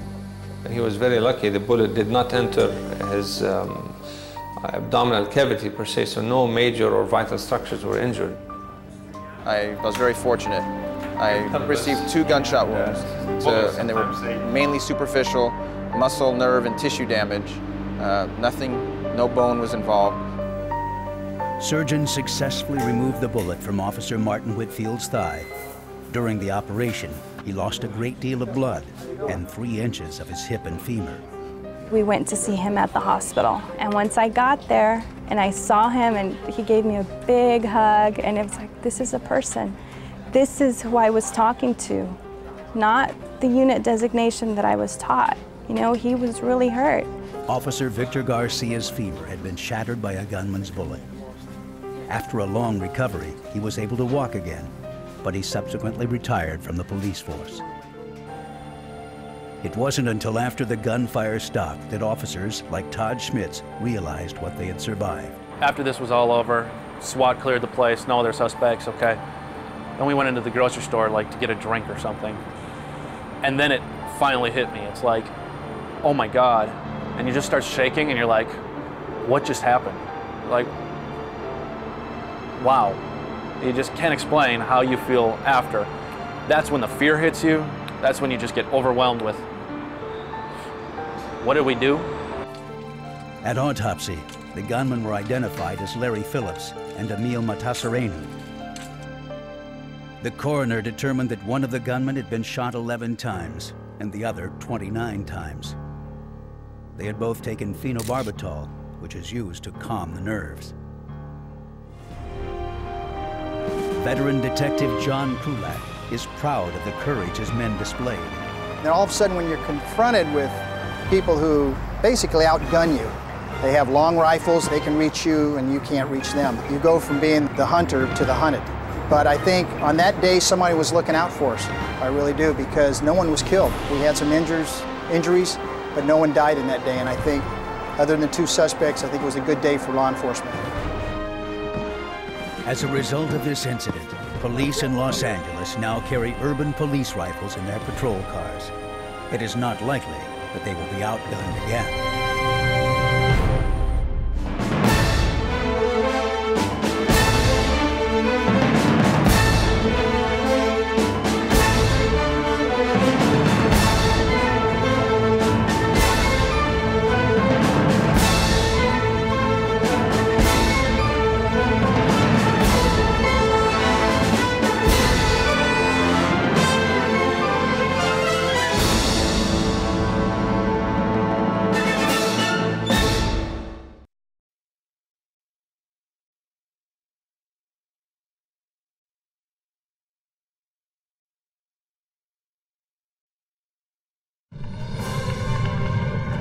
In 15 terrifying seconds, the San Francisco Bay Area is decimated by a massive earthquake.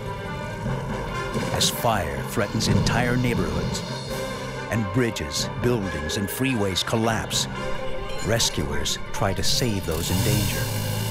I don't think any of us at the time were really considering what the risks were to us. In the rubble, dozens of lives hang in the balance.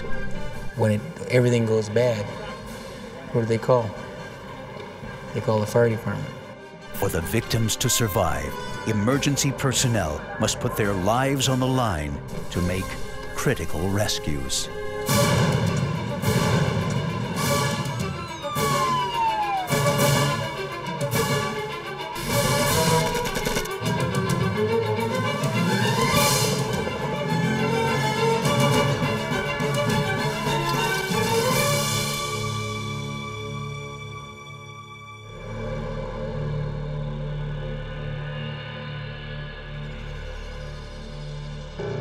California's San Andreas Fault is the most studied fault line in the world. In September 1989, scientists from the U.S. Geological Survey detected a series of minor earthquakes. The data led them to predict a devastating earthquake would strike sometime between that moment and the next 30 years. There was no way to predict the impending quake with more accuracy. Yes. It's not looking good. It was a threat people in the San Francisco Bay Area lived with every day, but rarely thought about. On Tuesday, October 17th, 1989, most people in the region were thinking about the third game of the World Series. A sellout crowd of 54,000 baseball fans packed Candlestick Park to watch the San Francisco Giants take on their Cross Bay rivals, the Oakland Athletics. It was billed as the Battle of the Bay. Each city rooted for its home team. 23-year-old Treasure Island firefighter Tim Peterson was undivided in his loyalty. I'm an A's fan. And yeah, I've always followed the A's. I have no interest in the San Francisco Giants. Peterson was on his way back to the fire station after running an errand. Traffic on the Cypress Expressway and the Bay Bridge was unusually light. There was no traffic that day. It was because of the ball game. I definitely wanted to get back to work to watch the game. If all went well, Peterson might make it back for the opening pitch. Mom, I don't want braces. Kids will tease me. You're really gonna have a gorgeous smile. In Oakland, Petra Baruman drove her 10-year-old daughter Kathy home from the orthodontist. 8-year-old Julio shared the back seat with his sister. Up front, his mother and a friend listened to the game as they headed home on the lower deck of the Cypress Expressway.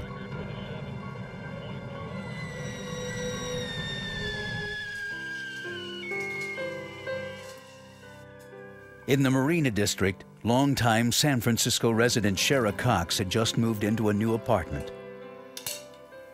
Although she was still unpacking, she'd already set up her most prized possession, her baby grand piano.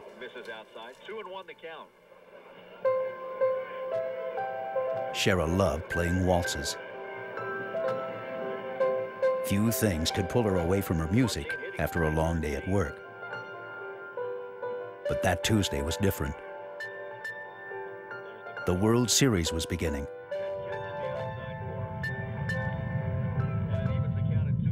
And so was the Loma Prieta earthquake.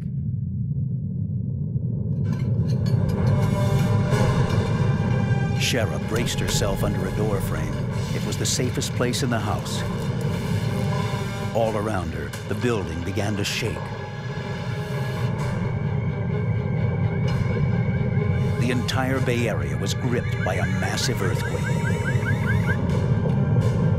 In a matter of seconds, freeways buckled, bridges collapsed, and buildings were shaken from their foundations. At Candlestick Park, the lives of 54,000 fans hung in the balance.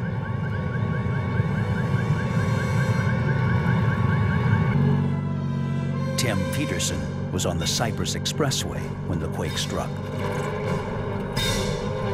It was like I'd hit something and I had 4 flat tires because the truck was just completely out of control.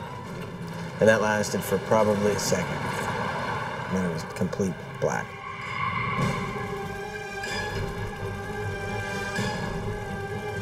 The devastation was unimaginable. In 15 seconds, the 7.1 earthquake destroyed 1.5 miles of the double-decker expressway.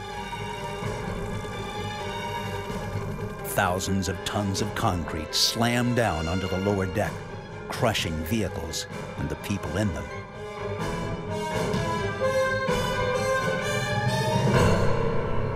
Julio and Kathy Baruman were trapped, along with her mother and her friend. The destruction was so fast and widespread that authorities had a hard time getting an accurate picture of the devastation. 911, San Francisco emergency. I need to know, I just heard that something happened to the Bay Bridge. I heard that too. I can't confirm it. Do you know if there was anything serious? My dad was supposed to be coming home. Honey, I'm not going to scare you. I don't know yet.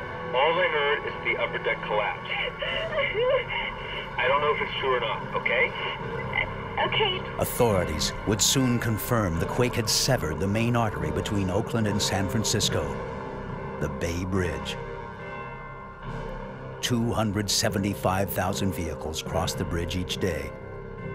Now, a section of the upper deck had fallen onto the lower deck.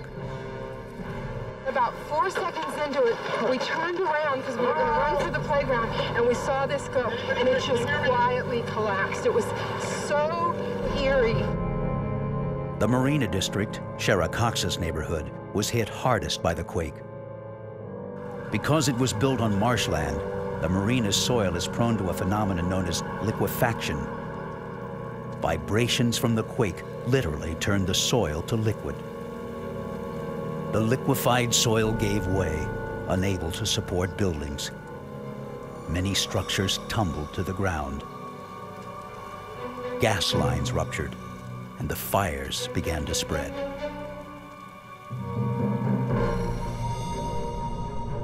Shara Cox's building had collapsed.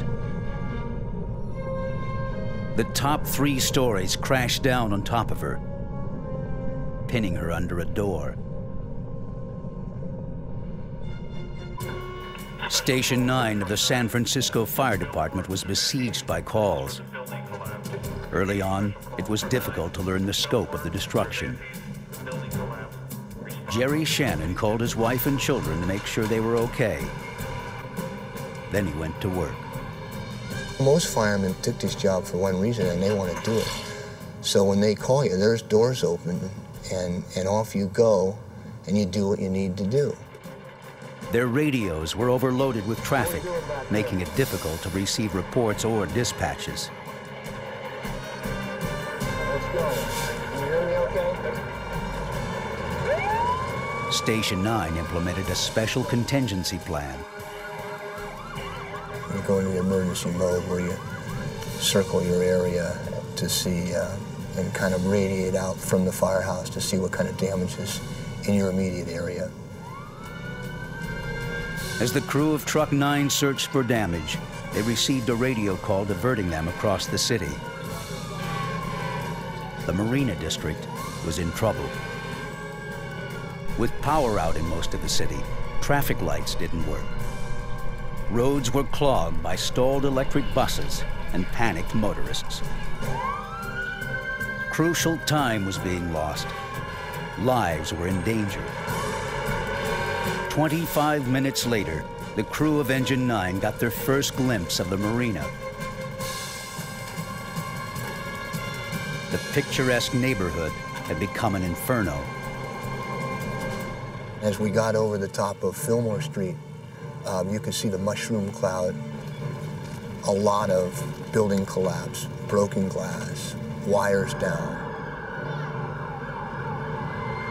Most buildings in the district were heated with natural gas. When the buildings collapsed, the lines exploded. At Pacific Gas and Electric, service technicians were dispatched to shut down the gas mains. Crew foreman Jack Dietzen was one of the PG&E technicians who rushed to the marina. Stemming the flow of gas was critical to controlling the fire. If gas accumulates inside a building, then the potential of an explosion is really increased. If it finds a flame like a pilot light that might be still left on, if that service or gas main is not turned off, it could explode. As the fires raged, rescuers faced an additional threat. There's always aftershocks in a major quake, and they expected aftershocks in this. Each aftershock has the potential to cause new damage and further collapse. Many residents panicked and fled. Others stayed behind to help reinforce buildings in case survivors were trapped inside.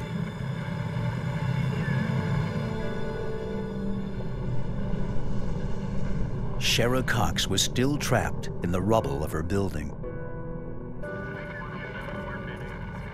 She heard someone pass by looking for survivors. Hello? Hello?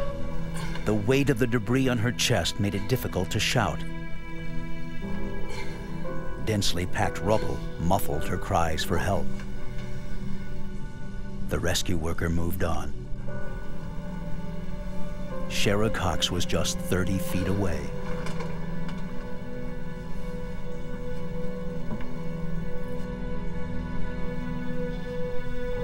She had to find some way to get their attention.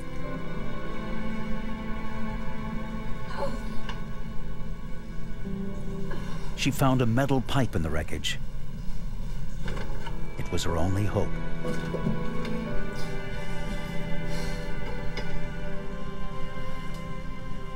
To keep the noise from sounding random, she added a distinctly human touch.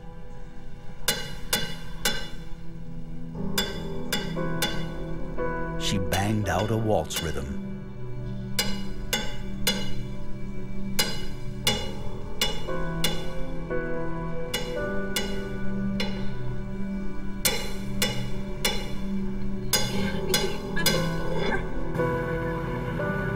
Outside the building, the fires were spreading. If someone didn't hear her soon, Shara would be burned alive. Across the bay in Oakland, Tim Peterson faced a similar fate. His truck had been crushed by tons of concrete from the upper deck of the Cypress Freeway. It was a miracle he was even alive.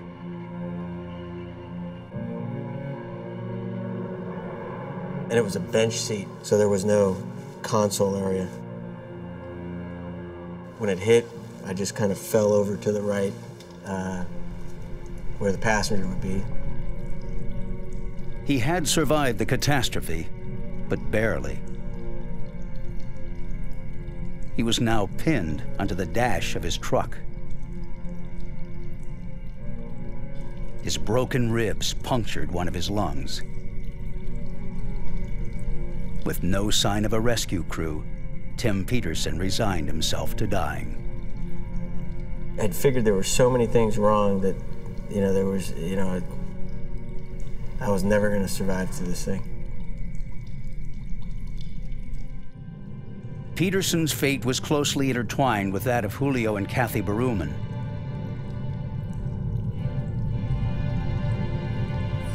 As aftershocks rocked the damaged Cypress Freeway, they hoped someone would find them before it collapsed completely.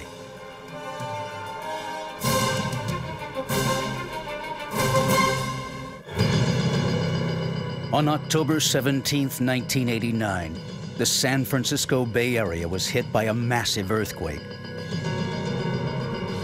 Freeways and bridges had collapsed. Buildings were leveled. Every emergency worker in the area was dispatched. But it wasn't enough. They were overwhelmed by the growing catastrophe. All over the city, citizens pitched in to help. In the Marina District, fires raged. To a veteran firefighter like Jerry Shannon, it was a worst-case scenario. In San Francisco, it's unique. Not just the capacity of the buildings, you know, the fuel load, they're all wood, they're right next door to each other. Multi-residential, 4- and 5-story wood buildings with no space in between. And a lot of them are older in the marina. They don't have sprinkler systems. And being fed by the gas, broken gas mains, this was a tinderbox. The firefighters needed to get water on the blaze before it spread through the entire district. They were pulling hose off and running down to the next block and the block after it and hooking up, opening the hydrants, nothing. And there was just no water to be had. All the mains were broken. None of the hydrants worked. The fire crews would have to improvise. How about the Palace of Fine Arts and the lagoon down there? The museum was 4 blocks away. It had a small pond. The San Francisco Fire Department would bring water to the marina by any means necessary.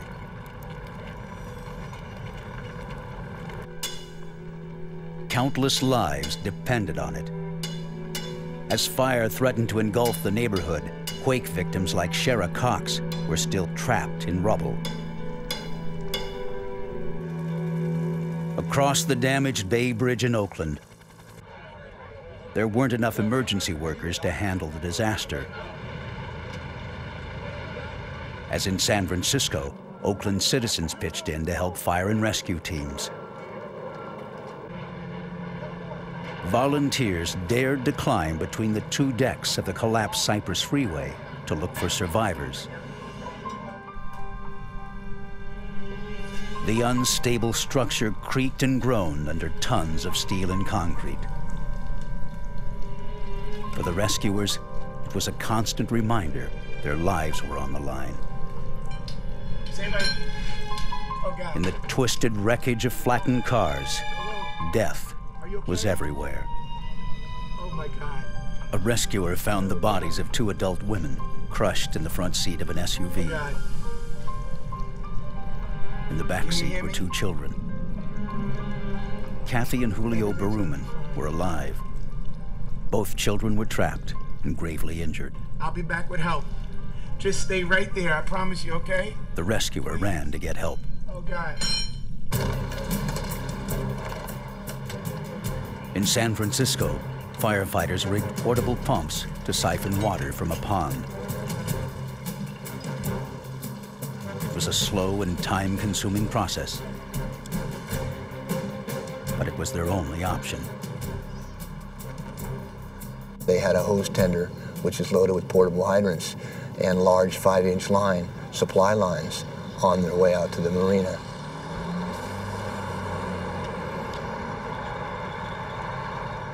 It was a start, but the lagoon would soon run dry. If they hoped to save the marina and find Shara Cox and the other survivors in time, they'd need more water.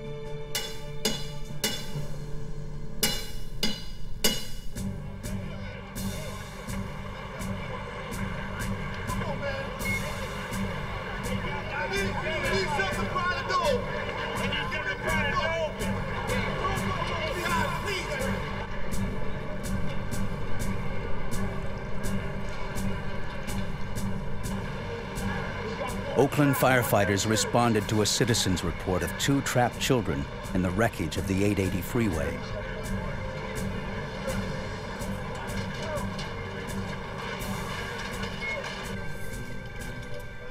The rescuers crawled through the unstable structure. At any moment, an aftershock could send tons of steel and concrete crashing down on top of them.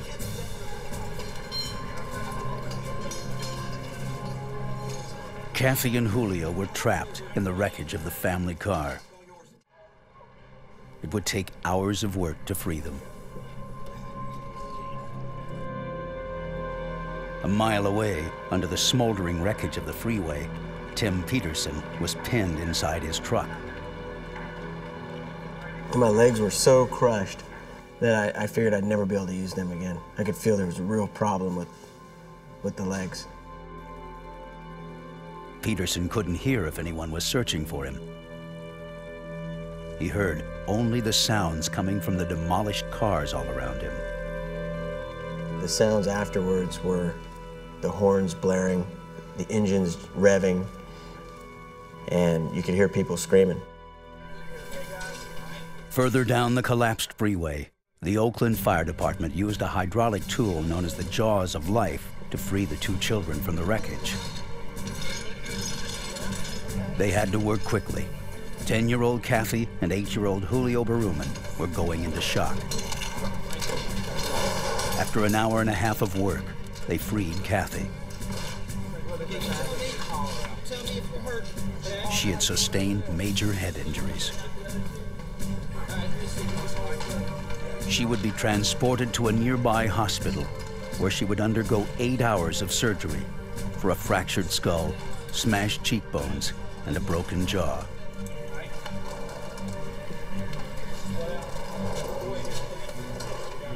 Her brother Julio's situation was more dire. His legs were pinned under the seats. His right leg was crushed. Firemen couldn't remove him from the vehicle. They needed a doctor if they had any chance of saving him. The staff of Oakland's Children's Hospital watched news reports of the Cypress Freeway collapse. Dr. James Betts, director of trauma services for the hospital, prepared for a busy night. So we readied ourselves to receive all of these patients, and over the course of the next hour, no one came. So we had no injured children, no injured adults, and yet we knew there were people who were trapped on this freeway. Dr. Betts phoned Oakland police and offered his assistance. They sent a car to rush him to the Cypress Freeway. In the Marina District, the fires began consuming structures near Sheriff Cox's collapsed apartment building.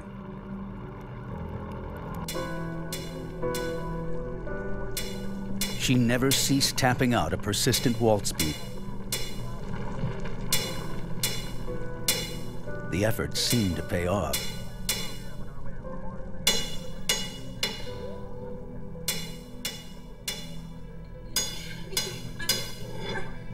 The man who heard the banging noise in the wreckage informed fire personnel. Yeah, I think there's something trapped in this building right up here. The smell of natural gas was overpowering. You want to hear me in there? Jerry Shannon peered through the debris, looking and listening for any signs that someone could have survived the building's collapse.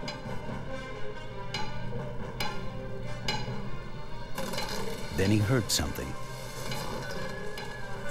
Is anybody in here? Anybody in here? As he moved through the debris, Jerry Shannon couldn't be sure where the sound was coming from.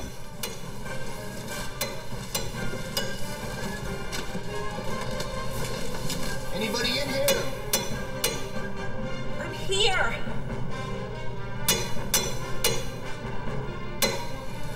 Here.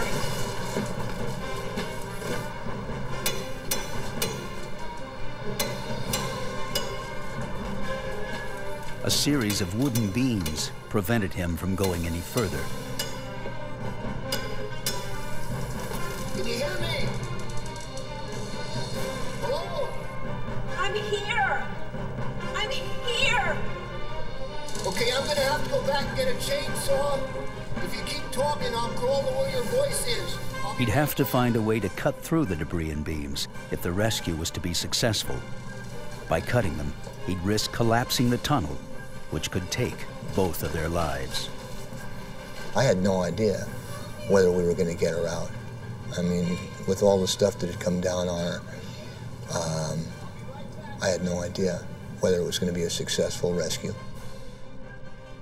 In addition to the risk of collapse, Jerry Shannon would have to face both fire and aftershocks if he was to save the woman's life. A massive earthquake measuring 7.1 on the Richter scale hit the San Francisco Bay Area. It leveled buildings and freeways. In Oakland, tons of concrete fell from the Cypress Expressway. Dozens of cars on the lower deck were crushed.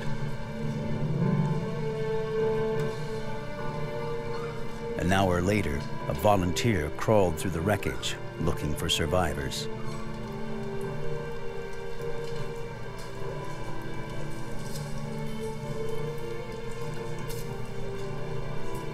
He found firefighter Tim Peterson wedged in the crushed cab of his pickup truck.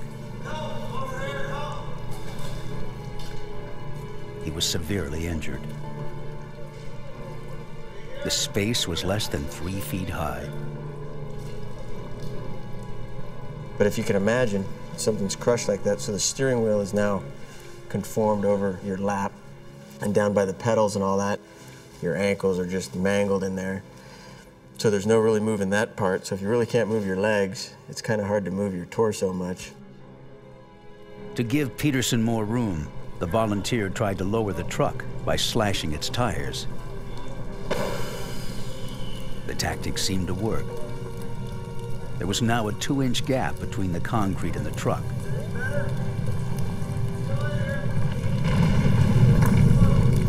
But after a few moments, the gap closed. The concrete was just settling to where it wanted to settle, and there was no stopping it. The man who found Peterson summoned nearby Oakland firemen for help. Just being there, Oakland firefighter Victor Cuevas was putting his life at risk. When we got up there, just the smell of gasoline and all the gas that was around us. And you're in a confined space, and you're thinking, well, if there's an ignition source somewhere nearby, all the fumes, the way they're laying around, you know, we're in a bit of trouble. Then a thought occurred, well, that's the least of our problem. If the earthquake, if we get another aftershock, and if the freeway decides to completely crumble, then we're all goners. In San Francisco's marina, natural gas-fueled fires continued to burn. There was no end to the work for crew foreman Jack Dietzen and other service technicians. The gas lines in the marina were underground, and you couldn't see the breaks.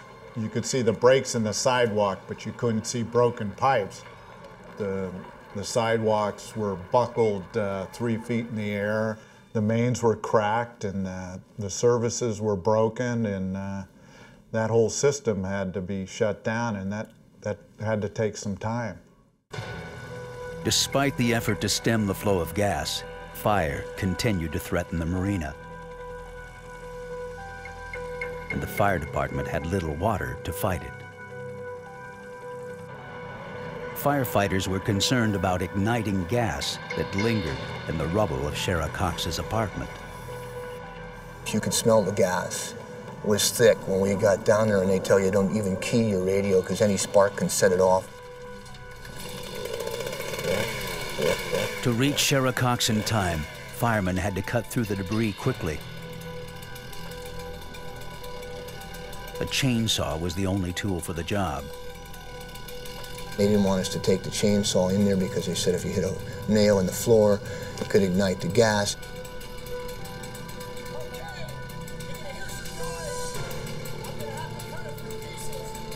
Jerry Shannon began the risky operation of cutting through the beams that prevented him from reaching Shara Cox.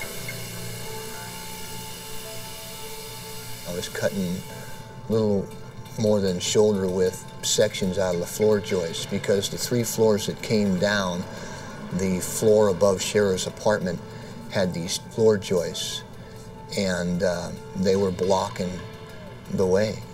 And I was passing the pieces that I cut back to the guys behind me. Even as he cut through the debris, Jerry Shannon couldn't be sure where Shara Cox was in the rubble. I followed her voice, and I was asking her, where were you when it collapsed? And she said, I was in the hallway. Then I said, we're in relation, where's the hallway? And she was saying it's in the southwest corner, and I was just kind of crawling to where she was talking. And she hadn't seen the outside of the building. She didn't know it was 3 floors on top of her. Between the 2 decks of the collapsed Cypress Freeway structure in Oakland, Dr. James Betts got his first glimpse at 8-year-old Julio Berumen. His condition was precarious and dire.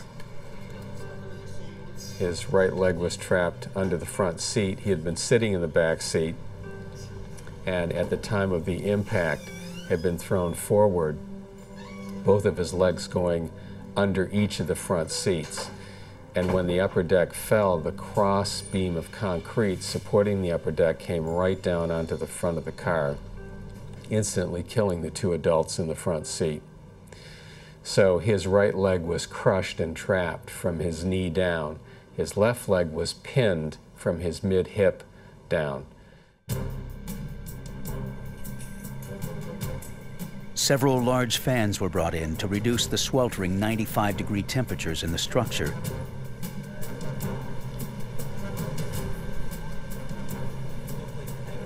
The fans also helped clear any potentially explosive gasoline fumes.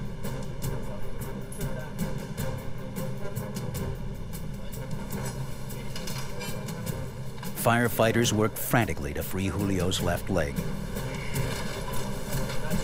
With Julio's right leg crushed under tons of concrete, Dr. James Betts would have to perform a heartbreaking task. I knew as soon as I saw him we would have to amputate his right leg at the level of the knee. But Dr. Betts discovered access to Julio's leg was blocked by the body of his mother's friend in the front passenger seat.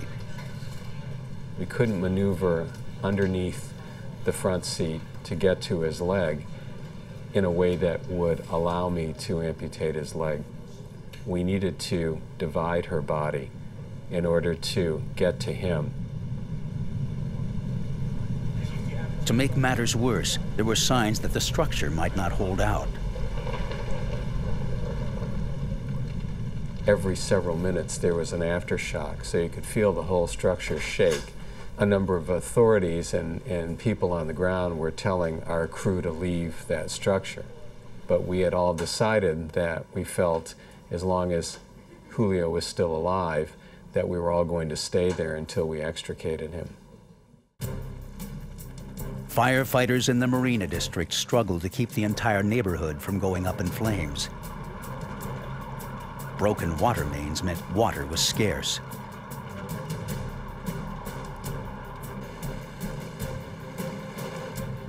The department's Phoenix fireboat was called in to tap another water source, the San Francisco Bay.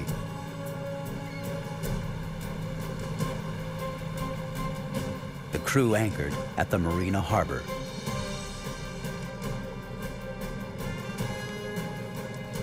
Hoses were run a half-mile to the neighborhood.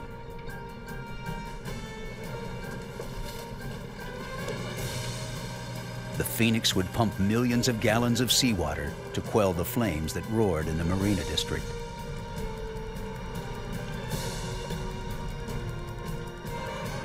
As Shara Cox lay trapped under 3 stories of rubble, the structure across the street from her burst into flames. Firefighter Jerry Shannon was cutting a tunnel through the debris. As he prepared to cut through the last beam, his chainsaw gave out. I'll tell you what, He'd have to leave her while he got another. see your hand. When I reach under, I'm going to pass this. He gave her his flashlight to assure her he'd be back. Take the light. But Shara Cox was terrified. She was still trapped, and the fires were closing in by the minute.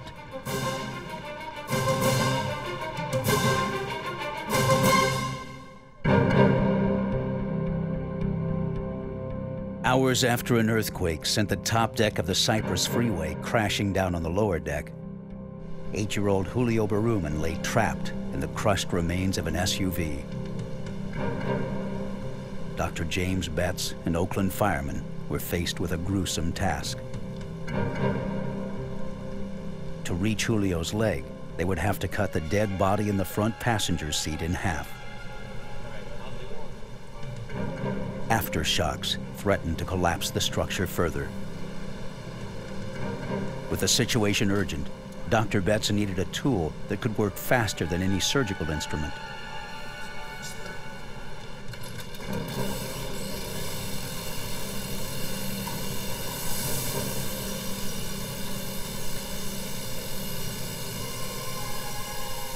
It was a totally surreal, horrifying, frightening situation.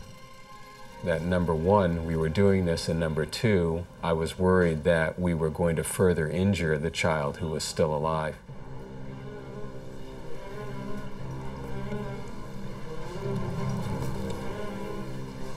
While the woman's body was being cleared from the vehicle, firemen successfully freed Julio's left leg.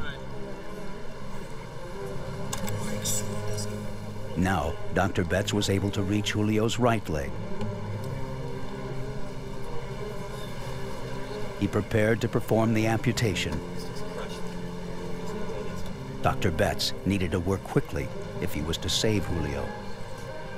We had started another intravenous line, had given him intravenous fluids, had given him some pain medication.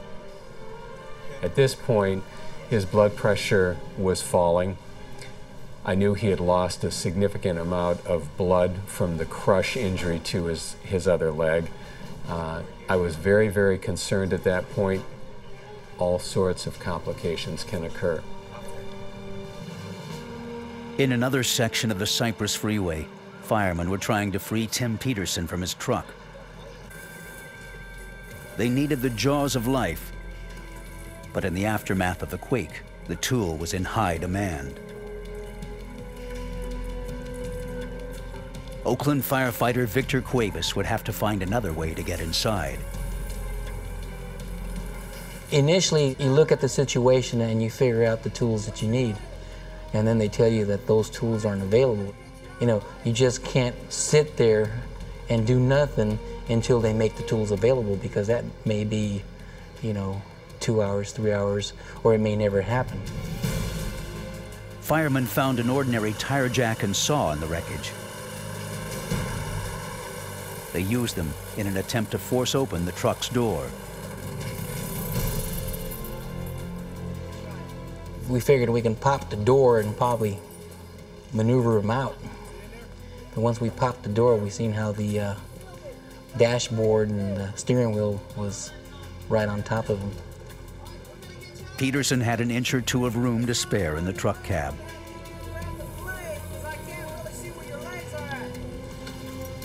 Tremors and aftershocks were threatening to eliminate even this meager space.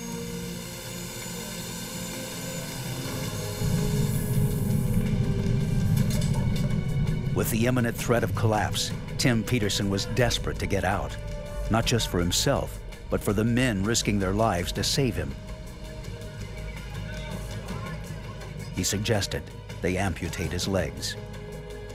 We just calmed him down and reassured him that you know, we're going to get him out in one piece. That was our main objective, to get him out in one piece. A mile away, Dr. James Betts was amputating 8-year-old Julio Berumen's right leg. He used only local anesthesia, a shot of Novocaine into the boy's knee. Dr. Betts had to perform the operation while crouching. He could barely see what he was doing. For all your practice in medicine, you make a decision, especially in surgery, and then you go ahead and follow through with that. For him, I was hesitating because I knew that he was in a very fragile, frail situation. I knew if I didn't quickly amputate his leg and get control of his blood vessels, he would die. In San Francisco's Marina District, time was also running out for Jerry Shannon to save Shara Cox. The building across the street was on fire, and ignited the debris of Shara's building.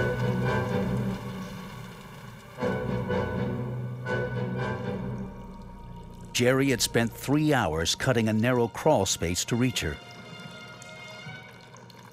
He couldn't see what was happening outside, but sensed imminent danger. Things got hotter and brighter. The ceiling actually dropped about 6 inches from the weight of the water. So I was just trying to go as fast as I could because we had no time. 30 feet into the rubble, Jerry Shannon made his first visual contact with Shara Cox. At that point, I could actually see her, and I leaned over the top, and we were face to face. And she asked me about the water. She said, well, they're going to drown me before you get me out of here. The thousands of gallons of water being poured on the building to contain the fire was proving to be as big a threat to Shara's life as the fire itself. Jerry Shannon gave her his jacket to shield her from the water. But the water level continued to rise.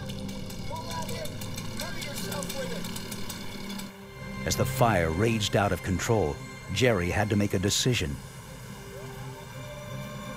Have the water shut off and risk fire, or keep the water flowing and risk drowning Shara? Cut the water! Jerry, cut the water. Cut the water. He ordered the water shut off.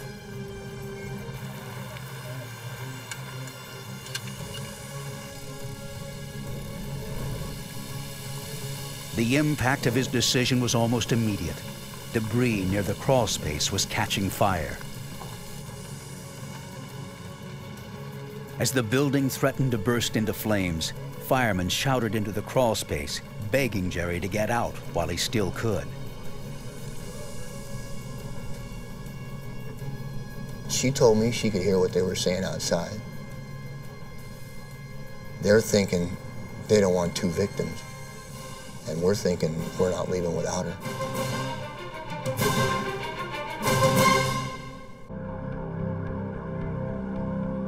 Hours after a 7.1 earthquake hit the San Francisco Bay Area, fires were consuming 2 structures next to the collapsed building where Shara Cox lay trapped under 3 stories of rubble. With the building about to be consumed by flames, fireman Jerry Shannon refused to give up. After nearly 3.5 hours, Jerry Shannon had at last reached Shara Cox. But he couldn't budge the door on top of her. A heavy beam made it impossible to move. There was a bunch of stuff on top that I said, I'm gonna have to cut the door in half. So I took the chainsaw, and as I started to cut the door, she said, hold it, this is me under the door. Put my hand under the door so I could feel the heat of the blade coming through. So as I cut through, I could feel the splinters coming down, and she had about 1 inch or 2 buffer between the door and her body. And her eyes were as big as silver dollars.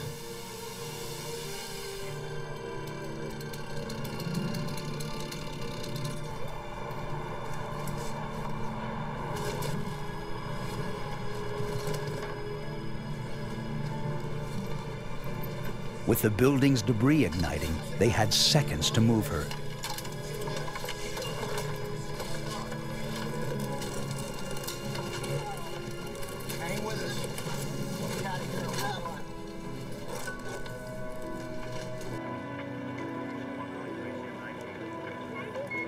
Shara Cox later endured surgery for a crushed pelvis and a broken hip. They put her on the gurney, and they started moving towards the ambulance. And all of a sudden she wasn't going in the ambulance. She had her hands braced against the door, and the paramedic came back and said, she's not going to get in the ambulance till she gets your name.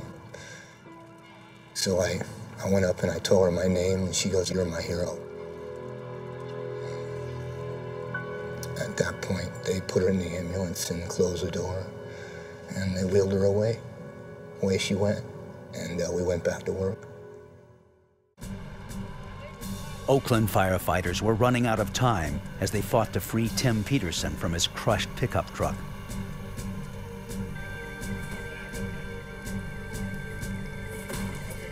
Finally, they were able to push the dash back and widen the cab's crushed metal.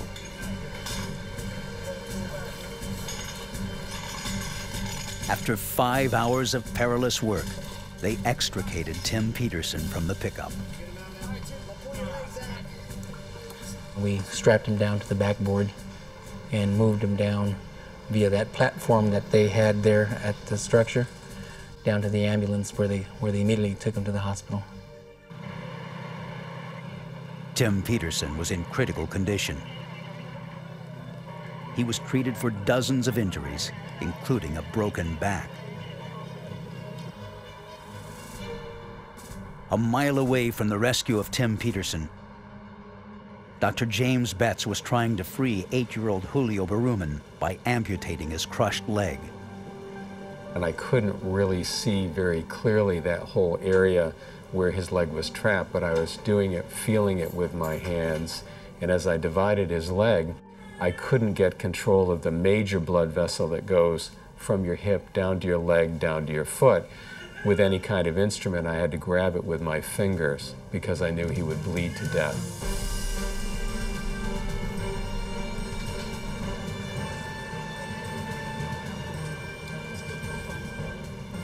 And as we pulled him back out of the car, I was able to clamp all these blood vessels off and wrap his leg up as best I could in a bandage.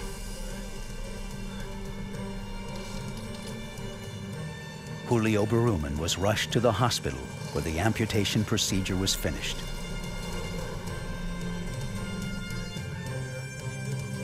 In all, Julio would endure over 40 operations. He was later fitted with a prosthetic limb.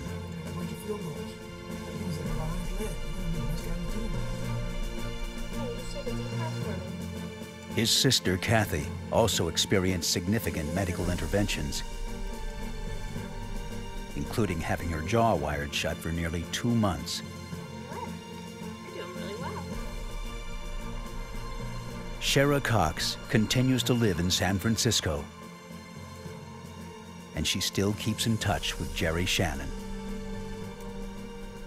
Today, he's one of the dearest, bestest, nicest, sweetest friends I have ever had.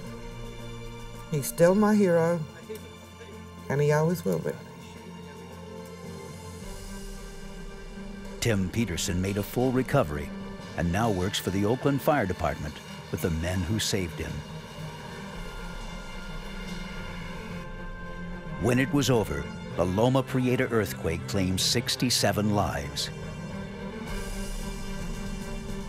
Nearly 4,000 people were injured.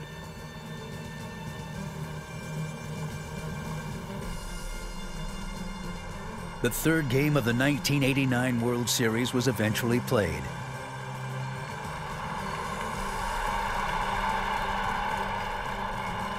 Life in the Bay Area went on. But those who lived through the quake will never forget it. I think for me, the frailty of human life here on this earth is something that stays with me always. To think that nature could reach up and grab mankind by the nape of the neck and shake everything around, not only destroying all of these structures that we built, highways and buildings that are to last forever, and we realize that in 15 seconds we're totally destroyed, as well as taking human life, that we realize how frail our existence is. And for this period of time that we're here on this earth, I think you have to respect the time that you're here and live life to its fullest. Today, San Francisco Bay Area residents live with the threat of an equally devastating earthquake striking at any moment.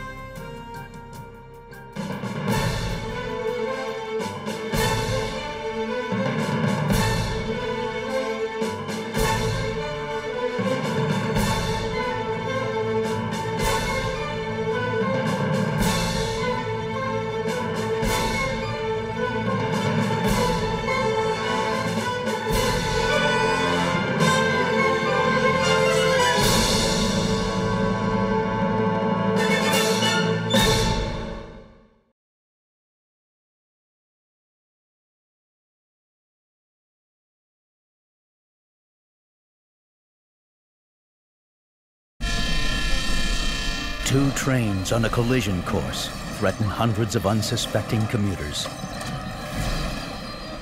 In a terrifying instant, the passengers' lives hang in the balance.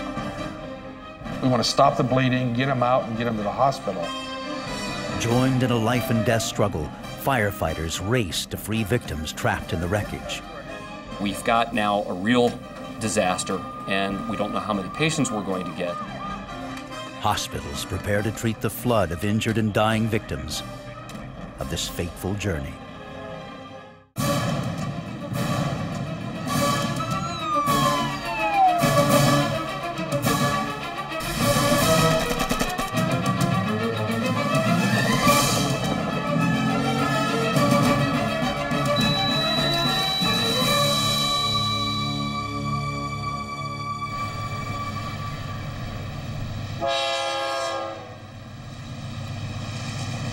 In this program, some of the names have been changed. In California, freight trains move millions of pounds of cargo from southern ports to the entire United States. On April 23, 2002, a train carrying thousands of tons of cargo headed out of Los Angeles. The day was warm and sunny. Glaring sunlight made it difficult to see. The engineer looked for a signal light that would tell him whether it was safe to pass. He thought the track was clear. The train barreled through the light at nearly 50 miles per hour. At this speed, it would take almost 3 miles to stop.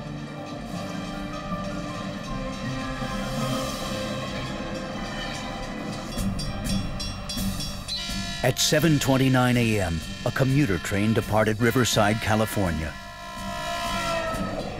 It was on its daily run south, a trip of 53 miles. Like most commuter trains, it shares tracks with larger, heavier freight trains.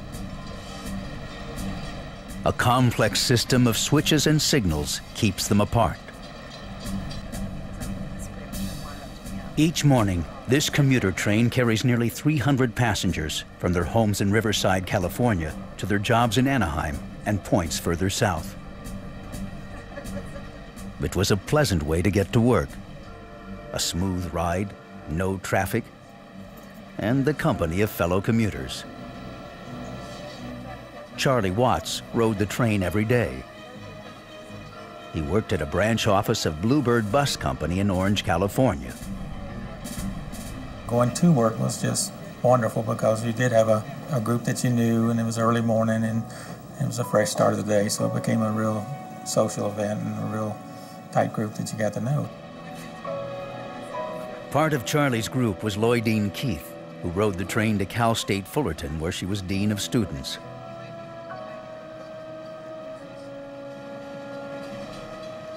While some passengers socialized, others used the commute to read and work. William Carter liked to sit on the upper level of the double-decker train. It was quieter, and there were tables to work on. He was preparing to teach a course at his church. For the passengers aboard the train, it was a typical morning commute.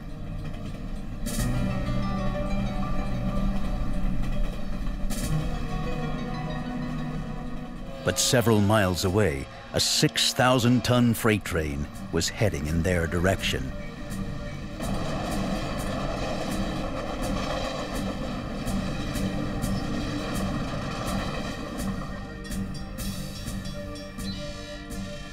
Oblivious to the danger, Matthew Schwager tried to get a jump on the workday.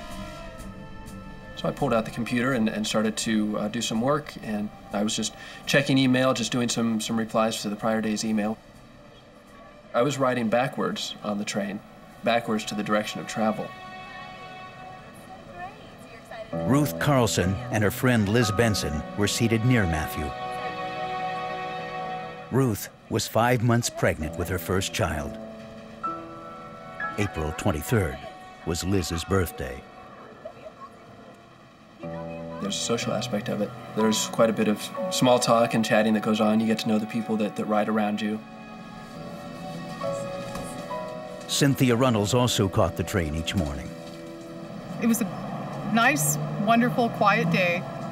Sat in my same spot I always sit in. Talked to all the same people, which I see every day in the same car. And everything seemed fine.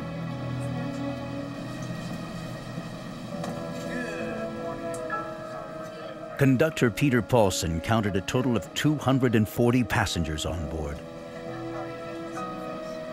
As the train approached a switching station, engineer Mike Dudgeon slowed to 25 miles per hour. With 10 years of experience under his belt, he expertly controlled the engine and brakes from a small cab at the front of the first car. As the train approached the intersection of Orangethorpe and Ridgefield Road, the crossing gates began to close. Brian Shar, the music director at New River Friends Church, was stuck at the intersection. He passed the time by calling his wife. The two trains barreled into view.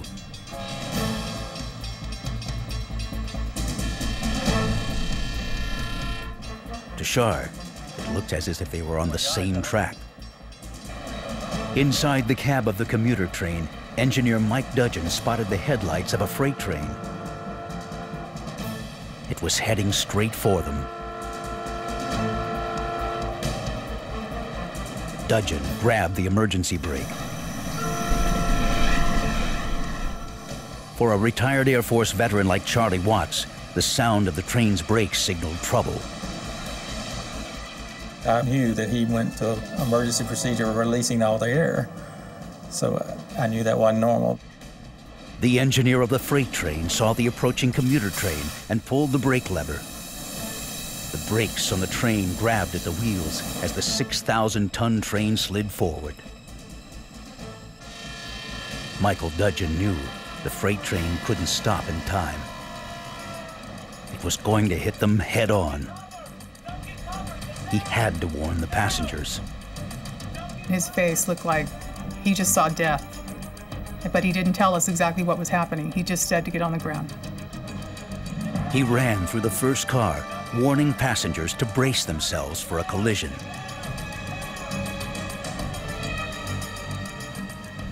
Slowly but surely, the commuter train came to a complete stop. The train actually stopped, so I looked up and looked around to see what was happening, and I noticed that we were actually stopped on a road. What caught my attention is, off to my left-hand side, there was a white pickup truck, and that pickup truck started to back up away from the train. In the first car, seconds ticked by. Nothing happened. Dudgeon thought the freight train had also managed to stop. The engineer and the conductor went up front to check it out.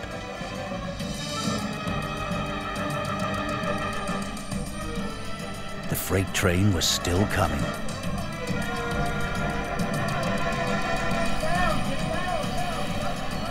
Seconds later, the unthinkable happened.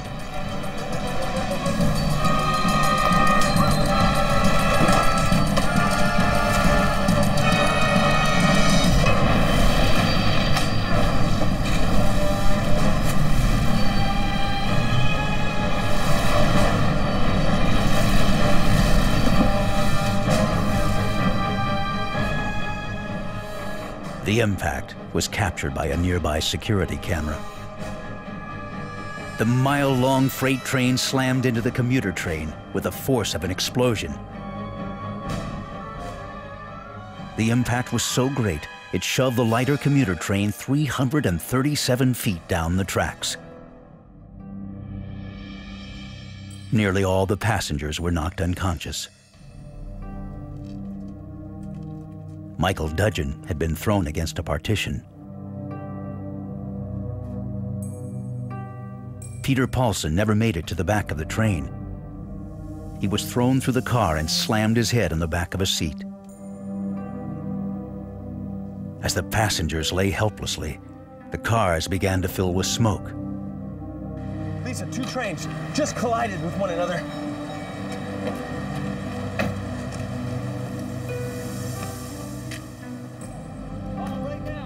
Witnesses to the crash frantically called 911. Fire emergency. Okay, where are you at? The Orange County Fire Communications Dispatch received the call. Okay, calm down and tell me what's going on there. A train? And what did the train hit? I do have help on the way. I need you to give me some more information. How many people are injured?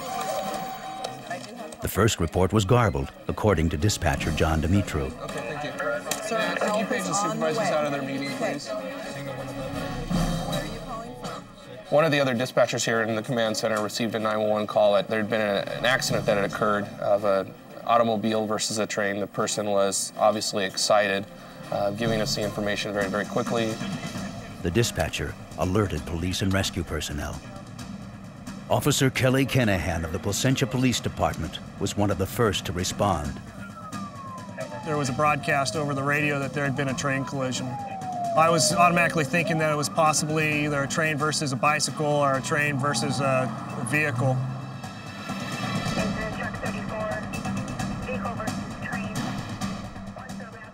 John DeMonico, Battalion Chief of the Orange County Fire Authority, was called to the scene.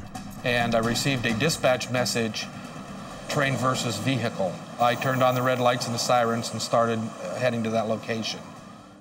He was only minutes from the crash site.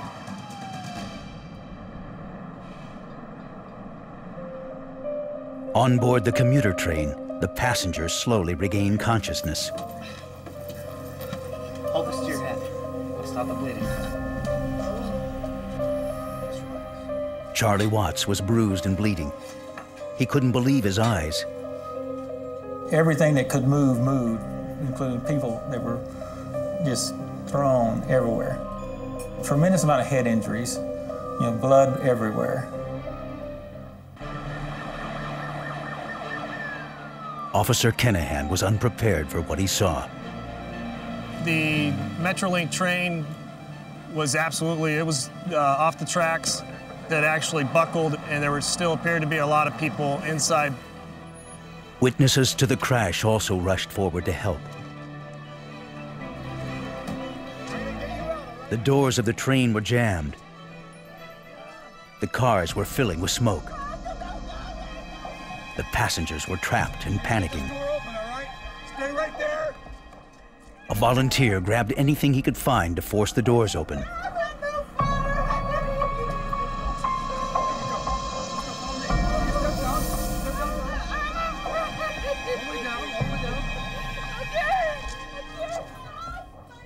Inside the train, Cynthia Runnels regained consciousness. I didn't understand what happened. I didn't understand right away what happened. I heard people crying, screaming, blood all over. There was a lot of injured people. The doors to the second car were also jammed. In the impact, a woman had fallen against them. It knocked her unconscious and forced her head through the opening. One bystander was familiar with the train's emergency exits. He smashed the release.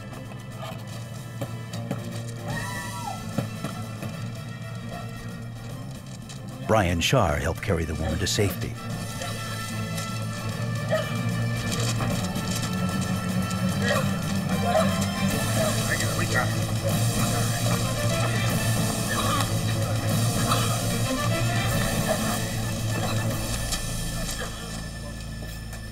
On board the train, Officer Kenahan tended to the injured. Dozens had suffered traumatic head injuries. He called for backup.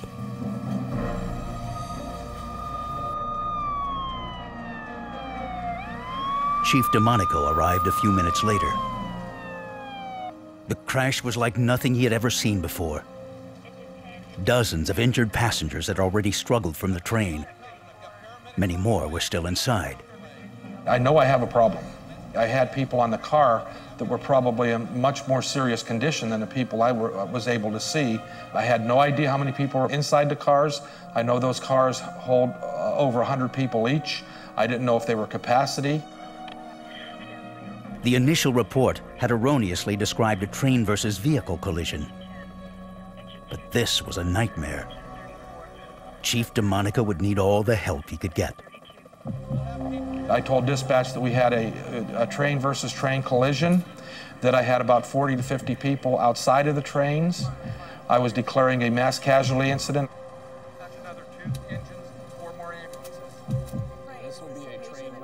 John Dimitru took the call. Had the assignment with additional medic units and ambulances.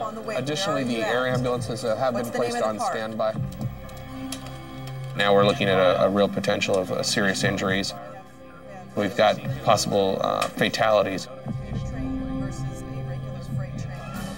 Within 2 minutes, Engine Company 34 was dispatched to the crash site.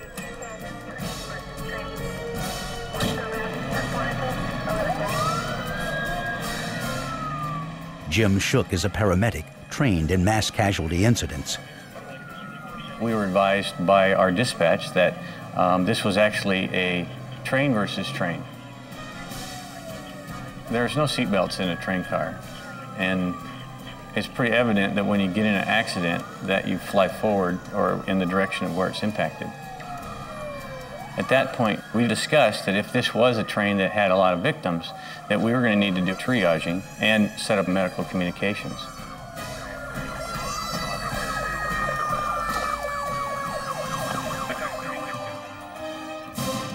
On the upper level of the second car, smoke filled the compartment. The passengers were terrified. They thought fire had broken out on the lower level. They were now trapped on a burning train.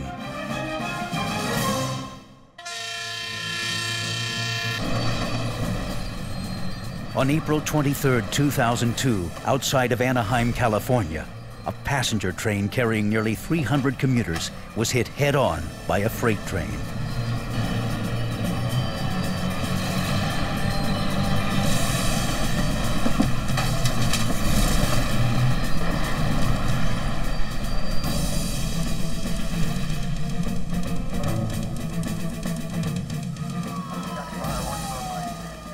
Fire and rescue crews rushed to the scene.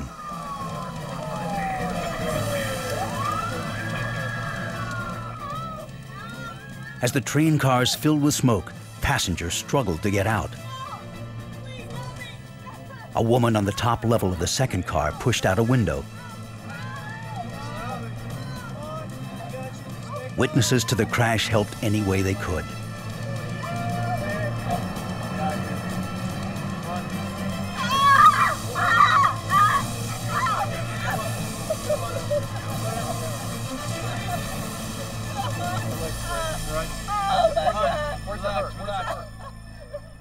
Matthew Schwager had been working on his computer when the trains collided.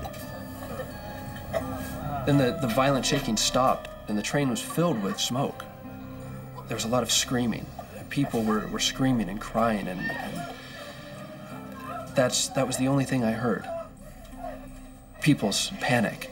And the panic in the train was just absolutely intense. You could feel it. I stood up. I guess I realized I could stand up. I didn't even think about it. I stood up.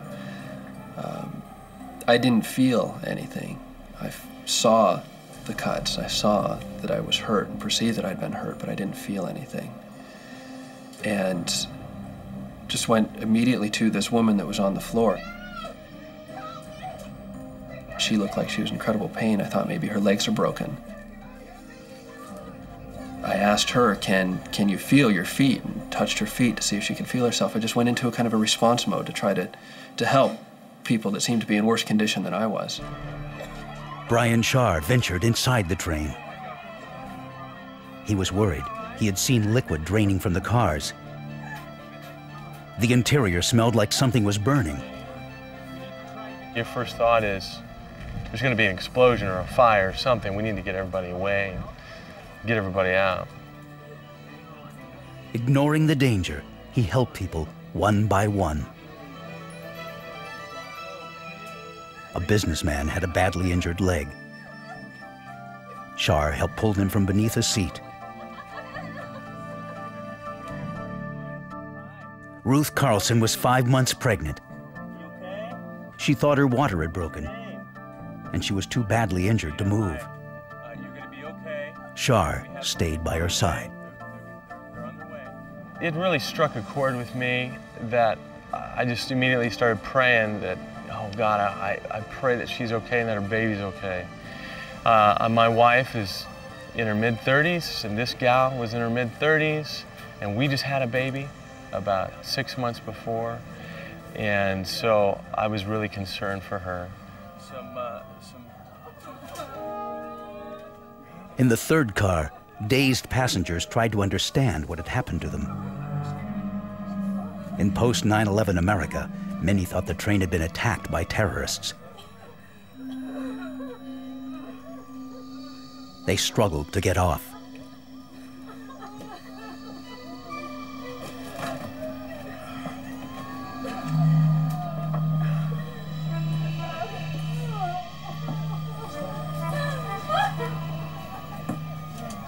Charlie Watts stayed inside to care for a woman with a bleeding head injury.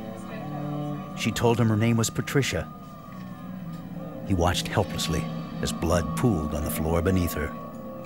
She thought she was going to die, and so did I, but I didn't want to tell her that. I thought there was internal injuries, and she was just so bleeding, and I said, you know, she could bleed to death before somebody gets to her. Within minutes of getting the call, the fire and rescue squad from Orange County arrived on scene. Chief DeMonico dispatched paramedics with rescue equipment. It was their job to triage the victims and stabilize the injured. It's very important to work quickly, especially in a situation where we could have trauma injuries and people could be bleeding. We want to get them out. We want to stop the bleeding, get them out, and get them to the hospital. Orange County firefighters were the first rescuers to board the train. They took over for Officer Kenahan, securing the victim in a neck brace. Like most of the passengers, she had been knocked unconscious in the crash. They were concerned she had also sustained neck and spinal cord injuries. Paramedic Jim Shook was stunned by the devastation. As we get up to the train car, I stepped in and I kind of surveyed the area. There were people that were injured laying down. There was a lot of blood and other body fluids that were on the floor as well as the seating. I announced to the passengers that were within the car that anybody who could stand up and hear my name, they needed to exit the car. What that does for us is it separates what we call the walking wounded from the patients that are more severely injured. Paramedic Jim Shook triaged victims. He needed to assess their injuries quickly and move them to safety. Firefighters working outside the train had not yet sounded the all clear. If a container carrying hazardous or flammable substances had ruptured in the crash, they could all be killed.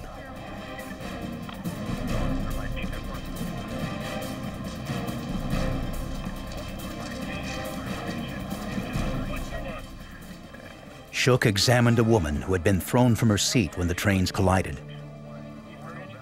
Although she was in extreme pain, she did not display external injuries. Many of the cases were like this, and it made triage difficult. You approach a patient and you ask them simple things like, what's your name? Can you tell me where you are? Can you squeeze my hands? That type of thing. And if they follow those simple commands, you move on to the next. The victim was disoriented. Shook slipped a triage tag around her wrist, labeling her case immediate. I need a backboard on this lady. She's an immediate, okay? Shook moved on to Patricia. She was bleeding from a severe head wound. We're going to try to get off the patients that are... The paramedic was more concerned with what he couldn't see, internal injuries and bleeding. With so many victims, Shook only had a few seconds to assess each one. But his training had prepared him to deal with mass casualties. Are you having trouble breathing at all? You assess their respirations. Are they breathing? If they're breathing, then you assess how quickly they're breathing. If it's over 30, you tag them as immediate. If they're not breathing, you readjust their head position to try to open their airway, because the tongue usually blocks their airway. If they have spontaneous respirations with the movement of their head, then they're tagged as immediate at that point. Patricia was in excruciating pain. She had suffered a head injury. Jim Shook tagged her immediate and moved on.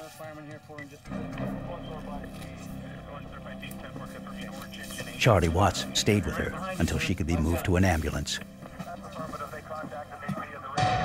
There were hundreds of wounded passengers, some with life-threatening injuries.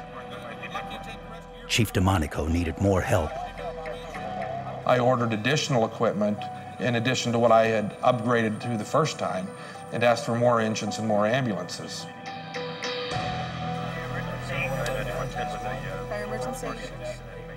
The Orange County dispatcher called in every fire company in a several-mile radius.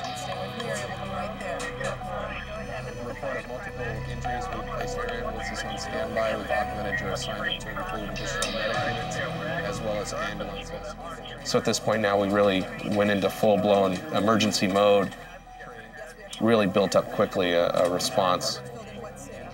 We don't have the ability to know what that train's going to do, so we want to just make sure we keep all the resources as much as possible going to these people to get them out, get them home, get them safe. Arkham Battalion 2, Orange County Fire for information. 4-5 copy, Metro responding from Bray Station 2. At the Fullerton Fire Station, Captain Mike Phil got the call.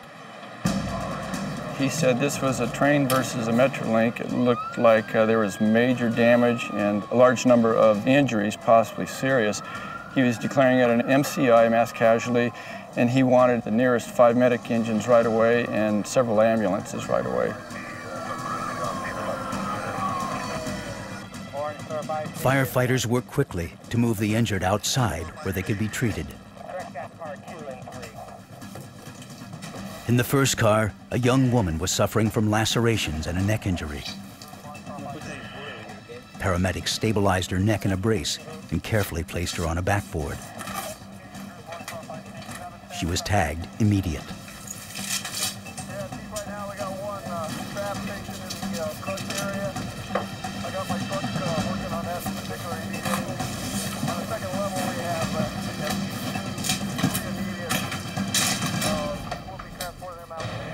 When Captain Mike Phil arrived, he was overwhelmed by the scope of the suffering. It was real surreal, real quiet, and they were walking up to us, almost bouncing off of us, and they were, holding their face, and they had blood coming down, from cut, lacerations on their forehead, their cheekbones, their jaws, bloody noses, all over their, blouses, their suits, and, shirts and ties, and looking for help, wanting help. These were people that were in a state of fright, panic. You could see it in their eyes, you could see it in their face, you could see the emotions, you could see the tears.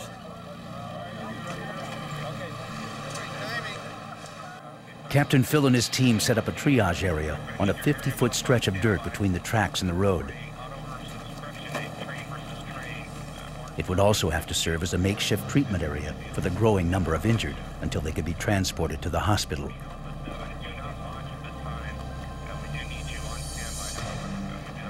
DeMonico had called in every resource he could think of. And still, it was not enough. I had approximately 300 passengers on a train. I knew I needed some more ambulances. And I was very, very concerned that we had people that were trapped in there. Without more resources to transport critically injured passengers, some of the victims would die. On April 23, 2002, the unthinkable happened. A freight train had collided with a packed commuter train in Orange County, California. With hundreds of injured on board, rescue personnel from all over the county responded to the scene. Orange County Fire Chief John DeMonico coordinated a massive rescue effort. And still, it was not enough. He was about to receive help from an unexpected source. In Brea, just 5 miles away, Hundreds of firefighters from around the region were participating in a mass casualty exercise. Red Cross coordinator Lisa Laris received the call that the drill had been canceled. We realized it was a real scenario, so all resources were deployed to the incident. There were approximately 18 ambulances that were at the exercise already, as well as approximately 20 fire engines. The drill coordinator was informed of a possible multi-casualty incident, or MCI. Less than 12 minutes after the crash, additional paramedics and firefighters were dispatched to the scene. More help was on the way. Now, Chief DeMonico's most pressing concern was making sure both train engines were secure and would not explode. I had a freight train that was 1.25 miles long with unknown cargo. Was there any hazardous materials on there or not? And until you know what it is, that's the biggest fear, is just not knowing. DeMonico's men would have to check thousands of tons of containers, searching for signs of hazardous material.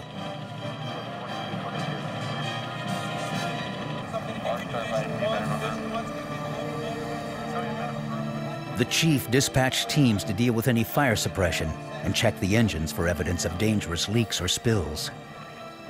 There's 40,000 volts that run through the locomotives. The freight train had 3 locomotives. They checked all the hoses and connections on the freight train, looking for anything that might ignite. Had a locomotive on the Metrolink train. They have a lot of diesel fuel. We don't know if we have any fire problems until we inspect those and make sure we don't have any fuel leaks. Electricity and diesel fuel are a deadly combination. They checked the Metrolink train for fuel leaks and electrical shorts. 40,000 volts of electricity pulsing through the wrecked train would kill the passengers and the firefighters in an instant. There were many damaged train cars. Any one of them could contain a threat. About 100 yards from the crash site, firefighters found one of the crew members of the freight train. His legs had broken when he jumped from the train. From inside the train, firefighters reported many more victims. I'm in car number 2, triage. We have 85 patients in here. 40 looks like they're immediate. We'll have about 35 delayed, and the rest look like they're walking wounded. There was no sign of fire, but the number of injured had climbed to over 100. They called for additional ambulances. County Fire. We're going to need 4 additional ambulances, all code 3. Companies from all over the county sent every ambulance in their fleet. Over 100 fully equipped rescue vehicles.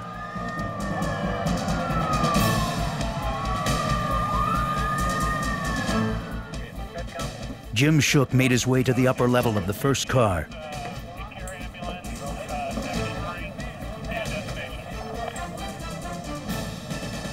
There he found William Carter lying under one of the seats. Carter was pale and his respiration dangerously shallow. I encountered a gentleman that was laying on the floor and underneath the benches. His head was tilted in a way that would make it difficult to breathe. In the impact, Carter's body had slammed into the edge of a work table. The paramedic was afraid he had sustained life-threatening internal injuries. He cleared the victim's airway and inserted a tube to help him breathe. Hey, Cliff, I got an immediate right here. He wasn't breathing. Why don't you get him out to the treatment area? Shook tagged the patient. They needed to get him to the hospital fast. 1 hour earlier, William Carter had been preparing for a Bible class during his morning commute. Hold still for me, okay? Now, he was fighting for his life. His respiration was poor, and his pulse was fading. Paramedics struggled to stabilize him so they could move him to the treatment area. Outside the train, Captain Mike Phil got word that Carter was on his way out. I could hear radio traffic saying that they were bringing off a gentleman that appeared to be in a full rest, and he was coming to our treatment area, so I knew we were going to have our hands full shortly. Jaime Pinedo had only been with the department a few weeks. It was the first time he had encountered a case this severe. He looked like he was in full arrest. He had no color, he was pale. I started doing compressions. The paramedics put him on a heart monitor. Pinedo continued compressions. The patient did not respond.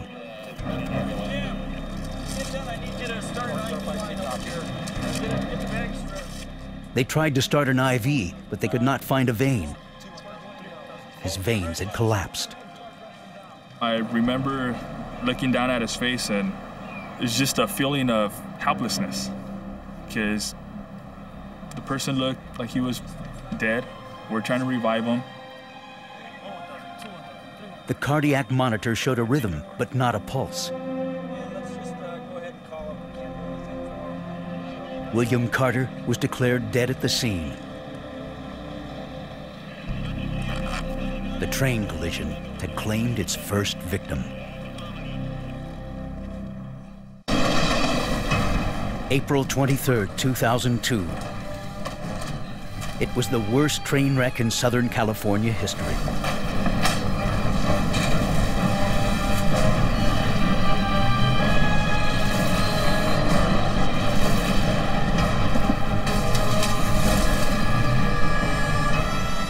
A freight train had collided with a commuter train, leaving hundreds of injured passengers. Witnesses to the crash were horrified. They couldn't believe what they were seeing.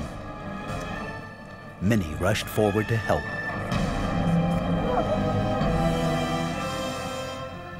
Inside the train, Cynthia Runnels had been slammed into the seat in front of her. Her head was cut badly, and she was bleeding heavily. I was scared, very scared. A man who had witnessed the crash rushed to help her. I remember looking up, this guy in the black tank top was taking his shirt off, and then he tied it around my head wound. Held my hands, told me I'm gonna be fine. He said he was gonna stay right there with me, which he did. The stranger staunched her bleeding until paramedics arrived. The paramedics said he did a really good job, and I think he may have saved my life. I don't know his name, I don't know exactly where he lived, I don't know anything about him. And I hope we meet up sometime so I could thank him. Now rescue officials faced a new problem. They had over 100 passengers to move, and some of them were critically injured. Getting them to area hospitals was a monumental job. Bill Weston stepped in to coordinate ambulance traffic. We got a lot of vehicles, police cars, fire trucks, ambulances on scene in a very short amount of time. So we had a large number of vehicles, up to 50 ambulances, arriving simultaneously, which created a traffic nightmare. Weston realized that there was a very small area allocated to dozens of ambulances. If someone didn't direct them, they would get snarled in traffic and delay getting patients to the hospital. What I had to do was step out of the vehicle and use our other supervisors and literally direct ambulances by hand, giving them hand signals and voice commands to back up, untangle themselves. Once the ambulances were cleared, they now had access to the patients. Immediate cases went first. They were the most critical. Delayed cases followed at a rate of 1 every minute.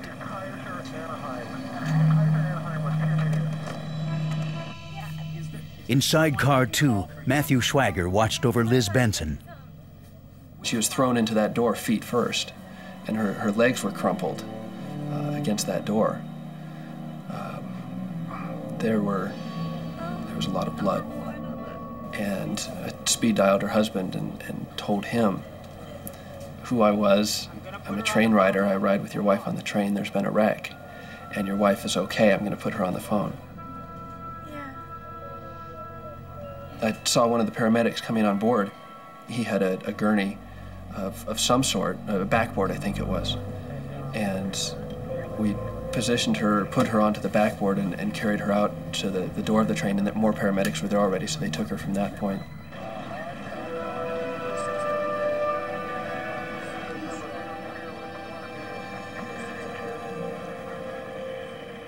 On the lower level of Car 2, Brian Schaar, a witness to the crash, comforted Ruth Carlson. The young woman was 5 months pregnant. She was terrified she would lose her baby. When paramedics arrived, they checked her vital signs and examined her for injuries.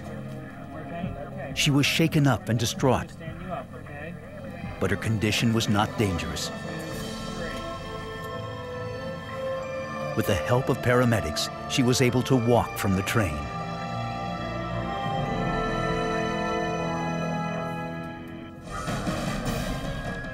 Anaheim Memorial received word to prepare for a mass influx of trauma casualties. Tim Korber was the director of emergency services. The operator called a code disaster external. This indicates that there is a disaster external to the hospital and that they are preparing to send us patients.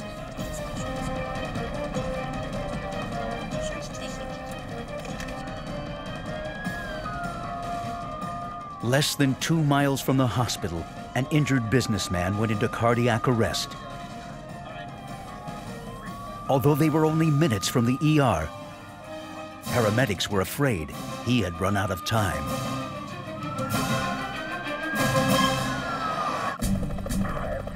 A devastating train collision near Anaheim, California, left 100 people injured and stretched emergency services to the limit. At a makeshift treatment area, Ruth Carlson was placed on a backboard for transport. She was 5 months pregnant, and paramedics watched for signs of early labor. Ruth was one of many victims en route to the area hospitals. Paramedics had already mapped out the route and coordinated the flow of patients.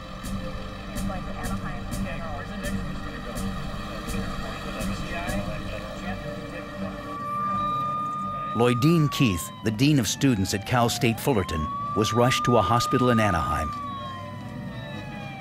She was in pain and her breathing was labored. Paramedics started an IV line and put her on oxygen. St. Jude Medical Center braced for the onslaught. Their first patient was John Sampson, an older businessman. He had suffered massive internal injuries. By the time he arrived in the ER, he was in full cardiac arrest. Doctors worked quickly to try and revive him. He was given a shot to stimulate his heart and intubated to help him breathe. Hold plate, tooth point. Go. Charged. Clear. Clear. Okay, hold back. Okay, here. Nothing seemed to help. They were losing the patient. 100 milligrams lidocaine, IV.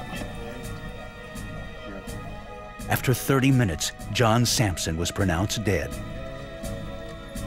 Fix the dilator. The crash had claimed yet another life.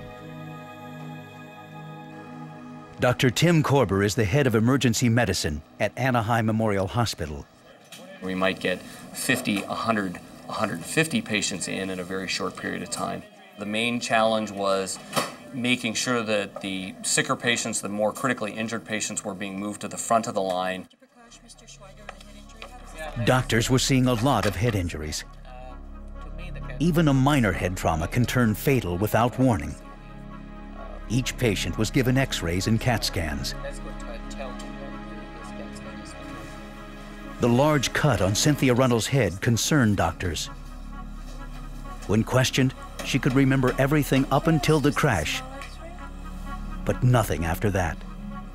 The nurses and the doctors asked if I remember what happened, if I can recall anything that led up to what happened, and which I did to the very minute, but after we actually got hit, I didn't understand what happened. Doctors looked for any sign of permanent damage. They determined that Cynthia had sustained a severe concussion, but would recover. At Kaiser Permanente, Dr. Jan Schimke had a full day of surgery scheduled. But when she learned about the train crash, she rushed straight to the ER to help. Conductor Peter Paulson was still disoriented. You want to try to find the things that are going to cause the patient to immediately expire. We always first are concerned that they're breathing and that they have a blood pressure, and after that, then we have a systematic approach of checking patients from the head down to their feet. Schimke carefully assessed his injuries. The patient seemed confused. The skill is being able to diagnose it very quickly, because if you don't, then the patient will die very rapidly.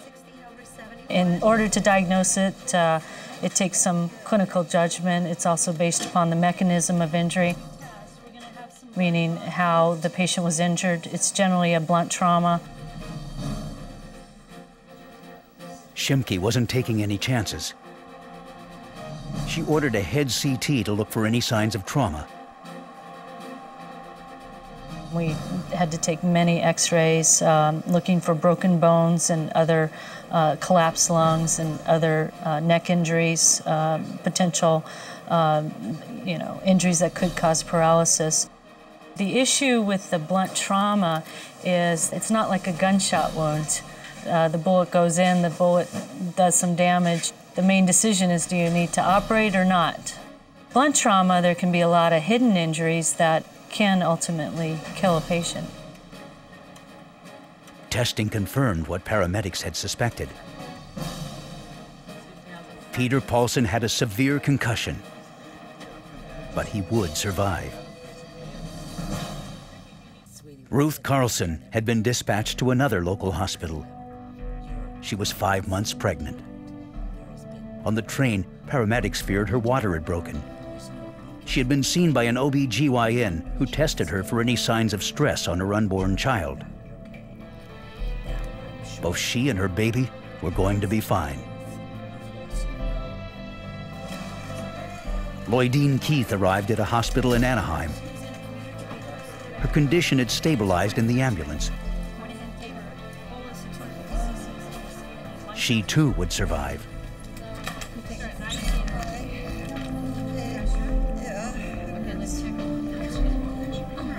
Family members flooded the hospitals looking for their loved ones. Patients with minor injuries were released. 5 weeks later, Lloydine Keith was back riding the train. As soon as I was able to take the train, I started taking the train. I felt I needed to do that. I needed to, as they say, kind of get back on the horse that threw you. So I continued to ride there just to stare it in the face. In an investigation conducted by the National Transportation Safety Board, it was found that the 6,000-ton freight train impacted the passenger train at 22 miles per hour. 2 men died in the hours following the catastrophe. A third passenger, an elderly woman, died nearly 2 months later. Well over 100 people were injured. If the train had been traveling just 5 miles an hour faster, all of the passengers would have been killed on impact.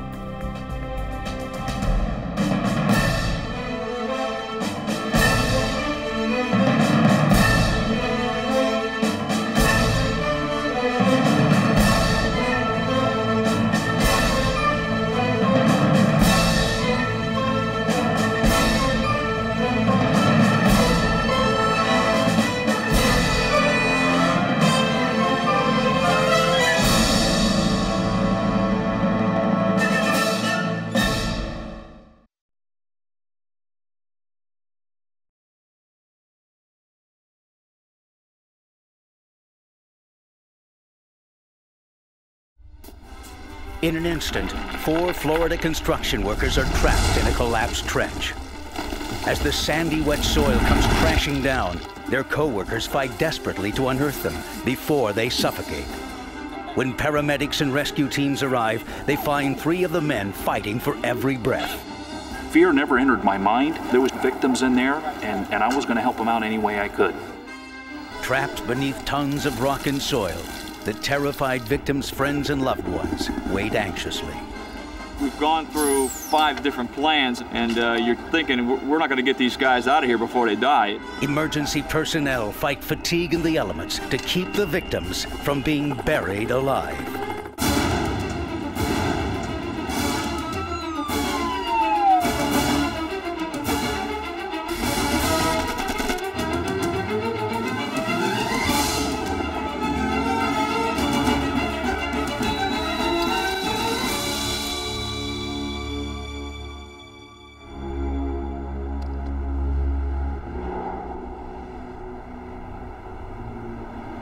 The city of Margate, Florida, a growing suburb outside of Fort Lauderdale, was home to Elise and Floyd Bogan. Under Floyd's work-worn exterior, Elise saw a loving heart. He was all she had ever hoped for, and more. Life was good.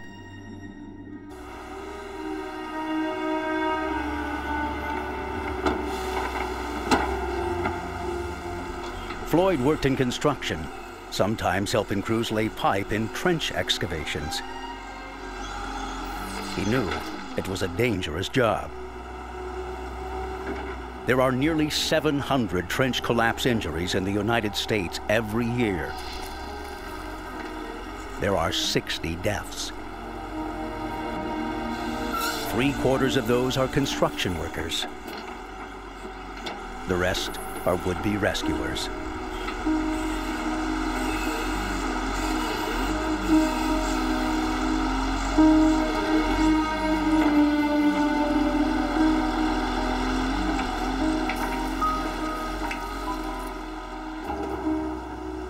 On November 7th, 1996, Floyd was working on a water and sewer trench, about 5 feet wide, 30 feet long, and over 12 feet deep.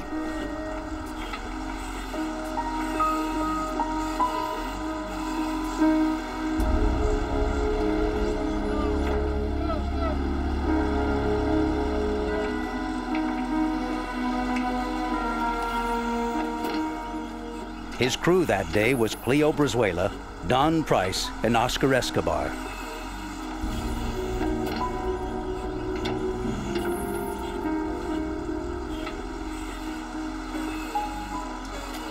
Bogan needed to install the pipe in the trench quickly. Loose sand from the walls continued to refill the trench.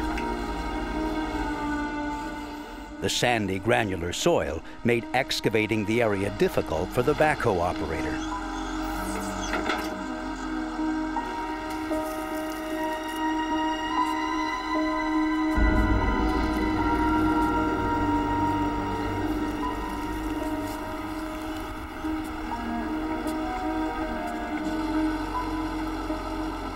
Even the vibrations from the backhoe weakened the surrounding soil.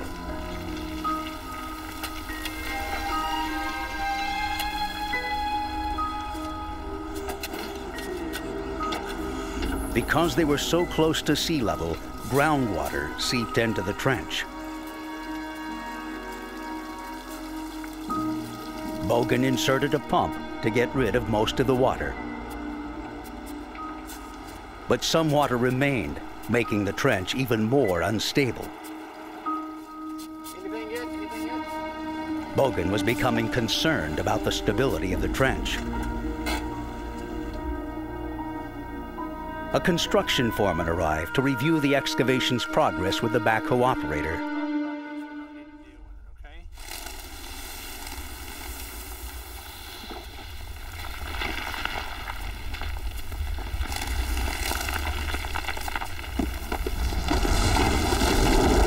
The trench walls collapsed.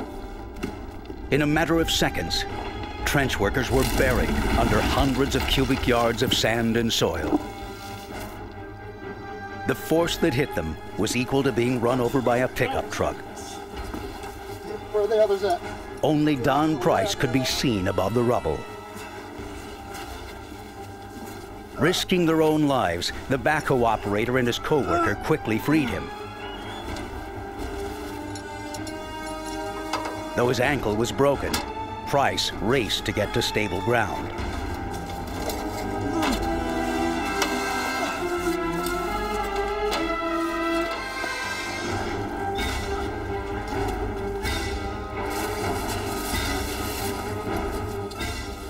The workers continued to search for the 3 men who were still buried.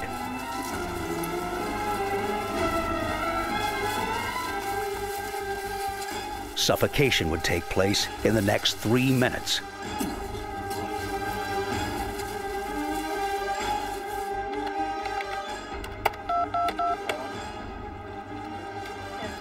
Margate 911, do you have an emergency? The construction foreman called 911 from a nearby office. The dispatcher relayed the call to the nearest rescue unit. Okay. 1 minute had gone by since the collapse. The men were still buried. Lloyd, are you there? The backhoe operator uncovered the arm of one of the men from under the dirt.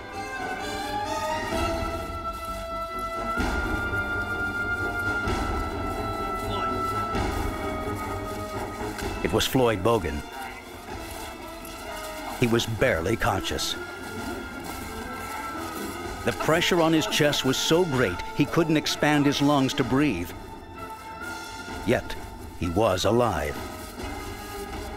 As they worked to free Bogan, they discovered that he was trapped beneath the surface. The men continued to search desperately for the other 2 workers. They soon realized that it wasn't just sand and dirt that had fallen, but a huge van-sized coral boulder had rolled over on the men. Bogan's left leg was pinned beneath a massive rock.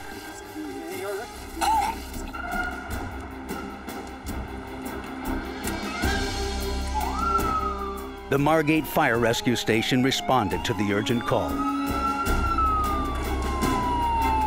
Rescue 118, acknowledge. Stepping up to code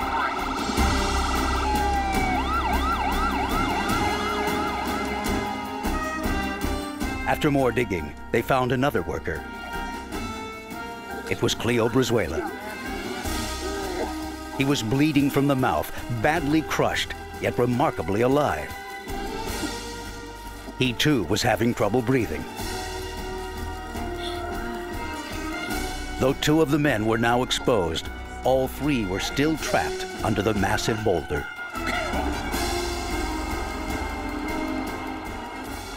The backhoe operator would attempt to use the force of the 8-ton machine to extract the injured men.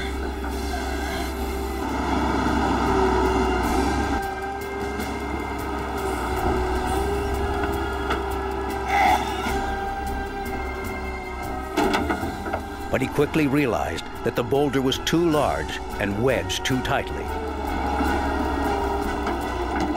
He couldn't move it without risking further injury to the men.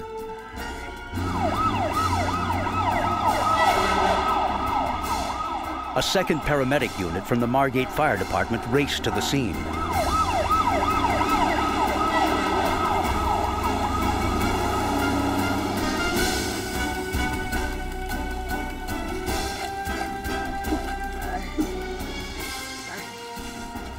The tremendous weight of the soil prevented Bogan and Brizuela from breathing.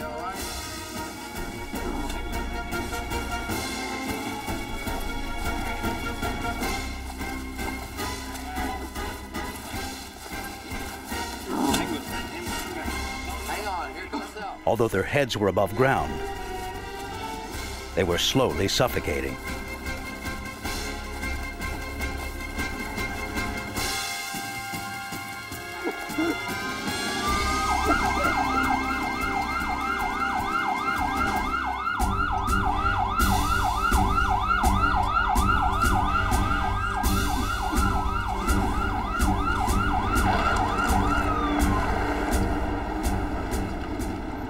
As rescue leader Rob Davis arrived, he saw that the trench walls still posed a considerable threat to any rescue attempt. I had asked the other coworkers who were digging the patients out to please stop what you're doing. We'll take over from here. Please leave the trench at this time, which they did. He didn't want to risk further casualties.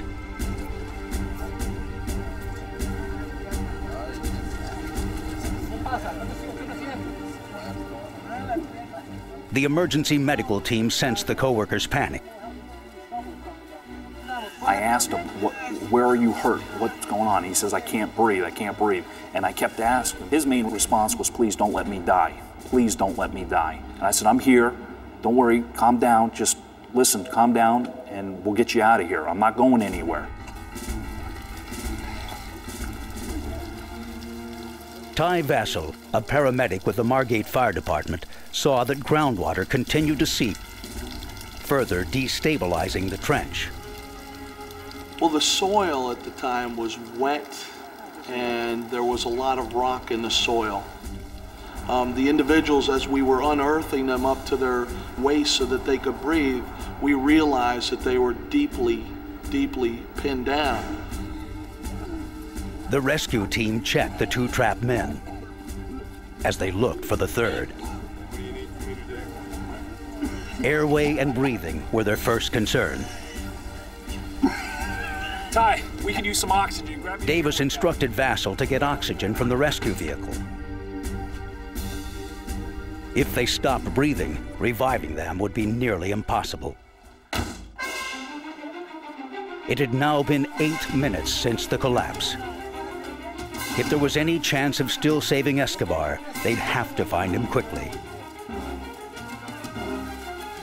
One of the first concerns for Davis was to stabilize Bogan's breathing. We did put him on oxygen just because he said he was tired, he was exhausted.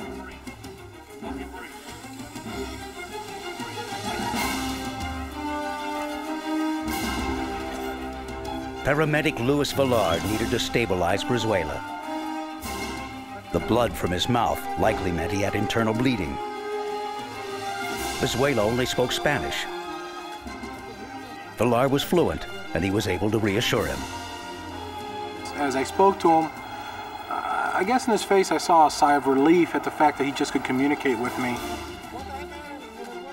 I tried to make him as at ease as possible. Psychologically, you have to help the individuals not lose hope, because then the outcome becomes worse.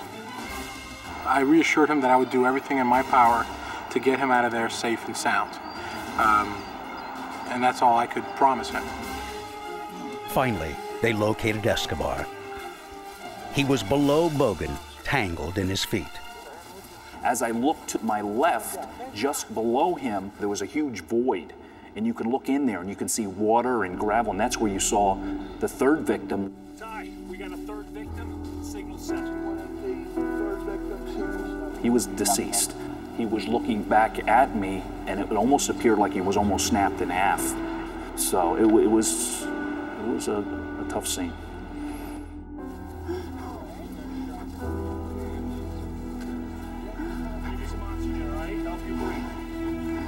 His co-worker's death was taking its toll on Floyd Bogan. But there were still urgent matters for the rescuers to attend to. And I was concerned about that wall coming down on us. In fact, looking at that wall, I was specifically remembering a utility line, mainly probably about no more than 2.5, 3 inches. But that was really holding up that integrity of the wall. So, and that's not much support for that type of a wall. Even with the 2 men still trapped and badly injured, they needed to focus on the deteriorating condition of the trench. They couldn't use shovels because the space around the men was tight. And when they dug with their hands, the loose sandy soil would refill the space they had just cleared.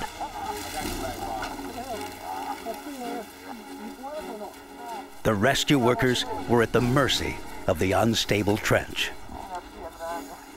As we were digging out, it was like you're digging muck, but we were in the water table, and for every scoop I took out, it's like 3 scoops would fall back in, and it was like I wasn't getting anywhere.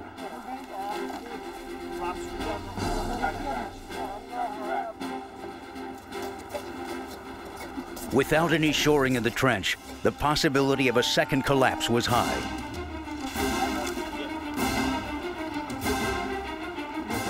The rescue workers immediately set to work, determined that the trench would not consume the two men who were still clinging to life.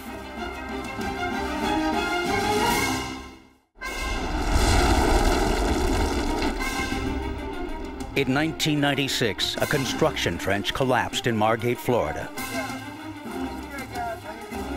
2 men were trapped. A third had already died.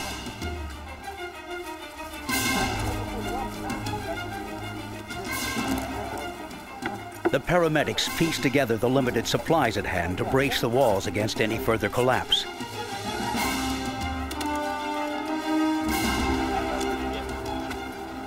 They even went so far as to use their own backboards. We had to make sure the safety was #1 on our priority.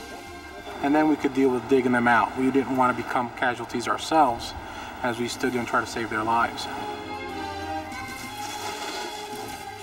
Plywood, 2x4s, everything they could put their hands on was commandeered in order to buttress the unstable walls. But they couldn't get a stable support base. I guess I was a little frightened at the fact that we might not be able to save these individuals because these walls could collapse at any time. And if this wall of soil falls on these individuals, I can't dig them out fast enough to save their lives. Lieutenant Hector Corona of the Margate Fire Department saw how precarious the situation had become. We determined that the backboards were going to be somewhat helpful, but we also determined once there was a boulder and once we kept seeing dirt trickling down, that the backboards were not going to do the job, and we definitely needed a technical rescue team out here immediately, and that's when I made the call for them to respond.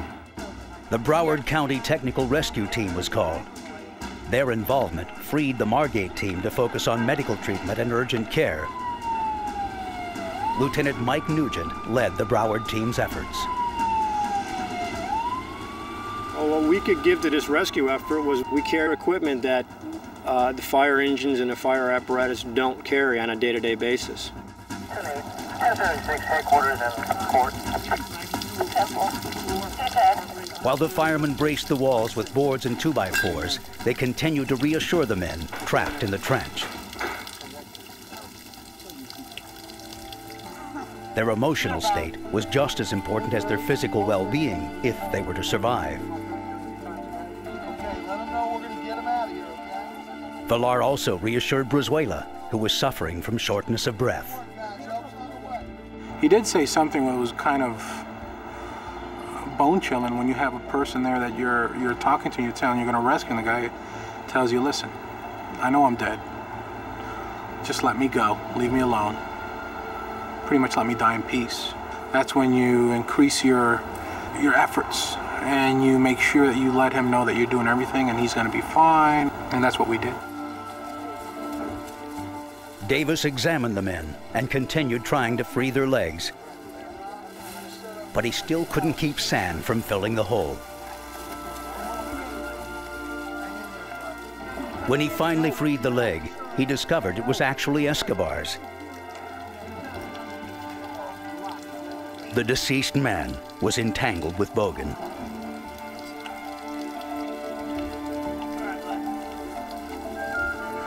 LT, we got a lot of water down here. A lot more water. The pump could not stay ahead of the groundwater, which continued to fill the trench. The water level started to rise, which was complicating the situation with the victims. Every effort that we made, water and mud would continue to fill up the holes. But we were afraid of them drowning. The rescue team had to pump the water out of the trench. It was eroding the soil out from under them. With the makeshift shoring in place, they could now get some of the dirt out. The coral boulder was curved in such a way that it had hit the men's upper bodies, but hadn't completely crushed their chest cavities. Davis and the other paramedics worked to free Floyd Bogan.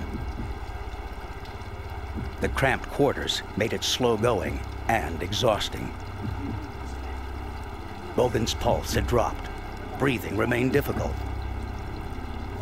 Paramedic Ty Vassell wasn't sure what effect this was having on brain function. He called for assistance.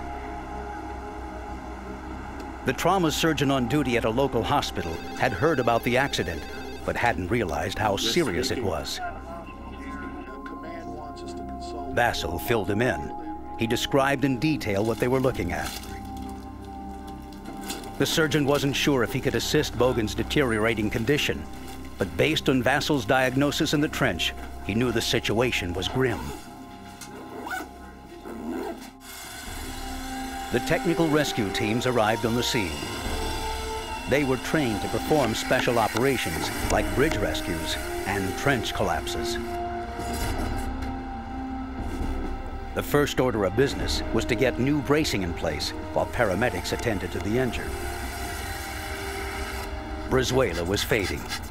He told the paramedics that he wanted to sleep or die. Villar found that his heart rate was dropping. Vassell was alarmed. It could mean that Brizuela was going into decompensated shock, a condition where the body's heart rate decreases, compensating for low pressure in the tissues. Villar knew he had to keep him awake, or he might slip away for good. Along with having a high heart rate, the patient was losing pressure, and we knew time was of the essence. The technical rescue team realized the makeshift shoring done in haste by Margate was extremely unsafe.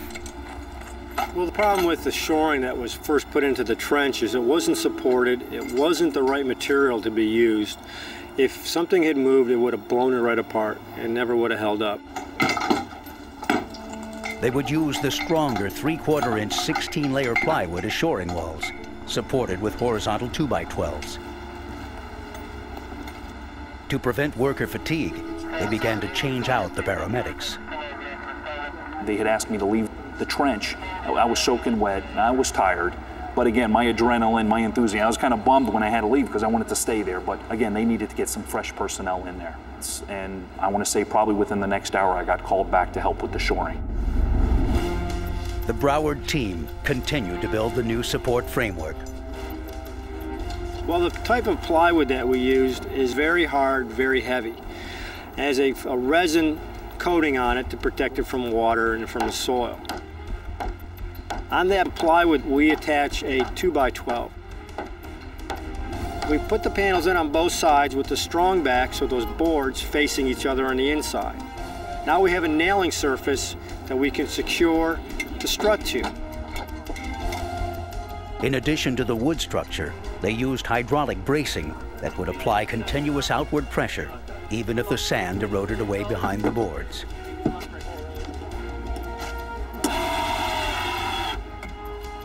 Robert Herschel led the technical rescue team from Fort Lauderdale.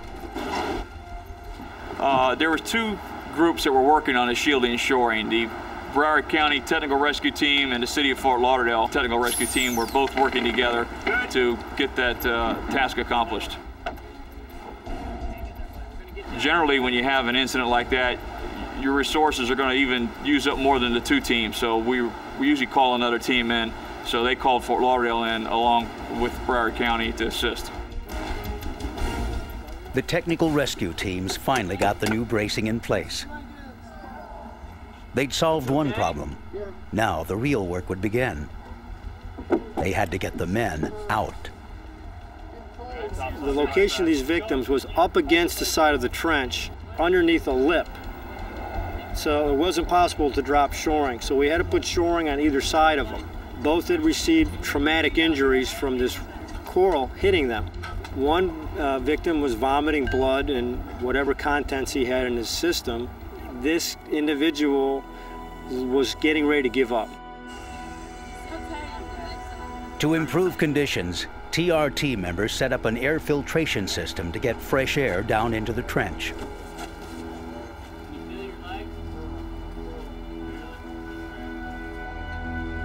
The surgeon was apprised of the trapped workers' conditions.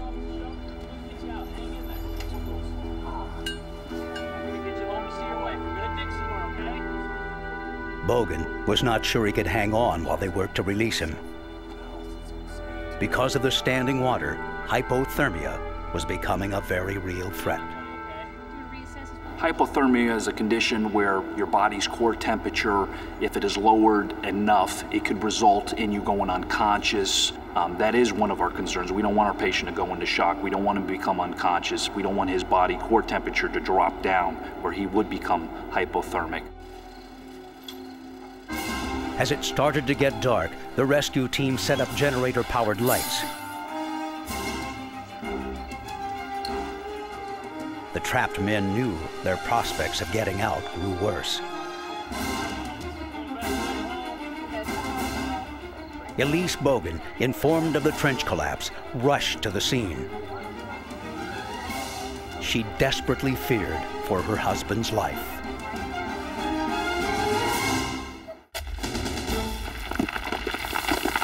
In an instant, 4 Florida construction workers are trapped in a collapsed trench. Good, he's moving his head. As rescuers raced to unearth the buried victims, they uncovered the arm of Floyd Bogan.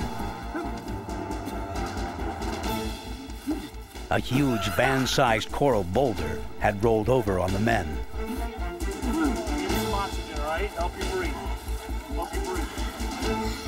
Help you breathe. Despite being stabilized with oxygen, Bogan was still far from being free. Margate paramedic Ty Vassell knew time was working against them. After an hour of entrapment, the possibility of death just increases greatly.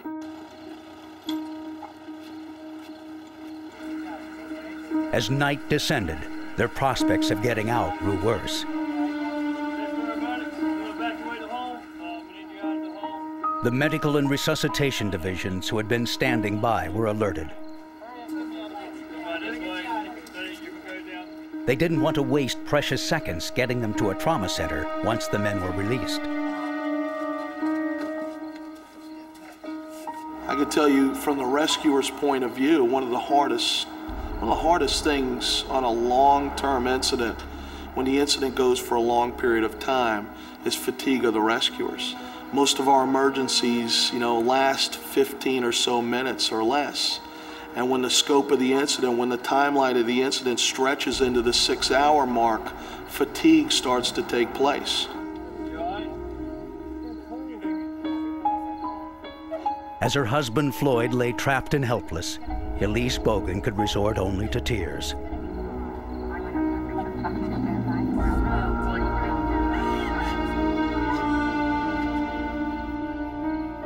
The TRT members discussed their options to free the men. They told the frightened workers they'd work as fast as they could to free them. Bogan feared he might never see his wife again.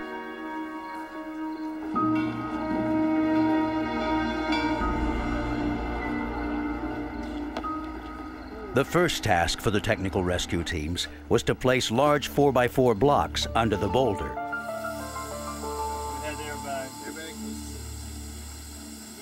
Then they inserted a deflated airbag. This was an inflatable high-pressure bag that could possibly allow them to lift the boulder in tiny increments. Ready, set, up on green. They hooked up the bag to a hydraulic hose and filled it with air. Not working. But when it pressed against the rock, the force didn't move the boulder. Rather, it drove the boards into the soft sand. There wasn't anything solid to wedge the bag against.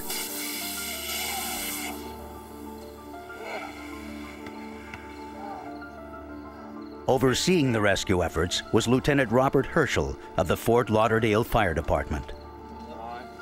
The airbag method didn't work because our cribbing was actually being mashed down into the mud instead of the boulder being lifted. It was just too big of a rock. Mike Nugent, leader of the Broward Technical Rescue Team, had another idea. They would try a hydraulic lift. This device is capable of bringing huge pressure to bear on the rock.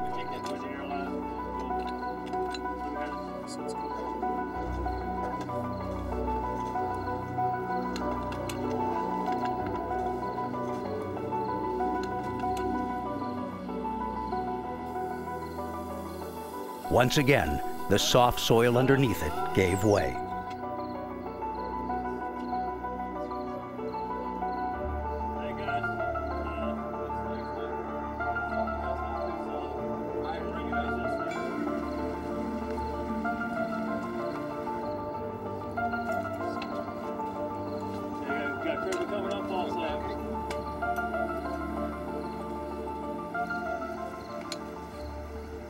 These methods were proving useless. The rock simply wasn't going to budge. I'll 34 paramedics go down here.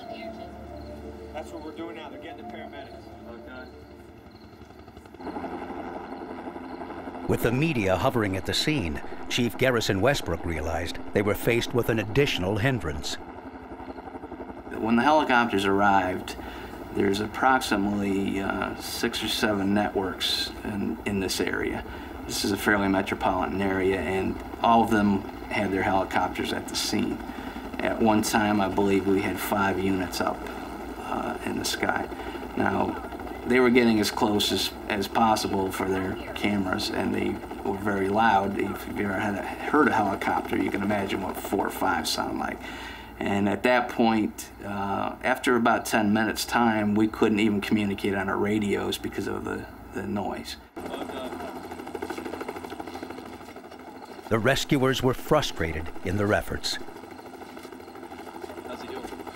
Well, they're ready to get out of here. As the paramedics tended to the patients, conditions in the trench worsened. Water was certainly a concern. They had been essentially submerged in water for hours.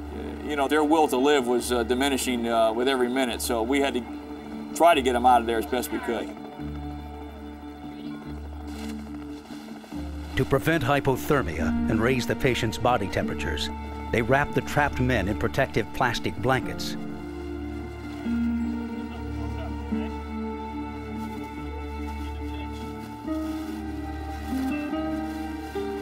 The technical rescue teams from Broward County and Fort Lauderdale regrouped to discuss how they were going to remove the men from under the rock. Well, it was frustrating. We've gone through 3, 4, 5 different plans and nothing was working. So it was getting frustrating, it was getting late, it was getting dark, and you're thinking, we're not going to get these guys out of here before they die. It's a very frustrating feeling. Desperate for answers, they thought amputation might be their only option. We asked the orthopedic surgeon on scene whether amputation would be an option. He ruled it out due to the immense amount of groundwater that was in the trench. News that the rescue attempts had been unsuccessful was not what Elise Bogan had hoped to hear. As the rescue workers' frustrations grew, Floyd Bogan was not sure how much longer he would last.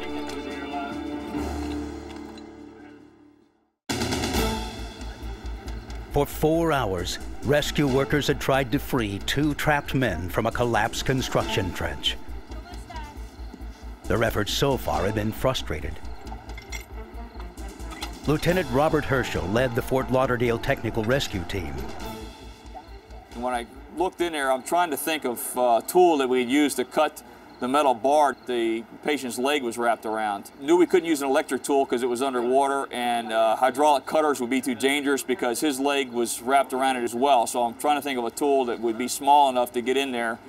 So a pneumatic air chisel was the tool of choice. We just came to my mind, hey, I need an air chisel in here. And they got an air chisel in there and started using it.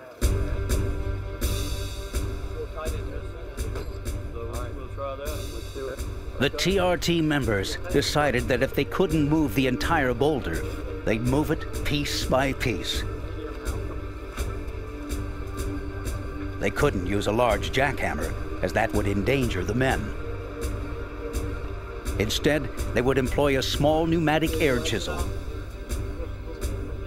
It was light enough to maneuver in the cramped quarters, but sturdy enough to pulverize the rock.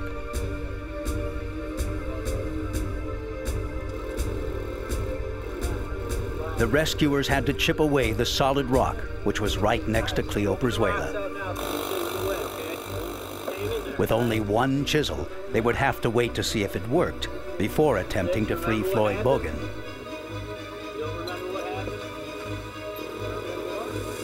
The rescuers did all they could to keep the trapped men awake and alert. They suspected Brizuela was bleeding internally.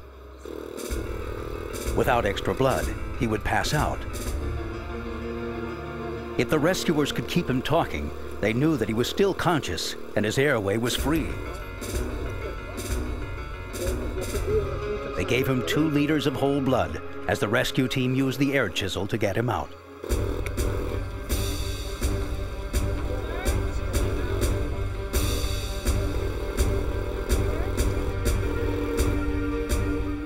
With his health failing and time running out, the rescuers worked to free him.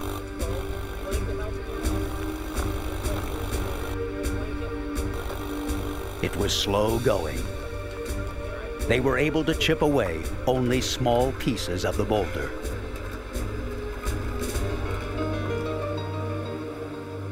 Margate paramedic Ty Vassell alerted the local trauma center and called for a medevac helicopter to respond.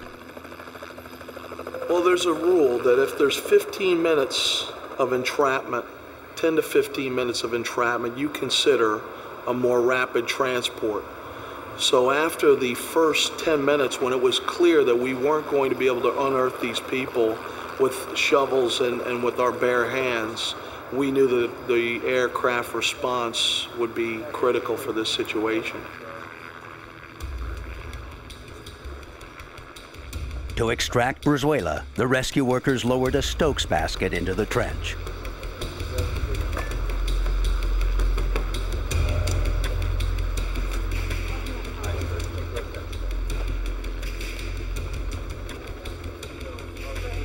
Then, they braced his neck to prevent any further injury.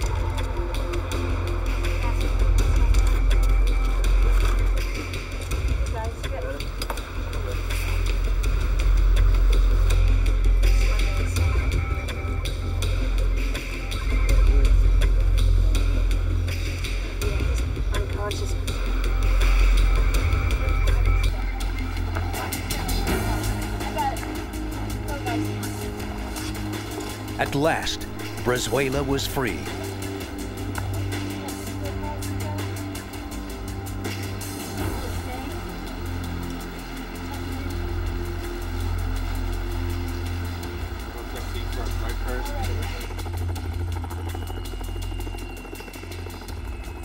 The helicopter landed as close as it could, but it was still a quarter mile away.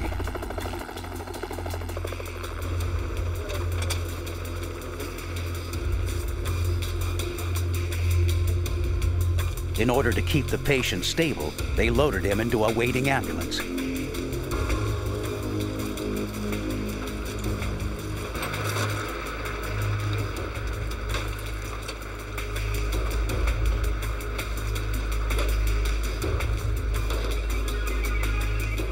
Ty Vassell rode with him.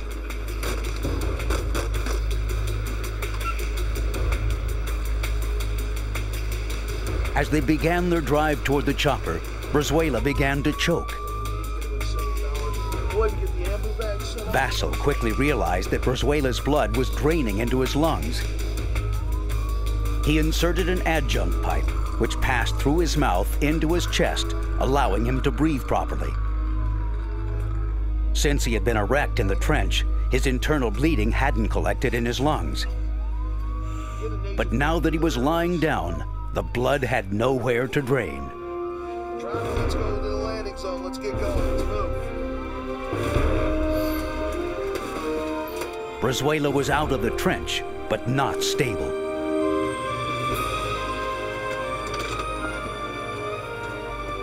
As he was moved from the ambulance into the waiting helicopter, the pilot contacted air controllers requesting that all airspace be cleared.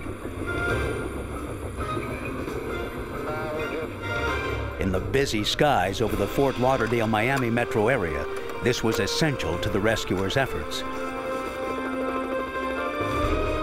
After 5 long hours in the trench, Brizuela was now only 10 minutes away from the medical treatment he needed. He was hypothermic and had internal injuries. The helicopter took the first patient to the trauma center, and we asked for a rapid turnaround of the helicopter to come retrieve the second patient.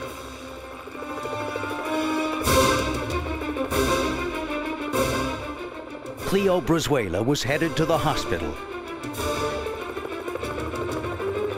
Floyd Bogan remained desperate and trapped.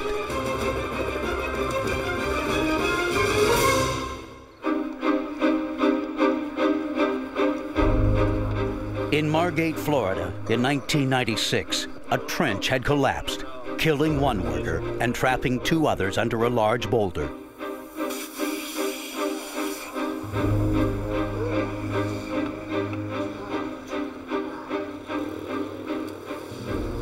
After several thwarted attempts, the rescue workers were using a pneumatic air chisel to cut away at the boulder. But the rescuers soon discovered they would have to work upside down and underwater to get the last man free. One of the trapped workers had been extricated. The other, Floyd Bogan, remained pinned. But just as they were getting close to releasing him, the rescuers were faced with a new obstacle. They discovered that a steel pipe blocked their path. More of the rock would then have to be removed to pull his leg up and over. Steel intertwined with flesh. It made Bogan's extrication even more difficult, according to Lieutenant Robert Herschel of Fort Lauderdale's Technical Rescue Team.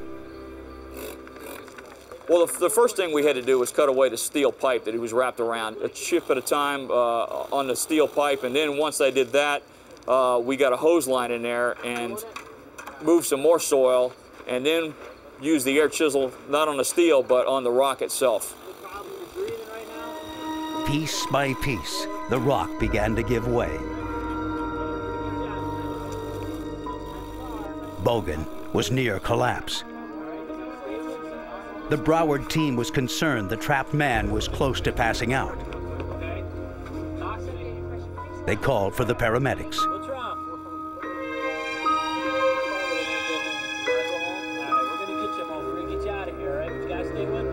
Fatigue was setting in, and they urged him not to give up.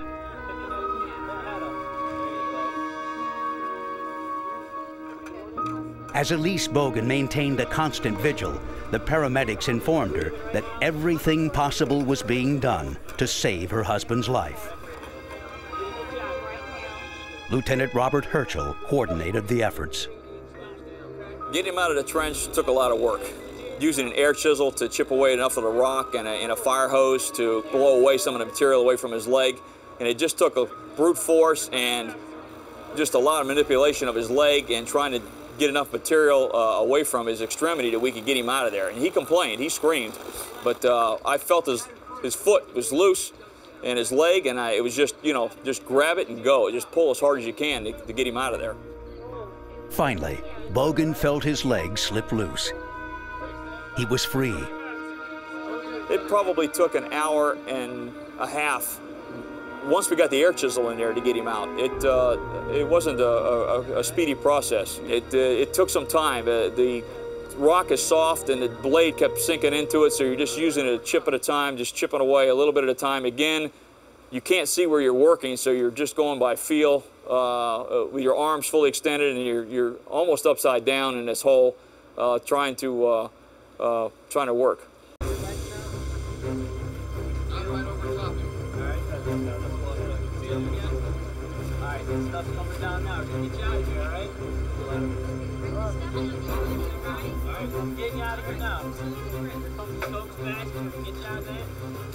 They still had to lift out Bogan.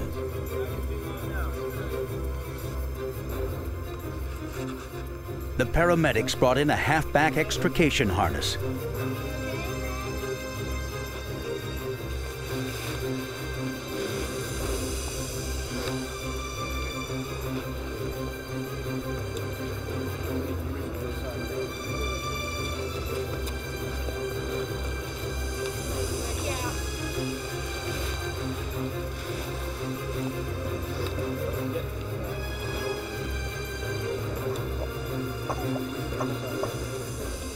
Between the pull on the harness and the men working in the trench, they were able to lift Bogan up and out from under the boulder.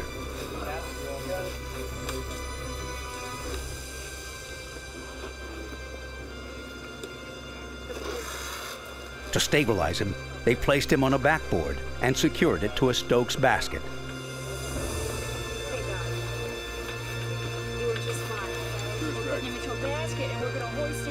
He was covered in blood and suffering from excruciating pain.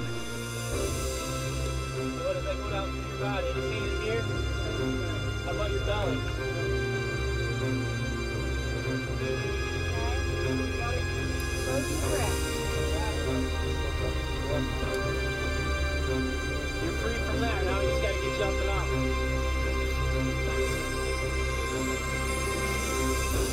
Bring his head towards the wall. We're going to bring him straight up the wall. You guys keep his feet off the wall. Lift his head straight up. Just keep lifting his head up. Lifting his head up. There we go. Keep lifting it up. After being trapped for hours, Floyd Bogan was finally freed from the trench. All right, just bring him down. All right, get four corners. There you go.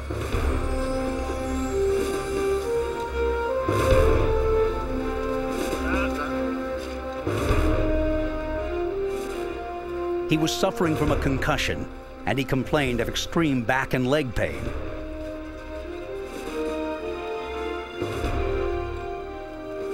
He was hypothermic, and they needed to raise his body temperature as soon as possible.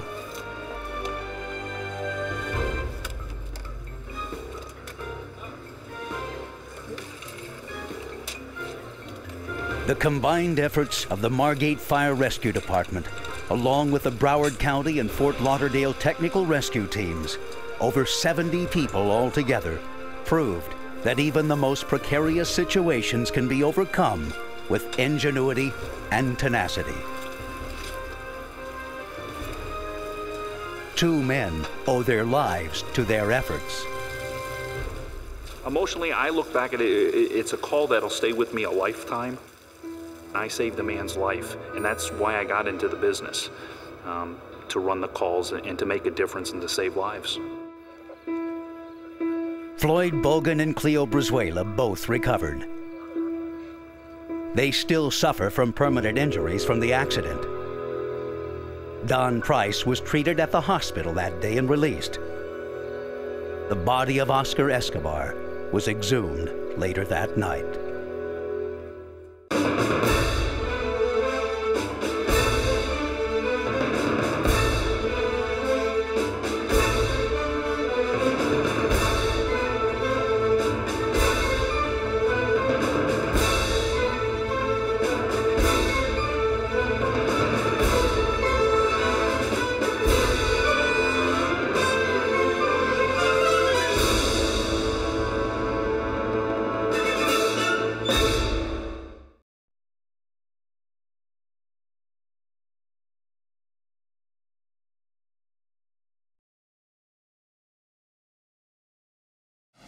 A Lake Erie Island resort becomes the site of a deadly terrace collapse.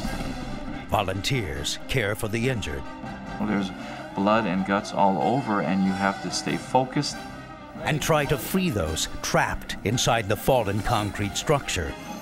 As emergency medical crews take to the air, for a trauma patient, they have a golden hour where you need to get them to the trauma centers. They realize that if they're to save lives, they are in a race against time.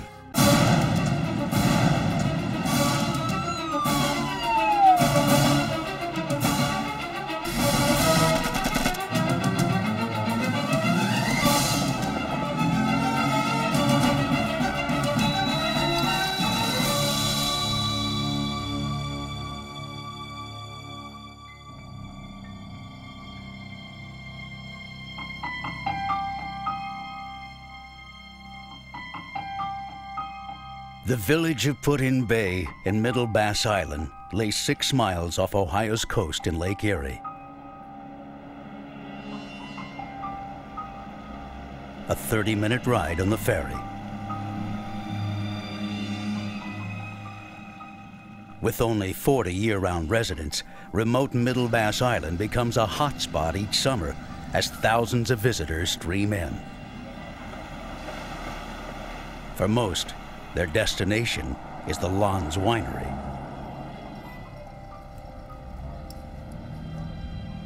The weathered limestone and brick building was built in 1866. Over the years, additions were made, including a lakefront terrace in 1964. Unfortunately, Ohio law does not require inspections of existing structures, regardless of age or wear.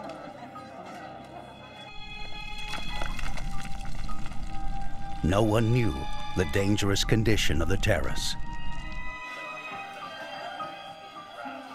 A party on July 1st, 2000 was one of the last big events at the winery. The state of Ohio planned to purchase the property and turn it into a park.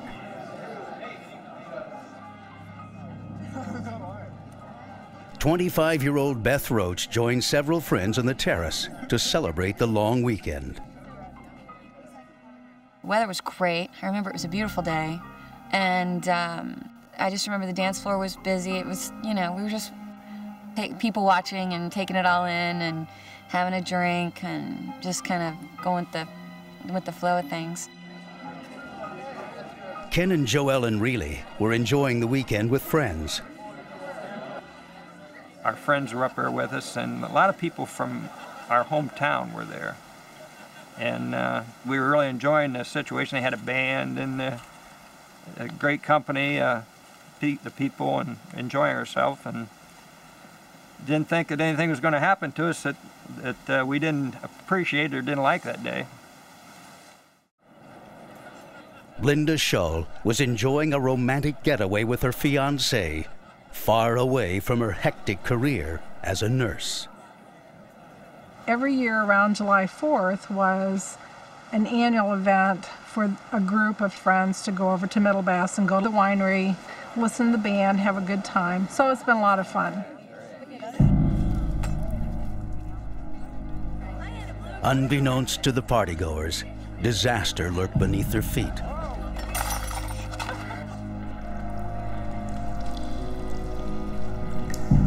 A crack in the concrete terrace that widened as the afternoon wore on. From their perspective, the winery terrace appeared to be the best spot on the island.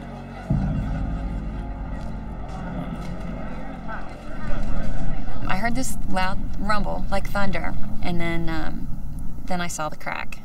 And the crack was just coming right towards me, right towards me.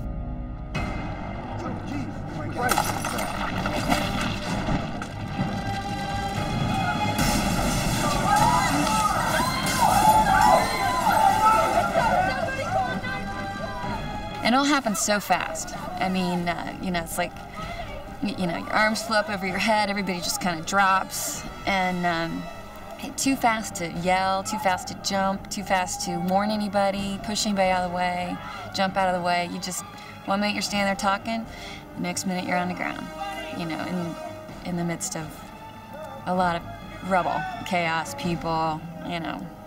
It happened that fast. With no warning, the Lon's Winery terrace had collapsed. One of my most vivid memories, visuals, is a visual I still see from time to time. I'll never forget this, but, and I can't imagine what it was like for them, but the people that didn't fall, that were right on the edge, just the looks on their faces as they were looking down over everything, that was very poignant to me, because they were just horrified. And I can't imagine what they were seeing, because all I could see was just the small area around me, because I was on the ground, so I couldn't see the whole span. It was impossible to know how many people were buried under the avalanche of rubble. Tables and chairs, Twisted rebar and jagged hunks of concrete plunged along with them, 20 feet into an unused wine cellar. It was a scene that defied comprehension. It seemed like everything was just in slow motion. And looking down, first of all, just the depth and how far those people were. They were hurt and they were crying. And then you could see men like pushing and moving the concrete, and there was a pot machine, and I mean, you could just see all this chaos and these people that were hurt. It was just stunning, just stunning. Joellen and her husband Ken were both trapped beneath the rubble. When she regained consciousness, Joellen could barely breathe.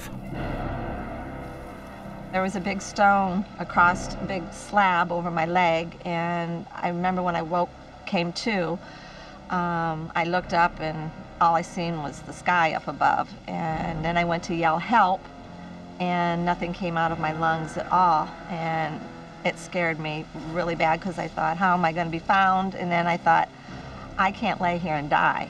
And so I tried to pull my leg out from underneath the concrete, and it wasn't going to come out real well. And then I looked down, and my friend was laying underneath the slab, and he didn't move or anything. And I thought, oh, I've got to get out of here. I'm going to die. Dozens of injured victims were trapped. Slabs of unstable concrete loomed above them. The nearest hospital was at least 30 minutes by boat across Lake Erie.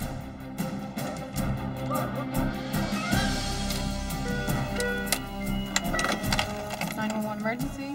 The Ottawa County Sheriff's Office took the call. Okay, how many people are hurt? The dispatcher called the emergency medical service in the village of Put-in-Bay. Because of the July 4th holiday, they also staffed the paramedic station on Middle Bass Island. They could be at the site in minutes.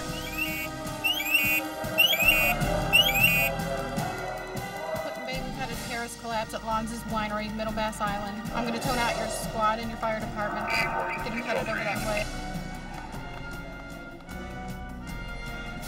If there were many people injured in the collapse, Chief Mark Wilhelm of the Put-in-Bay Volunteer Fire Department knew his staff would need help. We didn't have enough people. We're basically on our own until we get outside help. The rescue squad was only prepared for small holiday emergencies, but nothing of this magnitude.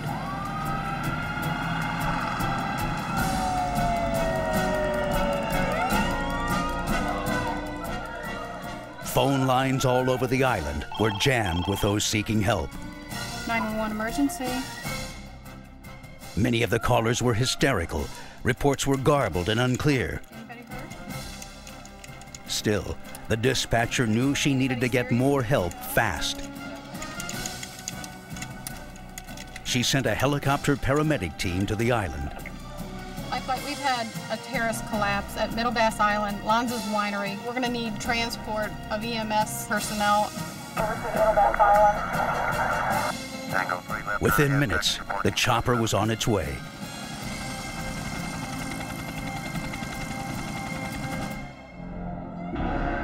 Ken Reilly regained consciousness and realized he was pinned between chunks of concrete, unable to move. I couldn't move, my arms were pinned down, and there was a lot of weight on me. I couldn't breathe real well. And I had, which actually I think saved my life, is I had a 50-gallon drum, which they were using for trash, that was up on the deck, was laying over my body, and then I had a big slab of concrete on top of it, and it had me pinned down. And there's a lot of dust settling in my face because I couldn't wipe it away or anything, and I couldn't see real well. Put-in-Bay rescue workers arrived to find the victims buried in the rubble. They couldn't tell how many people had been injured or trapped in the collapse. The helicopter pilot arrived over the island and saw the extent of the collapse. He advised dispatch to send out a mass casualty alert. We've got mass casualty injuries on Middle Bass Island. We've had a terrace collapse at Hoelz Winery. Do you have the mass casualty trailer there at your station? As the dispatcher spread the alert, he landed a quarter-mile from the site. Julie Goins is a flight nurse for Life Flight. We saw that there was a collapse at Middle Bass Island. All available crew report to Life Flight. I reported to the helipad where once I got there, the whole mood, you could tell that it was very serious. From the hospital doors, it would take each helicopter 15 minutes to get to the island. The Coast Guard, on patrol in Lake Erie, was also dispatched to the scene. On board was Petty Officer and Medic Jennifer Zawistowski.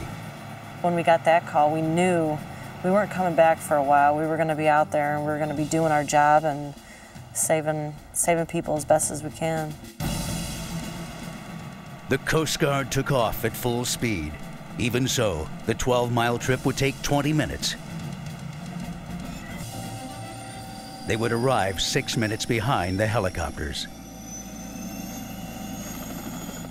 While rescue units launched from hospitals all over the area, rescue personnel from Put-in Bay evacuated the injured.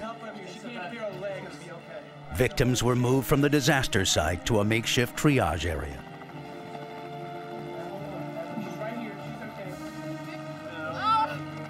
Joellen Reilly was one of the first patients evacuated from the scene.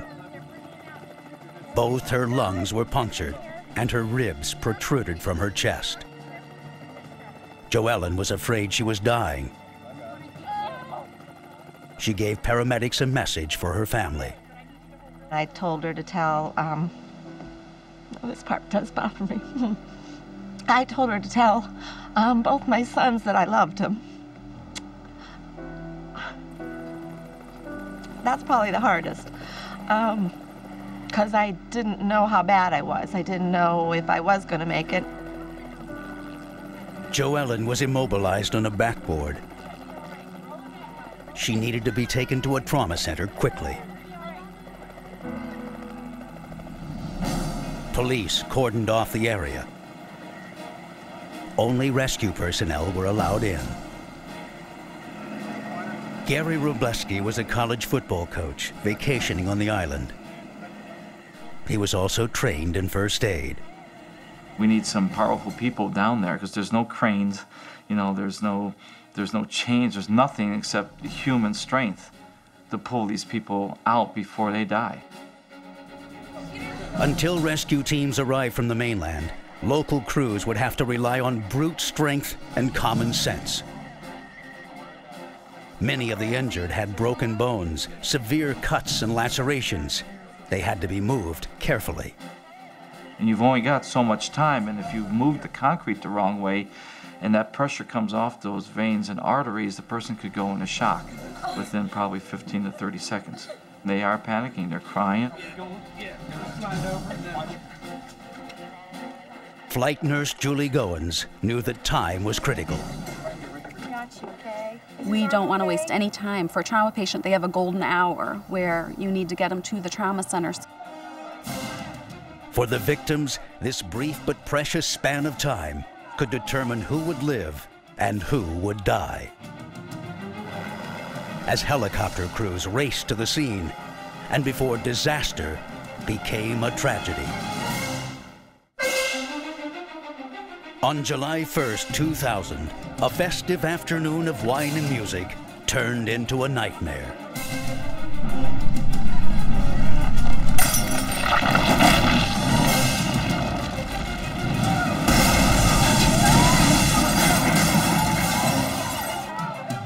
At the popular Lawns Winery on an island in Lake Erie, a crowded terrace had collapsed. With no warning, dozens of people fell over 20 feet into an unused cellar. A fleet of rescue helicopters was dispatched to the winery within minutes of the first distress call. Contact Cleveland air traffic controllers for me and get some airspace. The sheriff's department knew that the number of emergency flights could jeopardize routine air traffic. Flight controllers in Cleveland had to clear the flight paths quickly. Dozens of commercial airliners were rerouted, and the life flight helicopters raced north across the Great Lake. Can you give me a number? Still, it was clear that a disaster of this magnitude could not be handled by the flights alone. Hi, this is Sheriff's Office. We've got Catawba Fire en route with their mass casualty trailer. We've had a terrace collapse at Lonz's Winery. Can we get a ferry boat to transport that over there? Ferries of all sizes were called into service to transport personnel and equipment.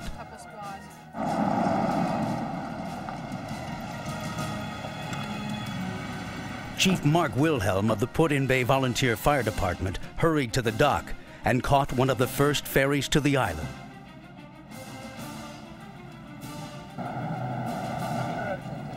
As his 5-minute crossing began, the chief called for an update. It was worse than anyone had thought.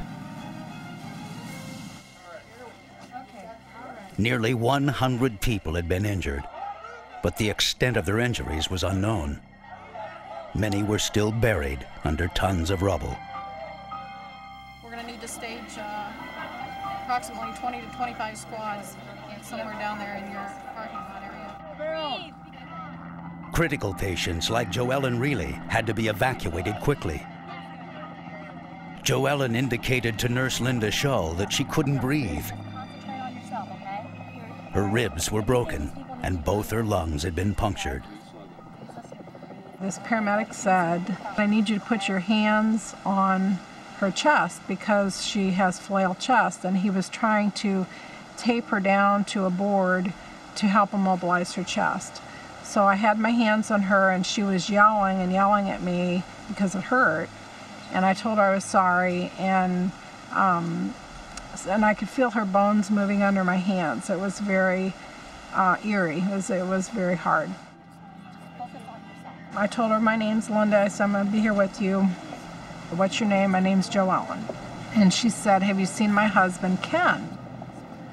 In spite of her pain, all Joellen really cared about was her children and her husband, Ken.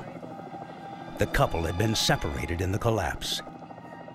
I didn't know if I'd see Ken. I had no idea. I didn't know where he was. Joellen's chest had been crushed between huge concrete blocks. She was in excruciating pain. As paramedics struggled to stabilize her, she was desperate to know if her husband was safe or even alive. Linda Shull promised she would search for Ken and let him know Joellen was on her way to the hospital. As the next wave of helicopters arrived, patients were moved from the triage area. All of the critical and serious patients were taken up to the landing area, and they were getting there by ambulance, some were getting there by pickup truck, some were getting there by a wagon. Every second counted. Rescue crews moved critical patients to the landing zone any way they could.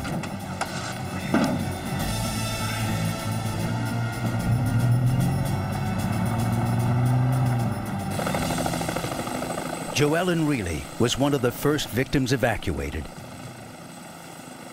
Paramedics would stabilize her on board. Our goal is to get them out of the scene as rapidly as possible. This was where we had to triage through the sickest and determine that they were the ones that needed to go first. As the life flight helicopter raced for the mainland, Joellen Reilly could only think of her husband. When I was on the helicopter looking out the window, I realized, where's Ken? Is he in the same shape I am? Is he alive? I had no idea. At the same time, Linda rushed back into the collapse as she had promised. On three. 1. She found Ken Reilly pinned under jagged slabs of concrete. You got a medic out here? I was in a lot of pain, but I wasn't worried about my pain because I could breathe fine, and I knew that I was going to make it at least. And I was worried about my wife because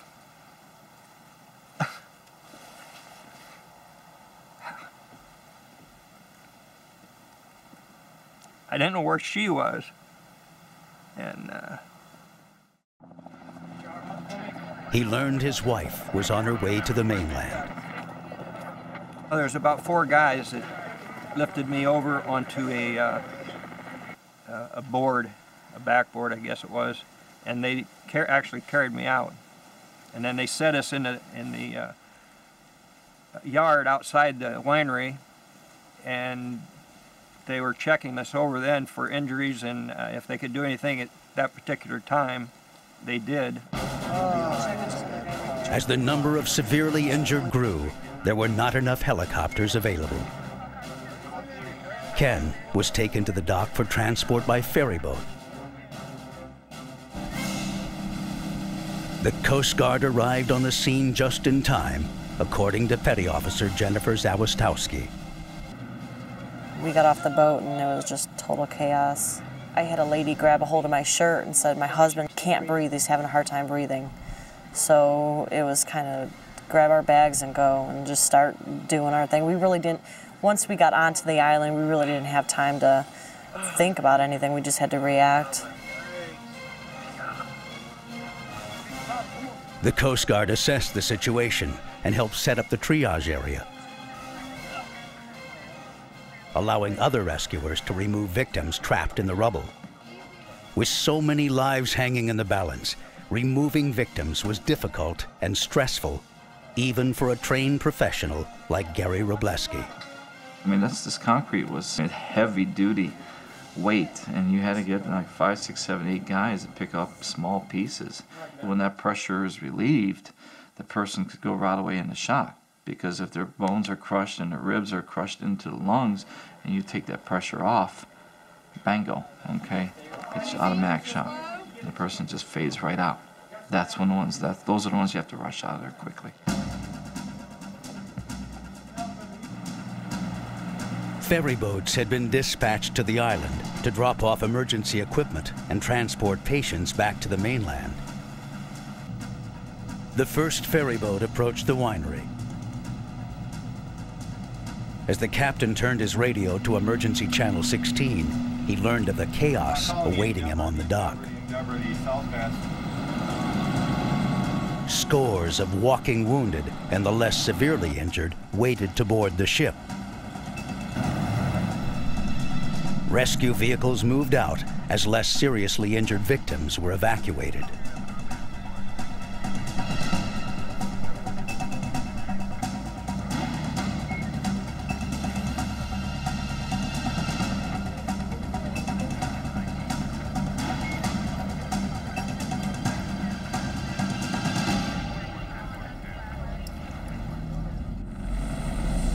The most serious cases were transported to the mainland by helicopter. Despite the chaos, and with dozens of rescue teams deployed, a system began to emerge. When we were landing, it was amazing. There was just helicopters everywhere you could see, and they were lined up 5, 6 in a row at the landing strip. It was an assembly line. The helicopter would land, the crew would get out, we'd load 2 more in, we'd shut the doors, they'd be on their way, another one would just be completing their loading process. In the meantime, another one would be landing. They were coming in, they were leaving, there was another one coming in. It was nonstop. There was never a break in the action where you were sitting around waiting for a helicopter.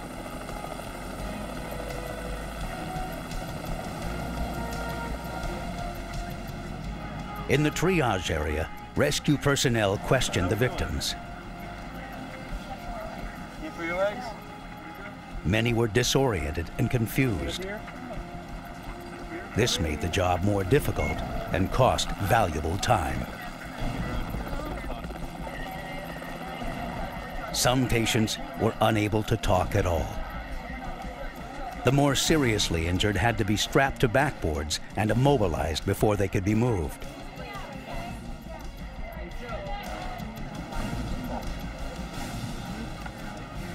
Beth Roach struggled to respond to questions, but the pain was too great. Are you having a hard time breathing? I need you to open. It was pain that I'd never experienced before, and hopefully won't again. Pain that, shooting pain. Just you know, if I try to put any pressure on my leg or foot at all, just shooting pain. And just if I tried to move it, that's why the biggest thing was trying to straighten it. If I tried to straighten it, I mean, let alone putting any weight on it. If I tried to straighten it, the pain would just shoot up through my side. For paramedics, it was an indication that her pelvis had been crushed. Pick her up on 3. 1, 2, 3. They decided to put her on the next available flight out.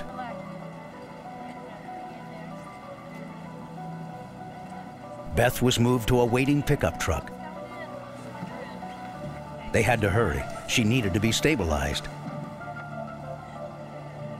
But even the slightest movement was painful. The ride to the airstrip was torture. Every time the pickup went over a bump, she felt excruciating pain travel the length of her body. I took a little truck ride to one helicopter. It was full. So then they took me to another helicopter and remarkably put me in the helicopter, and there was my friend. We were in the same helicopter. Rode in the same helicopter to the hospital, which was amazing to me because, you know, of all the people that were hurt, we ended up in the same helicopter.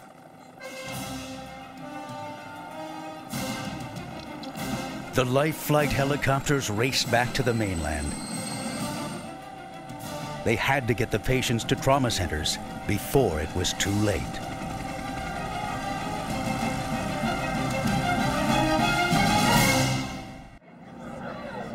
On the afternoon of July 1st, 2000, an island resort in Ohio became the scene of a mass casualty incident.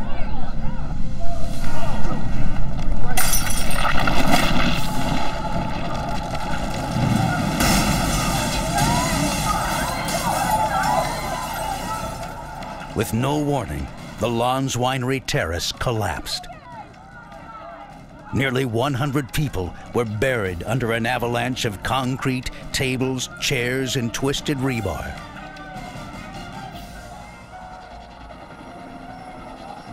Medical helicopters transported the critically injured to the mainland.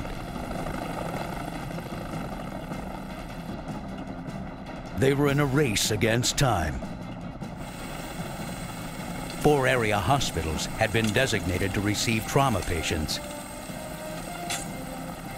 They each had training programs and drilled for MCIs, or mass casualty incidents. Now, as the patients streamed in, they implemented MCI emergency procedures. On a normal, stable patient, we wait till the blades shut down. We shut down both the engines. It takes about 2 to 3 minutes. Then we unload them with everything shut down. The day of the winery collapse, we unloaded everyone hot, which saves us a lot of time.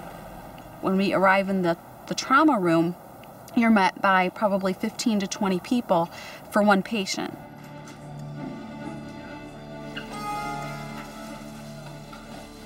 The emergency room staff at St. Vincent Mercy Medical Center in Toledo, Ohio, had prepared for the worst.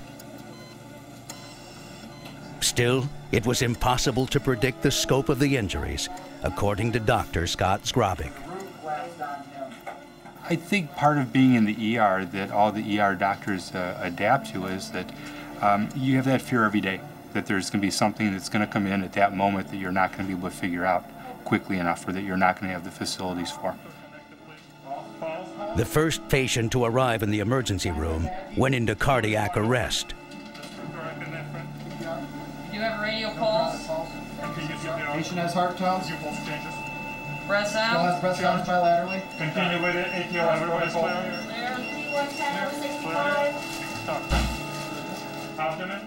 In less than 3 minutes, the trauma team revived him. Left face is unstable. Pelvis is stable.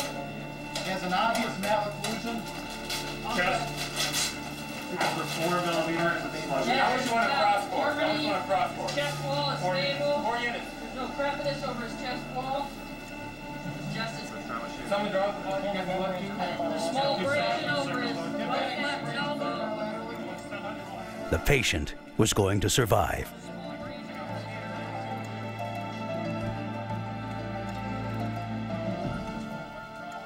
Minutes later, their next case arrived. With every new patient that comes in the door, you're reprioritizing your entire ER. So if you had your priorities set up with your first 10 patients, as soon as that 11th hits the door, you have to reorganize everything again. The next patient to arrive at St. Vincent Mercy Medical Center was Joellen Reilly. Concrete blocks had crushed her chest. Her ribs had been broken, puncturing her lungs. The ER staff held out hope that Joellen Reilly would survive. They x-rayed the patient's body and inserted tubes into her chest, allowing trapped air to escape from her lungs. It was terrible. It was bad. I woke up and I was crying, and I had tubes everywhere, all over me, but that was probably the worst. At the site, volunteers and rescue workers evacuated the injured. They were extracted from tons of concrete and twisted metal and moved to triage areas and local hospitals as quickly as possible. Among the thousands gathered at the winery that day were many off-duty medical professionals. Their quick response in the minutes after the collapse and their assistance in prepping the trauma patients for their flights saved countless victims' lives. Ferryboats, summoned by radio, took pressure off air crews by transporting less seriously injured patients. This is the Victory River, headed into the mainland dock. We've got injured person. Scores of other victims arrived on the mainland by boat.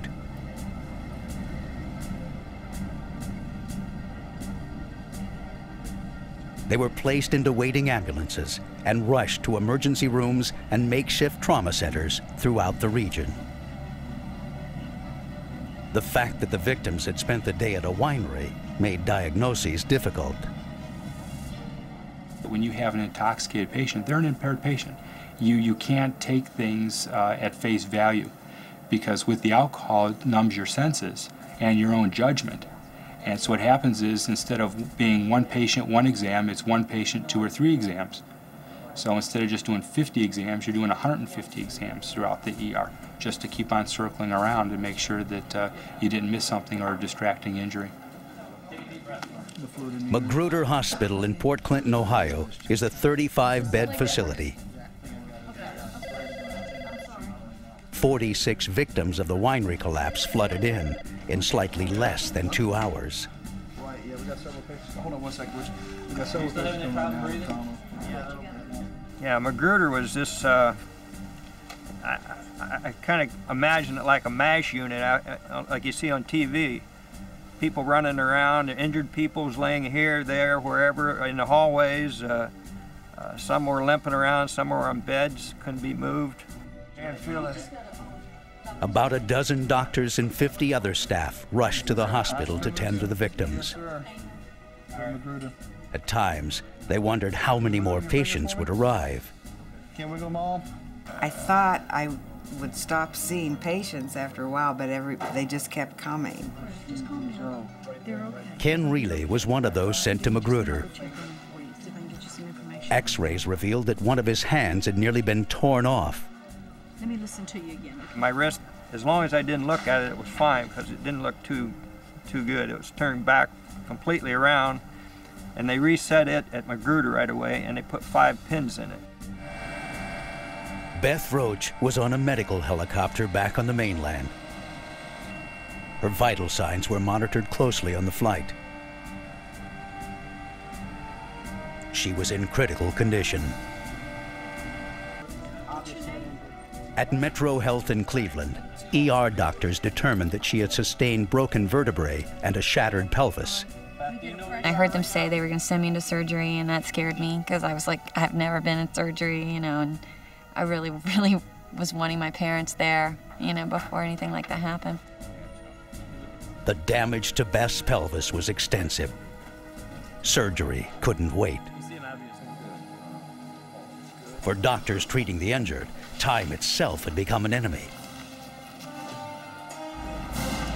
Scores of the seriously injured awaited transport to area hospitals. Rescue personnel on the scene hoped they could get them help in time.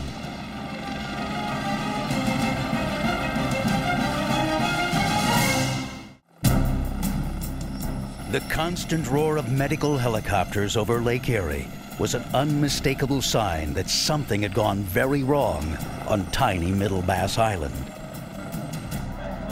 Patrons of the Lawns Winery drank and danced on the terrace. Just before 5 p.m., the unthinkable happened.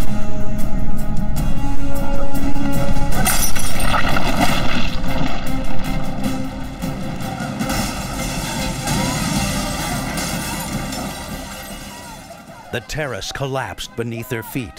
100 people plunged 20 feet into a wine cellar. Emergency crews and volunteers worked non-stop, transporting victims to area trauma centers. They loaded victim after victim into air transports, working as quickly as possible. They had to make every second count. We'll do a lot of interventions in the helicopter. We won't waste a lot of time on the ground doing things that we can do while we're en route to the hospital. Cleveland Center, this is Life Flight 1. We are inbound with 2 patients. Stand by for blood typing and vital signs. On board the rescue helicopters, paramedics worked non-stop to stabilize the patients. They started IVs to hydrate the victims and prevent shock. They matched blood types and radioed the results to waiting hospitals so blood supplies would be on hand when they arrived. After 90 minutes, the situation was under control. The most critically injured were placed on backboards and then quickly moved from the collapse site. Gary Robleski, a college football coach, assisted in the rescue. His first aid training and strength were valuable assets. But his compassion made this grim task more difficult. Well, you've got to get the most severe out of there. And there's some people that, they're calling for you. You can get me out of here. I don't want to die. I said, you have to wait. We have to get the most severe out. You're talking. When a person's talking to you, okay, basically they're okay. Okay, you got to get the ones that are out, that you see the head injuries, that the pressure's on the concrete and stuff, that they're not making a sound. Those are the people that you see the limbs sticking out of the concrete pieces and the tables on top of them. You got to get those personnel out as fast as you can. And it's hard choice to not to help a person while they're trapped. The rescuers' goal was to get the most severely injured out first. Victims with less severe injuries would have to wait. So then we come back to you, I said, I'll be back, I'll be right back, I promise you. But they're sitting there and they're trying to reach for you, okay? And you can't be there to help them. And that's a very, very tough decision in anybody's life. It's critical. Backboards were only used for those unable to walk on their own. Once the concrete slabs were lifted, anyone that could move under their own power was expected to do so, even if they needed additional help. And that's when you have to really go with the flow. And you got to separate your feelings and emotions and just get the job done. Some of the remaining victims, people buried under the rubble, were unconscious. They appeared to be seriously injured. Coast Guard paramedics, including Petty Officer Jennifer Zawistowski, continued to assess each of the patient's injuries. Once things started calming down, we regrouped and just kind of went through everybody else again and made sure everybody that needed to be off the island was off. How are those backboards doing? Supplies ran short. Emergency crews were forced to improvise everything from neck braces to bandages. We ran out of everything. We used every kit from every boat that we had. We went through all the bandages, everything we went through. We had absolutely no more medical supplies here. They even ran out of backboards. Rescue personnel pulled doors off the winery and taped patients to them for transport. About a dozen injured winery patrons were still being cared for in the triage area. But despite their efforts, the day was not a complete success. For flight nurse Julie Goins, it was bittersweet.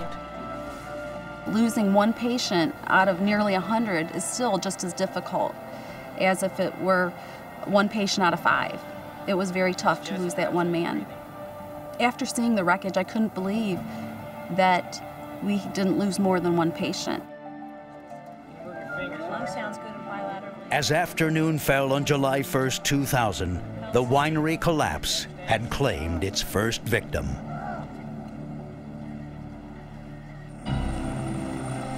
Emergency personnel from across northern Ohio were dispatched to the scene of a mass casualty incident. 100 people had been injured when the terrace of a winery collapsed. At the site, Chief Mark Wilhelm of the Put-in-Bay Fire Department brought in a dog to search for any hidden victims. I checked all that area there. The only thing we gotta watch is things falling off. None were found. Miraculously, only one man died in the collapse. Rescue efforts on the island were wrapping up. When we were at the landing strip and we just had a few patients left, everybody kind of started to feel a big sense of relief. I think that's when it started to hit us, the magnitude of the incident. But at hospitals on the mainland, the work had just begun. Nearly 100 people had been injured in the collapse, some of them seriously. Many were in intensive care units and had undergone surgery. Using trucks, ferry boats, and helicopters, 25 rescue teams had moved over 80 injured people to 4 area hospitals, all in 90 minutes. It was a textbook example of a successful rescue operation in a mass casualty incident. In the midst of the chaos, volunteers like Gary Robleski stayed at the scene until the end. I stayed there till the last lady. I saw her and I was trying to comfort her just by talking to her and everything. We waited till the dust was coming in with the blades and everything. And when she flew away, that's when I just sat down on the grass and I said, I need a break. At St. Vincent's Hospital, Joellen Reilly was still in danger. She needed surgery to repair a dislocated hip. Her punctured lungs would have to heal slowly on their own. She was kept under constant monitoring. Certainly, we realized that she was somebody who was sick enough that might not make it. And a lot of times, initially, you don't even have a good idea of the extent of their injuries. On the other hand, the fact that she was awake and alert and able to move all of her extremities is reassuring to us. At Magruder Hospital, a second examination of Ken Reilly's x-rays revealed his back was broken. He would need further surgery. If you have somebody that has an unstable spine, such as Ken, and he gets up and starts walking around, or it collapses further and pushes into the nerve roots, then you have paraplegia or nerve damage, and that would be worse than the disaster itself. But Ken was only interested in finding his wife. In response to his persistent concern for Joellen, the nursing staff had tracked her down at St. Vincent's. Despite the risk, Ken insisted on being transferred by ambulance to St. Vincent's so he could be with his wife. My nurse asked me if I wanted to go up and see my wife. Of course, yeah, I haven't seen her for so long, and I wanted to see how she was doing. And it was good therapy for both of us to be able to see each other. They wheeled my bed up to her room, and neither one of us could hardly move, but eye contact was said a lot that day. They reunited us then, and that was the first time I'd seen him. And they backed the beds up. We were feet to feet, and we both just did a high five to each other, and it was pretty emotional. Today, Joellen and Ken continue to deal with their injuries.